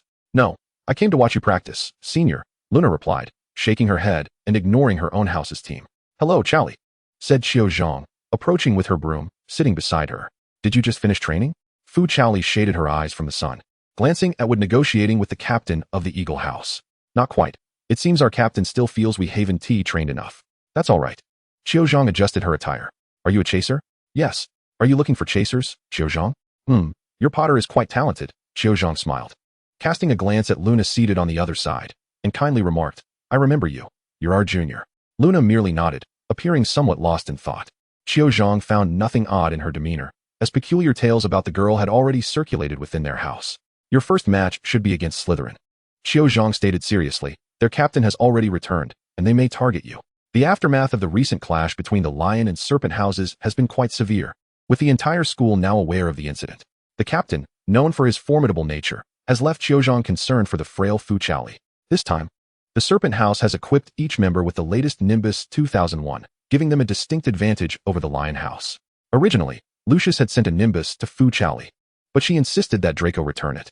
As anticipated, the Quidditch match commenced as scheduled, with Slytherin as their adversary. The stadium today was unusually crowded, not only with students from the Lion and Serpent houses, but also from the Badger and Eagle houses, all gathered to witness the spectacle. Many specifically drawn to the enchanting Fu Chaoli. As they awaited their entrance, Wood helped Fu Chaoli don her gloves, encouraging her with a reassuring pat on the shoulder. Relax. Chaoli, we can win this. We will protect you. The twins approached from behind, reassuring her not to worry about the bludgers. Fu Chaoli exchanged a glance with Harry, and they both nodded as the entrance doors swung open. The sight of Fu Chaoli, adorned in a striking red training outfit and a high ponytail, soaring onto her broom, ignited an uproar among the crowd. The little school beauty is stunning. I am devoted to Fu Chaoli for life. Soon, she was surrounded by a group of Lion House students engaging her in conversation. Ron and Hermione waved their small flags excitedly, while Ginny borrowed a flag from Luna, who promptly enchanted her hair to glow a vivid red, startling Ron and Hermione at first. Fu Chaoli quickly spotted Hermione and the others, smiling and waving, which sent the crowd into a frenzy. Hermione's face flushed with excitement, realizing Fu Chaoli was acknowledging her, and she couldn't help but feel a sense of pride. While Ron began boasting to others, drawing eye rolls from those nearby. Cedric, accompanied by Colin, found an ideal spot for photographs, requesting Colin to capture several images of Fu Chaoli. As the teams lined up in the air, Fu Chaoli sensed a cold, menacing gaze directed at her. Looking up, she found the Slytherin captain glaring intensely. Upon noticing Fu Chaoli's gaze, he arrogantly mimicked a throat-slitting gesture, but she remained unfazed, responding with a confident thumbs up, silently challenging him. She knew he understood her message, as his expression twisted with rage. When the whistle blew to signal the start of the match, Fu Chaoli seized the ball first, skillfully maneuvering through the Slytherin defenders and scoring a goal right at the center of the hoop, securing 10 points in mere moments. The Lion House erupted in cheers for Fu Chaoli, while the commentator, Lee Jordan, showered her with extravagant praise. Well done. Fred soared over to high-five Fu Chaoli. The Slytherin captain signaled to his teammates, while Draco had been assigned to keep a close watch on Harry. Throughout the match, Fu Chaoli felt herself constantly besieged by several opponents, forcing her to pass the ball to her teammates while she maneuvered through their defenses alone. Are they targeting Chaoli? Ginny nervously observed from the stands, as Fu Chaoli, though small in stature, found herself nearly encircled by her adversaries. Navi was drenched in sweat, deeply concerned for Fu Chaoli. Will Chaoli be injured? The disparity in equipment was indeed challenging to overcome, despite Fu Chaoli managing to restrain a portion of the opponents single-handedly. Slytherin continued to score effortlessly with their state-of-the-art brooms. The widening gap in scores placed immense pressure on Harry. Fu Chaoli, feeling increasingly agitated, fixed her gaze on the opposing captain and remarked with a sneer, "Is this truly your strategy? As long as you win, I suppose." Slytherin gained another 10 points. And at that moment, it seemed that the bludger was inexplicably targeting Harry alone. As he narrowly evaded the oncoming bludger, Fu Chaoli's brow furrowed deeper. "Angelina, pass me the ball," Fu Chaoli called out, noticing Angelina soaring towards the hoop with the ball, but being pursued by a Slytherin player from behind. An idea sparked in Fu Chaoli's mind. They needed to close the gap for Harry. Angelina decisively tossed the ball to Fu Chaoli, who caught it and maneuvered out of the encirclement of 3 defenders at an acute angle. "Do you really think that will work?" the pursuing Slytherin captain growled, deploying another player to flank Fu Chaoli on the opposite side, attempting to box her in. Fu Chaoli's altitude was being compromised, and as she approached the farthest distance for a shot, she steadied herself and released the ball in a perilous stance. The Slytherin captain, now anxious, recalled the pain and blame he had suffered because of Fu Chaoli. His gaze hardened, and he charged directly at her. Chaoli.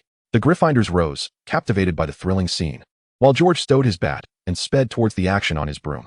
Fu Chaoli's shot grazed the bottom edge of the hoop and successfully went in just as the scoring whistle sounded.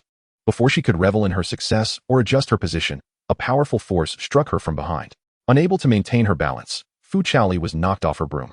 Chapter 60, Injury. Fu Chaoli felt herself plummeting rapidly. Her instinct was to shield her head with her hands and curl into a ball. Upon hitting the ground, she rolled twice to mitigate the impact. A ringing in her ears drowned out the surrounding sounds. She struggled to spit out the sand that had inadvertently entered her mouth. But her head grew increasingly dizzy, and her eyelids felt heavy. In the final fleeting moment before closing her eyes, she saw a multitude rushing towards her. With the foremost figure clad in dark robes, surely it was Professor Snape. Suddenly, darkness enveloped her, and she lost consciousness. Get away. George struck the approaching bludger away with his bat, but he still couldn't reach Fu Chaoli in time. Helpless, he landed beside her, torn between wanting to lift her and not knowing how to proceed. Snape rushed over, his face a mask of anger and urgency, yet his movements were surprisingly gentle. He carefully cradled Fu Chaoli in his arms, disregarding George and the arriving Ron and Hermione, and turned towards the infirmary. Faster, please, faster. He gazed at Fu Chaoli's ashen face, trembling hands betraying his struggle for control. At the same moment, Harry managed to catch the golden snitch before Draco. Elated, he eagerly sought the familiar figure of Fu Chaoli, but all he found were shocked classmates in the stands and Snape hastily escorting Fu Chaoli away. Time seemed to stretch endlessly, and Fu Chaoli felt a dizzying haze enveloping her. With great effort, she opened her eyes to find herself surrounded by a group of people at her bedside, with Harry at the foot of her bed, his arm in a sling. Harry, how did you get injured? Fu Chaoli inquired, attempting to prop herself up. First, take care of yourself, Snape replied grimly, placing a pillow behind her back to help her sit upright. How are you feeling? Hermione asked with concern, while others looked on with worry. Fu Chaoli touched the bandage wrapped around her head and replied, I feel quite dizzy. Fortunately, you protected your head. Otherwise, it would have been more than just a concussion. Ginny said, visibly shaken, with Neville nodding beside her, his eyes reflecting the remnants of fear. Did we win? Fu Chaoli gazed towards Wood and the others. Wood and the twins were still clad in their training gear, albeit wrinkled and covered in dust. George had a bruise forming at the corner of his mouth. Snape, noticing her preoccupation with these details, scoffed and swept away, intent on brewing a potion to alleviate dizziness. Once Snape had departed, Fu Chaoli noticed Draco, Blaise, and Theodore standing at the doorway.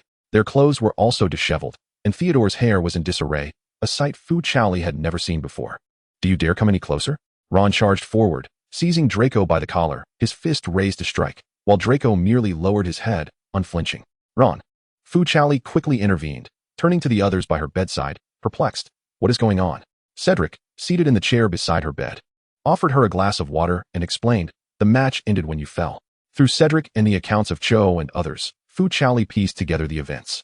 As soon as the match concluded, the players from Gryffindor and Slytherin clashed. Blaise and Theodore had intended to check on Fu Chaoli, but were swept into the melee. The Slytherin captain was severely injured, having endured at least 7 or 8 kicks from George, and was subsequently transported to St. Mungo's. Harry's arm was broken by a bludger, yet he persisted in using his broom to jab at several players. Due to the severity of the situation, both teams were confined to their quarters. Fu Chaoli felt a surge of pain in her head. I'm fine. You should all leave, she urged, observing Wood and the others glaring at Draco and his companions. She gestured for them to depart quickly. They seemed poised to argue, but Ron slammed the door shut, trapping them outside. Thank you all for coming to see me, Fu Chaoli said, glancing at the multitude before her, realizing that such a crowd was unnecessary. I can take care of you. Chaoli, Cedric said first, adjusting the height of her backrest. Luna had quietly approached, taking hold of Fu Chaoli's hand. As they first displayed their performance, a few others hurried over to assist, arranging the bedding and serving tea. However, the commotion soon led to Mrs. Pomfrey shooing them away. All right, Oliver, you all should hurry off to the celebration feast. Fu Chaoli winked at her teammates, who were undoubtedly awaiting their arrival. Very well, Wood sighed, understanding that Fu Chaoli required tranquility at that moment. He placed her Nimbus 2000 beside her bed, saying, we shall have another gathering once you are well. He beckoned the team to exit, while George, visibly downcast, cast a glance at Fu Chaoli before silently turning to leave. George, could you wait a moment? Fu Chaoli called out, prompting George to turn back in surprise. I saw you come to help me, she said, using a handkerchief to gently clean the wound by his mouth. You've done remarkably well. Please don't blame yourself, all right? George's eyes began to redden, and he leaned his face against her palm, nuzzling it affectionately. Fred also paused, silently observing this scene, his fists slowly clenching. With the room becoming less crowded, Fu Chaoli exhaled in relief. She then turned to Hermione, who remained by her side, and suggested, "Aren't you going to class? I recall that Professor Lockhart has a defense against the dark arts lesson today." Hermione shook her head, replying, "You are more important." Ron rushed to the hall to gather some food for Fu Chaoli, but Hermione meticulously picked through it, leaving only some bland options suitable for her. Since the following day was the match between Hufflepuff and Ravenclaw, Fu Chaoli encouraged Cedric and Cho to return early. "Diggory, do you have feelings for Chaoli?" Cho suddenly asked as they walked quietly along the path. Without hesitation, Cedric nodded, "Indeed." Cho chuckled softly, turning to Cedric with a hint of challenge in her voice. "You better step up, then." Cedric met her gaze confidently, smiling. "I shall await the outcome." "Harry, you should also rest," Fu Chaoli observed Harry, who, despite having one arm in a sling, was still bustling about. "You are injured quite severely." Harry shook his head and pulled a chair beside her bed, sitting down. "I simply wish to keep you company, Chaoli." The pain from his broken arm paled in comparison to the anguish of seeing Fu Chaoli lying on the hospital bed with her eyes closed. He even regretted not being faster in capturing the golden snitch, so she wouldn't have had to struggle for those 10 points. Fu Chaoli consumed the potion delivered by Snape, her head growing heavy as she drifted back to sleep. As curfew approached, Harry reluctantly called Ron and Hermione back to the common room, while he settled into a chair beside Fu Chaoli's bed, gazing at her serene sleeping face. How he longed to remain in this moment forever. With such thoughts, Harry slowly succumbed to slumber. Chapter 61, Dobby. In the dead of night, Fu Chaoli heard voices coming from Harry's bedside. She rubbed her head and sat up. "Harry, are you all right?" she inquired with concern, only to hear a flurry of commotion from behind the curtain. "I'm fine, Chaoli." Feeling that Harry's tone was somewhat unusual, she decided to get out of bed. "Shall I lift the curtain?" Fu Chaoli drew back the curtain, only to find Harry gripping the collar of a ragged house elf. "It's not what you think," he quickly said, releasing Dobby and explaining to Fu Chaoli that this was the very Dobby who had concealed the letter from you. "I apologize, miss," Dobby said, tugging at his own collar and humbly expressing regret. "It was Dobby who awakened you. Dobby is indeed a naughty elf." He grasped the bedpost, repeatedly bumping his head against it in despair. "That's quite all right, sir," Fu Chaoli swiftly interjected, bringing over a chair for him. "Please, have a seat." "Thank you, kind miss." Dobby appeared genuinely touched, wiping away his tears with his bandaged hand. "Thank you for calling Dobby, sir." Fu Chaoli was taken aback by the sight of Dobby's injured hand and fetched bandages and ointment to tend to his wounds. "No, you needn't do this, miss," he protested. "It's no trouble at all." Fu Chaoli focused intently on treating his injuries, inquiring about the circumstances that had led to this.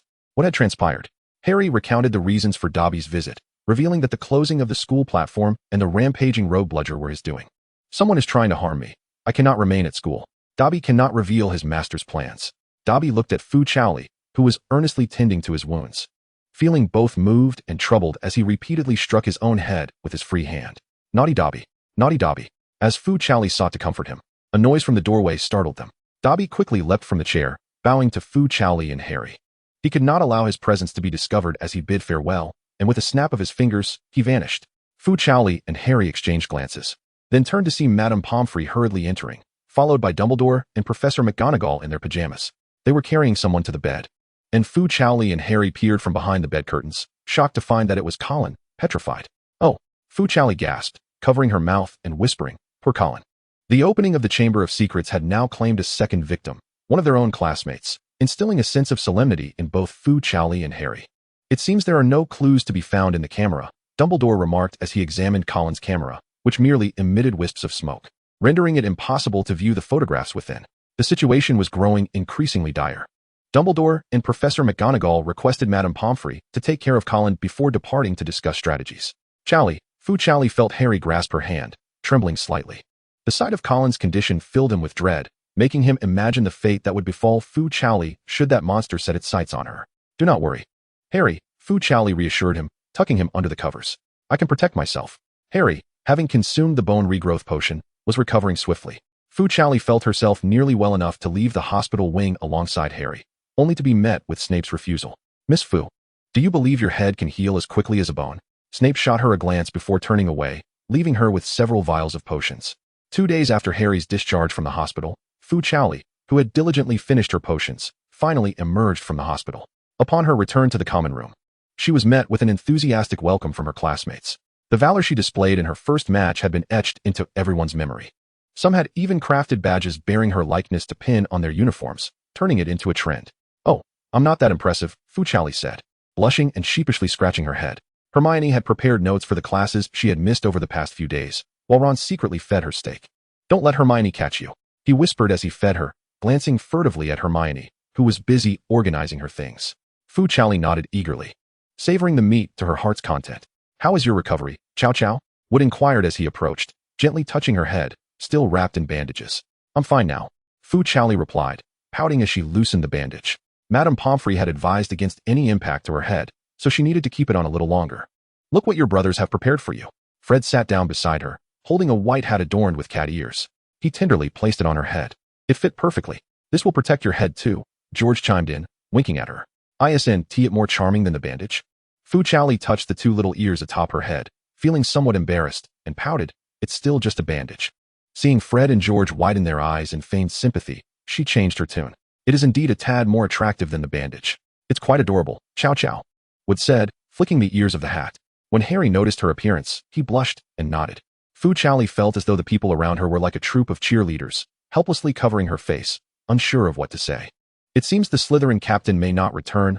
Percy, as the prefect, recounted how he had accompanied that captain to St. Mungo's, knowing their family might facilitate his transfer. "He got away." Fred's expression immediately darkened. "If he dares to come back, I'll make sure to give him a taste of his own medicine." Fu Chaoli recalled the letter of consolation sent by Blaise and suspected that Draco's family had exerted pressure on him. She felt a twinge of regret, as she had yet to deliver a proper thrashing to him. If only she had been a bit quicker, she would have dragged him down with her. Being a patient, this small celebration could only last a short while before her friends urged her to rest. After lying in a hospital bed for several days, Fu Chaoli comfortably settled into her own little bed. Before she could even lie down, Tom appeared out of nowhere, cradling her head. "I should have killed him right then," he said, his eyes filled with a cold, murderous intent as he gazed at the bandaged head of Fu Chaoli. "I'm fine now," she reassured him, shaking her head as she surrendered to his support and wrapped herself in her blanket. "You're not like Voldemort anymore. You can't just go around shouting for violence." "But he hurt you." Fu Chaoli yawned. "He has probably transferred already. I want to have to see him again. I suspect Dumbledore is protecting him," she added. Tom gently patted Fu Chaoli on the back, his gaze softening only when it fell upon her. He was acutely aware that he would not let her slip away. Fu Chaoli's breathing had stabilized, but the injuries she sustained over the past few days had rendered her quite drowsy. Observing her serene sleeping visage, Tom tucked her in snugly, gazing at her for a prolonged moment before leaning down to plant a gentle kiss on her forehead. "Good night." Chapter 62. The duel begins in light of the recent incidents occurring within the chamber. Dumbledore recognized the lack of safety within the school and deemed it necessary to train the students in self-defense. Thus, a new class on dueling was introduced, co-taught by Lockhart and Snape. Harry and Ron unanimously believed that Dumbledore's choice of Lockhart was merely for show and promotional purposes. On the day of the first class, Lockhart had even gone so far as to construct a high platform, under the pretense that it would allow students to better observe his movements. Second-year students from all four houses gathered below, with many girls eagerly anticipating Lockhart's appearance. He did not disappoint, donning an outfit even more ostentatious than before, causing Fu Chaoli to occasionally squint at the glimmering sequins adorning his attire. "You have all heard the happenings within the school, though such trivial matters do not concern me," Lockhart declared, flashing his signature smile at the students.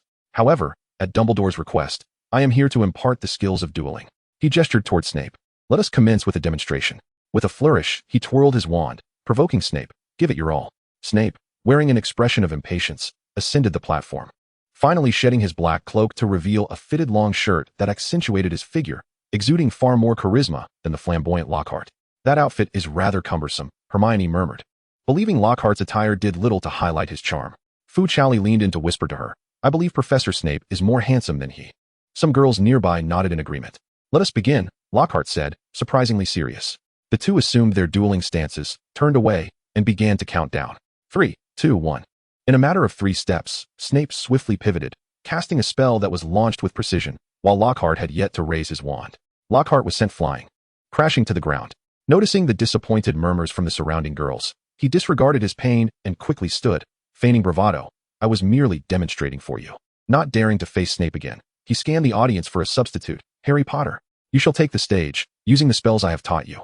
Harry's eyes widened, hesitating as he stood, glancing at Fu Chaoli beside him. Seeing her worried expression, he took a deep breath and resolutely advanced to the platform. "I do not duel with students," Snape said coolly, turning instead to Draco. Malfoy, you take the stage. The two faced each other atop the platform, exchanging blows. Draco glanced at Fu Chaoli, who was watching intently, and raised his hand to cast a spell, summoning a large, dark snake that slithered onto the platform. Hiss! A collective gasp resonated from the audience, and to everyone's astonishment, the serpent did not heed Draco's intent to attack Harry. Instead, it slithered towards a student from Hufflepuff. The student, paralyzed by fear, forgot to evade the impending danger. Sensing the gravity of the situation, Harry instinctively emitted a sound akin to that of a serpent, prompting the creature to obediently withdraw. The crowd grew increasingly agitated, and speculation began to arise that Harry might indeed be the heir of Slytherin who had opened the Chamber of Secrets. Aware that the situation was escalating, the professors swiftly ordered the two to leave the stage. Once seated, Harry noticed that his classmates had distanced themselves from him, except for Fu Chaoli, Hermione, and Ron, who remained by his side. I'm not quite sure what is happening. Chaoli, Harry lamented, feeling dejected about his inexplicable ability to converse with snakes. It's all right, Harry. Fu Chaoli began to console him when suddenly, a girl in Slytherin robes with short black hair rose from the opposite side of the stage. Pansy pointed at Fu Chaoli, declaring, I challenge you to a duel. Who? Me? Fu Chaoli stammered, glancing around uncertainly before pointing to herself. Indeed, Pansy stepped onto the stage, disregarding the attempts of others to dissuade her. Professor Snape opened his mouth to interject, but was halted by Lockhart. A student expressing a desire to duel was a positive sign, yet Fu Chaoli was reluctant. Gazing earnestly at Pansy, she inadvertently left the latter momentarily speechless. Then you must admit it. You Gryffindors are all cowards. The accusation struck a nerve with Fu Chaoli, who, after reassuring a concerned Hermione, rose to the stage. The two opponents assumed their stances, while Snape presided over the proceedings. A friendly contest, no malicious harm allowed. Fu Chaoli performed a courteous bow, and they stepped back 3 paces to prepare for the duel. Just as Fu Chaoli contemplated which gentler spell to employ, Pansy had already launched her incantation. Bone Breaker. Panic gripped Harry and the others, and gasps erupted from the audience as Snape immediately raised his hand. Armor Protection. Fu Chaoli instinctively cast a spell for her defense, countering with an offensive charm, Disarm. Pansy's wand flew into Fu Chaoli's grasp, causing her to stumble slightly. Furrowing her brow, Fu Chaoli wondered why Pansy harbored such animosity towards her. With a quick flick of her wrist, she pretended to casually tuck Pansy's wand into her pocket. That is my wand, Pansy exclaimed, regaining her balance and glaring at Fu Chaoli, her previous spell having misfired and left her humiliated, which only fueled her fury. Oh, my apologies. Fu Chaoli smiled sweetly as she held the wand by its tip and offered it back to Pansy. Grabbing it with a huff, Pansy stormed off the stage without uttering another word. I warned you, dueling must not involve malicious intent. Snape cautioned Pansy. Fu Chaoli, unfazed, descended from the stage with a smile. Are you all right, Chaoli? Hermione anxiously checked on her. Ron clenched his fists, indignantly stating, she must have done that on purpose. Fu Chaoli shook her head with a grin, prompting Harry to harbor a suspicion. Chaoli, you wouldn't hush. Fu Chaoli's eyes sparkled mischievously as she placed her finger to her lips, counting down, 3, 2, 1. Indeed, as Fu Chaoli's countdown came to an end, Pansy let out a piercing scream. My hand. It stuck to the wand. She sprang to her feet, frantically shaking her hand, yet the wand remained firmly attached. With a glare directed at Fu Chaoli, she turned and dashed out, shouting. What happened to her? Neville inquired with a puzzled expression, only to witness Fu Chaoli retrieve a bottle of glue from his pocket. Why on earth do you have that? Hermione asked, realization dawning upon her. Today's duel. I was concerned that Ron's broken wand might impede him. Fu Chaoli shrugged, initially intending to assist in reattaching it. Ron could only express his admiration with a silent thumbs up. Here, take it, Fu Chaoli said, handing the glue to Ron. Someone has tested it for you, and it works quite well. Don't worry, it washes off easily with water. Chapter 63, Cookies. As the duel training session drew to a close, Pansy returned, her hands dripping wet, clutching a thoroughly soaked wand. She continued to glare at Fu Chaoli with indignation, but he feigned ignorance, engrossed in conversation with his friends. I believe you ought to study more diligently, Miss Fu. She spat, just as Snape appeared behind her. After all, you have offended quite a few. I apologize, Fu Chaoli said, instinctively retracting his neck and sitting up straight, feigning seriousness. As lunchtime approached, the lesson finally concluded. Fu Chaoli stood up, stretching, intending to join Harry and the others for a meal. However, as they reached the doorway, they found Pansy blocking the exit with her arms crossed. What does she want? Hermione frowned, pulling Fu Chaoli back. Neither group approached the other, creating a tense standoff. At that moment, Theodore emerged from behind. Chaoli, this is for you, he said, extending a letter towards Fu Chaoli, only to be intercepted by Harry and Ron. Stay away from Chaoli, Ron exclaimed impatiently, stepping in front of Theodore. Theodore maintained his position, expression neutral. It's all right, Fu Chaoli reassured, stepping forward to accept the letter, which prompted a slight softening of Theodore's demeanor. Fu Chaoli was acutely aware of the deep-seated animosity between Gryffindor and Slytherin, particularly after her injury. However, she also recognized that Draco and his companions were innocent. Harry and the others remained vigilant, protecting Fu Chaoli. Realizing the letter had been delivered, Theodore understood there was no need to rush. He bowed slightly before preparing to leave. "Let us go, Parkinson," he said coolly as he passed Pansy at the door. Reluctant to depart, Pansy shivered at the warning glance Theodore shot her. With one final glare at Fu Chaoli, she stormed off in a huff. "You mustn't associate with them any longer," Ron urged anxiously as Fu Chaoli prepared to open the letter from Theodore. "Those guys aren't trustworthy." "Don't say that, Ron," Fu Chaoli comforted, patting his shoulder. "They haven't done anything to me." Harry took Fu Chaoli's hand as they walked down the corridor, sulking and refusing to speak. "Sigh." Fu Chaoli sighed in distress, seated at her desk as she opened the letter. It requested a meeting with her at the observatory that evening. A proposition that felt akin to a trap. Hermione leaned closer, her concern for Fu Chaoli evident, though she wished not to influence her thoughts. "I worry for you going alone." "It's fine, Hermione," Fu Chaoli reassured them, revealing the times stated in the letter. "I'll return promptly, so do not fret." Observing Fu Chaoli's resolute expression, Hermione shook her head at Harry and Ron, signaling them to refrain from further comments. "Humph, I don't understand you girls," Ron grumbled, stuffing a piece of meat pie into his mouth. Ginny echoed his sentiment, noting Fu Chaoli's recent mysterious behavior. After a moment's reflection, Harry advised Fu Chaoli, "Do take care." Soon, the appointed hour arrived, and Fu Chaoli wandered the castle several times before locating the observatory. Climbing the steps, she felt a pang of anxiety. Inside, Theodore sat quietly, engrossed in a book, the moonlight casting a delicate outline of his refined profile. "Apologies for keeping you waiting," Fu Chaoli said breathlessly, feeling embarrassed. "I'm not often here and got a bit lost."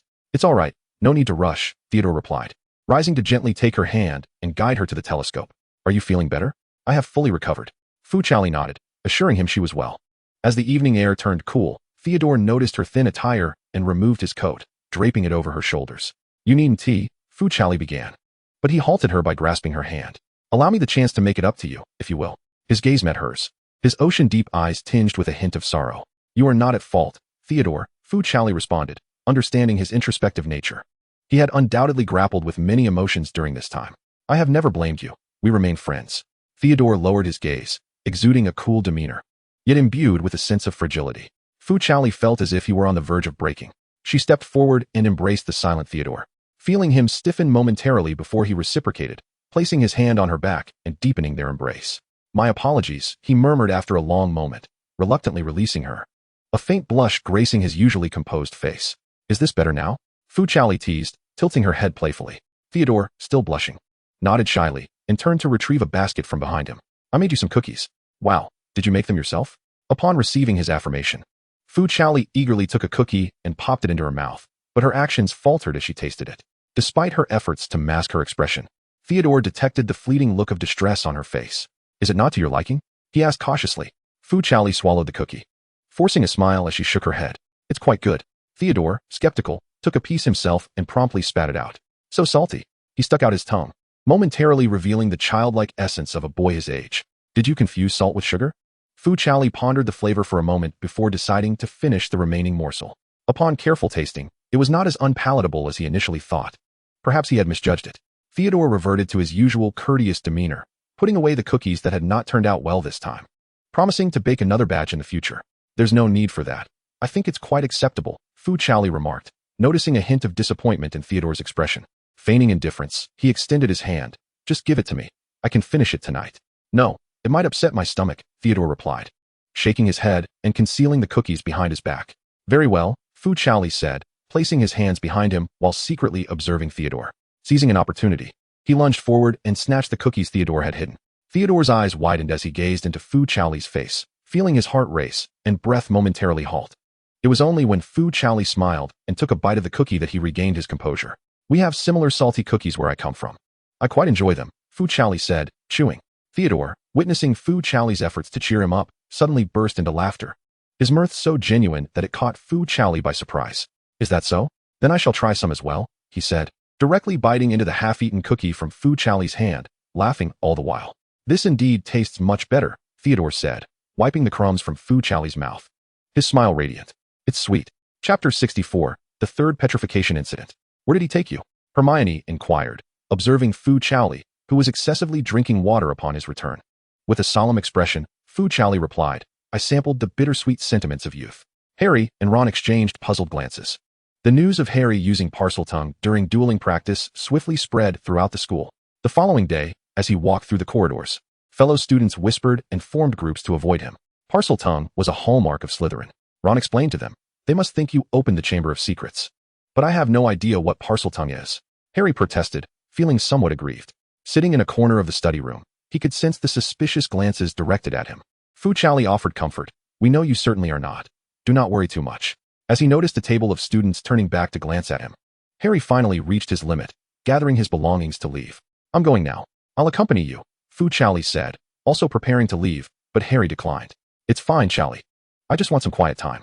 In truth, he longed for Fu Chaoli's company, yet feared that it might lead to Fu Chaoli being ostracized as well. Fu Chaoli watched anxiously as Harry departed, dejected. Once he left, the noise in the study room escalated. I heard the sorting had almost placed him in Slytherin. A golden-haired boy gossiped earnestly with others. I think he might actually be the heir of Slytherin. Just then, as he was animatedly speaking, he felt a sudden thump on the back of his head. Turning around, he saw nothing out of the ordinary. Fu Chaoli looked up, realizing he was about to spread more rumors. He flicked another paper ball at the boy's head and immediately lowered his gaze, pretending to work on his homework. Could it be Peeves? Ernie Macmillan rubbed the back of his head, unable to discern the reason for his discomfort, and could only seal his lips. Use this next time. Ron eagerly handed a pebble to Fu Chaoli. Hermione, that's acceptable, but unnecessary.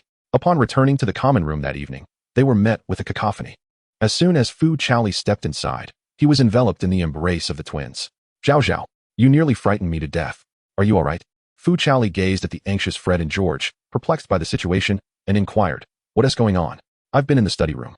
Now there has been a third petrification incident. Percy stepped forward, extricating Fu Chaoli from the twins' grasp. It's reported that a student and a ghost were involved. The news has been suppressed. We are quite worried about you. The twins chimed in unison, attempting to rush towards him, only to be restrained by Percy. Harry has been taken to the headmaster's office by Professor McGonagall. Neville is quite anxious. He hasn't returned yet. Oh no. Fu Chaoli exchanged a glance with Hermione, both recognizing that the concoction of the Polyjuice potion must be expedited. Harry returned to the common room, dejected, only to find Fu Chaoli and Hermione engaged in a serious discussion. We still need the bicorn horn and the skin of an African snake. Hermione expressed her dilemma. We have no means to acquire these. They are likely only available from Snape. Fu Chaoli contemplated for a moment and assured Hermione, I will find a way. Harry. Upon seeing him return, Fu Chaoli and Hermione rushed forward to inquire, are you all right? I discovered that nearly headless Nick and a fellow student were petrified, Harry mumbled. Filch accused me of it, but Professor Dumbledore said he believes in me. Fu Chaoli felt relieved and patted his shoulder. It's good that you're unharmed. Once we brew the Polyjuice potion, perhaps we will uncover the truth. But these materials are difficult to procure. How will you manage? That's a secret, Fu Chaoli winked, leaving an air of mystery. Later that evening, a knock echoed on Snape's office door. Enter. He did not lift his gaze, but after a prolonged silence, he glanced towards the door and found Fu Chaoli peering in, stealthily observing him. What is it? Upon seeing Fu Chaoli's demeanor, Snape suspected she was up to no good. Have you finished for the day, Professor Snape? Fu Chaoli smiled sweetly as she stepped inside. If your eyes still function, Miss Fu, you might observe that I am still grading assignments, Snape replied, his expression unchanged. Fu Chaoli chuckled awkwardly, maneuvering around to his back and diligently kneading his shoulders. Oh, my esteemed professor, after a long day's toil, how arduous it must be. Speak plainly if you have something to say.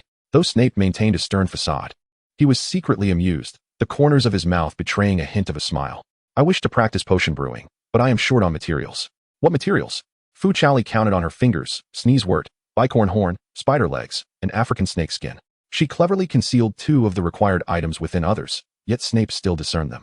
You intend to brew the Polyjuice potion? Snape furrowed his brow. What purpose do you have in mind? Fu Chaoli was taken aback by his keen perception, racking her brain for an excuse. I wish to hone my potion-making skills, she declared. Snape raised an eyebrow, his countenance betraying skepticism. I intend to slip away to the kitchen, she added. There is no need for you to masquerade as a house elf. In truth, her desire was to sneak a peek at the boys' bathhouse. Excuse me? Snape stood, looming over her, his stern gaze causing Fu Chaoli to swallow nervously. He smirked coldly, brandishing his wand as if to cast a spell. Perhaps Dumbledore ought to hear your thoughts. No. She clung to his arm, resembling a koala. I merely wish to play in someone else's common room. Whom? Snape set her down, inquiring whether it was a boy or girl. What? He pressed on. Is the person you seek male or female? His brow furrowed as he pondered if it was that Hufflepuff boy or the group from Slytherin. Female, Fu Chaoli fibbed.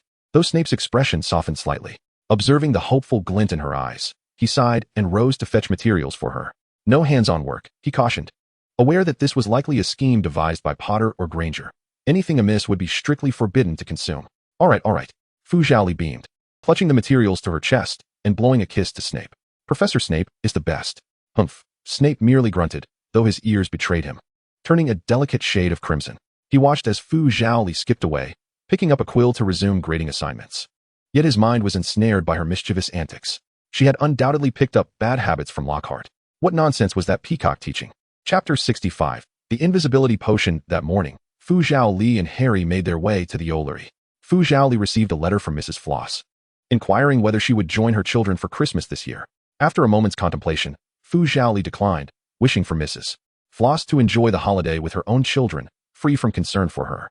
She entrusted the letter to Papa, who flapped his wings and took flight. Harry, is that a letter from your uncle? Uh-huh, Harry replied, holding up a toothpick from the letter. They even sent me a Christmas gift. A toothpick? Fu Chaoli exclaimed incredulously, for even the New Year's gifts at the orphanage were not so meager. They also asked if I could stay at school during the summer, Harry said, though he did not seem particularly aggrieved. He had grown accustomed to their family's cruelty over time. Moreover, he wished to remain at school, as long as it meant being near Fu Chaoli. How outrageous. Fu Chaoli felt a pang of sympathy for Harry and rushed to the window, calling out, Papa. Harry gazed at her in confusion, about to suggest that Papa might have already flown far away, when suddenly a resounding call echoed, and Papa landed on the windowsill. I have something else to deliver to you, Papa. Fu Chaoli retrieved the charm she had used previously and handed it to him. Tonight. Discreetly deliver this to Harry's home. After speaking, she took out some extra white paper and wrote a sentence in both English and Chinese. She folded it neatly and handed it over. You can secretly deliver this to them in the dead of night in a few days, Fu Chaoli whispered to Papa. Leaning in closer. It's best to stir up some trouble for them these days, you understand. Papa stood tall and confidently cooed twice, assuring Fu Chaoli that it would take care of it. Make sure they don't discover it. Fu Chaoli patted Papa's head, and Papa affectionately nuzzled Fu Chaoli's face, showing no sign of impatience. After a call, it flapped its wings and flew away. What did you say to Papa? Harry asked in confusion, but Fu Chaoli merely shook her head. The secret must remain undisclosed. Are you not returning home for Christmas this year? At the dining table. Upon hearing that Ron and Hermione also wouldn't go home, Fu Chaoli asked curiously. My parents have some matters to attend to, Hermione said, taking a bite of salad and conveniently placing a portion on Fu Chaoli's plate. Just enough to stay here with you all. Fu Chaoli frowned at the salad on her plate, as she wasn't particularly fond of it. Ron noticed her predicament and boldly moved her plate in front of himself, getting her a new one, just as I wanted some. This year, neither Fred nor George and I will be going back. Harry, aware of Fu Chaoli's aversion to salad, offered her some fruit instead. I also heard some good news. Hermione leaned in closer, speaking in hushed tones. Malfoy and his friends will be staying at school too. The polyjuice potion is ready, and this Christmas might be our opportunity. Harry was somewhat surprised. That's wonderful. He had been overwhelmed by the rumors circulating in school and desperately needed to uncover the truth. But what should we do?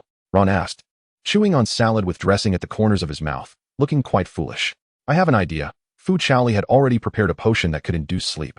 We just need to give them some little cakes laced with sleeping draught. You can hide them in the storage room and pluck a few hairs. Hermione revealed that she had already prepared the hair of the person in question. I'm ready. What about me?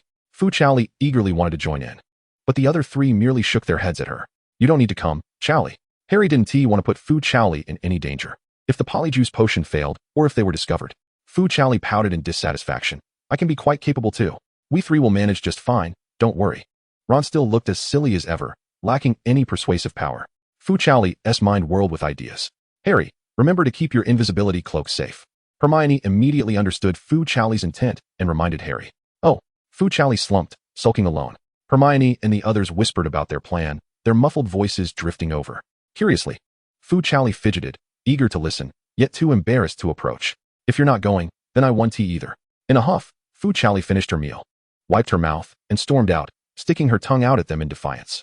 However, her sulking demeanor possessed little intimidation. Her chubby cheeks rendered her even more endearing, prompting Harry, Hermione, and Ron to stifle their laughter. Fu Chaoli could only retreat to the library, perusing potion books in search of alternative solutions. Zhao Zhao, what has caused your displeasure? Fu Chaoli sensed a shadow looming beside her. It was Cedric, who had approached from behind. With a smile, he pinched her puffed cheeks, asking, Who has upset our Zhao Zhao? Said. Fu Chaoli's eyes sparkled as she pulled him down to sit, casting a furtive glance at Madame Pants before whispering to Cedric. I wish to venture to a place that others deem inappropriate.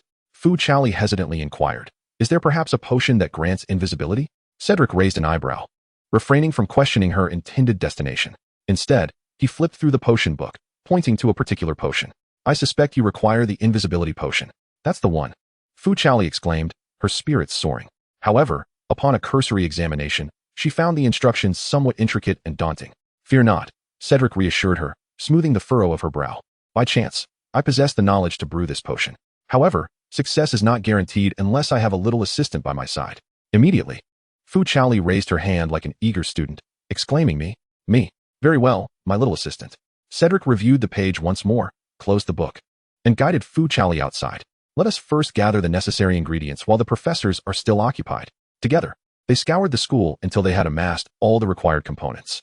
Although Fu Chaoli was perplexed as to why they needed to visit the potion shed before consulting Professor Sprout and then returning, at least they had finally gathered everything. Cedric winked at her, and the two stealthily slipped into an empty classroom to concoct the potion.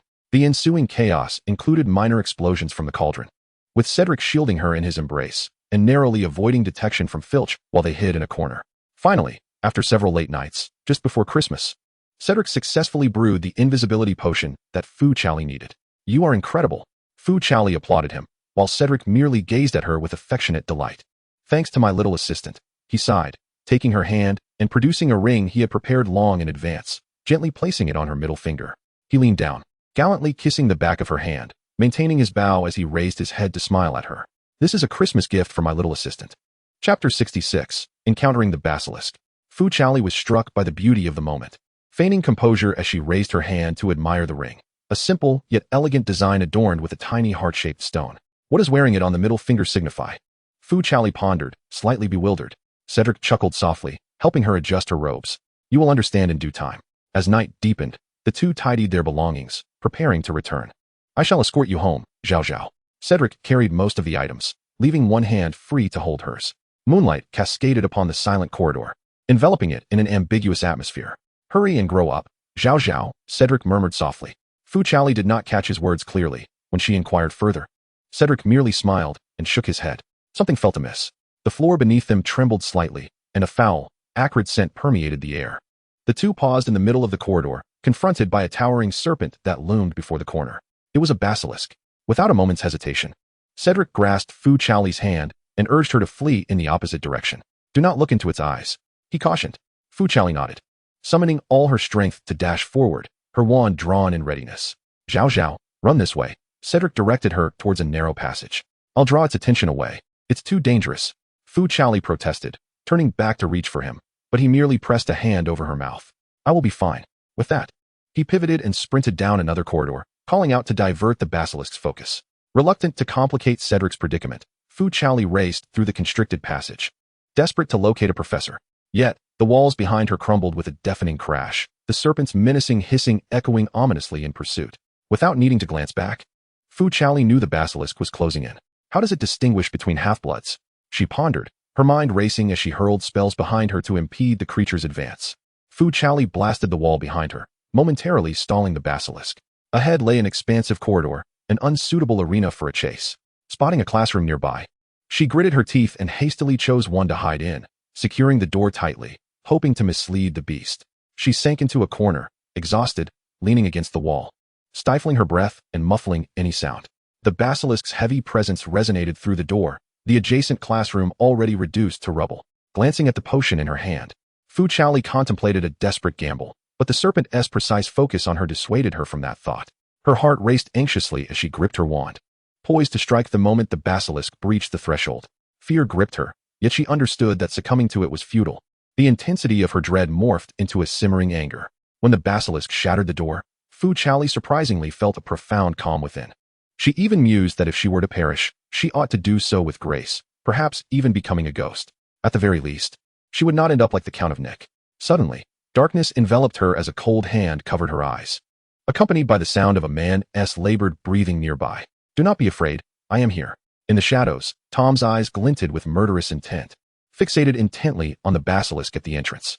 Get lost, he mouthed silently, and the creature, sensing an unspeakable terror, lowered its head in submission and slithered away in haste.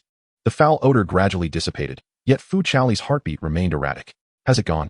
She whispered softly. Tom was still striving to calm his breath, sensing that Fu Chaoli was about to encounter danger during his slumber.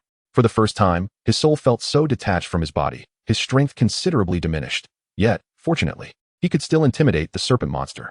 Embracing the trembling Fu Chaoli, Tom felt a pang of compassion, assuring her that all was well.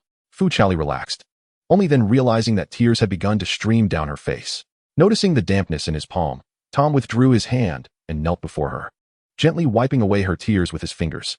I'm sorry for my tardiness, he murmured, enveloping Fu Chaoli in his embrace, allowing her tears to soak through his clothing. Cha-cha. After an indeterminate amount of time, Cedric's voice finally reached them. Tom released Fu Chaoli, and only when Cedric appeared at the doorway with the professor did he slowly fade away. Cha-cha, are you all right? Cedric rushed to Fu Chaoli's side, his heart heavy with pain and guilt upon seeing the small wounds on her face and the tears at the corners of her eyes. I'm so sorry, he said, embracing her, feeling her body tremble against his. The usually gentle and sunny boy now spoke with a quiver in his voice. I failed to protect you. Fu Chaoli stifled her sobs, placing her hand softly on Cedric's back. It's all right, Cedric, everything is fine now. Why were you still out so late? Snape approached, his expression stern. Why weren't you safely in your dormitory? Are you not aware of the recent dangers? Snape glared at Fu Chaoli's battered face, rendered momentarily speechless with anger. Enough, Severus, Dumbledore interjected, stepping in to mediate. The immediate priority is to escort Miss Fu to the hospital wing, is it not? My apologies, Professor, Cedric said, standing protectively in front of Fu Chaoli, his head bowed. It was my fault for bringing her out at such a late hour. I do not care whether you are in a romantic liaison or whatever, Snape replied through gritted teeth, his face pale with fury. Now, Fu Chaoli, come with me to the hospital wing. Snape took Fu Chaoli away, while Dumbledore walked up to Cedric and placed a reassuring hand on his shoulder. This matter is not your fault. We will ensure your safety. Now, return to the common room. Miss Fu is in good hands with Severus. Along the way, Fu Chaoli hurried to keep pace with Snape's brisk steps, struggling to keep up. Madame Pomfrey, already accustomed to tending to Fu Chaoli's injuries, had skillfully prepared band-aids and gauze. Throughout the treatment, Snape remained silent, arms crossed. He caught sight of a potion peeking out from Fu Chaoli's pocket and deftly intercepted it before it could fall. What is this? Snape inquired, merely glancing at its color to discern its nature. An invisibility potion? I recall that you should not yet possess the skill to brew this in your second year. It was Cedric who made it at my request, Fu Chaoli replied, daring to use Cedric's full name in light of Snape's grim demeanor. So, you were out late just to concoct this? Fu Chaoli sensed a flicker of amusement in Snape's expression. He casually returned the potion to her, adjusting his robes. The quality is quite subpar. It barely meets 1/10 of my standards. Fu Chaoli was perplexed by Snape's sudden derision regarding the potion they had concocted. Assuming that the potion's master truly looked down upon their modest skills, Snape cast a furtive glance at Fu Chaoli, contemplating whether his hints were sufficiently overt for her to comprehend. Chapter 67, The Twins' Kiss. Upon escorting Fu Chaoli to the door of the common room, Snape cautioned her. I do not wish to see you during curfew hours again, Miss Fu. Fu Chaoli, pouting as she examined the tear in her clothing, quickly looked up and raised her finger in a vow. I absolutely will not. Snape glanced at the gaping hole in her attire, but refrained from any reaction, watching her enter before departing. Initially, Fu Chaoli intended to sneak back to her dormitory as she had done before, but upon opening the door, she was met with the sight of Harry, Ron, and Hermione seated on the sofa in the common room. Chaoli, what have you been up to these past few nights? Hermione paused, taken aback by her disheveled appearance. What happened? How did you get hurt? Harry and the others rushed to her side. Harry cupped her face, carefully avoiding the wound, and asked with concern, Are there any other injuries? Who did this? Ron rolled up his sleeves, his face flushed with anger matching his hair. I'll go and deal with him for you. Fu Chaoli scratched her head, struggling to find an excuse, her heart heavy with a sense of grievance. She confessed. I encountered a basilisk. What? Hermione exclaimed, pulling her aside to check for additional injuries. Fu Chaoli shook her head, merely tugging at her clothing, pointing to the large gash. Feeling a bit wronged, my clothes are torn. It's just so frustrating. Hermione, after a sigh of relief, remarked, as long as you're unharmed, that's what matters. Harry examined her garment, extending his hand. Leave it to me. I will mend it. Really? Fu Chaoli replied, shedding her robe, which Harry accepted eagerly. Harry, you're amazing. What does a basilisk look like? Fu Chaoli wiped her face, finally clearing the dust, as Ron curiously leaned closer to inquire. Well, Fu Chaoli reflected, it's enormous and terrifying. Cedric warned me not to look into its eyes, or I would perish. She sought to downplay the incident to avoid alarming them. But Harry and Hermione's brows remained tightly knit, their hearts filled with trepidation. And you? Ron began, but Hermione swiftly interrupted him with a gentle tap on the back of his head. Let us spare her for today. Hermione guided her back to the dormitory, urging, get some good rest. As Fu Chaoli settled into bed, her hand reached for the notebook beneath her pillow. Tom did not appear, yet his voice resonated in her mind. I may not be able to accompany you for a while. His tone was somewhat weak. Please take care of yourself. Thank you, Tom, Fu Chaoli murmured softly, her hand resting gently on the cool cover of the book, reminiscent of Tom's palm. At that moment, her heart found true solace, and she closed her eyes, drifting into slumber. The following morning, Fu Chaoli yawned as she entered the common room, which was abuzz with students preparing to return home for Christmas Eve. Her delicate face bore several small white band-aids and a few minor cuts, giving her a battle-worn appearance that caught the attention of many. Chaoli, what happened to your face? Fred and George pulled her onto the sofa, with Fred gently caressing her face, his voice laced with concern. Haha, Fu Chaoli attempted to brush it off, striking a pose with his hand against his chin, declaring, what do you think? I believe it looks rather dashing. Sighing, George observed her feigned nonchalance and, with a tender gesture, placed a piece of candy into her mouth. Why are you always getting hurt? It seems that Hufflepuff cannot protect you. Realizing Fu Chaoli's reluctance to elaborate, Fred shifted the conversation. How did you find out? Fu Chaoli, with candy in her mouth, looked at them in surprise. Of course, we heard it from Peeves. George leaned closer, his nose nearly brushing against her face. He sees you almost every night. Choosing him over us would be a mistake. Fred chimed in, inching closer with a playful grin. After all, there are two of us. George raised his eyes, glancing at Fred, who feigned indifference. What do you mean? One or two? Fu Chaoli stood up, adjusting her scarf to cover half her face. We have serious matters at hand. All right then. How about you take a guess at what Christmas gift we have prepared for you? There's a reward if you guess correctly. Fu Chaoli stroked her chin, not needing to ponder. It must be those little gadgets you've concocted. The twins exchanged a glance and burst into laughter. Wrong. Since you're mistaken, the reward is no longer yours. What a pity. Fu Chaoli straightened her clothes, preparing to head for breakfast. We should still give it to you. The twins pulled her back down into their embrace, planting gentle kisses on her cheeks simultaneously. How about that? This is something only you possess. After releasing her, they beamed at her, though their flushed faces betrayed a semblance of calmness. You too, Fu Chaoli exclaimed, covering her face with her hands. You've smudged the ointment I just applied. Fred pouted, displaying his expression to her. I didn't tea. Just look. I want tea look. Fred and George exchanged glances, sighing in unison. What an ungrateful little thing. In truth, Fu Chaoli was not as composed as she appeared. Who could remain indifferent to the affectionate gestures of two handsome boys? The twins clung to her as they all stepped out together for breakfast, only to encounter Cedric waiting at the door. Upon seeing her, Cedric's eyes lit up. Chaoli, are you feeling unwell? He approached, inspecting her face, and carefully adjusted her scarf. Unable to suppress his disappointment as he apologized, I'm sorry, it's my fault for not protecting you. It's not your fault, Cedric. Fu Chaoli shook her head. We're both safely back now. I believe we are the first to escape from the basilisk. She patted Cedric's shoulder, suddenly realizing she had let slip a crucial detail. The twins, who had been contemplating how to separate them, immediately shifted expressions. Basilisk. The twins leaned in, each grabbing one of Fu Chaoli's hands, their faces serious. You encountered a basilisk yesterday? That is so dangerous. How could you try to brush it off? Fu Chaoli shrank his neck and concealed his face within his scarf, speaking in a muffled tone. It's nothing. I merely sustained a minor injury. Apologetically, Cedric, feeling a pang of sympathy upon witnessing Fu Chaoli's timid demeanor, stepped forward to offer an explanation, only to be restrained by Fred, who gripped him by the collar. Where have you taken her? Fred's voice was low, his gaze piercing. I sought Cedric's assistance. Fu Chaoli attempted to clarify, but was intercepted by George. Hold your tongue for now. Chaoli. George's tone was frosty. This matter is between us and him. Chapter 68, A Battlefield of Emotions. Cedric grasped Fred's hand, both exerting pressure, the veins on their knuckles protruding. Oh dear, Fu Chaoli exclaimed, her urgency escalating as she sought to mediate, yet George firmly obstructed her. This is my fault. Cedric maintained a veneer of calm, though only Fred could discern the determination hidden in his eyes. But I hope you won't put Chaoli in a difficult position. No need for your feigned sympathy. The four of them stood frozen at the lounge entrance, while Madame Pomfrey observed the spectacle with delight. What are you all doing blocking the way? Fu Chaoli turned in surprise to see Percy's serious expression. Senior Percy. She rushed over, clutching his robe. Could you possibly assist us? If Cedric and Fred were to clash, both would undoubtedly be injured, and points could even be deducted. They are about to fight. Fu Chaoli assumed Percy would reprimand his brother, thinking she could merely restrain Cedric afterwards. To her astonishment, Percy simply took Fu Chaoli's hand and led her away from the standoff. You're disrupting our breakfast, Percy remarked mildly, causing the three to pause and collectively turn their gaze toward Fu Chaoli. At that moment, Fu Chaoli's stomach emitted a loud growl. Embarrassed, she covered her flushed face, wishing to vanish into a crevice.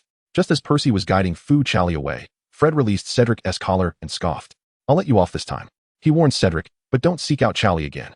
I only heed Chaoli's words, Cedric replied, calmly adjusting his attire as he turned to pursue Fu Chaoli. I can manage on my own. Seated, Fu Chaoli found herself encircled by towering figures. Fred and George took turns feeding her muffins, while Cedric sliced her bacon into small pieces and Percy spread jam on her toast. The attention surrounding her only heightened her embarrassment. She attempted to feed herself, but the twins thwarted her efforts at every turn. Allow us. The twins delighted in feeding Fu Chaoli, reveling in the sight of her cheeks stuffed adorably. Chaoli, you might choke.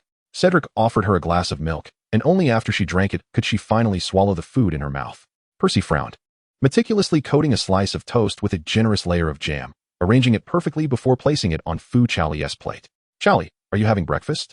Fu Chaoli let out a hearty burp. Just as she was about to concoct an excuse to slip away, a voice beckoned from behind her. Wood approached, carrying luggage and a beautifully wrapped gift. This is your Christmas present.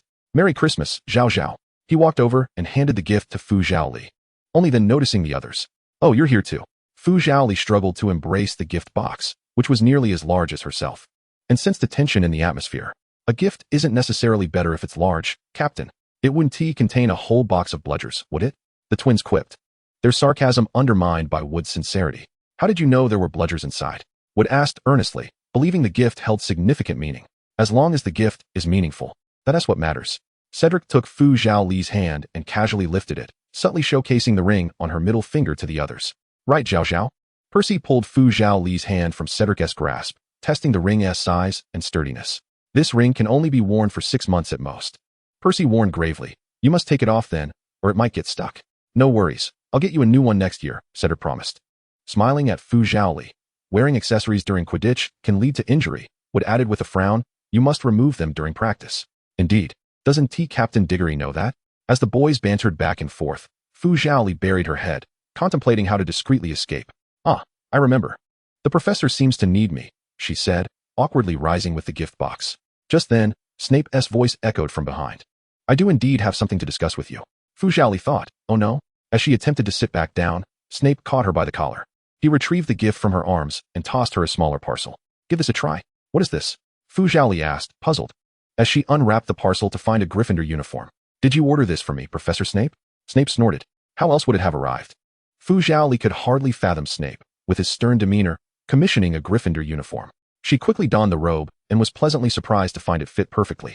It suits you well, Zhao Zhao, Cedric complimented, while the twins eyed Snape with skepticism. How do you know her clothing size? She groaned, the smallest size will suffice. Seeing her delighted expression, Snape felt a sense of satisfaction, though he masked it. Consider it your Christmas gift. Thank you, Professor Snape. As Fu Chaoli adjusted the robe, she attempted to contest her height, raising 2 fingers earnestly. But Madame Malkin said I could fit into a larger size now, standing amidst a group of tall boys. Her assertion lacked conviction. Humph. Snape remained silent, suddenly noticing the ring on Fu Chaoli's hand, his brow furrowing. Miss Fu, I hope you will take the time to understand. His expression darkened further. Rings should not be worn carelessly. Fu Chaoli lifted her hand to examine the ring on her middle finger, perplexed by its significance. Cedric, unfazed, continued to eat calmly beside her. I understand, Professor, she acknowledged. As Snape returned the gift to her, his heart heavy with displeasure at witnessing her surrounded by admirers. Miss Fu, if you have time. It would be prudent to hasten to the library for some study, he remarked coldly before turning to leave, adding, otherwise, you may find even the simplest invisibility potion requires assistance to concoct. Fu Chaoli swiftly climbed the pole, rising to declare her intention to study. Education is a lifelong pursuit, she mused, awakened by Professor Snape's words. With a forced smile, she glanced at the approaching figures, deftly stuffing a piece of bread into one person's mouth before making her escape with the gift from Wood. I'll take my leave now. As Fu Chaoli dashed away, her quick silhouette left the others unable to pursue her. They exchanged glances and, with a collective huff, averted their gazes before dispersing. Wood gathered his belongings and exited, while Cedric returned to his house table, the twins listlessly poking at their food, only to be reprimanded by Percy. Once back in the dormitory, Fu Chaoli exhaled in relief, only to be approached by Hermione, urging her to join for breakfast. I won't go? Fu Chaoli hastily declined, leaving Hermione bewildered. Is something wrong in the dining hall? It's quite dreadful, Fu Chaoli recalled, her heart racing as she patted her chest. In a side story featuring Terence Higgs, during his 7th year at Hogwarts, he encountered the first-year student, Fu Chaoli, at the opening feast. While contemplating his future, he was nudged by a companion. Look at that first-year girl, his friend exclaimed with excitement, pointing to the enchanting Eastern girl. Do you think she'll join our house? He raised his eyes and immediately spotted her, strikingly beautiful, as if she belonged to another world. Her curious, dark eyes surveyed the surroundings, while her long, silky hair cascaded over her shoulders. She seems quite demure. Surely she won't end up in Gryffindor, his companion speculated. Terence remained silent, now focused intently on the sorting ceremony. Surely, the Slytherin robes would suit her perfectly, he thought. Influenced by his companion's ill-fated prediction, Fu Chaoli was indeed sorted into Gryffindor. Ignoring his friend's lamentations, he lowered his head, dipping his finger in water to try spelling her name on the table. With a sigh, he wiped away the water stains, resolving to search for a book on the Chinese language instead. As the captain of Slytherin, he had received early news of Harry Potter's exceptional addition to the Gryffindor Quidditch team, with Fu Chaoli following to watch the training sessions. He deliberately scheduled their practice to precede Gryffindor's, ensuring he would glimpse her each time he departed the pitch. He would always slow his pace, cherishing the moments they brushed past each other. On the day of the match, he instantly spotted the striking Fu Chaoli, especially when Harry Potter caught the golden snitch and rushed toward her, even receiving a warm embrace in return. He descended to the ground, his head bowed in a semblance of solitude. He surmised that Potter's joy at this moment far exceeded his own, even in the thrill of capturing the golden snitch. The rivalry between Slytherin and Gryffindor was ever present. Seated in the corner of the common room, he often overheard the new student Malfoy grumbling about Fu Chaoli's antics. Each time, he would pause his writing to clandestinely absorb every word. Listening to her whimsical ideas would gradually bring a smile to his lips. For a year, he had envisioned various scenarios in which he might engage her in conversation. With Valentine's Day approaching, he pondered whether that Chinese junior would accept his chocolate. How old are you? She is so young. Amidst the playful banter of his roommates, he quietly set down his pen and discarded the half-written letter into the drawer, which was already brimming with unfinished letters. On graduation day, while he was busy packing his belongings in the Quidditch pitch, someone entered. I apologize, I'll be done shortly, he said, lifting his gaze to find Fu Chaoli standing at the door, broom in hand. No need to rush, senior, she replied, approaching to assist him in packing. Are you graduating? Yes, he replied, surprised that his first conversation with Fu Chaoli was occurring in this moment. You need not trouble yourself, Fu. Do you know me? She asked, tilting her head, causing his cheeks to flush even more. You ride your broom well, and play Quidditch admirably, he blurted out, immediately regretting his words. He felt as though he had ruined their initial exchange. Thank you, senior, she chuckled lightly, her laughter resonating in his heart. Your Quidditch skills are also impressive. Fu Chaoli had merely come to drop off her broom, yet after placing it down, she assisted him with a few items as they walked outside together. As he recalled all the topics he wished to discuss with her, he grew increasingly anxious and struggled to remember any of them. Have you decided what you will do after graduation? Fu Chaoli broke the silence. I've already signed with the team, he replied, looking down at her as they walked. Still as a seeker. I will cheer for you, she said, lifting her gaze to meet his, and in that moment, he felt himself almost lost in the brilliance of her sparkling black eyes. All right, he departed from the school to join the team of his dreams. The following year, during the school Quidditch matches, he took a leave to return and watch. Not only was he eager to see his chosen captain, but also to glimpse that girl. When he witnessed Fu Chaoli being maliciously knocked down, his heart ached painfully. Their headmaster escorted her to the hospital wing, while he coldly observed the Slytherin captain being overwhelmed by Gryffindor players before turning away, subsequently tearing apart the recommendation letter he had intended for the Slytherin captain. In the time that followed, he dedicated himself to rigorous training with his team, striving to present his finest self for Fu Chaoli, who would come to watch him play. At the Quidditch World Cup, he sat in the box as a reserve player, watching the match unfold. He gazed through the telescope, his attention inadvertently shifting from the match to the elevated vantage point where Fu Chaoli was watching. She seemed to have matured significantly. Even the enchanting maidens of the opening ceremony paled in comparison to her beauty. As he observed her cheering for the athletes on the field, his imagination began to conjure up visions of her applauding for him in the future. If only he could procure a golden snitch for her. When the final whistle blew, he reluctantly lowered the telescope, his ears flushed with warmth. He watched as Fu Chaoli exited alongside her friends, his heart a blend of sweetness and bitterness. When would he see her again? In the third year since his joining the team, Gryffindor's Oliver Wood had transferred to his rival's squad. The two had always been at odds within the school, and now, divided by their respective teams, they frequently faced off during practice. He had always admired this passionate Quidditch enthusiast. One morning, while he was in the locker room organizing his gloves, the curtain was gently drawn back, and to his astonishment, Fu Chaoli, whom he had not seen in ages, stood at the entrance. Her presence transported him back 3 years, to when she had stood there in the same manner, sunlight streaming behind her, though the girl before him had blossomed into a graceful young woman. Excuse me, have I come to the wrong place? Fu Chaoli, noticing Wood was absent, covered her mouth apologetically and began to turn away. Fu Fu Jr., he called out hurriedly, and as she turned back, confusion etched on her face. He suddenly found himself at a loss for words. Do you not remember me? Fu Chaoli stepped closer, scrutinizing him intently. He swallowed hard, clenching his fists, hoping to maintain his composure. I remember you, Senior, she said with a bright smile. You are Higgs Senior, right? He had never before found his name to sound so melodious. You know my name? You're quite impressive. There are trophies bearing your name at school. The two exited the locker room and took a seat in the stands. He glanced upward, addressing Fu Chaoli. Oliver Wood is likely still preparing. Their locker room is over there. He pointed towards a small building in another direction, silently hoping she would choose to stay. Then I shall wait here. As he wished, Fu Chaoli relaxed, squinting up at the sky. Oliver invited me to watch his practice. He thought she resembled a languid cat, prompting an irresistible urge to playfully scratch her chin. This place is wonderful. I would love to join the team in the future. Yes, it's perfect for practicing Quidditch. He focused intently on Fu Chaoli, reluctant to divert his gaze. Are you interested in joining our team? I can write you a recommendation letter. Fu Chaoli paused for a moment, then turned to him, her face blossoming into a radiant smile. Thank you, Senior. His heart raced, his mind blank. He was unable to react even as Wood approached, merely waving a shy farewell to Fu Chaoli as she departed with him. That night, he lay in bed, his mind consumed by the image of Fu Chaoli's smile under the sunlight, burying his head in the covers. He lamented yet again, missing the opportunity to exchange contact information with her.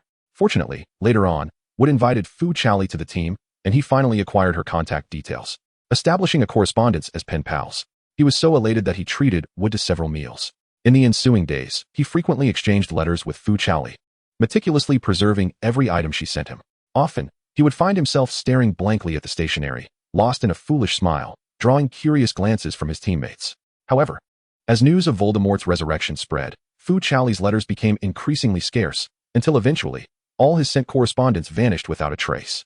This unease reached a crescendo when Voldemort announced his return and attacked the school.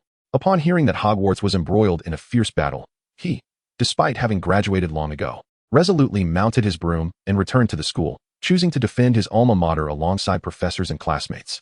Tirelessly, he soared over the chaotic battlefield in search of the injured, but by chance, a familiar figure caught his eye. Fu Chaoli, in an act of bravery, was stalling several Death Eaters single-handedly to protect Harry and the others.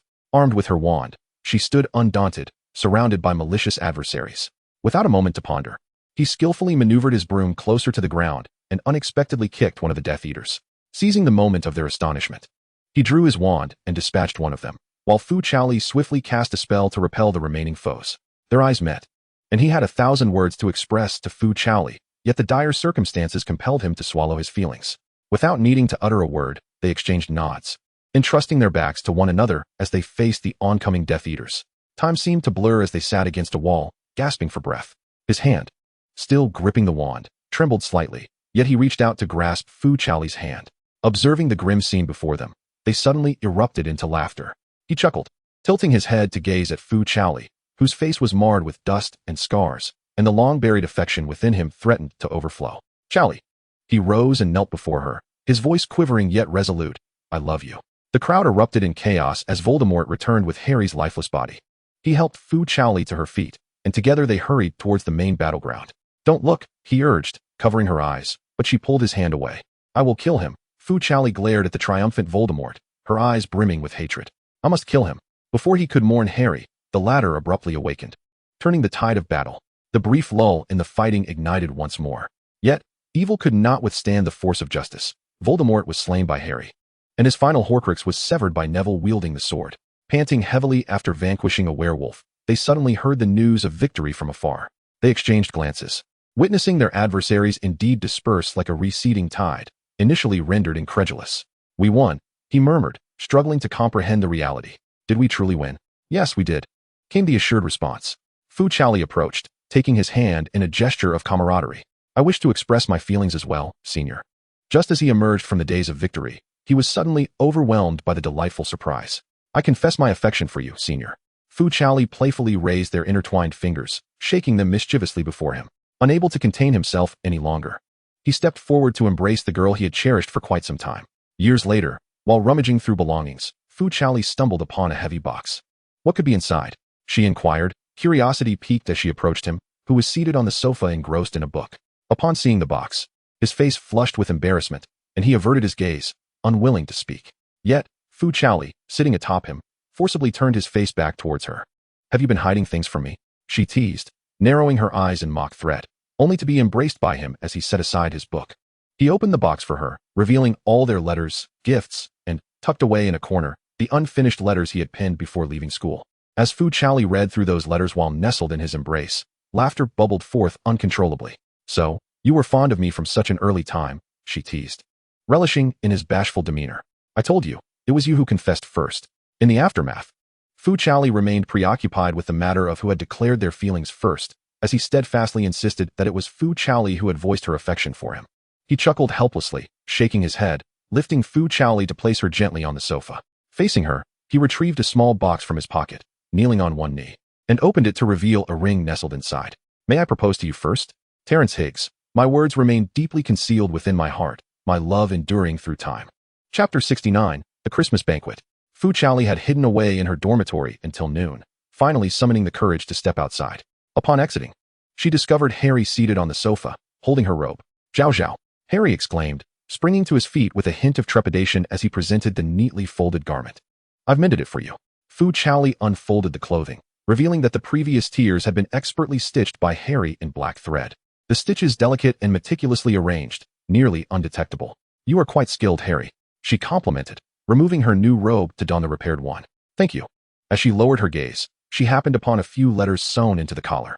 The tear was rather large, Harry admitted shyly. "I thought to stitch your name there to cover it."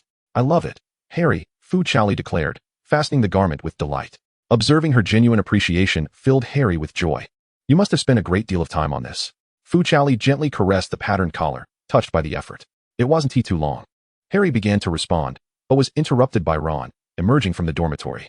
"Harry, your wand was glowing all night yesterday." Ron emerged, rubbing his eyes, his hair in disarray, "which unfortunately deprived me of a good night's sleep." "Ron," Harry quickly intervened, lowering his gaze to avoid the teasing smile of Fu Chaoli. "No wonder you have dark circles under your eyes." Fu Chaoli gently touched the area beneath Harry's eyes, taking his hand in a warm gesture as they made their way towards the door. "Come, let us have something to eat, and then take a proper afternoon nap." Harry felt the warmth of Fu Chaoli's hand and secretly rejoiced, yet their moment was interrupted as Ron approached once more. He boldly grabbed Fu Chaoli's other hand, excitedly exclaiming, "We must rest well this afternoon, for tonight is the Christmas feast." "Chaoli, you've arrived." Hermione was already seated at the dining table, greeting Fu Chaoli with a bright smile. "I was just about to look for you." Fu Chaoli intended to sit beside Hermione, but was separated by Harry on her right. During the meal, Ron suddenly recalled something. "When shall we make our move?" he asked, chewing his food as he leaned over Fu Chaoli to inquire of Hermione and Harry. "Shoo." Hermione noticed Fu Chaoli setting down her chopsticks and quickly signaled for Harry and Ron to move to the other side. "After dinner tonight, we shall act." The three conspired in hushed tones while Fu Chaoli pretended to be annoyed, slyly reaching into her pocket for the invisibility potion. After all, she could find her own way inside. That evening, all four donned the sweaters gifted by Mrs. Weasley, each adorned with the initials of their names. In a variety of colors, perfectly lined up. Mother truly has an eye for style. The twins wore blue sweaters, with Fu Chaoli sandwiched between them in her bright red one. "Red and blue are a perfect match," Ron retorted from the side, only to be warned by Fred's firm grip on his shoulder. Harry glanced down at his dark red sweater, reassuring himself that he and Fu Chaoli shared a color scheme. Percy, noticing Fu Chaoli wearing her sweater, also donned his. Though the vivid yellow was not in line with his usual fashion, the group made their way to the feast, where the hall was festively decorated, featuring a grand Christmas tree adorned with twinkling magical stars placed by Dumbledore. As Harry and Ron entered, they were met with Draco's mockery. "Spending too much time with the Weasleys has left you unable to afford decent clothes?" He ridiculed Ginny and the twins until his gaze fell upon Fu Chaoli. "You too? Wearing such attire?" Draco's eyebrows furrowed in surprise, begrudgingly offering a compliment. "Well, you do look somewhat presentable in it." The Weasley siblings were delighted to see Fu Chaoli in a sweater hand-knitted by their mother, feeling as though she was part of their family, completely indifferent to Draco's taunts. Their dismissive attitude only further incensed him. What a pitiful sight, only capable of wearing such clothing. He sulked, angrily consuming his meal. "Next time, I'll gift her a proper dress so she understands what true quality is." Meanwhile, Dumbledore joyfully sang Christmas carols on stage, and Fu Chaoli raised her glass to him with a smile, to which he returned her gesture with a beaming grin. Students who did not return home for the holidays filled the brightly lit hall with lively chatter, creating a uniquely vibrant atmosphere. Severus Snape furrowed his brow, lost in thought as he gazed at Fu Chaoli's sweater, reflecting on its lack of embellishments. Meanwhile, Fu Chaoli was preoccupied with accepting offerings from his peers. delightfully juggling a chicken leg in one hand and a slice of cake in the other. "Ginny, why aren't you eating?" He noticed her staring blankly at the food on her plate, assuming she lacked an appetite, and thus recommended a dish he found particularly delicious. "This pumpkin pie is quite tasty. You should give it a try." He recalled Ginny's fondness for pumpkin. Thank you," she stammered, seemingly taken aback as she accepted the slice he offered. As she savored the pie, she glanced up to steal a look at Fu Chaoli. "He is genuinely kind to me," she thought, recalling the words from the notebook, her heart filled with doubt. Could it be true? Would he really dislike me if he knew? "We want some too, Chaoli." Fred and George chimed in, leaning forward with their mouths agape, eager for a taste. Just then, Fu Chaoli bit into a piece of particularly sour lemon cake, his face contorting in response to the tartness. Mischievously, he divided the remaining cake in half and playfully fed it to the awaiting twins. "Is it good?" he teased, laughing at the similarly pained expressions on their faces. Honestly, as the playful banter between Fu Chaoli and the twins escalated, Harry preemptively placed a piece of chocolate cake in front of Fu Chaoli. "This one is sweet. Give it a try."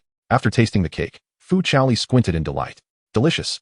Hermione wiped the corner of her mouth and, catching a glimpse of Draco's two lackeys departing, exchanged a knowing glance with Harry and Ron. "We have something to attend to, so we'll be leaving now." Hermione led Harry and a reluctant Ron, still clutching a chicken leg, out of the hall. Fu Chaoli feigned indifference, but secretly watched Draco at the adjacent table. Noticing him rise to leave, she wiped her mouth and suddenly stood up. "I'm finished." She greeted a bewildered Percy and others before attempting to follow Draco outside. But the twins caught up to her at the door. "Wait, Chaoli, this is for you." They produced 2 bracelets of identical design, but differing crystals from their pockets. Lowering their heads, Fred and George carefully adorned her wrists with the bracelets. Fred, responsible for the left wrist, discreetly turned the heart-shaped stone on her ring to its reverse side. Fu Chaoli extended her hands before her, inspecting the shimmering crystals. "What kind of crystals are these?" She had a genuine fondness for such sparkling stones. "I love them, thank you. These represent good fortune," they explained. 2 of them signified double the luck. Watching Fu Chaoli depart, the twins shared an unspoken understanding, refraining from revealing the deeper meaning behind the crystals, symbolizing abundant affection and sincere emotions. Chapter 70. Sneaking into the Slytherin common room. When Fu Chaoli located Draco, he was already at the entrance of the common room, engaged in a rare polite conversation with Goyle and Crabbe. Observing Crabbe, who still wore glasses reminiscent of Harry's, Fu realized they had been outmaneuvered by Harry and Ron. Yet, she pondered the absence of Hermione. "Wow, I didn't know you could read," Draco remarked sarcastically to his loyal followers before uttering the password to the portrait, causing the door to swing open. Fu quickly consumed the invisibility potion, and once she could no longer see her body, she stealthily crept towards them, slipping in behind Draco. Ron felt a sudden gust of wind beside him, causing him to instinctively touch the goosebumps that had risen on his skin. "This Slytherin common room doesn't have any strange creatures, does it?" he whispered nervously to the Crabbe transformed by Harry. "Hard to say," Harry replied, frowning. "What are you 2 dawdling outside for?" Draco impatiently glared at Crabbe and Goyle, who stood dumbfounded at the entrance, seemingly more foolish than usual today. The 2 dared not glance at the dark corridor beside them and hurriedly entered the common room. Fu rushed to the sofa, searching for a quiet spot to hide, only to find Draco turning toward her, his back facing her. She quickly attempted to step away, but her foot collided with Draco, who stumbled backward. "See walrus," Draco exclaimed. Fu covered her mouth, feeling guilty as she watched him trip and land on the sofa. Faced with the bewildered expressions of his 2 followers, he swiftly masked his startled visage, adopting a nonchalant posture as he reclined on the sofa with his legs crossed. "I was merely testing the comfort of this sofa." Harry, suppressing a laugh with Ron, initiated a conversation about the basilisk and the Chamber of Secrets. "Mr. Malfoy, what exactly is the situation with this chamber?" he inquired, keenly observing Draco's expression, probing further about the heir of Slytherin. "In my opinion, the chamber should have been open long ago. It would be best to eliminate those insufferable half-bloods," Draco declared indifferently. "As for the heir of Slytherin, rumors are circulating that it is none other than Potter." Fu, originally spectating from behind the sofa, was startled by a sound emanating from the dormitory door. Already clad in his pajamas, Blaise leaned against the door frame, arms crossed, exuding a languid demeanor. Draco rolled his eyes, oblivious to the peculiar expressions on Crabbe and Goyle's faces. "He isn't even a Slytherin, yet he speaks Parseltongue. That has been publicly established." Blaise straightened up lazily, intending to saunter over to the sofa. Fu hastily shifted her position, discreetly searching for a place to conceal herself. As Blaise walked, a familiar scent wafted to his nose. He curiously scanned the surroundings, noticing an indentation on the plush carpet that seemed to move strangely, indicating the flustered footsteps of its owner. "I see." Recalling the rumors circulating within the school, he surmised the truth of the matter, and a broader smile graced his face. He feigned nonchalance as he followed the footprint, while Fu Chaoli felt as if he were playfully pursuing her. Lowering her gaze to inspect her form, she ensured the potion's effects were still in play. After a moment's contemplation, she positioned herself on the inner side of the coffee table, ensuring she would not be inadvertently touched unless someone made a deliberate effort to approach her. Just as Fu Chaoli steadied herself, Blaze pivoted, reclining against the sofa, and inadvertently caught Fu Chaoli's waist in his grasp. "Oh no!" Fu Chaoli exclaimed as she tumbled into Blaze's embrace, immediately perceiving the calm and knowing expression on his face, which indicated he had likely been aware of her presence all along. "What about Draco?" She swiftly turned her attention to Draco and his companions. Noticing their lack of any significant reaction, Draco continued his tirade of disparaging remarks about Harry and the Weasley family, oblivious to the dark scowls on Goyle and Crabbe's faces. Fu Chaoli breathed a sigh of relief and raised her gaze to find Blaze smiling down at her, his enchanting eyes radiating warmth. Struggling silently, she pressed her hands against Blaze's chest, only to be firmly drawn back into his embrace. "What are you doing?" Draco inquired, momentarily distracted by Blaze's peculiar behavior. As he waved his hand through the air. "Just practicing a new spell," Blaze replied, maintaining an outward composure while securely holding Fu Chaoli in his arms. With her face pressed against Blaze's exposed chest, Fu Chaoli found herself closer to a boy's muscular form than ever before, and unable to restrain herself. She indulged in a fleeting moment of infatuation. Hey, chest muscles," she teased, playfully rubbing her face against him, eliciting a soft chuckle from Blaze. "How odd," Draco remarked, casting a sidelong glance at them before turning his attention back to directing Goyle and Crabbe. "You two are to stealthily place this gift in Gryffindor's common room tonight." "Me?" Ron replied, bewildered, having momentarily slipped into Goyle's mindset, struggling to grasp how he was supposed to sneak into Gryffindor's quarters. "Don't drop it," Draco warned as he handed a beautifully wrapped box to Harry, adding, "And ensure Fu Chaoli doesn't see it. His gift must be the most surprising and climactic." "This is for Chaoli," Harry mused, eyeing the parcel in his hands and contemplating where to dispose of it. Perhaps the Black Lake or the Forbidden Forest. Or perhaps it would be better to let Fong devour it. Upon hearing her name, Fu Chaoli lifted her head to take a look, but Blaze restrained her. "Do you want the gift?" He whispered softly in her ear, before rising while still holding her, deftly retrieving Draco's present from Harry's unwilling grasp. "I'll take it to you," he declared, casually stuffing the gift into Fu Chaoli's arms as he strode toward the exit. "Put your clothes back on," Draco admonished, irked by Blaze's nonchalant demeanor, insisting that Fu Chaoli remain unaware. Once they exited the common room, Fu Chaoli finally managed to extricate herself from Blaze's hold. Initially planning to sneak away while the potion's effects lingered, she was caught off guard when her form gradually became visible halfway through her escape. "Are you not going to take your gift?" Blaze retrieved the box he had kept with him from his pocket and waved it towards her. Fu Chaoli shook her head in confusion, but he halted her with a single phrase. "Or perhaps, do you desire a bit more information?" Fu Chaoli pondered for a moment before obediently returning, her gaze skeptical. "You know what I wish to inquire?" Blaze envisioned various scenarios in which he would present this item to her, yet he never anticipated such circumstances. In the dimly lit corridor, the moonlight streamed through the window, casting a glow upon the two of them. There were no throngs of onlookers, no bouquets of flowers to herald their encounter, only the two of them, standing in the same pool of moonlight, attuned to each other's heartbeat and breath. He produced the necklace he had scrutinized countless times and leaned down to adorn her with it personally. As he beheld Fu Chaoli, made even more resplendent by the gleam of the jewels, his expression softened. He gently tucked a stray lock of hair behind her ear and solemnly vowed, "All that you desire, I shall provide." Chapter 71, The Gift. Blaze escorted Fu Chaoli back to her dormitory, and along the way, he shared all the news he had gathered over the past while. Dead chickens? Fu Chaoli furrowed her brow at the peculiarities he recounted. Riding with chicken blood and needing to eliminate the rooster that frightened the serpent. She mused that such antics hardly seemed characteristic of a supposed heir of Slytherin. At the very least, the individual should be an ordinary student resorting to such methods to instigate panic. Noticing Fu Chaoli deep in thought, Blaze remained silent, thoughtfully guiding her down the steps to prevent her from stumbling. The scars on her face were still prominent in the moonlight. He had heard whispers of the events from the previous night, but as Fu Chaoli chose not to speak, he refrained from questioning her. As long as Fu Chaoli remained by his side, he would spare no effort in protecting her. The two walked in silence until they reached the entrance of the Gryffindor common room, where Fu Chaoli looked up to find Theodore waiting at the door. "Theodore? What brings you here?" she inquired, puzzled, while Blaze's brow knitted tightly in concern. "Chaoli," Theodore's calm demeanor transformed as he lifted his gaze, his eyes sparkling with delight. "I was waiting for you." Ignoring Blaze's palpable tension, he stepped forward, presenting her with a basket and a gift box. "I've prepared some cookies. I've tasted them this time. They're fine." He glanced at her face before feigning indifference and looking down. "Thank you." Fu Chaoli accepted the items, now burdened with gifts. What occasion warrants such a late delivery? Blaze interjected, his usually upturned lips now tightly pressed. You were never like this, not. That's none of your concern. Theodore shot a glance at Fu Chaoli before regaining his composure and locking eyes with Blaze, as if engaged in a silent competition. Fu Chaoli sensed an all too familiar pressure. I also prepared gifts for you both. She smiled awkwardly to lighten the atmosphere. Let me fetch them for you. Please wait a moment. Fu Chaoli carefully roused the fat lady and uttered the password. Madame Fat observed the familiar configuration but unfamiliar faces, and with a knowing smile. She opened the door. Fu Chaoli hurried to the dormitory, quietly placing her belongings down before retrieving a carefully prepared gift. Upon lifting her gaze, she discovered Hermione ensconced in bed, cocooned in the covers. Hermione? Noticing her state, Fu Chaoli felt a pang of concern and approached Hermione's bedside, anxiously inquiring, Are you feeling unwell?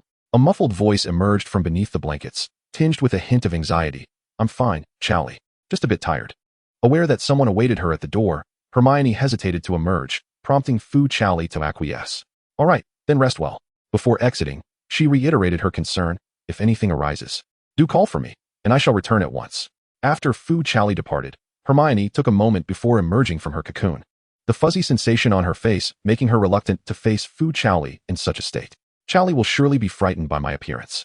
Upon leaving, Fu Chaoli noticed the two individuals still locked in their original gazes. She swiftly intervened, presenting her thoughtfully prepared gifts to them. This is for you, Blaze. Thank you for the necklace.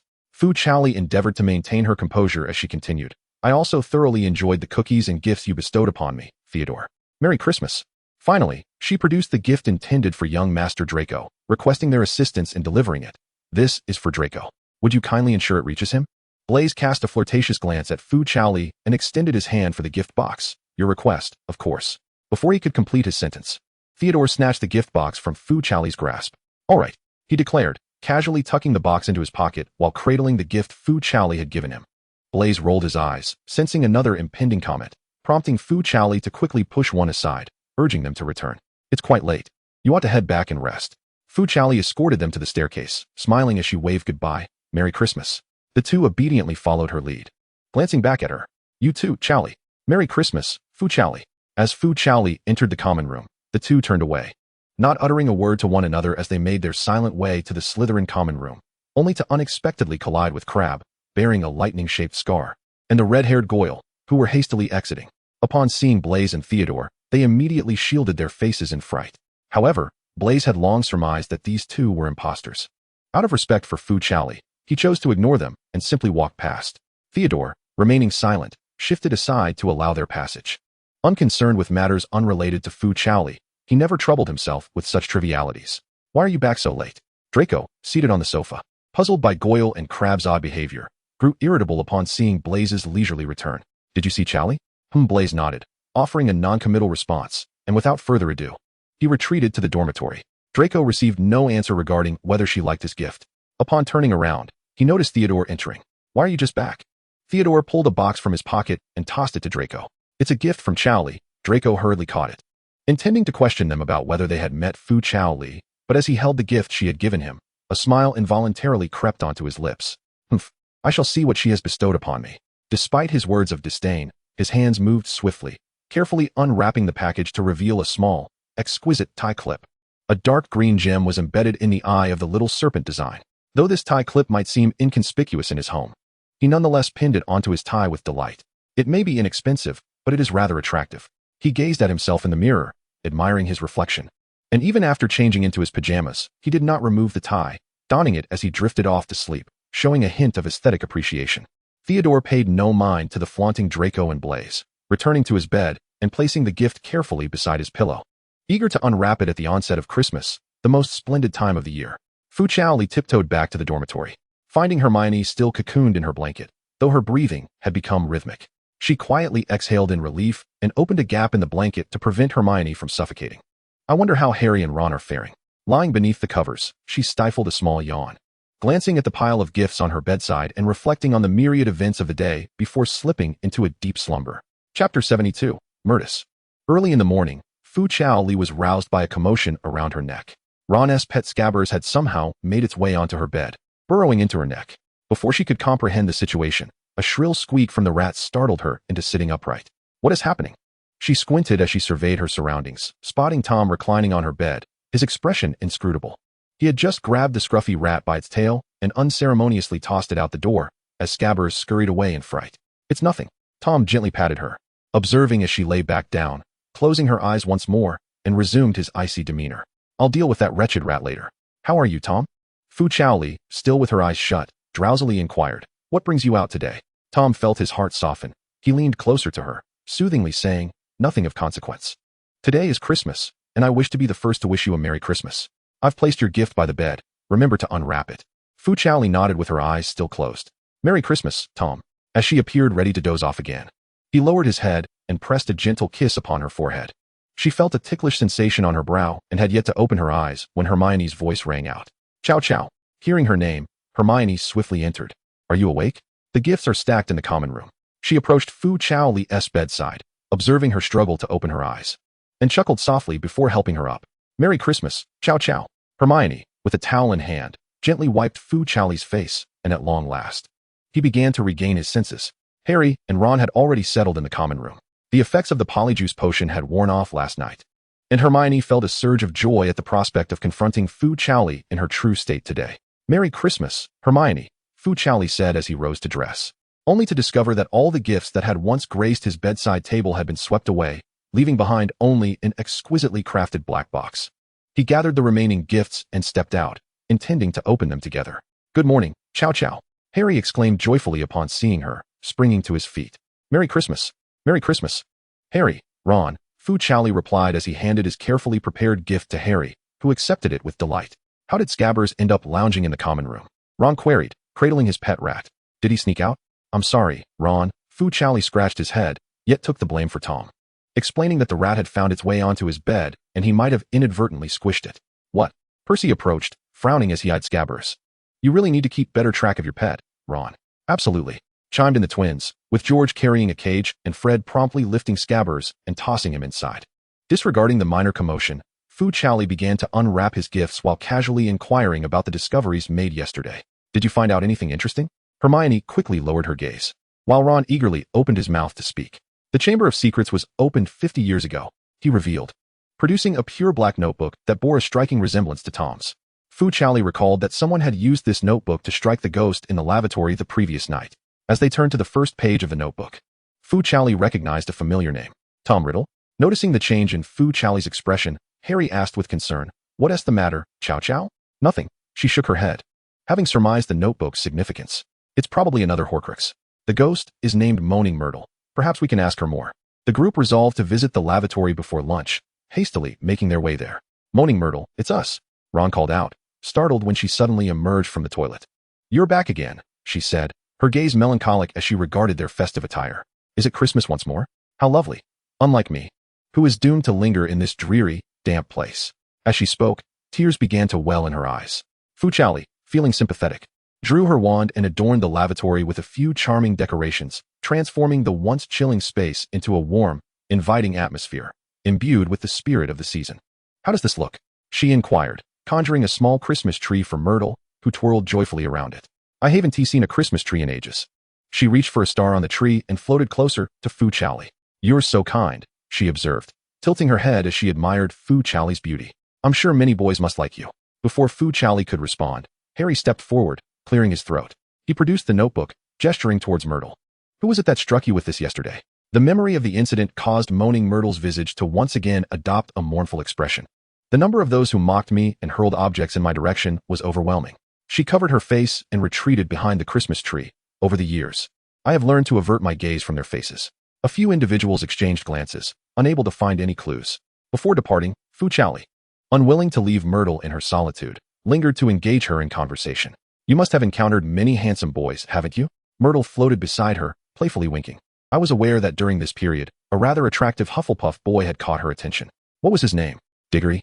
Sometimes I sneak a peek at him while he bathes, he," she continued, "and those two mischievous twins who always wreak havoc in the washroom, leaving a mess each time. I let them off the hook due to their charming faces. Occasionally, their brother comes by to discipline them." She chuckled heartily as she shared her discoveries with Fu Chaoli. "How long have you been here?" Fu Chaoli refrained from inquiring about her demise, concerned about causing her distress. Perhaps several decades." She tilted her head, beginning to reminisce. 40 years, or perhaps 50. It all happened so swiftly that my memories are a bit hazy." She recalled something sorrowful and began to weep softly, lamenting, "Alas, I cannot see my parents. They are both Muggles, unable to come to Hogwarts or witness ghosts." Suddenly, Fu Chaoli recalled Ron mentioning that a Muggle student had perished when the Chamber of Secrets was opened 50 years ago. Could that student have been Myrtle? Observing Myrtle reveling in the long-lost Christmas spirit, she chose to set her doubts aside. "Let everyone enjoy a splendid holiday today. Merry Christmas, Myrtle." As lunchtime approached, Fu Chaoli bid her farewell, assuring her, "I shall return to converse with you. Do not remain sorrowful alone, all right?" Exiting the washroom, Fu Chaoli proceeded to the hall, intending to discuss the matter further with Harry and the others. Chapter 73, Another Dispute. Chow Chow. As Fu Chaoli entered the hall, she noticed Ron waving at her, while Harry held a dull gray scarf, his expression one of disbelief. At the table stood Papa and Hedwig, having returned with gifts from Mrs. Floss. "What is the matter?" Fu Chaoli seated herself beside Ron, observing the scarf up close, which appeared even less appealing. The tag had yet to be removed. Harry, holding a letter, read it again uncertainly, confirming that the scarf indeed was a gift from his aunt and uncle, who had never given him anything new before. Hermione and Fu Chaoli understood precisely who they represented, while Ron gazed at the scarf with disdain. He took a bite of chicken leg and mumbled, "This scarf is meant for scabbers. He would surely despise it." "Not quite, Ron," Hermione interjected. "This is their first gift to you, right, Harry?" "Indeed," Harry nodded, glancing at Fu Chaoli, who wore an expression of understanding. He recalled her earlier whispered conversation with Papa and felt a hint of suspicion. "Was it you, Chow Chow?" Hum. Fu Chaoli replied proudly, as Papa mirrored her demeanor, standing tall. "But how did you?" Fu Chaoli blinked and pretended to draw a talisman out of thin air, exclaiming, "Of course, it's my old profession." Papa secretly tossed that talisman into Aunt Penny's house in the dead of night, frightening them considerably the following morning. They hastily burned the talisman, yet a multitude of crows circled ominously around their home, causing them to panic and attributing their unease to the curse brought forth by the talisman. A couple of days later, Papa threw in a note written by Fu Chaoli, advising them to treat bespectacled individuals kindly at the same hour. They even crafted a frameless pair of glasses for Dolly, but to no avail.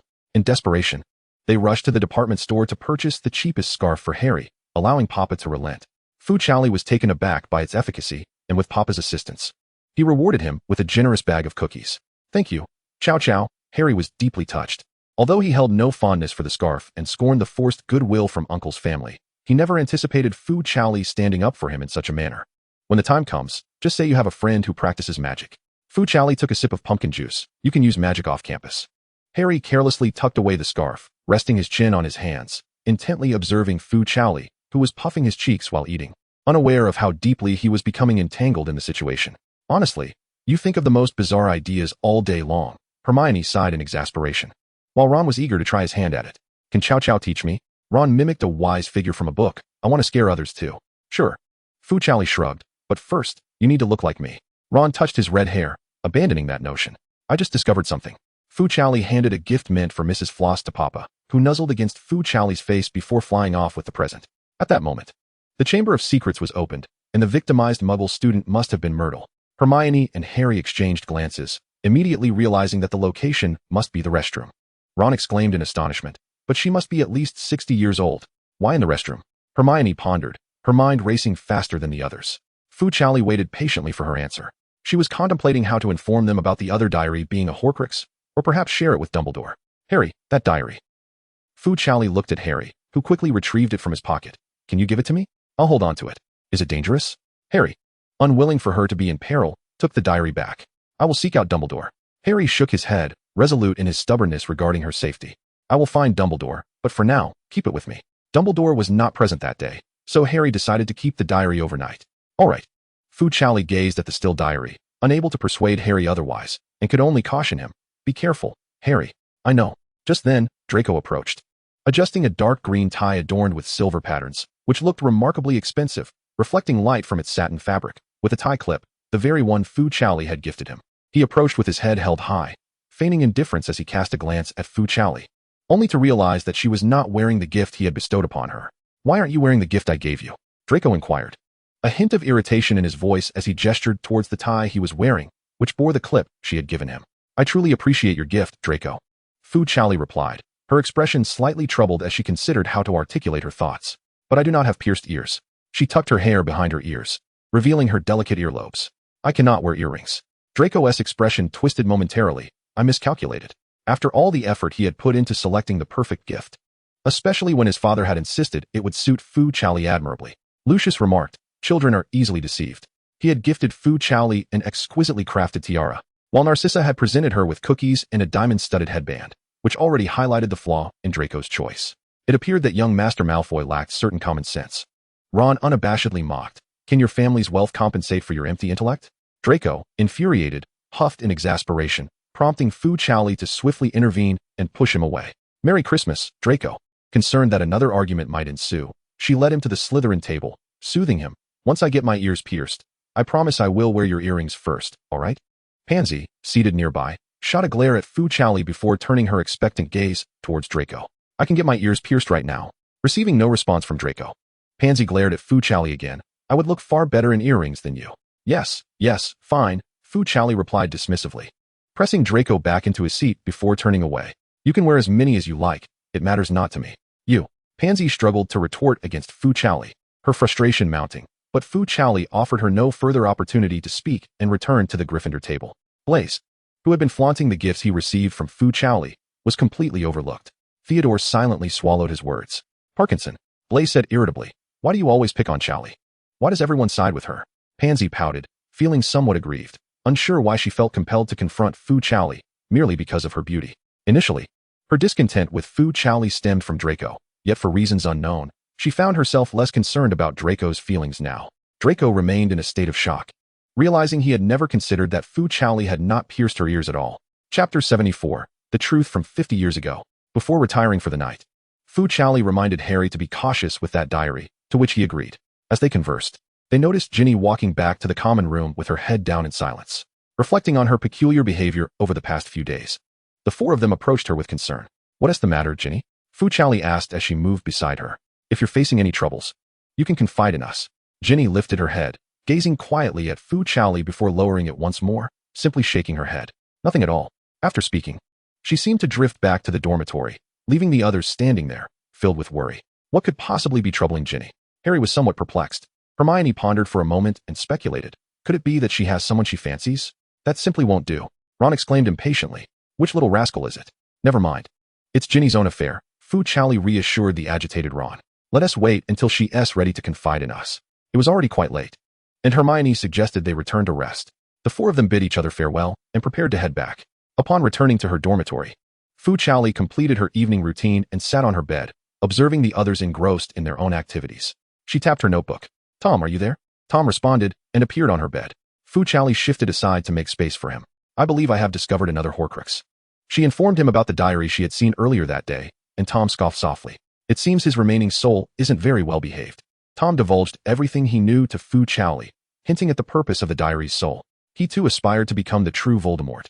"Can it manipulate others?" Fu Chaoli asked earnestly, lifting the covers to get out of bed. "Isn't that perilous for Harry?" Tom gently embraced her, pressing her back onto the bed and covering her with the blanket. "It's just one night, you needn't worry. Since the start of term, the diary has likely only controlled one person to help him open the Chamber of Secrets. Its power may not be that formidable. Now, you should get some sleep." However, before Fu Chaoli could finish her sentence, Tom covered her eyes, and the encroaching darkness lulled her into drowsiness. With Tom by her side, she gradually found solace, and soon both of them drifted into a peaceful slumber. The next morning, Tom had returned to the diary by an unknown moment.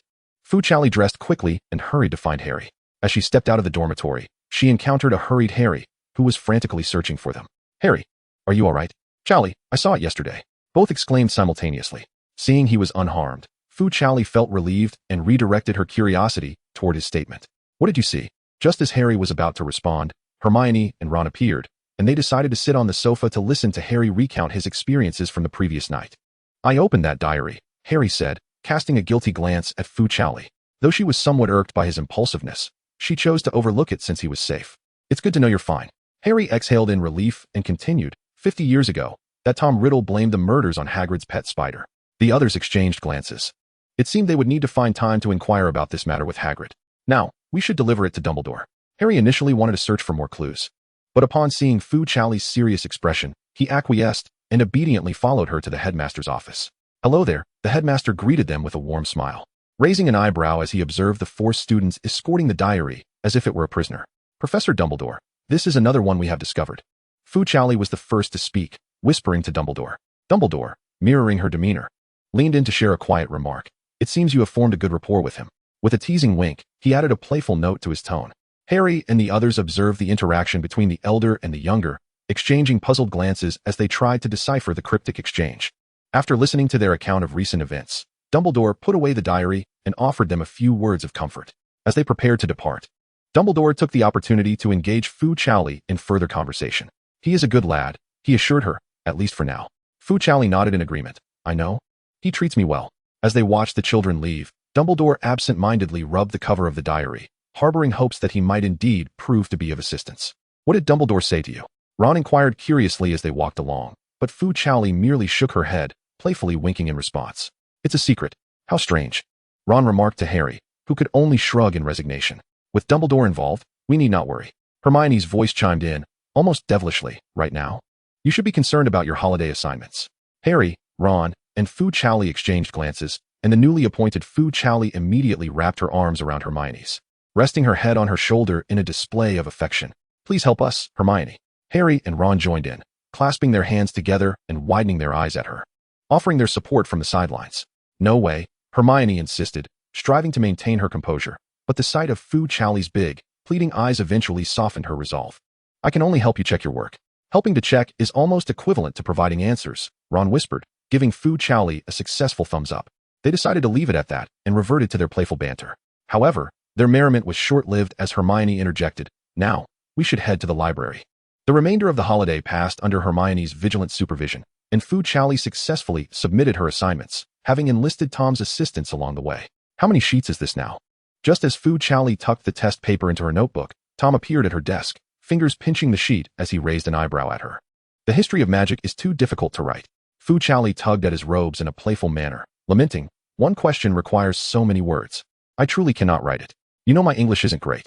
Tom, having relished her playful antics, settled into the chair she had prepared for him, dipping a quill into ink and beginning to write.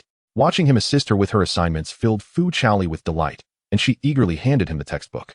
Here is your textbook. Not needed, Tom replied, not pausing to contemplate, swiftly completing an entire test paper while mimicking her handwriting so closely that Fu Chaoli nearly failed to recognize it. You're amazing, Tom. Fu Chaoli genuinely praised him, having always admired academic excellence. Tom smiled at her, leaning closer, his face inches from hers. So is there a reward? He teased, pointing to his own face, his tone laced with seduction. I still haven't received my Christmas gift. Chapter 75, The Disappearance of the Diary. After a round of haggling, Fu Chaoli struck a deal for 2 exam papers in exchange for a kiss. The kiss left her lips tingling, and by the end, she almost completed her task with a face drained of color. Tom, on the other hand, returned to his notebook, satisfied that he had completed a holiday assignment in a single day. So you finished it behind our backs? Ron exclaimed, stunned into silence upon seeing Fu Chaoli arrive at the library with the completed work.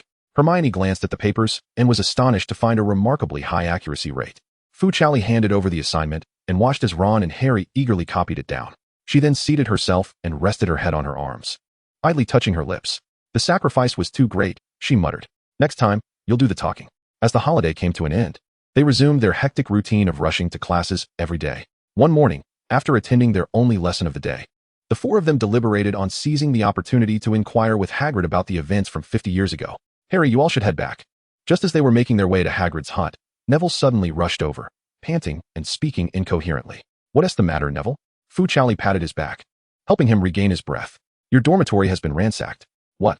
The 4 exchanged alarmed glances and hastily grabbed their books to return, noting that Neville could hardly keep up. Fu Chaoli urged him to stay behind. Upon entering the common room, they were taken aback by the chaotic scene before them. Feathers and cotton from pillows littered the floor, and fragments of clothing from their wardrobe trailed into the common area. Harry and Ron rushed back to their dormitory, only to find it in even greater disarray. What on earth happened?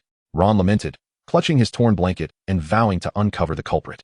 Harry, surveying the wreckage centered around the wardrobe and desk, began to form a hypothesis. Could someone have been trying to steal that notebook? He sat down on the sofa and shared his thoughts with Hermione and Fu Chaoli. Fortunately, Weevee already handed it over to Dumbledore. Hermione sighed in relief, while Fu Chaoli scanned the surroundings for any suspicious individuals. Ron continued to sob over his clothes, tears streaming down his face. Did you notice anyone unusual, madam? Fu Chaoli resolved to approach the fat lady for answers. I'm sorry, dear.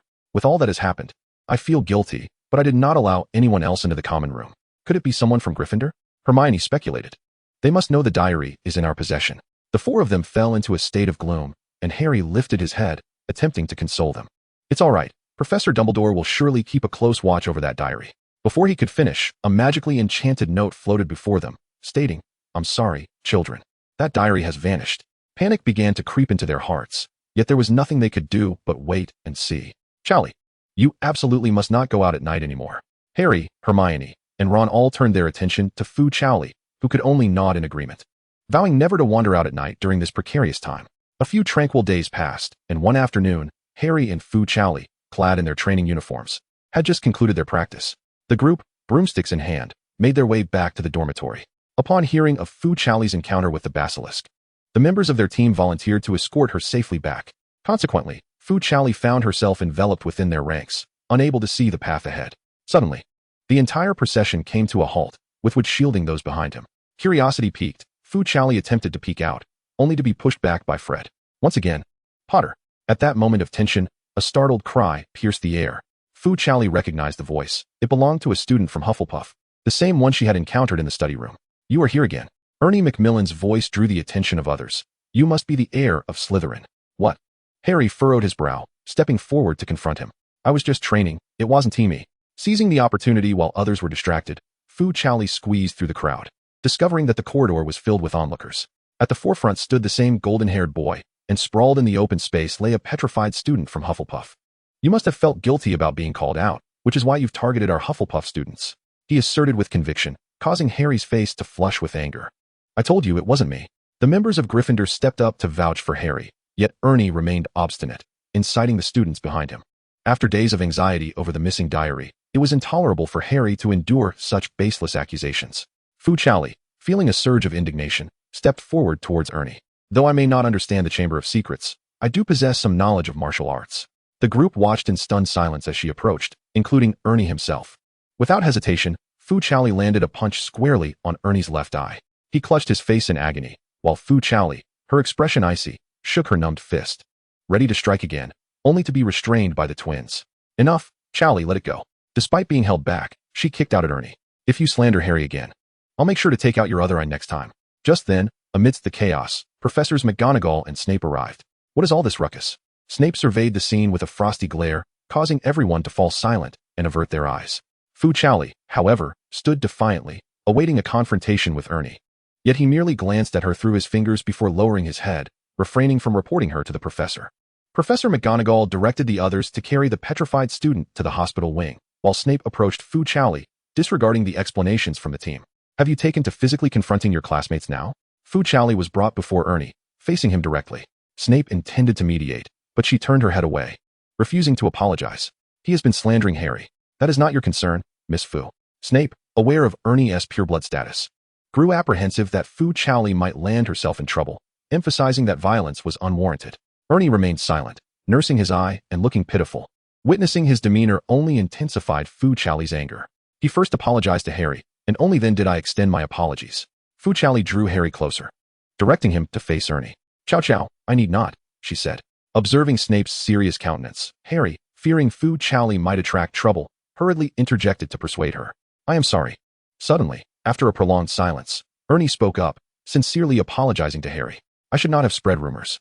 He lifted his gaze, casting a furtive glance at Fu Chaoli, and after offering his apologies to Harry, turned away and fled, covering his eyes. "He didn't even hear my apology." Fu Chaoli, looking at Snape, quickly spread her hands in defense. Alas! Snape pinched the bridge of his nose in exasperation, turning to disperse the others, hoping that he might eventually accept your apology. "Now, hurry back." Harry seized Fu Chaoli and they hastened away, while the twins followed closely, animatedly discussing how impressive Fu Chaoli's punch had been. Chow Harry felt deeply moved by Fu Chaoli standing up for him, yet he worried about the trouble she might encounter. "You shouldn't have gotten involved in this mess." Fu Chaoli shook her head. Harry had endured too much criticism lately, and she hoped that after this lesson, Ernie would recognize his faults. Acknowledging her own mistakes, Fu Chaoli assured Harry, "I will resolve this matter." Chapter 76, Valentine's Day. Following Fu Chaoli's punch, the whispers around school regarding Harry being the heir of Slytherin had significantly diminished. Ernie's eye remained bruised for several days. Whenever Fu Chaoli approached him to apologize, he would lower his head and flee. "I did not strike him again." Watching the panicked Ernie retreat, Fu Chaoli hastily explained to Snape, who was nearby supervising her. As days passed, Snape grew weary of watching her, and the incident seemed to reach a conclusion. Next time you intend to strike, remember to wear gloves. Or summon us to intervene. The twins, distressed by the bruises on Fu Chaoli's knuckles, noted the alarming redness, though it had been her doing. Stop indulging her. Hermione cautioned them. Fortunately, the situation had not escalated. Otherwise, she would have faced detention. Next time, you need not stand up for me, Chow Chow. Harry was relieved that the matter concluded peacefully, as he had feared that Ernie might seek out his family. It's all right. Fu Chaoli retracted her hand, shaking her head. Look, the rumors in school have diminished significantly. I hope this matter concludes swiftly, lest anyone else be harmed. Neville expressed his concern, while Ginny remained silent. That Lockhart claimed he knows the location of the Chamber of Secrets. Ron recalled the ridiculous peacock and felt a headache coming on. It was truly laughable. Having us perform such nonsense all day long. I had almost forgotten. Fu Chaoli stood up, wrapping her prepared attire around her face. He asked me to play a ghost in the next class. Will this suffice? Fu Chaoli had prepared a costume reminiscent of Sadako, with a wig concealing her face completely. Fred bent down, parting the hair before her face to reveal her lovely features, grinning as he remarked, "Whose ghost is this adorable?" This narrative chronicles the fallout following interactions with a ghost. George casually flipped through Hermione's textbooks on the sofa, wondering why she was chosen for the role of Chow Chow. The outfit was not particularly appealing either. Hermione retrieved her books, feeling that the white dress prepared by Fu Chaoli lacked structure. Fu Chaoli adjusted her wig, muttering, "As long as they can't see my face, it's fine. Otherwise, it would be too embarrassing." Previously, Harry and Ron had portrayed various creatures like snow monsters and vampires, and the props provided by Lockhart were truly unspeakable. Let us not even mention it, Ron thought, furrowing his brow tightly. He even made me drink that blood pack. It was utterly disgusting. I hope he has no more interviews in the next class and leaves us alone. Harry silently prayed for that. That morning, as Fu Chaoli awoke, she sensed something peculiar in the surroundings. The common room seemed fine, but once she stepped outside, she was taken aback by the dazzling decorations throughout the castle. What on earth is happening?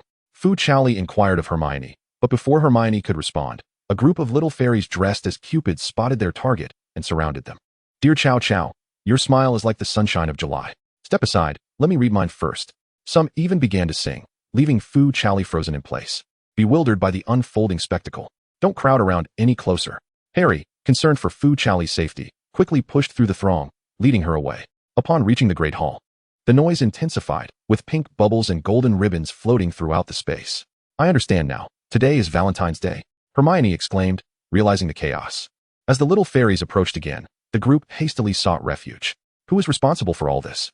Ron wondered aloud, just as Lockhart, seated at the professor's table, boisterously bragged to Snape about receiving 631 cards that morning. Dressed in his signature golden robes, he proclaimed, "The enthusiasm of the girls is truly overwhelming." Snape wore a scowl, seemingly irritated either by the boisterous fairies or Lockhart's incessant chatter. "You had better get rid of these noisy creatures," he commanded, pressing his temples. "Let the fairies read the cards?" Ron shouted incredulously. Has he lost his mind? Fu Chaoli, overwhelmed by the clamor, found herself surrounded by chattering fairies, her pockets stuffed with chocolates. "Let's grab something and hurry back to the common room." They approached a table, hastily snatching a few treats to eat. When Fu Chaoli looked up, she realized she had been pushed into a corner, far from Hermione and the others. "Chow Chow." Harry attempted to reach her, but was also ensnared by the fairies, who began reciting the contents of the cards, leaving him blushing furiously. "Shoo, over here." Amidst the crowd, Fu Chaoli felt a warm hand grasp hers, guiding her gently against the wall and out of the encirclement. She gestured to Harry and the others, signaling for them to split up for a moment. As Fu Chaoli was led out of the Great Hall, the noise diminished significantly. "Terrifying, isn't it?" A cheerful voice chimed in. It was Cedric, his attire in disarray from the throngs. Uncertain of Lockhart's thoughts, Fu Chaoli removed the chocolates and greeting cards from her pocket, their weight becoming a burden. Cedric, noticing her struggle, took off his bag and assisted her, holding it in his own hands. No one could have anticipated that their greeting cards would be recited in such a manner, Cedric remarked, taking advantage of Fu Chaoli's distraction to discreetly produce a card of his own, which he stealthily slipped into her collection. "Have you sent out your card?" he inquired. Fu Chaoli shook her head. "I completely forgot today was Valentine's Day." With a soft laugh, Cedric and Fu Chaoli strolled down the corridor, where couples sought refuge from the bustling crowds. Suddenly, Fu Chaoli felt Cedric's hand cover her eyes. Ahead, a couple was engrossed in a kiss. They exchanged amused glances and crouched down to stealthily pass by. Feeling ill at ease, Fu Chaoli surveyed her surroundings and suggested, "Perhaps we should return to the lounge and find Harry and the others." "I know a place," Cedric winked, taking her hand and leading her to the edge of the Black Lake, where lush grass surrounded them and couples whispered sweet nothings, creating a serene atmosphere. "How about here?" Cedric inquired, removing his robe to create a makeshift seat for her. Once seated, they propped themselves up with their hands, gazing at the tranquil lake, occasionally catching glimpses of fish leaping from the water. I've heard there's a giant squid beneath the lake. Is that true? Fu Chaoli asked, curiously skimming the water's surface. Cedric retrieved a handkerchief, gently drying her damp hands. Indeed, it is true, Senior, he replied. Luna's voice suddenly chimed in as she settled down beside Fu Chaoli, hugging her knees. I've also heard tales of the siren folk. Cedric glanced up, observing Luna's composed demeanor. Luna? You're here as well, Fu Chaoli greeted her, while Cedric nodded in acknowledgement, leaning slightly closer to Fu Chaoli. The house elves in the hall are clamoring for you, Luna remarked, her expression unchanged. You are quite popular, Senior. Meanwhile, Draco was seething as the house elves loudly recited greeting cards in the hall, anxiety gnawing at him. He desperately sought the elf who had taken his card, intent on reclaiming it. Why was it read aloud this year? Chapter 77, Enveloped in Chocolate. The breeze by the lake was refreshingly cool as Fu Chaoli listened to the gentle rustle of the wind across the water, her eyelids growing heavy. Cedric subtly leaned his shoulder closer, allowing her to rest against him. With her head on his shoulder, Fu Chaoli finally drifted into slumber. Luna turned to glance at the sleeping girl. Cedric placed a finger to his lips, signaling her to remain quiet. She responded with silence, removing her outer garment and draping it over Fu Chaoli. Thus, they kept watch over the sleeping figure, a rare tranquility enveloping the scene. Luna produced a box of wrapped chocolates from her pocket, placing it beside Fu Chaoli, ensuring that she would see it upon waking. Cedric quietly observed her actions, extending a finger to indicate the garment covering Fu Chaoli. Please inform the senior, Luna remarked, shaking her head, oblivious to Cedric's response, before turning and making her way toward the castle. Their brief moment of solitude was soon interrupted by the rustling of the grass nearby. How did our little lion fall asleep among the others? The twins emerged from beneath the leaves, crouching before Fu Chaoli, who was leaning against Cedric's shoulder, her cheeks pleasantly squished. Please, do not disturb her, Cedric cautioned, eyeing their restless hands with a hint of exasperation. Fred shot Cedric a disapproving glance, while George noticed the chocolate beside Fu Chaoli, spotting the accompanying note. Is this for Chaoli? He queried, glancing up at Cedric. Did you give it to her? Cedric shook his head, and the twins exchanged glances before producing a generous handful of chocolate balls from their pockets, scattering them around Fu Chaoli, effectively burying the box of chocolates. Fortunately, we are more clever. Each piece bears our names, they declared, high-fiving each other, their raucous laughter attracting the attention of a wandering sprite nearby. Dear Chaoli, the sprite rushed forward, eager to recite the card, only to be silenced and dragged away by the twins. The lakeside returned to tranquility, and just as Cedric was about to breathe a sigh of relief, distant voices pierced the calm. Where has that damn sprite gone? Draco scanned the area, searching for the sprite that had taken his card. What exactly did you write on that card? Blaze followed closely behind, reveling in the unfolding drama. Thankfully, his card had yet to be delivered, though he too was vexed by the noisy sprites. Ask not. Theodore shrugged, feigning innocence. You were the one who insisted on those poems. Draco's face flushed with anger. The poems you found are far inferior to my own. Complaining, he strolled to the lakeside, oblivious to the figures nearby. Excuse me, gentlemen, Cedric interjected, as Draco was on the verge of colliding with them. Please keep your voices down. In his fury, Draco lowered his head to unleash a tirade, only to be met with the sight of Fu Chaoli, who was absent from view. What is Chaoli doing here? Blaze approached, casting an irritated look at the relaxed Cedric. Noticing Fu Chaoli's furrowed brow, Theodore subtly indicated the soon-to-erupt Draco. Chaoli is napping. Draco managed to suppress his voice, glaring at the unflustered Cedric. Are you two on a date? Though I would like to, Cedric replied, concerned about any trouble Fu Chaoli might face. Though he ultimately denied it, yet it was indeed not the case. TCH, Blaze crossed his arms, gazing down at Cedric, successfully asserting his dominance. Cedric remained composed, simply adjusting Fu Chaoli's clothing. Theodore, eyeing the pile of chocolates beside Fu Chaoli, noted the Weasley twins' insignia. What cheap chocolates, daring to be given to her. Draco kicked a few aside, opting instead to present his own chocolates, placing them on top. After a moment's consideration, he tucked his card in as well.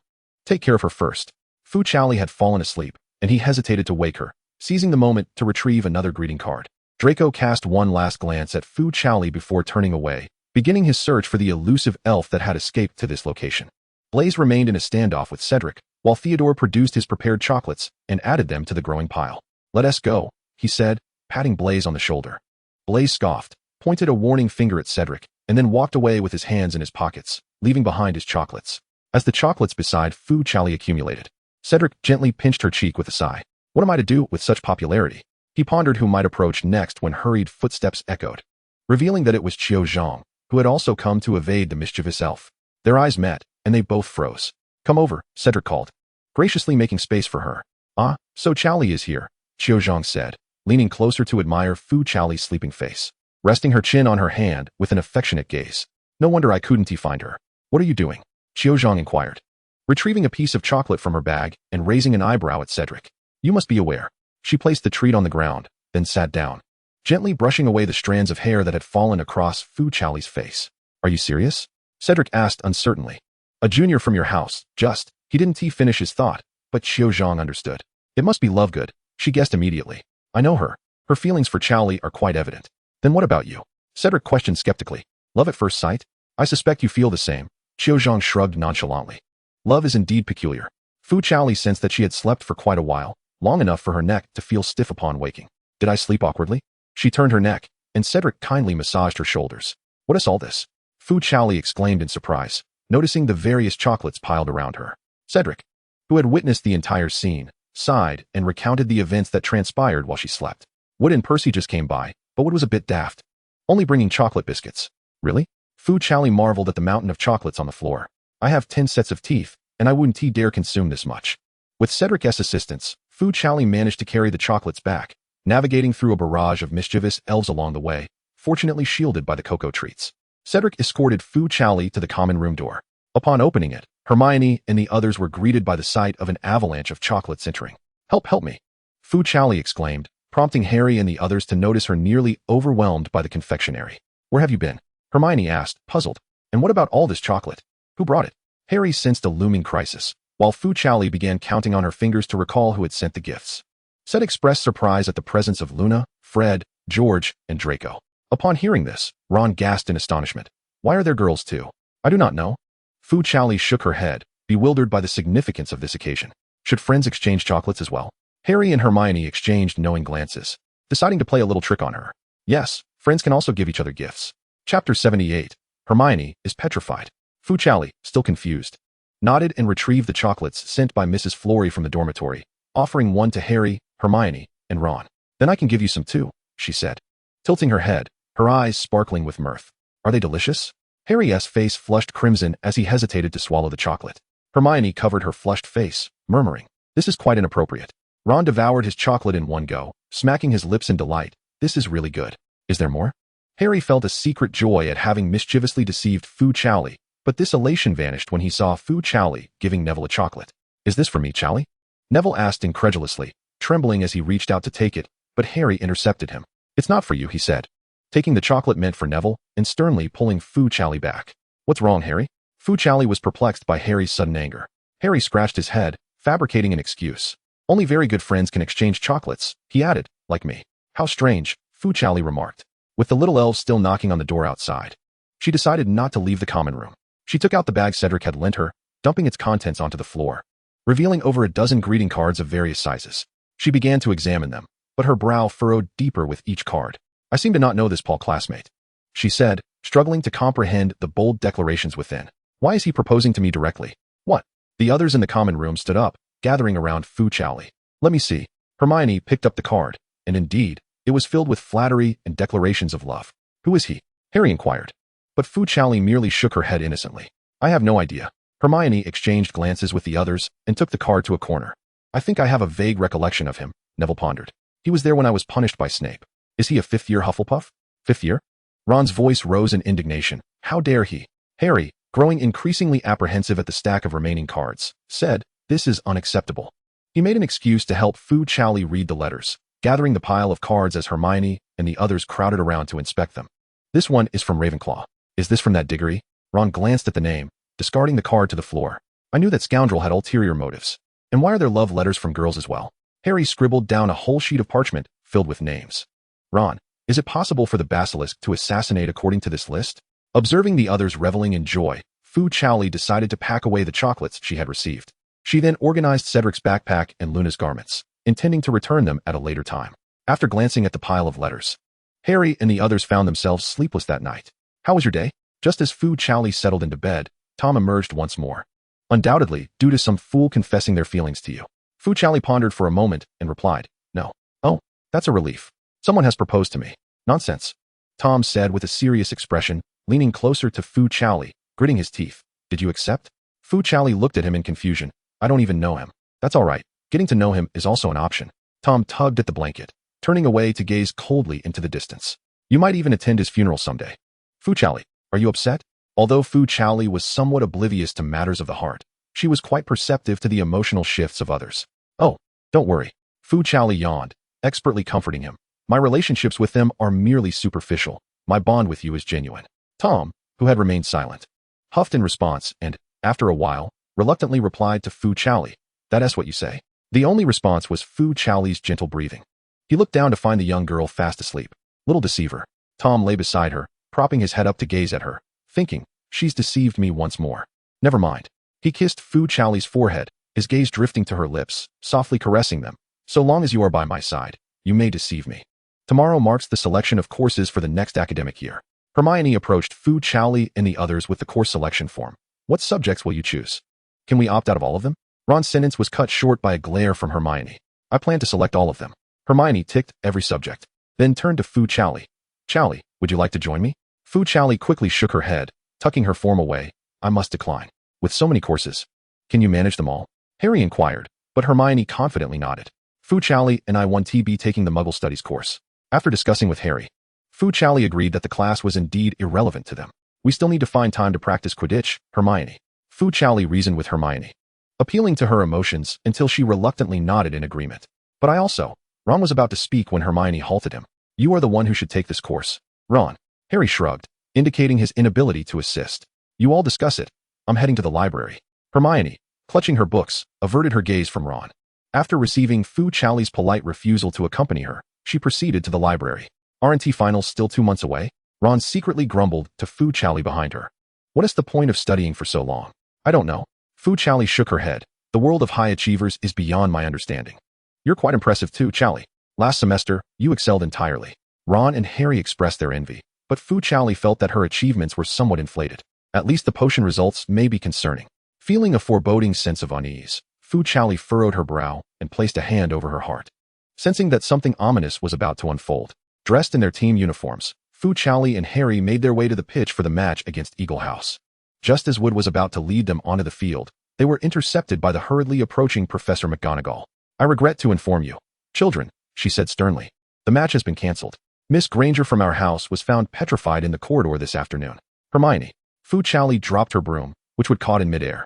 She hastened to the infirmary, discovering Hermione holding a mirror on the hospital bed. How could this be? The dreadful premonition that had lingered in Fu Chaoli's mind had materialized. The basilisk had emerged in broad daylight. Chapter 79, Seeking the Truth. Chaoli. Harry approached her, grasping her trembling hand. Do not be afraid. Hermione will recover, won't she? Fu Chaoli looked hopefully at the professor beside her, who nodded in affirmation. Gazing at the petrified Hermione, a tumult of confusion enveloped Fu Chaoli's mind. Why had the basilisk suddenly targeted Hermione, and why had it dared to roam during the day? Suddenly, the door to the infirmary swung open forcefully, and Snape strode in with a dark expression. Upon seeing Fu Chaoli standing unharmed, he exhaled in relief. I believe new regulations must be instituted within the school.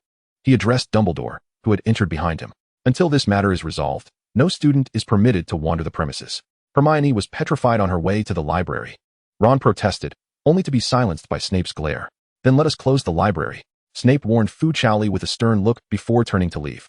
I must investigate whether there exists a potion to cure petrification that does not require mandrake, Fu Chaoli thought, feeling restless throughout the day. This is absurd, Ron muttered to himself, as the three of them were ushered out of the infirmary by Dumbledore.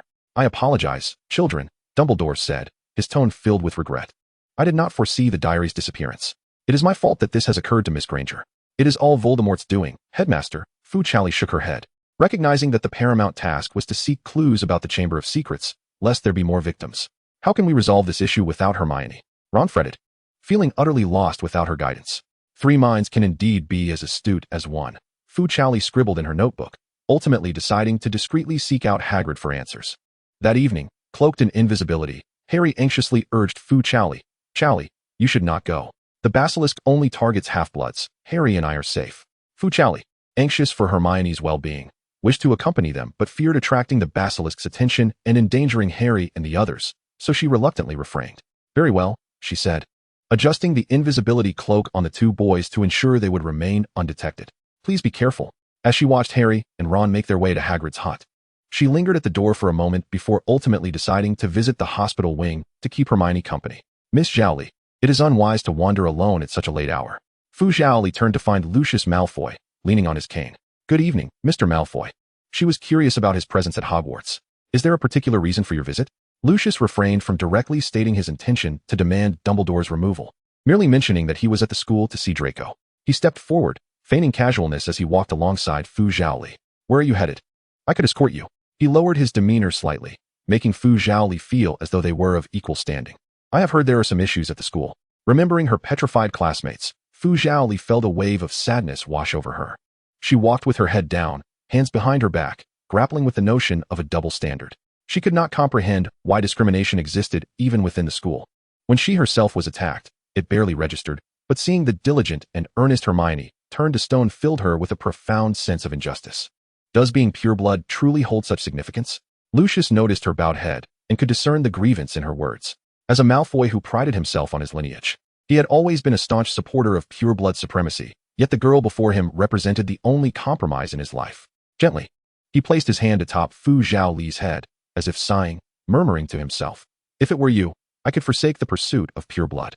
Fu Chaoli did not catch his words clearly and continued to walk in silence. Lucius, reluctant to see her sadness, sought to change the subject. Might Miss Chaoli grace Malfoy Manor with her presence this summer? He extended a gentlemanly invitation, expressing that both he and Draco's mother were eager to see her. Fu Chaoli glanced up at Lucius, noting the absence of the arrogance and disdain he typically displayed towards the Weasley family, replaced instead by a hint of tenderness.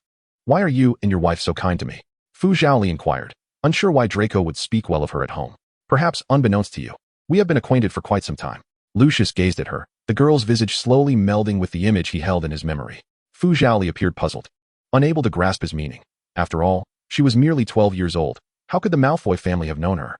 Lucius offered no further explanation, instead escorting Fu Chaoli to the door of the hospital wing and gentlemanly opening it for her. "Go on, I shall wait for you here." He positioned himself at the entrance with perfect decorum, promising to escort her back to the common room afterward.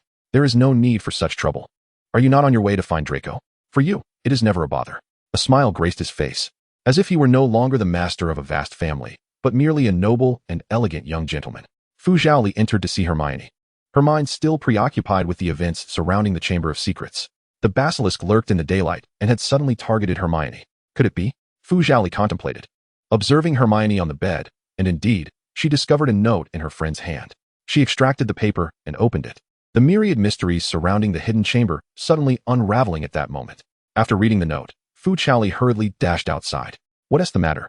Lucius inquired, standing at the door, but Fu Chaoli could not halt her momentum, colliding into Lucius's embrace like a small cannonball. "I understand now." Fu Chaoli lifted her gaze to Lucius, yet found herself at a loss for words. "I wish to find Harry." Lucius's expression of joy faded, and he grasped her hand. "Then allow me to escort you back to the common room." Unable to disclose that Harry and the others had gone to seek Hagrid, Fu Chaoli obediently followed Lucius, being led back to the common room. "You should return now. It is quite late." Lucius stood at the door, ensuring she entered. "Wishing you sweet dreams." With no other choice, Fu Chaoli thanked Lucius, intending to wait for Harry and the others' return in the common room. Just as she was about to step inside, Lucius, unable to resist, called out to her. "Miss Chaoli." Fu Chaoli turned back in confusion, meeting Lucius's somewhat conflicted expression. "Good night." Ultimately, he gently uttered those words, watching as Fu Chaoli reciprocated his farewell, his heart still fluttering with unceasing emotion. Observing her retreating figure, he reminisced about the past. Back then, all Fu Chaoli had left him was merely her silhouette. It seemed he had always only been able to see her back. Chapter 80. The Discovery of the Hidden Chamber. "Harry, you've returned." Fu Chaoli had been waiting in the common room, and finally spotted a disheveled Harry and Ron entering. "Ron, what happened to you?" "I'm going to kill Hagrid," Ron shouted in fury. He had always despised spiders, and now he loathed both spiders and Hagrid.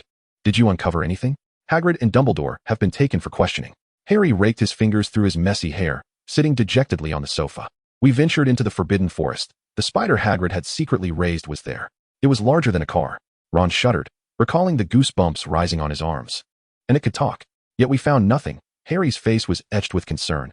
If such a colossal spider feared the basilisk in the hidden chamber, what were they to do? Fu Chaoli retrieved the note she had found with Hermione. "I think you should take a look at this." "Did Hermione write this?" Harry picked it up, realizing Hermione had deduced the basilisk's hiding place. "The drainage pipes?" No wonder I kept hearing noises near the walls. That means the Muggle student who was attacked and perished must have been Myrtle. The three exchanged glances, planning to seek her out for further inquiries. Thankfully, Hermione had seen the basilisk through the mirror. Fu Chaoli breathed a sigh of relief, considering it a stroke of luck amid their misfortunes. The trio resolved to act immediately. But just then, Professor McGonagall announced over the intercom, instructing students to remain in their dormitories and not to leave. Something must have happened. They grew anxious, flinging open the common room door and rushing outside, only to encounter a gathering of professors. They found a corner to conceal themselves, surreptitiously observing the faculty. The walls were once again inscribed with blood, proclaiming that a student had been taken and would remain forever in the hidden chamber. It appears that Hogwarts is poised to close its doors. Professor McGonagall, her brow furrowed, stated solemnly that the school would remain shut until the Chamber of Secrets incident was resolved. Yet, it is merely a chamber. I have encountered far more perilous situations. Gilderoy Lockhart sauntered over nonchalantly, never missing a chance to boast about his supposed prowess. Severus Snape cast a knowing glance his way, discerning the hollowness behind Lockhart's bravado, and with a cold smirk remarked, "Then let us have Professor Lockhart rescue this unfortunate student." I need to prepare." Lockhart's demeanor shifted dramatically, stammering as he turned and hurriedly exited. "Humph," Snape scoffed, turning back to converse with Professor McGonagall, noting that Dumbledore was absent from the school. "What shall we do about Miss Weasley from our house?" Professor McGonagall's expression was fraught with concern as she recalled the troubling details surrounding the chamber. "Ginny." Ron felt as though the sky was collapsing upon him, while Harry and Fudge also grew anxious, shocked to discover that the captured student was indeed Ginny. "We must seek out Lockhart," Fudge urged as he led Harry and Ron towards Lockhart's office, Ron fervently praying for Ginny's safety along the way. "Professor Lockhart, we have a lead on the chamber." Upon reaching his office, they were dismayed to find him hastily packing his belongings, preparing to flee. "What do you think you're doing?" Fudge stepped forward, shutting Lockhart's suitcase. "Students are in danger, and you are considering escape?" "This matter does not fall under the professor's responsibilities," Lockhart chuckled nervously, attempting to extricate himself from the situation, only to be intercepted by Fudge. "After all you've been through, are you still afraid of this?" Ron inquired with confusion, while Fudge sneered, exposing Lockhart's true nature. "Everything in your autobiography is a fabrication, isn't it?" "Indeed, so what?" Lockhart, realizing his ruse had been unveiled, became enraged and declared he would not hesitate to retaliate if pressed. He retrieved his wand from the suitcase, but upon turning, found himself confronted by 3 wands pointed directly at him. "Come with us to the restroom," Harry threatened, compelling him to relinquish his wand and surrender, guiding them to the lavatory. "Back again, are you?"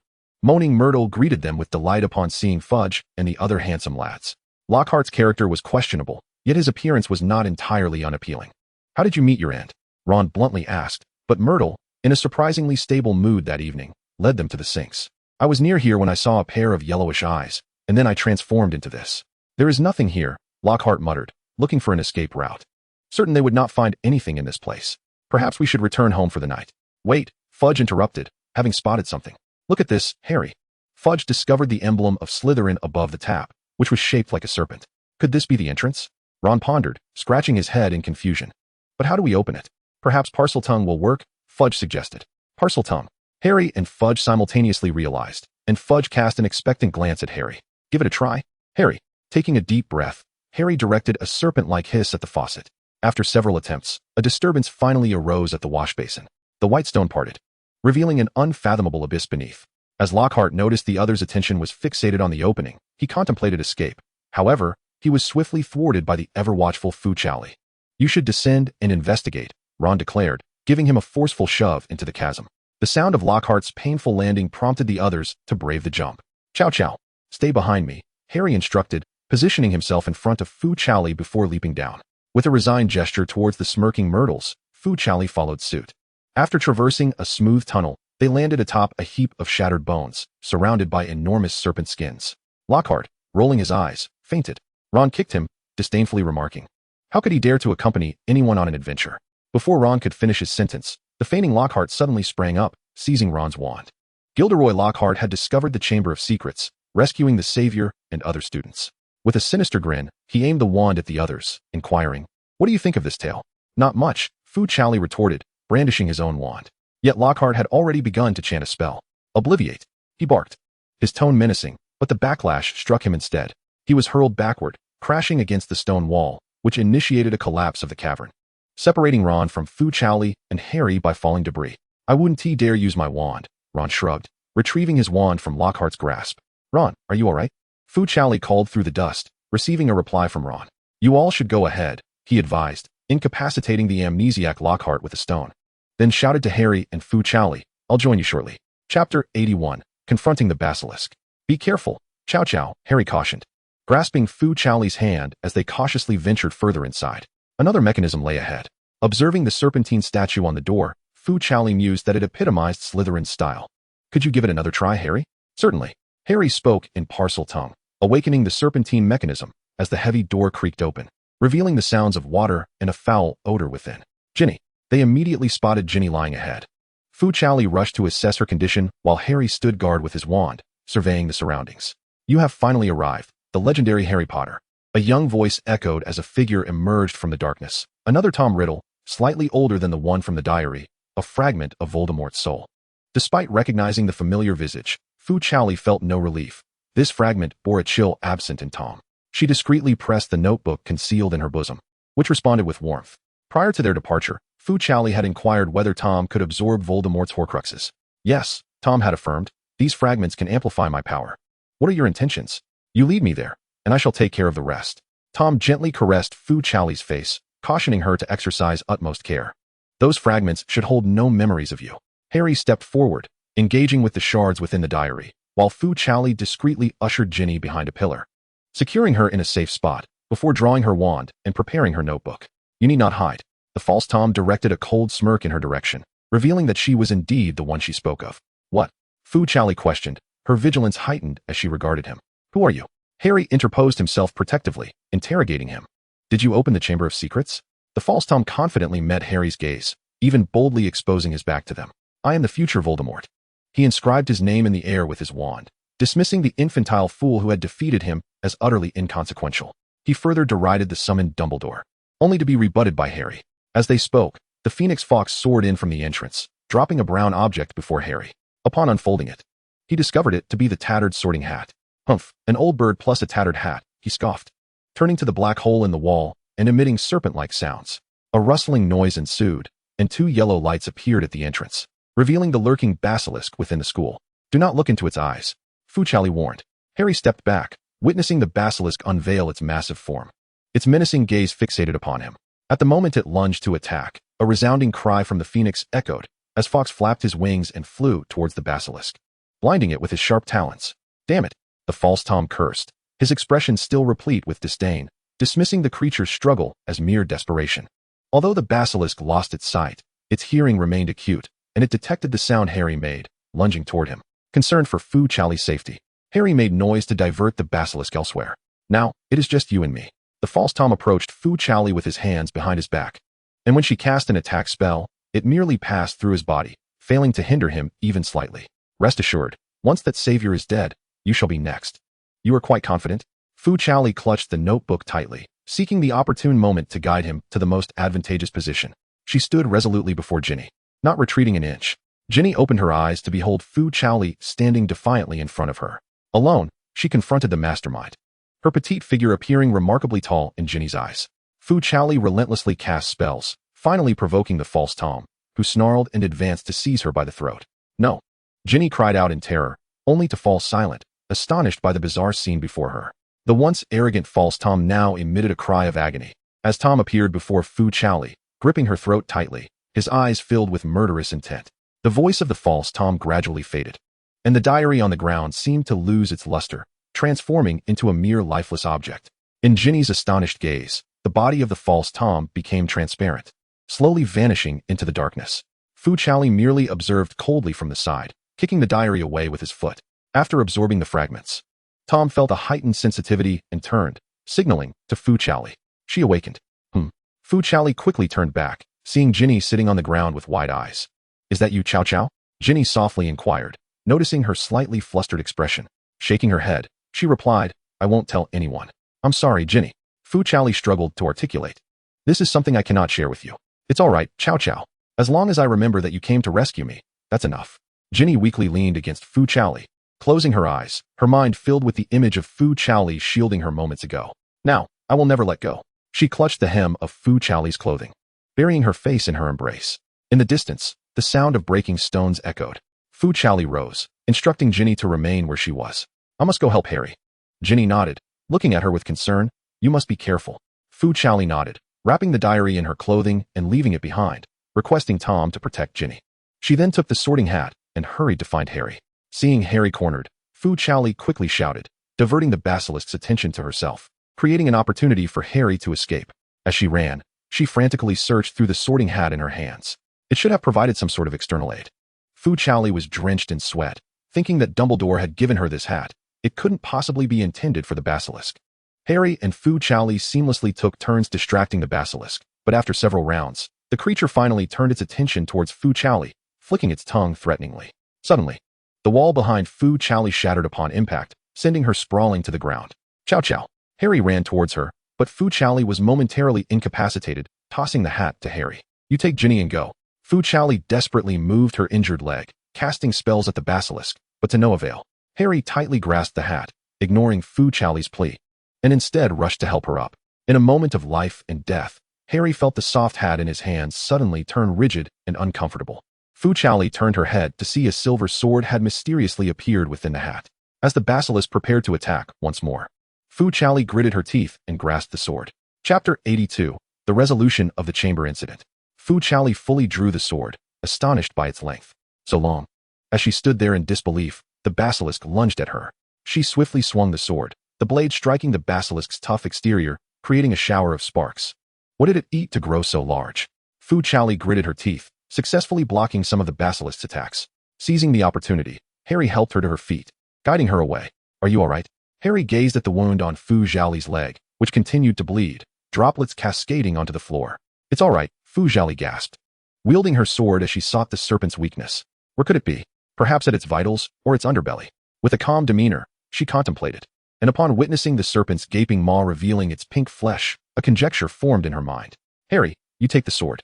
The blade was too heavy for Fu Chaoli, and she struggled to swing it. Transferring the sword to Harry, she forced herself to stand, believing its weakness lay within its mouth. She cast a spell, causing magic to explode before the serpent, provoking it to widen its jaws.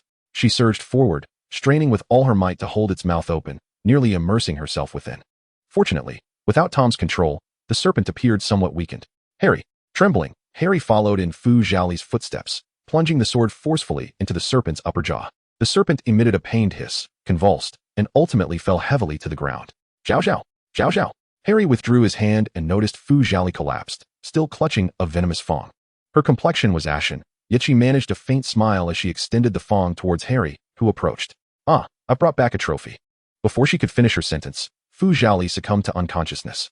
Harry quickly knelt to catch her, observing black blood seeping from her shoulder, staining his hands. Zhao zhao, wake up. Trembling, Harry gazed at Fu Chaoli, whose eyes were shut tight, devoid of life. It felt as if his heart were being gripped by a vice, his rationality slipping away, leaving him in a state of uncertainty. No, don't leave me alone. Tears cascaded down onto Fu Chaoli's face, trickling slowly down. Zhao zhao.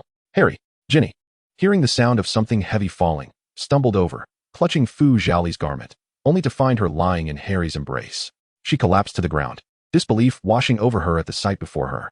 The notebook wrapped in the fabric trembled and grew warm, but Ginny, enveloped in sorrow, remained oblivious to its presence. Harry held Fu Chaoli tightly, attempting to reclaim the warmth she was losing. Just as despair threatened to consume him, considering surrendering to death alongside her, the phoenix, Fox, mysteriously returned. It gently landed beside Fu Chaoli, tilting its head to gaze at the nearly breathless girl, closing its eyes in sorrow, as a single tear fell onto her shoulder. Harry? Harry, look, Ginny urged, shaking Harry awake. As he opened his eyes, he beheld the dark toxin in the wound on Fu Chaoli's shoulder visibly lightening until it vanished, leaving behind only a crimson scar. Harry stared, entranced, a tear poised at the corner of his eye, until a cool hand brushed against his face, bringing him back to reality. You cried? Fu Chaoli opened her eyes, weakly raising her hand to wipe away the tear from Harry's eye, though she smiled. Her pale complexion revealed her fragility. I'm sorry for frightening you all.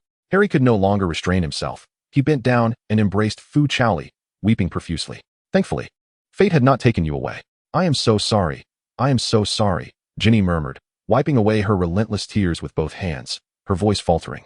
It's all my fault. I opened the Chamber of Secrets. Harry cradled Fu Chaoli in his arms, allowing Ginny to pour out the truth of all that had transpired. It is not your fault, Ginny. Fu Chaoli handed the now ineffective diary to Harry, comforting Ginny. It was a fragment of Voldemort that controlled you. Dumbledore would understand. Ginny gazed at Fu Chaoli's numerous wounds, overwhelmed by guilt and sorrow. Chaoli, Harry. They heard Ron's distant call, prompting memories of their way back. How shall we return? Harry surveyed the dilapidated chamber, lifting Fu Chaoli effortlessly, her frail form now imbued with strength. Fawkes emitted a call, flapping his wings to beckon them, then haughtily extended his talon. What does this mean? Harry and Ginny exchanged puzzled glances at Fu Chaoli, who seemed to comprehend the Phoenix's intent. Perhaps he can guide us out? As Harry held Fu Chaoli, the trio prepared their belongings, partaking in the novel experience of a Phoenix's flight. Chaoli, how are you so gravely injured? Ron exclaimed upon seeing Fu Chaoli, who could barely stand, urgently leading her to the hospital wing. Madame Pomfrey, clad in her nightgown, immediately shook her head at the sight of the severely wounded Fu Chaoli. Before she could protest, a thunderous voice echoed from the doorway. I have warned you, Miss Fu. Snape's voice brimmed with fury as Fu Chaoli felt an iron grip around her neck. You would do well to avoid such perilous places. You were nearly killed. Though she jested with others, assuring them not to worry excessively, it seemed futile against both Harry and the irate Snape. Fu Chaoli's legs and body were heavily bandaged, resembling a mummy, making movement arduous. Yet, she could not remain idle, persistently coaxing her visitors to sneak her out. Oliver, let us secretly dine in the Great Hall. Today. She was fortunate that only Wood was on duty. Fu Chaoli unveiled her hidden cane, winking enthusiastically at Wood. I've brought you lunch. Wood took the cane from her grasp and placed his lunchbox on the small table before her. Fu Chaoli opened the lunchbox, glancing at the bland dishes, only to snap it shut in disappointment. I want stewed meat. She pouted, gazing pitifully at Wood, who simply took the lunchbox, using his fork to feed her unseasoned meat. Alternating between bites of meat and vegetables, his brow furrowed with concentration. You cannot indulge in greasy food. Fu Chaoli chewed the food with a grimace, expressing her displeasure. But this tastes awful.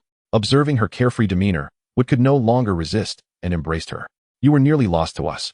Wood buried his face in Fu Chaoli's neck, greedily absorbing the warmth emanating from her body. He had only learned before arriving that she had nearly perished in the hidden chamber. And throughout his journey with the food container, his hands trembled incessantly. Unlike Harry, he could not be by Fu Chaoli's side at all times.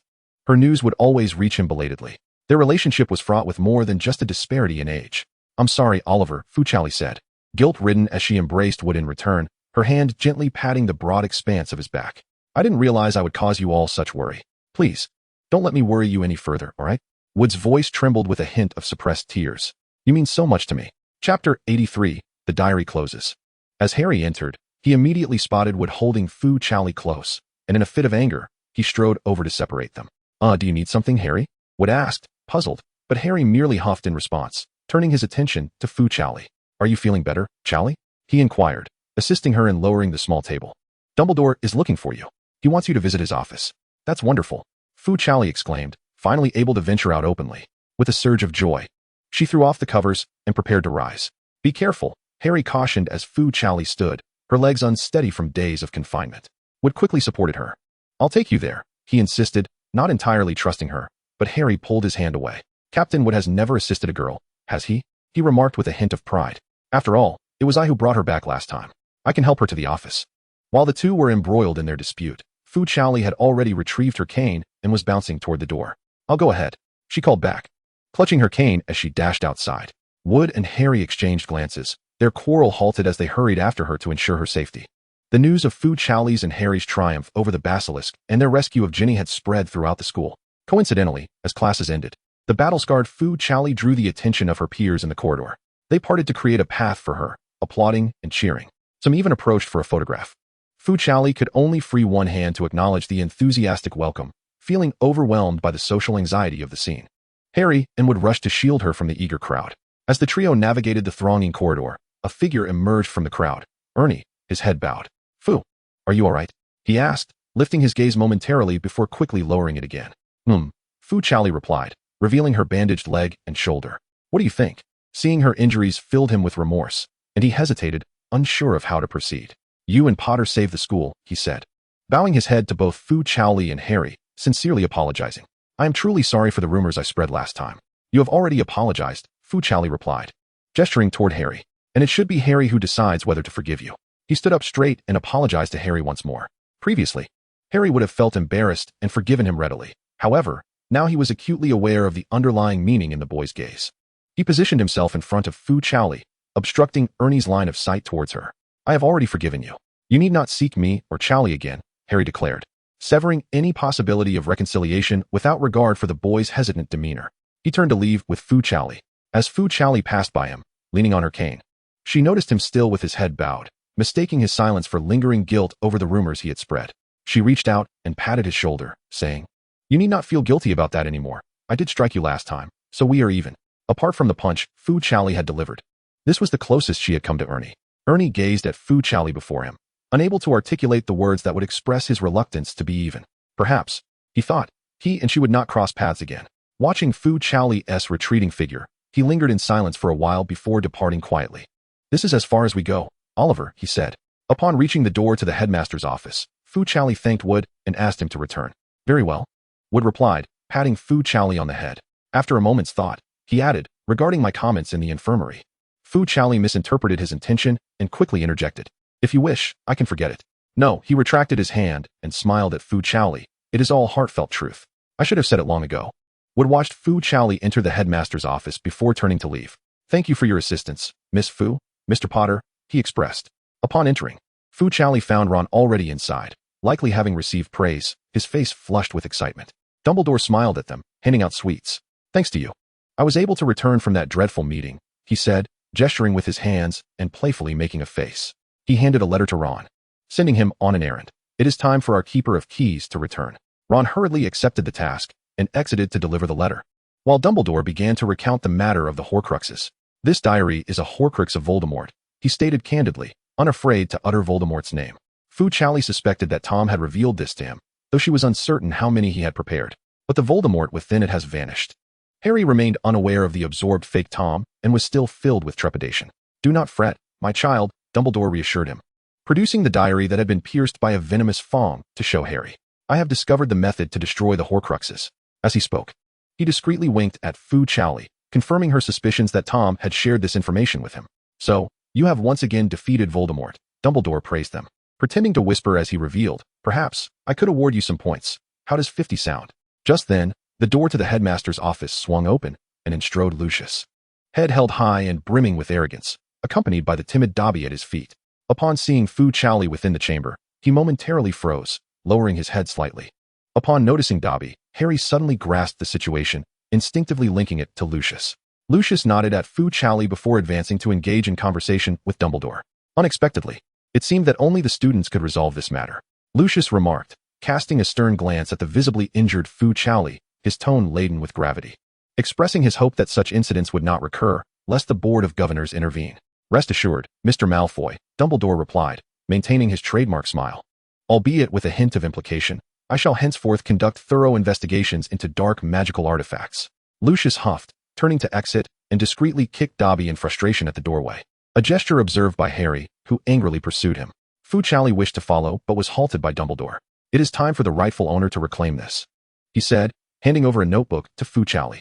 When she was sent to the infirmary, she had entrusted Harry with delivering the notebook to Dumbledore, believing it might prove beneficial. Upon receiving the notebook, it began to heat up, causing Fu Chaoli to yelp in discomfort, forcing her to alternate between hands.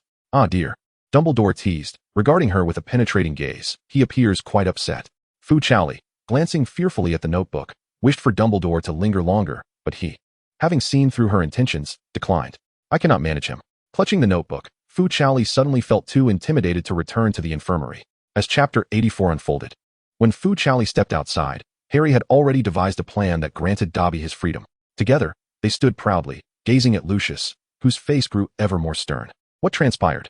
Fu Chaoli inquired, approaching Harry, as Dobby proudly displayed the sock he held. "Look, miss, Dobby has received clothing from his master. Dobby is free." "Congratulations, sir." Fu Chaoli beamed, patting Dobby. "I believe we should purchase some new garments to celebrate this occasion. Do you fancy colorful socks?" Dobby, supporting Fu Chaoli's cane, gazed up at her with gratitude. "Thank you, Mr. Malfoy." Fu Chaoli expressed her gratitude towards Lucius, who was echoed by Harry's sarcastic repetition. Lucius cast a glance at Fu Chaoli, ultimately relenting. "Then I shall take my leave, Miss Chaoli," he stated, unwilling to lose composure before her, bowing slightly before hastily departing. "Where shall you go next, Dobby?" Harry returned to his senses, scratching his head in concern that his good intentions might have inadvertently caused trouble. Fu Chaoli, noticing Dumbledore observing from the doorway, mischievously winked at him. "Perhaps our esteemed headmaster has a solution." Fearing Snape's nightly inspections, Fu Chaoli obediently returned to the infirmary. Just as she lay down, Snape entered, prompting her to quickly conceal her cane. "No need to hide, Miss Fu," Snape remarked, standing at the foot of her bed. "Regarding today's matter with Dumbledore, do you think I was unaware?" "Ha ha." Fu Chaoli chuckled awkwardly, hastily declaring her innocence. "I haven't gone anywhere else." "Humph. I bet you wouldn't dare." Snape glanced at her injuries and pulled the blanket over her, stating, "You must lie down obediently for at least half a month." "Ah, what about my exams?" Fu Chaoli pondered. Snape chuckled, his disbelief evident. "I had no idea you were so passionate about studying. I shall speak on your behalf to cancel your final exams." With that assurance, Fu Chaoli relaxed, burying herself under the covers and playfully waving at Snape. "I promise I won't run around." "You may run if you wish," Snape replied, seeing through her little scheme with a smirk. "But you may find yourself confined in my office for 2 months. Fu Chaoli quickly squeezed her eyes shut. "My little heart can't bear such talk." "I'll pretend I didn't hear it." Observing her antics, Snape shook his head in resignation and turned to find Madame Pomfrey to discuss her recovery. As the infirmary fell quiet, Fu Chaoli stealthily sat up, retrieving her notebook from beneath her pillow.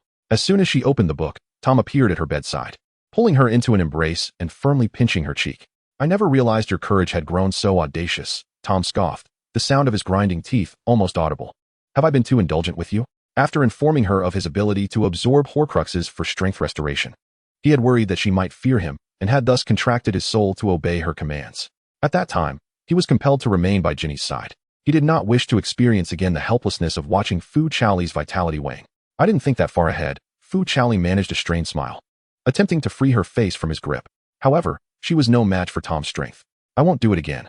Tom held her face firmly, gazing intently into her eyes, making Fu Chaoli feel awkward as she averted her gaze. Feeling that he was being toyed with, Tom decided to teach her a lesson. With his other hand, he flicked her forehead, producing a soft sound. Before she could even utter a cry of pain, he leaned in and kissed the corner of her mouth. Fu Chaoli was momentarily at a loss, unsure where to cover. Ultimately placing one hand on her forehead and the other over her mouth, her eyes wide in shock as she stared at him. "If you continue to misbehave, I shall revoke this contract," Tom declared, lying down while tightly holding her in his embrace, carefully avoiding her injuries. Fu Chaoli squirmed, propping herself up to scrutinize his face. "Did you just kiss me?" She pointed to her mouth, somewhat annoyed. "Grandma said boys shouldn't kiss here." "Did Grandma ever mention that?" he teased, looking at her with a charming smile that accentuated his handsomeness. "Those in love can kiss here, you know. But we are not." Fu Chaoli anticipated the words that would displease him, and before she could finish, Tom scooped her back into his arms, gently covering her mouth. "Enough, or I shall become upset." He rested his chin atop Fu Chaoli's head, as they had often done before. "Now, you simply need to sleep quietly and obediently." The atmosphere around Fu Chaoli's sickbed was lively each day, and today, it was Draco, insisting on peeling an apple for her with a fruit knife. "Actually, I could do without the apple," she remarked softly, observing Draco's serious demeanor as he diligently peeled the fruit. "What?" Draco exclaimed, looking up in annoyance, and handed the peeled apple to Fu Chaoli. "I've done it for you." Fu Chaoli glanced at the apple he had left with only a core and pondered before speaking. "Perhaps I'll forego the apple skin you've peeled, but there is far more flesh than there is on this core. Do you think my peeling is inadequate?" Draco, flustered, stuffed the apple into his mouth and retrieved another from the fruit bowl, determined to start peeling anew. "All right," Fu Chaoli said, taking the knife from his hand gently. "Do be careful not to injure yourself." She demonstrated her skill, producing a long, continuous strip of apple peel with ease. She then cut the peeled apple into small pieces, offering one to Draco. "How is it?" Fu Chaoli smiled as she watched him savor the apple, then took a piece for herself. "Indeed," Draco observed. As the fork that had just been in his mouth was now taken by Fu Chaoli, his face flushed crimson, his mouth opening and closing wordlessly. However, Fu Chaoli rarely used a fork for her fruit. She couldn't fathom why Draco reacted so strongly. His handsome face and ears now beat red. He set his hand down and grabbed a new fork to swap with the one Fu Chaoli held, exclaiming, "You have no sense of propriety." Watching Fu Chaoli nonchalantly eat her fruit without a care for such trivialities, Draco stared at the fork in his hand for a moment before surreptitiously using it to spear more fruit and bring it to his mouth. "Indeed, the fruit I bought is delectable," he mused, thoroughly enjoying the apples. "Clearly, my peeling technique is superior," Fu Chaoli declared proudly, showcasing her unbroken peel, only to receive a glare from Draco. "Where did you learn to peel?" "When I was at the orphanage, I often helped the matron prepare fruit," Fu Chaoli reminisced. "I can even cook." "The Malfoy matron has no need for such skills," Draco muttered to himself, vehemently denying it when Fu Chaoli inquired curiously. "How peculiar." As Fu Chaoli enjoyed her fruit, she remained baffled by the young master's perpetual anger. Chapter 85, Discharge Ceremony. Fu Chaoli had lain in the medical wing until the day the House Cup was announced. Upon receiving news that the mandrakes were ripe, Snape arrived with potions made from them. Aren't you eager to go outside, Miss Fu? Snape handed the potions to Madame Pomfrey, then turned to Fu Chaoli, who had come closer to see the commotion, extending his hand. You may proceed to the hall now. Fu Chaoli glanced at Hermione, then at Snape, who wore a stern expression yet seemed inwardly eager. Tentatively, she placed her cane in his hand. Snape, exasperated, closed his eyes in frustration. Oh dear. Fu Chaoli hastily retrieved his cane and placed his hand in the warmth of hers. Only then did Snape, content, grasp her hand and slowly make his way to the entrance of the infirmary, only to be obstructed by a group of curious boys and girls peering in. Why is Snape holding Chaoli's hand? Ron turned and shook his head at Harry and Ginny, who were holding a bouquet of flowers. Harry, nervously tugging at the leaves of the flowers, fixed his gaze intently on the hand that Snape held. I know what to do. Fred nudged George beside him. You distract him, brother. Why not you? Neither wanted to be the sacrificial lamb, and suddenly turned to Ron, uniting in their resolve. Our dear brother, it is your turn to shine now. What? Ron exclaimed, leaping up. I'm not going. Don't think you can trick me. Percy stood behind Wood and the others, warning them. Today a score announcement. Don't you dare lose points on this day. No wonder the headmaster is not in the Great Hall.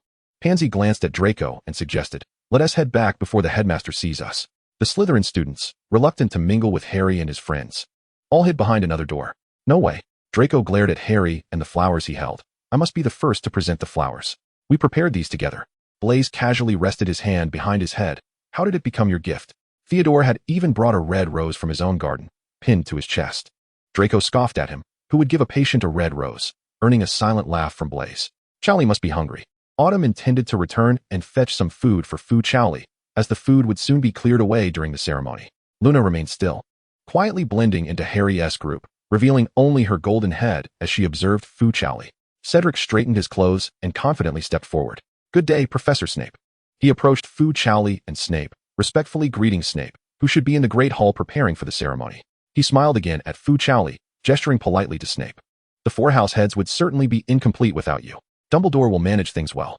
Snape maintained his stern demeanor, still holding Fu Chaoli's hand, impatiently stating, and this seems to be of no concern to you. Cedric continued to smile politely, directly ushering out Draco and his companions who had been hiding behind the door.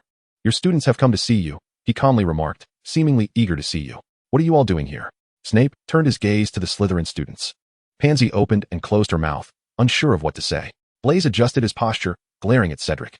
Theodore silently removed the flower from his chest, holding it in his hand.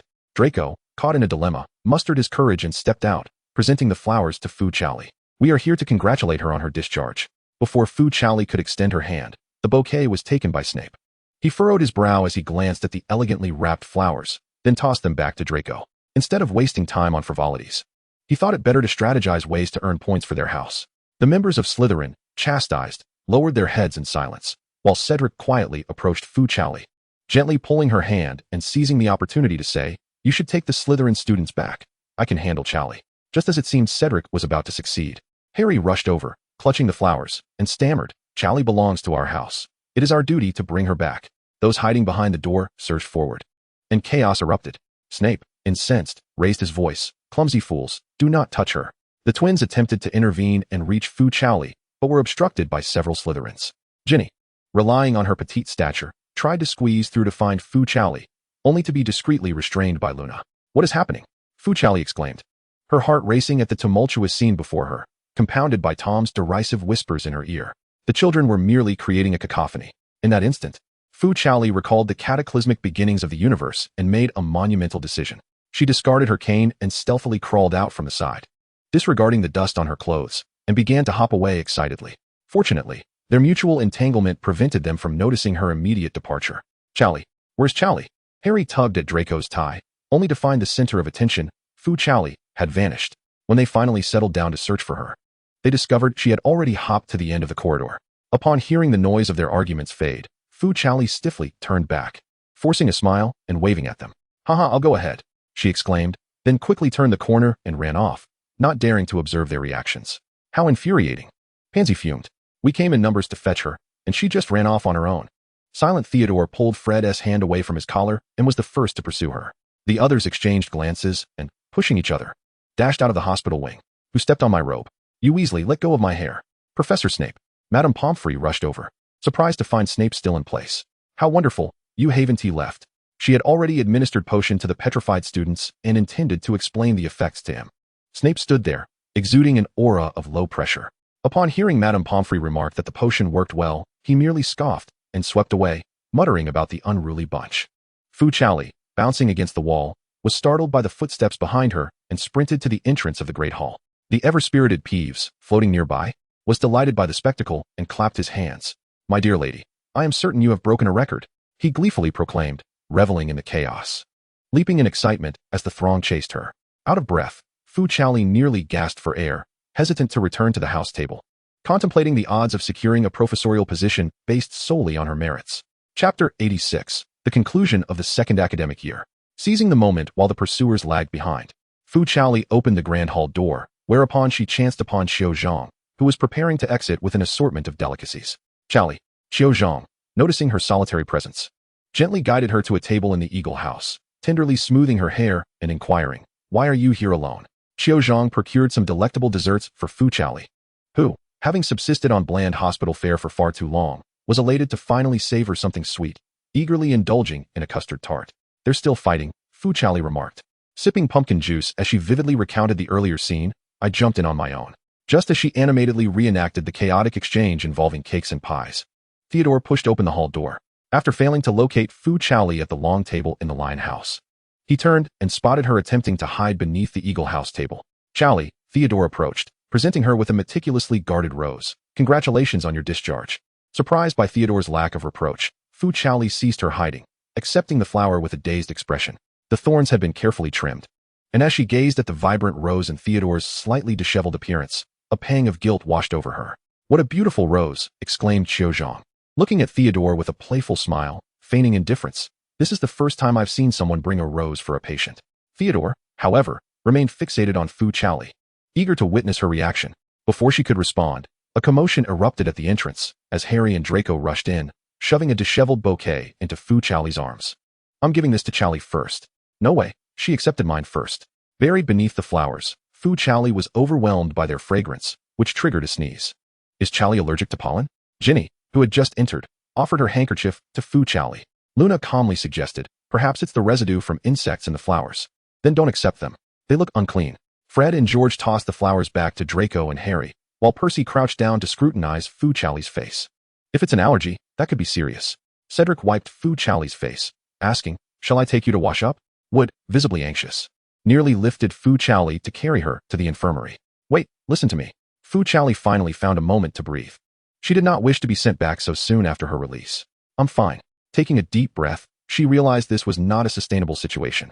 Pointing to Dumbledore, who was seated on the platform, smiling as he observed the spectacle, she tentatively suggested, "It seems the headmaster is about to announce the House Cup. Perhaps we should return to our seats? After all, we still have the highest points this year."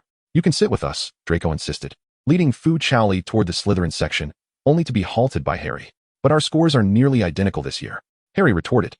"Don't forget you said the same last year." Ron chimed in, adding fuel to the fire. "In the end, the House Cup still belonged to us." Pansy burst forth, indignantly exclaiming, "That is blatant favoritism from Dumbledore." Zhao Zhao, having sustained such grave injuries, was to be awarded by Dumbledore. Ginny, standing nearby, offered a reminder. Fu Chaoli, being tugged along, felt utterly helpless. She cast a pleading glance towards the seemingly most reliable Cedric. Cedric, perceiving the luminous plea in Fu Chaoli's eyes, sighed and, leveraging his physical advantage, separated the adamant Draco and Harry, calmly taking charge of the situation. "Gentlemen," he said with utmost courtesy, "might we consider Zhao Zhao's perspective?" Draco and Harry appeared particularly juvenile in Cedric's presence. They huffed at each other before turning expectantly towards Fu Chaoli. "I wish to return to our house." Fu Chaoli deemed this the most equitable solution, as she was indeed a Gryffindor. The twins, elated, promptly hoisted Fu Chaoli onto their shoulders, carrying her to the Gryffindor long table. Frustrated at not securing Fu Chaoli, Draco and the others retreated in discontent. Autumn Zhang and Cedric exchanged glances. Cedric shook his head and turned back to his own house. "Do you still hurt, Chaoli?" Neville, noticing the bandages adorning Fu Chaoli, appeared on the verge of tears. Fu Chaoli nonchalantly shook her arm, displaying, "I am perfectly fine. It's just a bit inconvenient to walk." When the scowling Snape took his seat, Dumbledore stood and, as anticipated, announced a special contribution award for Fu Chaoli and her companions, granting points to Gryffindor. The severity of Fu Chaoli's injuries was evident. Her unremoved bandages served to quell dissent, thus no objections were raised. Quite astute in such matters, Tom's voice reached her ears, lightly praising her with a chuckle. After Dumbledore concluded the scores, he paused, gesturing towards the entrance where Fu Chaoli was pleasantly surprised to see a restored Hermione smiling at the doorway. Upon noticing Fu Chaoli standing and gazing at her, Hermione dashed over and enveloped her in a warm embrace. "Be careful," Harry assisted in steadying them. And only then did Hermione notice the bandages beneath Fu Chaoli's clothing. "Welcome back, Hermione," Fu Chaoli greeted her with a smile, reassuring her not to worry. Hermione's eyes glistened with unshed tears as she grinned and remarked, "I knew you could do it." Thus, the second year ended with yet another thrilling escapade. Fu Chaoli, concerned that her appearance would unduly worry Mrs. Fleur, sat alone in her seat, furrowing her brow while others busily packed their belongings. "My father invites you to our home as a guest," Draco approached with a letter in hand, his demeanor triumphant. Lucius and Narcissa had long received news of her injury and, anticipating that she might be hesitant to return home, seized the opportunity to extend an invitation. Fu Chaoli's eyes brightened. She had found a solution. "If you wish to return home first, I can come to pick you up." Draco, initially intending to take a step back, was taken aback when Fu Chaoli nodded resolutely. "Is that truly possible?" he asked, his nervousness rising as he met her dark, glistening gaze. "Yes, indeed." Fu Chaoli hastily penned a letter for Papa to deliver to Madame Floss. Papa, incensed by Fu Chaoli's injuries, was appeased only after consuming an entire bag of cookies. Madame Floss promptly replied, granting her request to temporarily reside at a classmate's home. Without delay, Fu Chaoli packed her belongings and followed Draco back to his residence.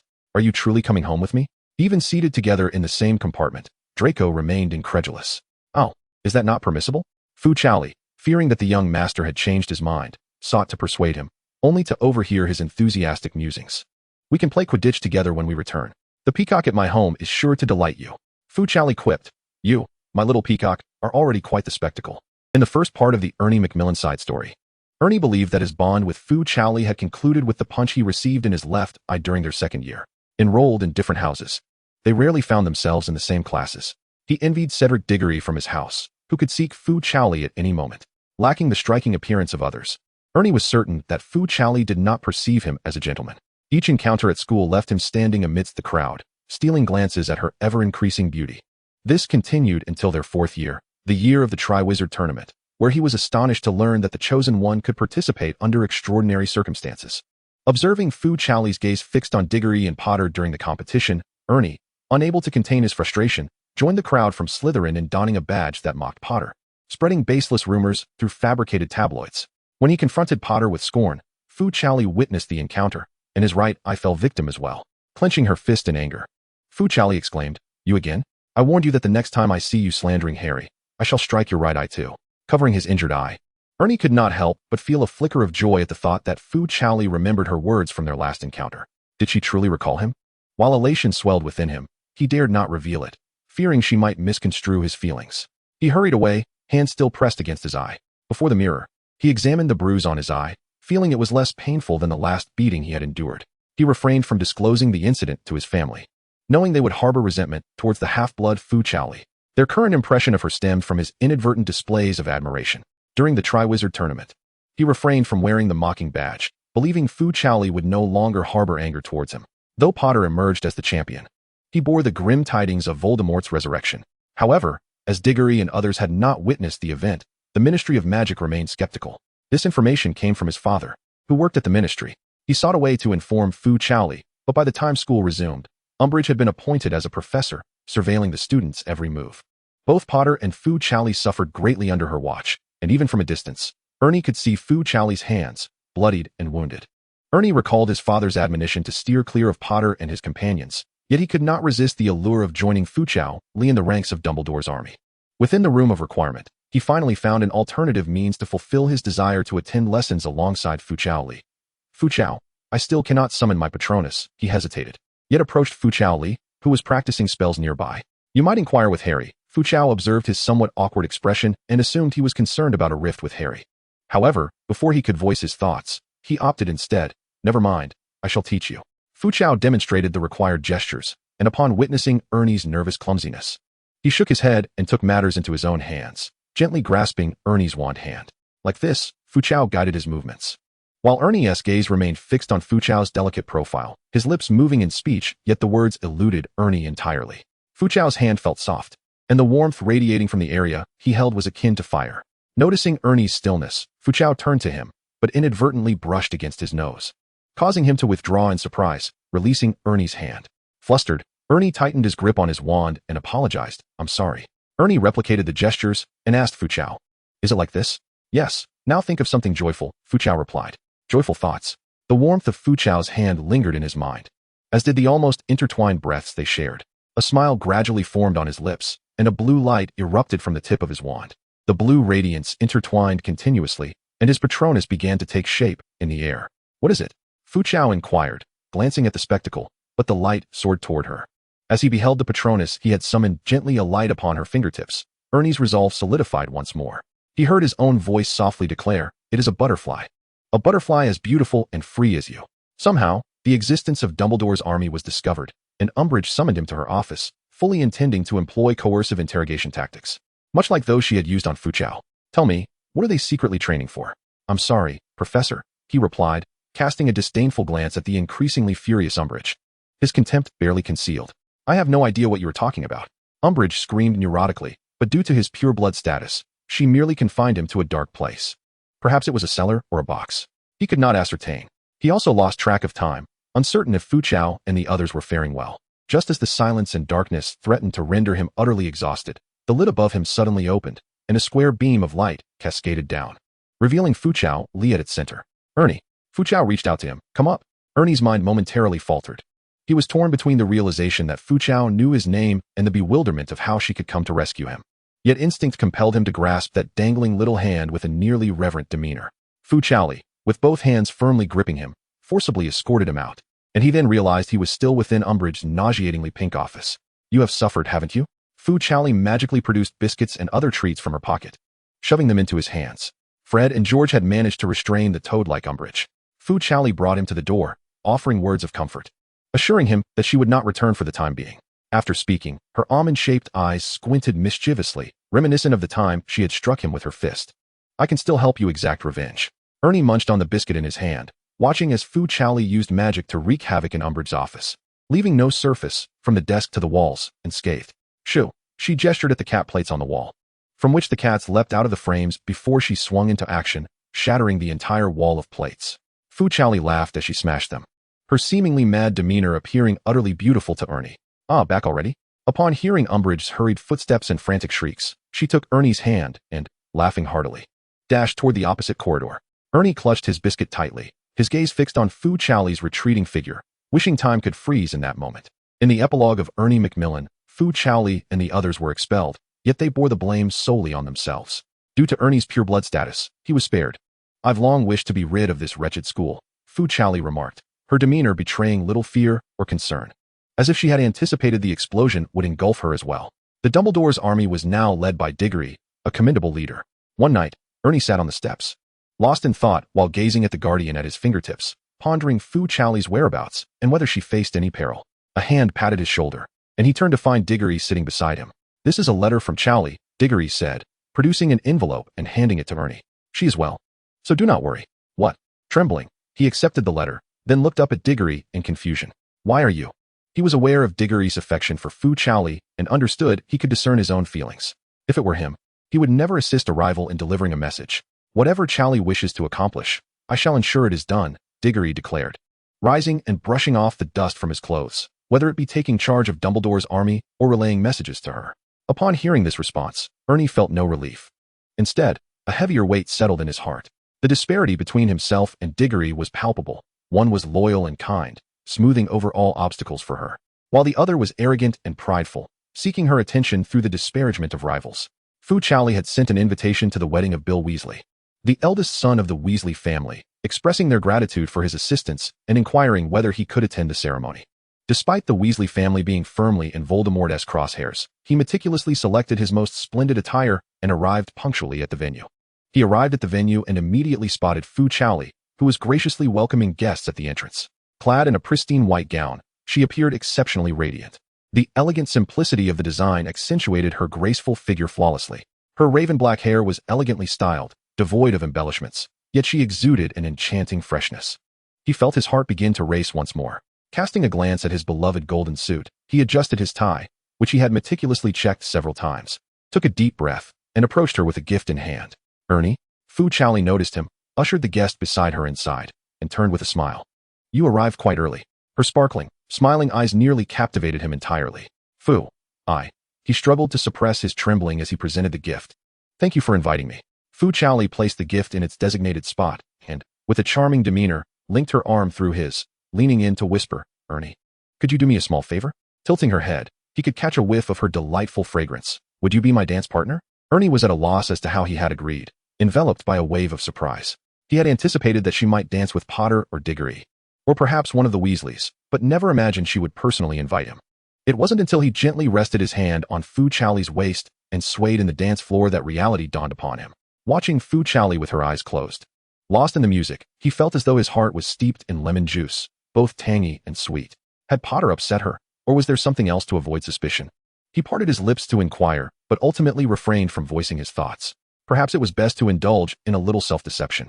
In his embrace, Fu Chaoli playfully teased the newlyweds amidst the surrounding revelry, while he simply lowered his gaze, tenderly and earnestly observing her mischievous smile.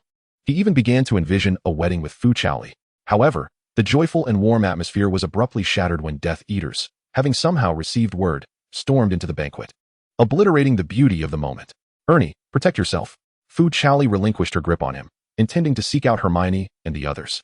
Ernie, watching her retreating figure, felt a surge of urgency and dashed after her, grasping her arm once more. You must return safely. He furrowed his brow, gazing seriously at Fu Chaoli, his voice tinged with a hint of pleading. With that, he discreetly slipped a note with an address into her hand. Even if I cannot accompany you forward, let me at least be your safeguard. In the year that Fu Chaoli fell silent, he endured a relentless torment each day. He persuaded his parents, and with his father's influence in the Ministry of Magic, he took on the role of communicator for Dumbledore's army. He had a personal motive, too, to receive news from Fu Chaoli as swiftly as possible. Diggory remarked that he had changed significantly, evolving from a somewhat headstrong young master into a loyal and valiant warrior. It wasn't until the following summer, while resting at home, that Ernie was abruptly awakened by a knock at the door. He opened the door and beheld the face he had longed for, hidden beneath dark crimson stains. Fu Chaoli had sustained grave injuries, and Hermione had found the address provided by Ernie. It was only out of desperation that she brought her here. Fearing exposure that might jeopardize Fu Chaoli's safety, Potter and the others had departed under the cover of night. He feigned calmness, rousing the house elf to tend to Fu Chaoli's wounds, while he stood by, having learned to conceal his emotions. Yet, the worry and anxiety he felt were impossible to disguise.